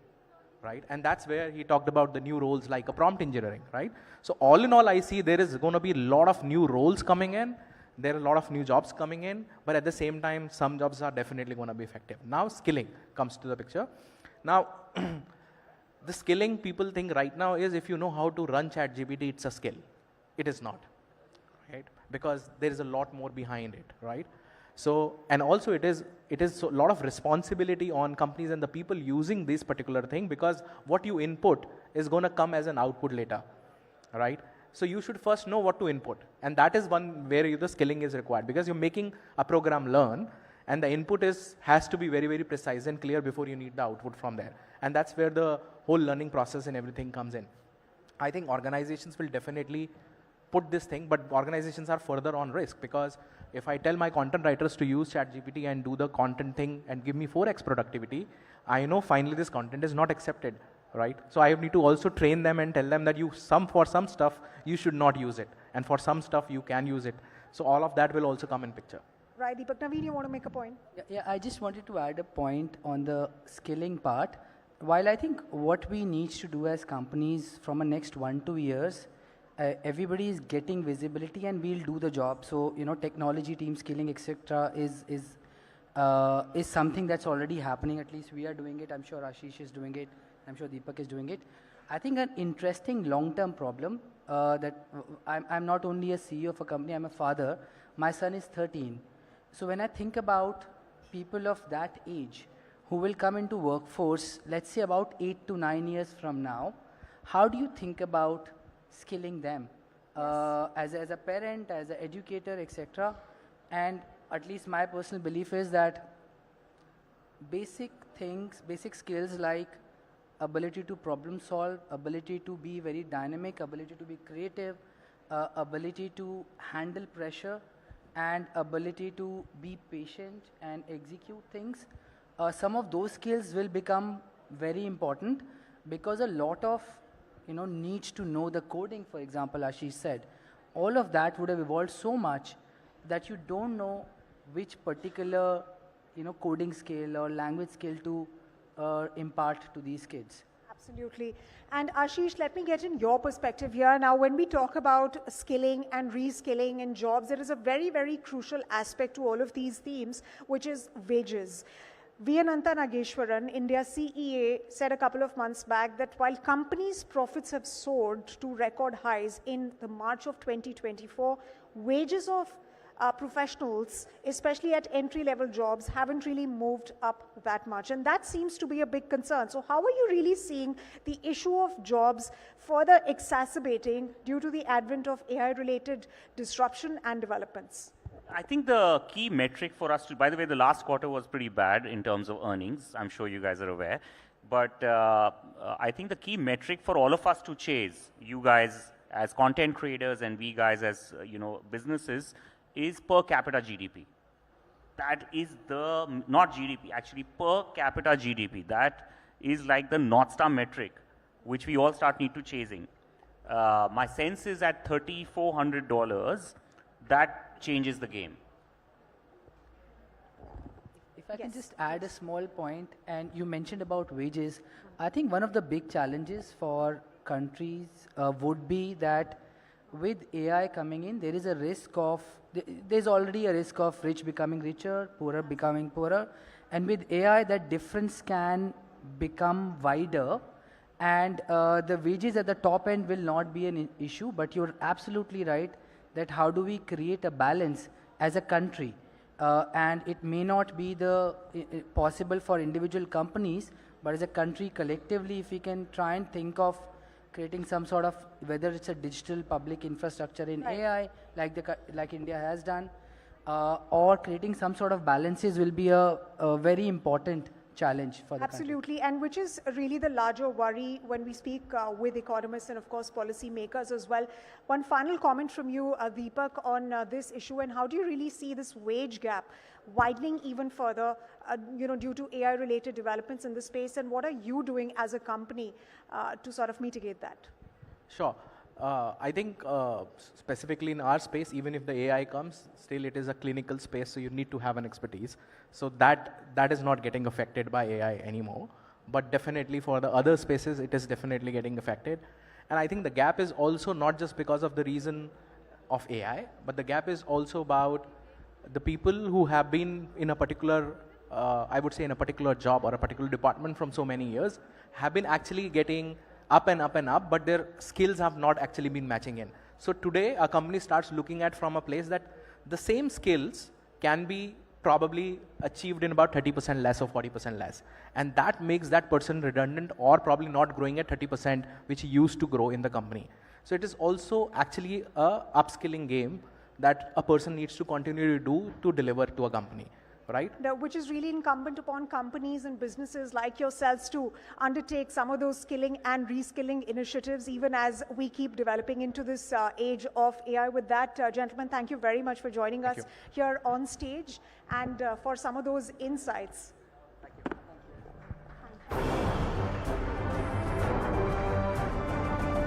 Again.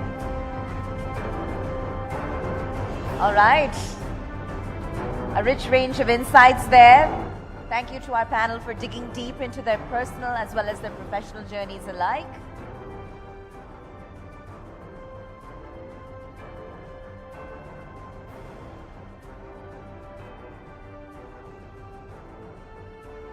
Thank you, Sunita, once again, and thank you to our panel. And now, ladies and gentlemen. All right.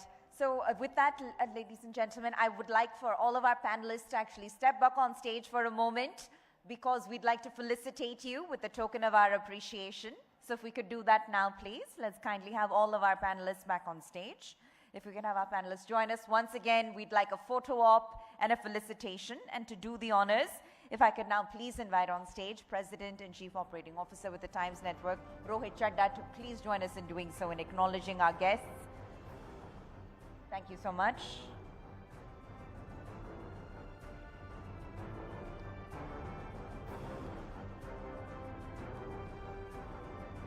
This is a small token of our appreciation from etnow.in here at the Business Conclave and Awards 2025.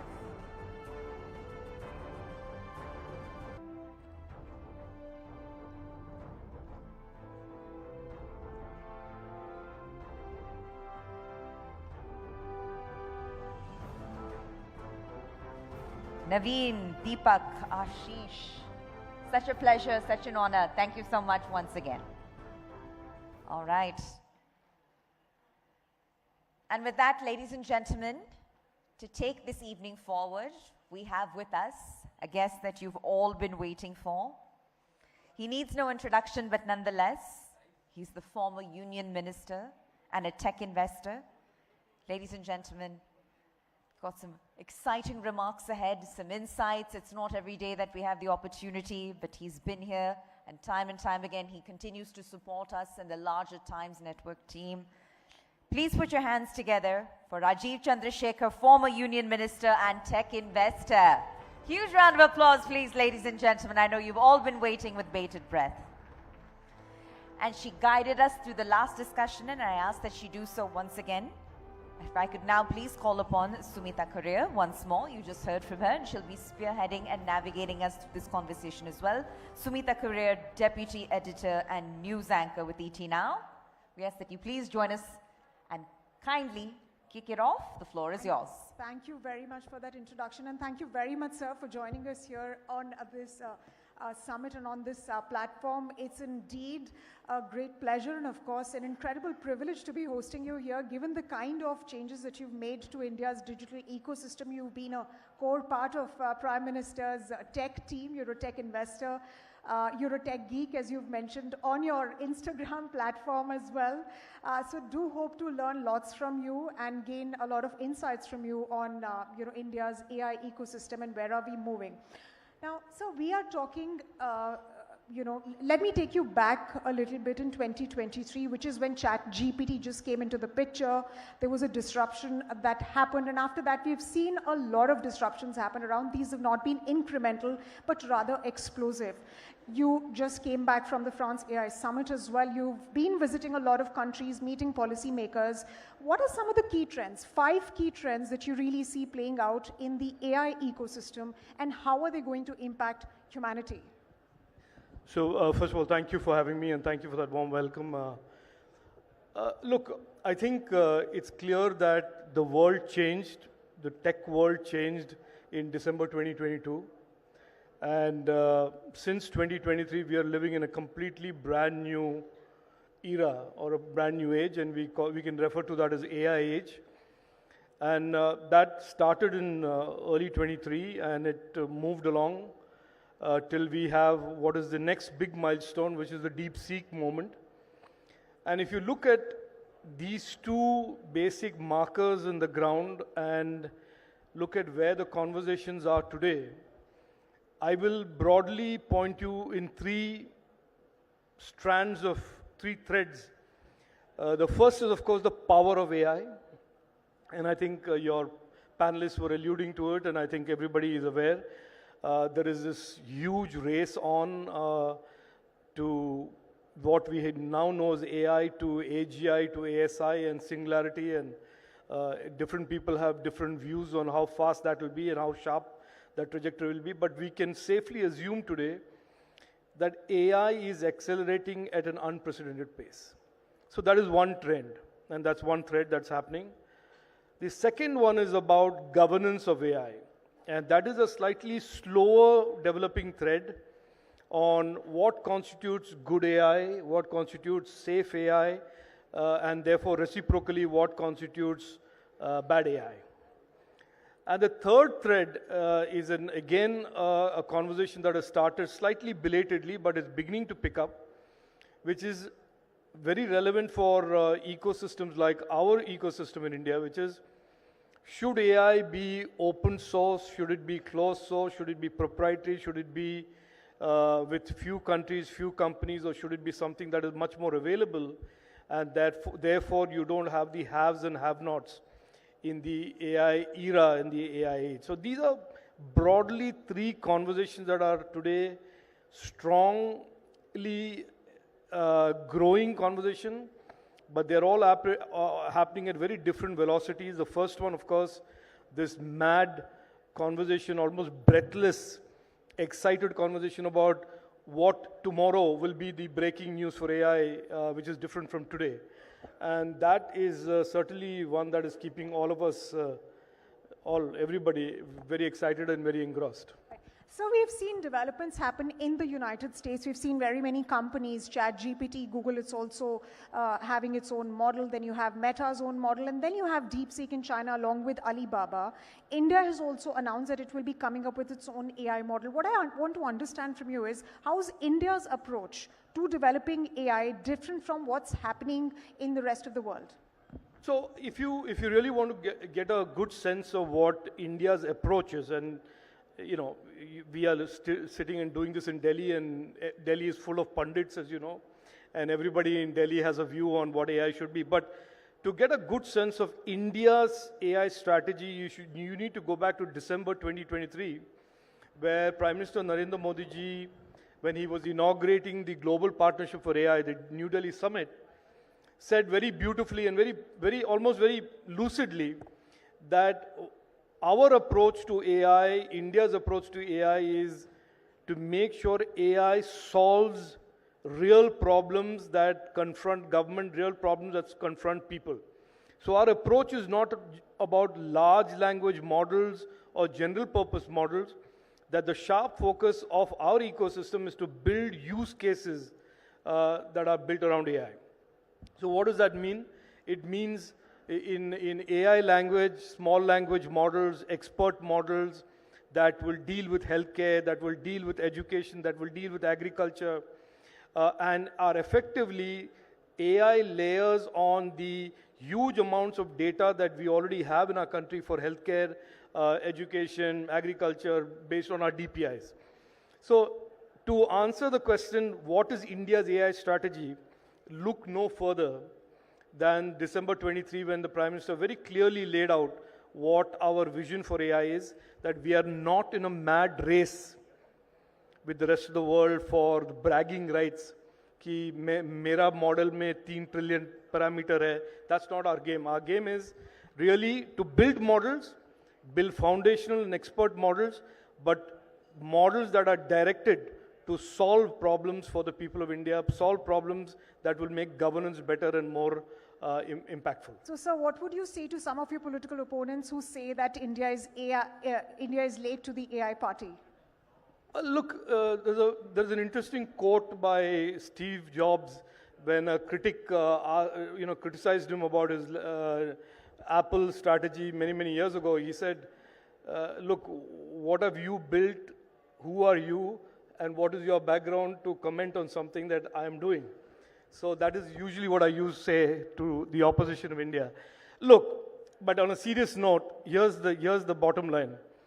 The AI race, if you want to call it that, is about 2 years old. In one aspect of AI, we are certainly not lagging anybody, which is on AI adoption. AI applications, we are certainly out there in the front with the US, China, and every other country. Yes, I agree that the US and now China are slightly ahead of us in what I call foundational AI, deep AI, AI research. But this is early days. This is like the first heat of an 8-heat race, and the finals are going to be run a couple of years later. So anybody who assumes that India is not a competitive participant in the AI, emerging AI battlefield or emerging AI competitive landscape is missing the point. We are going to be in it. We are already in it, and we will be very competitive, innovative participants in how the future of AI is shaped. So, sir, let me ask you on that point, because you've been, like I said earlier, you've been a key part of India's, digital economy and how it looks today. You've been the, brains behind some of our key legislations, including the DPDP Act, and of course, mitigating the risk of deep fakes during the Lok Sabha elections in 2024. When you say that these are just early days, in your opinion, what is going to, how will AI really translate into healthcare services, for example, medical services or educational services, and in agriculture? We've seen the kind of revolution that's been brought about by DPI, India's digital public infrastructure, but what will a social infrastructure led by AI look like?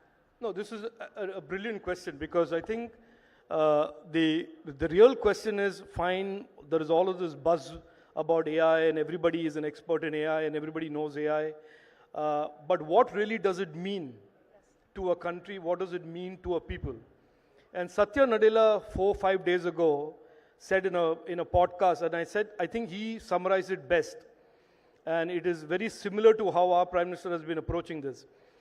He said, unless AI delivers to you 10 to 20%, 20 basis points of economic growth as a nation, as an economy, or unless it, as an enterprise, gives you a certain percentage of growth in your top line or improvement in your cost efficiency, unless there is a fiscal impact, a financial, direct financial impact that can be measured, everything else about AI is just buzz. So therefore, I think from our point of view, the social impact will be that we will be able to do, through our expert models and small language models, be able to diagnose, predict healthcare emergencies and healthcare problems faster. We will be able to do this without the one-shoe-fits-all model where the Northeast, the people are different from the North, are different from the South, are different from the West. Nutrition, agriculture, farmers' incomes, farmers' economic models can be predicted by looking at creating a model that can predict rainfall, can predict weather patterns, cropping patterns. And so many such applications that lend themselves much more powerfully to AI and AI models, we can develop use cases for. And the combined impact of all this will be that it impacts our GDP, it impacts individual disposable income and prosperity, and as a collective, impact the economy of India.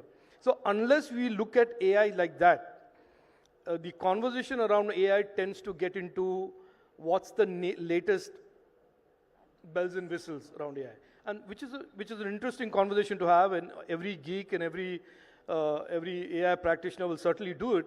But from a public policy point of view, that it will create deep, irreversible changes in the way people's problems are solved, and how that contributes in turn to economic growth, more income, and more efficiency in individual lives, and collectively in the economy of the country, is really what the heart and soul of AI is. So you'd know, when you say that, you'd know better than many of us who are sitting here. Will there be a day when we'll be able to export India's AI to the rest of the world, as we are doing in the space of electronics, for instance, which has now become one of the foremost areas of export? Again, excellent question. And I think, I hate to say that I'm predicting, or I don't want to pretend to be an astrologer or a crystal ball gazer. But if you look at what President Trump is doing and Elon Musk is doing in the US, if you look at what DeepSeek and the Chinese are doing, we are essentially preparing for a world where the battleground is going to be about data, it is going to be about models, who has superior AI capability, what kind of applications do I have on what type of models. So therefore, AI is certainly going to become a determiner of the competitiveness of countries' economies. And we must consider it that way. And if we consider it that way, we must assume that that is true. We must also be very focused on building our own capabilities. Yesterday, there was an article by the CEO of Grok on I think in the Economic Times, that said that, no, India should restrict itself to fine-tuning models.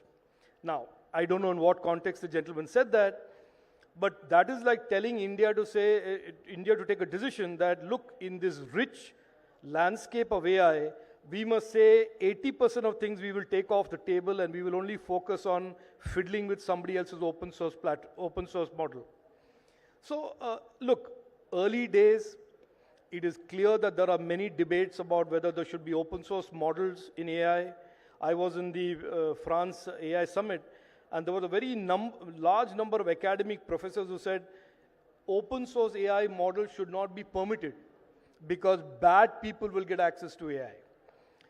And then the corollary of that is, of course, then that means only a few countries and few companies will have AI. Is that what we want?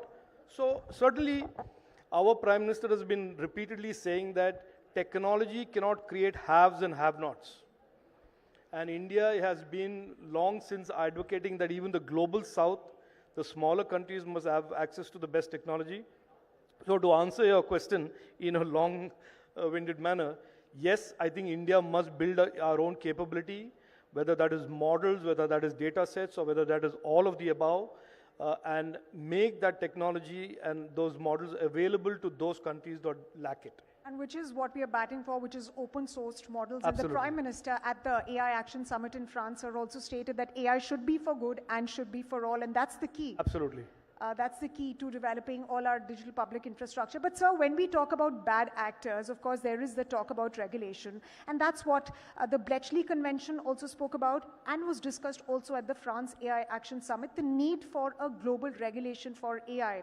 However, all of these countries that met there, including the ones who were not there, have their own AI regulations in place. How will this global AI regulation really work? Because you have competing interests at play here. You have one camp, which is the United States. You have another camp in China.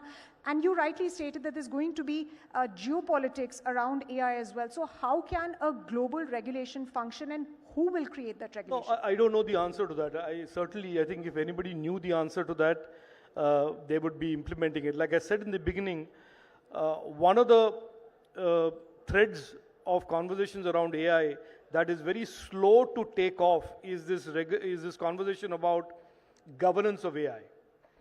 The first thread, which is about AI will become this and we need to develop bigger and better AI, that is taken off and many people are talking about it. But the fundamental thread about how do you govern AI against misuse? How do you govern, what are the guardrails to prevent AI from being misused by bad actors or good actors who want to misuse it anyway? That is an issue on which I think we are going to have more trouble or a lot more choppy waters and challenges in the coming days and years, because the American establishment now, after President Trump comes in, I understand, believes that they will not be subject to any global regulation. And if that is the case, and they say we will only subscribe to US law, and if the US First Amendment allows me to do whatever I want, and right to free speech is a sacrosanct right, so what happens to India's Article 19 restrictions? What happens to other countries which have different laws in terms of harm and user harm and criminality?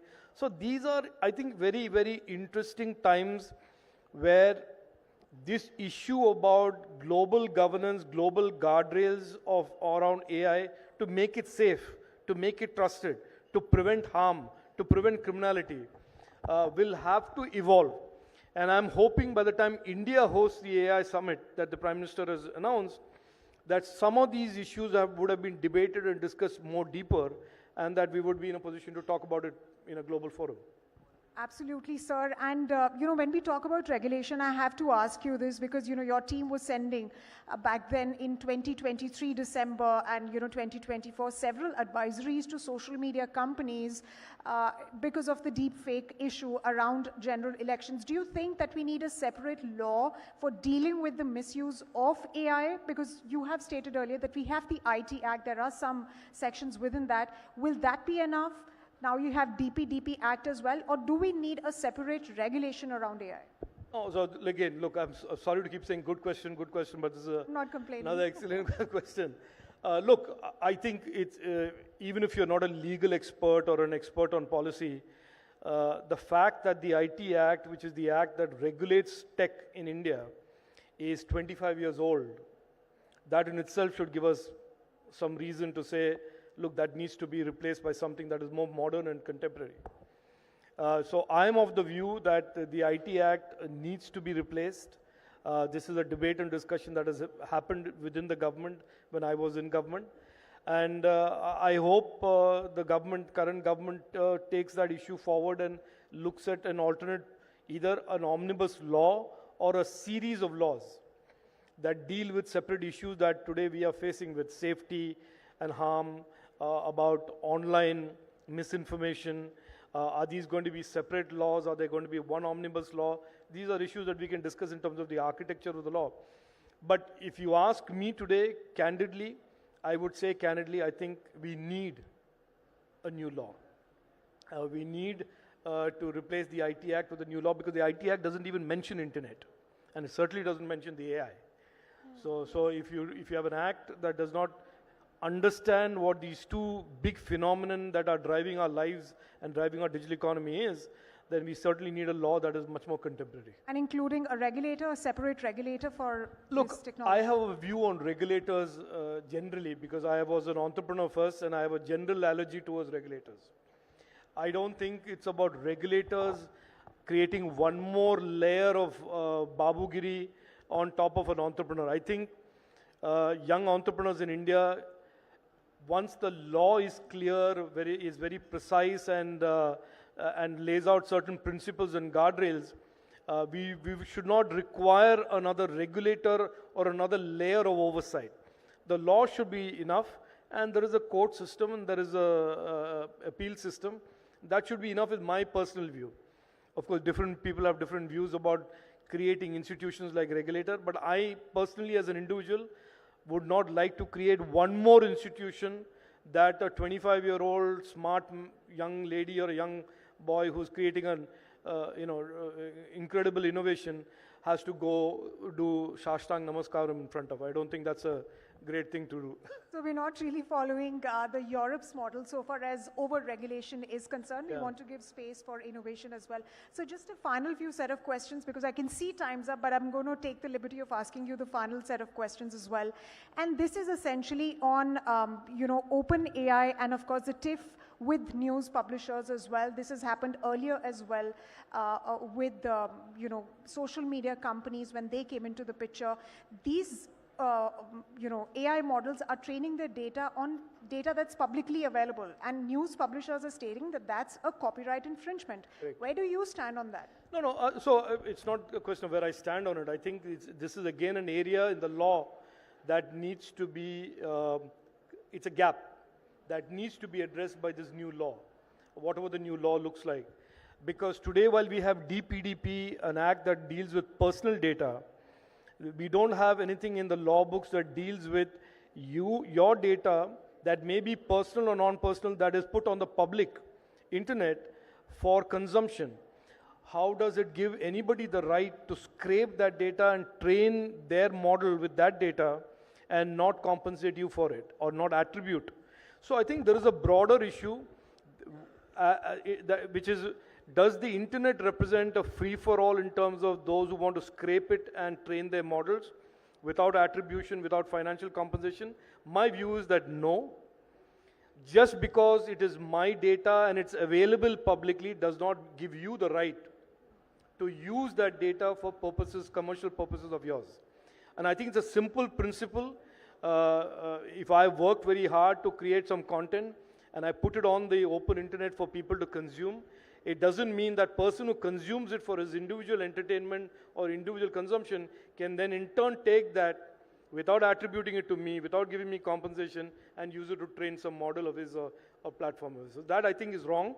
And this case that has been filed in India as well as in New York by the New York Times is going to be certainly clearly defining the boundaries around and the do's and don'ts around these models vis-a-vis the public internet. Absolutely, and sir, there's been selectivism on part of these AI companies because they've struck partnerships with other media companies, however they continue to scrape data. One final question, and this I have to ask you on the semiconductor ecosystem. We had the phase 1 of the scheme, we saw brilliant results. 5 semiconductor companies are now in the process of setting up plants. What should phase 2 of the scheme really look like? Because, you have stated several times that Intel at one point in the late 90s wanted to come to India. However, due to political unwillingness and a whole host of reasons, they could not. Now, if India is capitalizing on this opportunity, what does it really need to, in policy terms, do to fast track this? No, look, so you asked me a question about what the opposition says about the AI. Exactly. Yeah, and I want to bring that back up here. When the Prime Minister of India in December 2022 launched the semiconductor policy, I was minister, and I remember a whole bunch of people, so-called intellectuals, including in media, who said, no, India can never do it. Nobody will ever come to India. We don't have the talent. We don't have the capability. Do you know what you're attempting? All of that. And today, 2.5, 3 years later, we've gone from having a zero presence in the semiconductor global value chains to having a flag planted that is slowly and steadily increasing. The same will happen in AI. In terms of how the semiconductor ecosystem will grow, I can assure you that while manufacturing and packaging capacity will go, what you are not seeing today is the slow but very, very solid rise of design, fabulous companies, new chips being designed in India by young groups of people that are absolutely confident, and the research around the next type of transistor and the research that is going around the next generation of processes or semiconductor manufacturing. So stay tuned. This is probably, I've had the privilege of being associated with two of the most exciting areas in the digital ecosystem, semiconductors and AI, and I think they are going to define in large part what India's ecosystem is going to look like in the next 4 to 5 years. Right, so let's do a quick rapid fire before we wrap this session. AI in politics, good or bad? Look, when AI it's a rapid fire. Okay. Natural stupidity or artificial intelligence, I prefer artificial intelligence. All right. How much do you use AI apps on a scale of 10 in your I day? use 9 out of 10, all the time. And your favorite I ones? actually do it for even writing letters. Okay. Will AI be able to predict election outcomes? Yes. And if you could have a conversation with AI, with any AI tool, what would you ask it right now? I would ask it to predict what the outcome of Donald Trump's presidency would be. Well, that's something that we are all watching with bated breath, given the tariff threat that really looms around on a whole host of countries. So Elon Musk is so closely aligned with the US government. Is that going to be the new normal? I think every government should allow those who are interested in public service, whether they're entrepreneurs or not, to be associated with it. I see nothing wrong with it. But there is a clash of interest. No, there's no clash. I mean, you can argue that I came from an entrepreneurial background just because I'm in public life is a clash of interest. It's not. It's a clash of interest if you allow it to be so. But if governments allow conflict of interest to be highlighted and ring-fenced, these are smart, talented people who should be used by governments all around the world. I would love to have Elon Musk if I was president or prime minister in my team. Right, sir. And your AI-related prediction for 2030? 2030? Oh, I can't think that far ahead. 2027? 2027, I think, will be a year when the current general AI model landscape would have transformed into many, many expert models. Healthcare models, agriculture models, weather prediction models. So I think there will be a lot many more expert models very closely mimicking human reasoning by 27. All right, and we can't really wait for that future to unfold. And on that note, thank you very much, sir, for your insights and perspectives. Thank you very much for having me. Thank you. It's always fabulous learning from you and having you, and chatting with you always. Thank you very much. Excellent. Thank you so much. And Mr. Chandrasekhar, we ask that you please remain on stage, sir. We'd love to take the opportunity to have you present our next set of awards. And thank you so much, Sumita, for asking all the right questions as we now move on to our next set of awards. And if I could please have Rohit Chadda back on stage to kindly join us in doing the honors. All right, let's move on. You've all been waiting for this final set of awards, and ladies and gentlemen, here they come. All right, the first one is ET Now Industry Icon, and it goes to, you just heard from him, Naveen Kukreja. If we could please have Naveen Kukreja on stage to accept the award at the hands of Mr. Rajiv Chandrasekhar. Congratulations once again. It's an incredible platform to be recognized.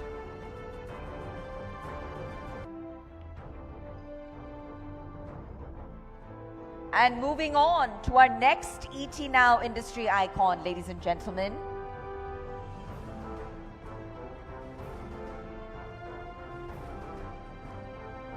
All right, our next industry icon, ladies and gentlemen, is Ashish Kashyap. Congratulations, sir.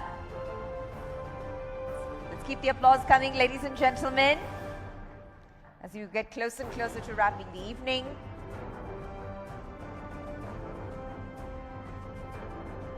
We salute your achievements, your accomplishments, your contributions, Ashish. Congratulations once again. And with that, we move on to Most Innovative Startup of the Year. And the winner in this category, Most Innovative Startup of the Year, is Deliberate. Let's have the Deliberate entrepreneur on stage, soaking in this moment of glory and recognition.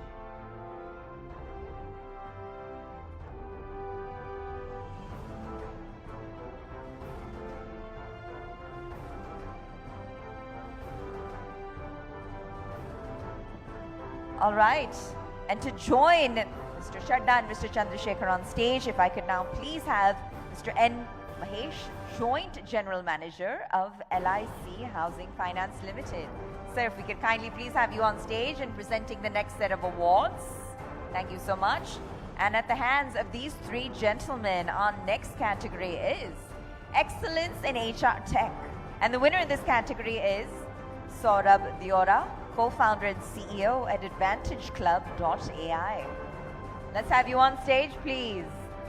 A global AI-powered employee engagement that rewards and a wellness program with offerings like rewards and recognition, wellness solutions, including OPD loans, annual health checkups and wellness challenges, sales incentive automation, flexible benefits, surveys, moments that matter, and communities all on a single platform. Congratulations once again to AdvantageClub.ai. And our next category, ladies and gentlemen, is Emerging CPAs Company. And the award goes to Telspiel Communications Private Limited. We kindly have the team on stage. With its cutting-edge innovation and seamless connectivity, they are setting new industry standards. And join me as we celebrate their incredible journey and success. Congratulations once again, Telspiel Communications.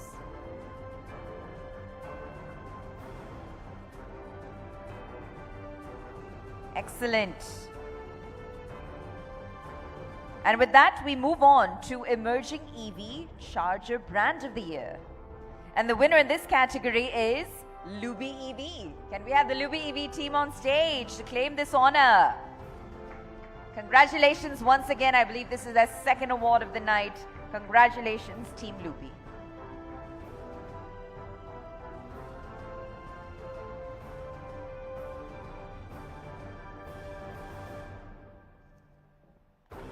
All right.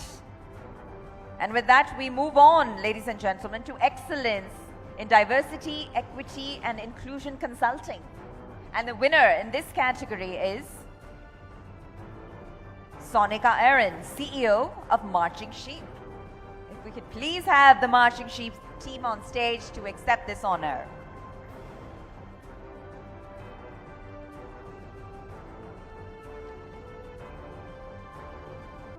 All right, with that we move on to excellence in staffing and recruitment. And the winner in this category is Puneet Arora. If we could please have you on stage, sir.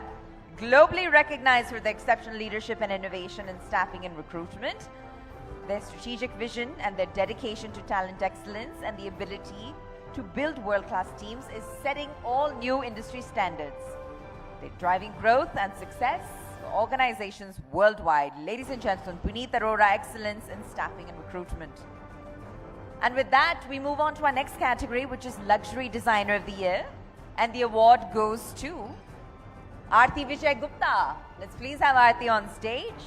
As the Luxury Designer of the Year, she has redefined elegance with a signature style.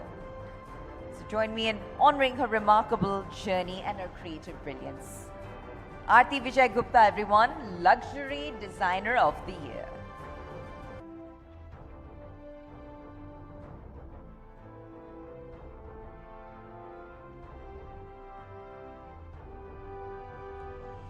All right, and with that, ladies and gentlemen, we move on to excellence in branding and marketing. And the winner in this category is Anuja Bashir, the co-founder of Orion Soul Private Limited. Let's please have her on stage. She's a visionary in branding and marketing, Anuja Bashir, and founder and CEO of Ocean Soul Private Limited. She has redefined brand strategy and business growth, a LinkedIn top voice, and a Times Square featured entrepreneur.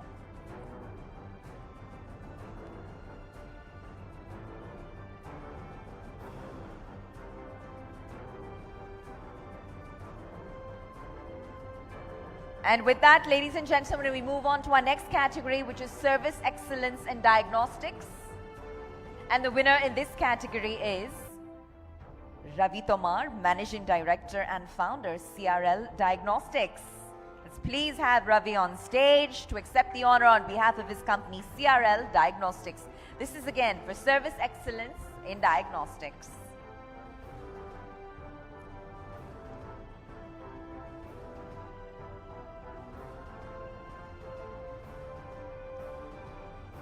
And with that, we move on to what I believe is our last and final category of the evening, ladies and gentlemen.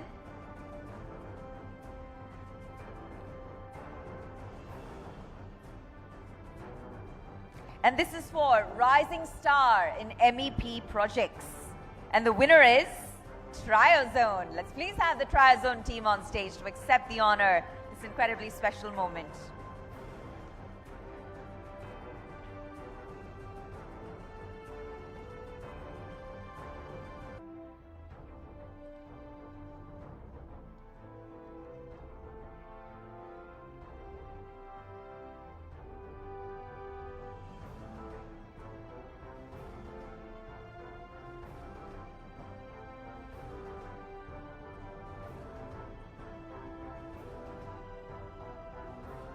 Congratulations once again.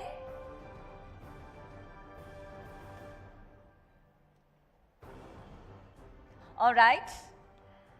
And Rohit, if I could please have you felicitate Mr. Chandrasekhar as a token of our appreciation for him being here, for him honoring the occasion with his presence. It's very special to us, and we don't take it lightly. Huge round of applause once more for Mr. Rajiv Chandrasekhar, former Union Minister and tech investor. All right, thank you, gentlemen. Thank you so much. All right, so as we move forward, and as the ETnow.in Business Conclave and Awards is quickly coming to a close, I ask that we carry the spirit of innovation, collaboration, and perseverance with us in the future. So here's to a future where India doesn't just reach its economic milestones, but it surpasses them. So thank you. Stay inspired, stay committed, and see you at the next edition of ETnow.in Business Conclave and Awards. We ask that you please do join us for dinner. You've been an incredibly warm, welcoming, and well-informed audience. Dinner is going to be served outdoor on the lawns. Thank you so much for being here, and have a lovely evening ahead. Thank you.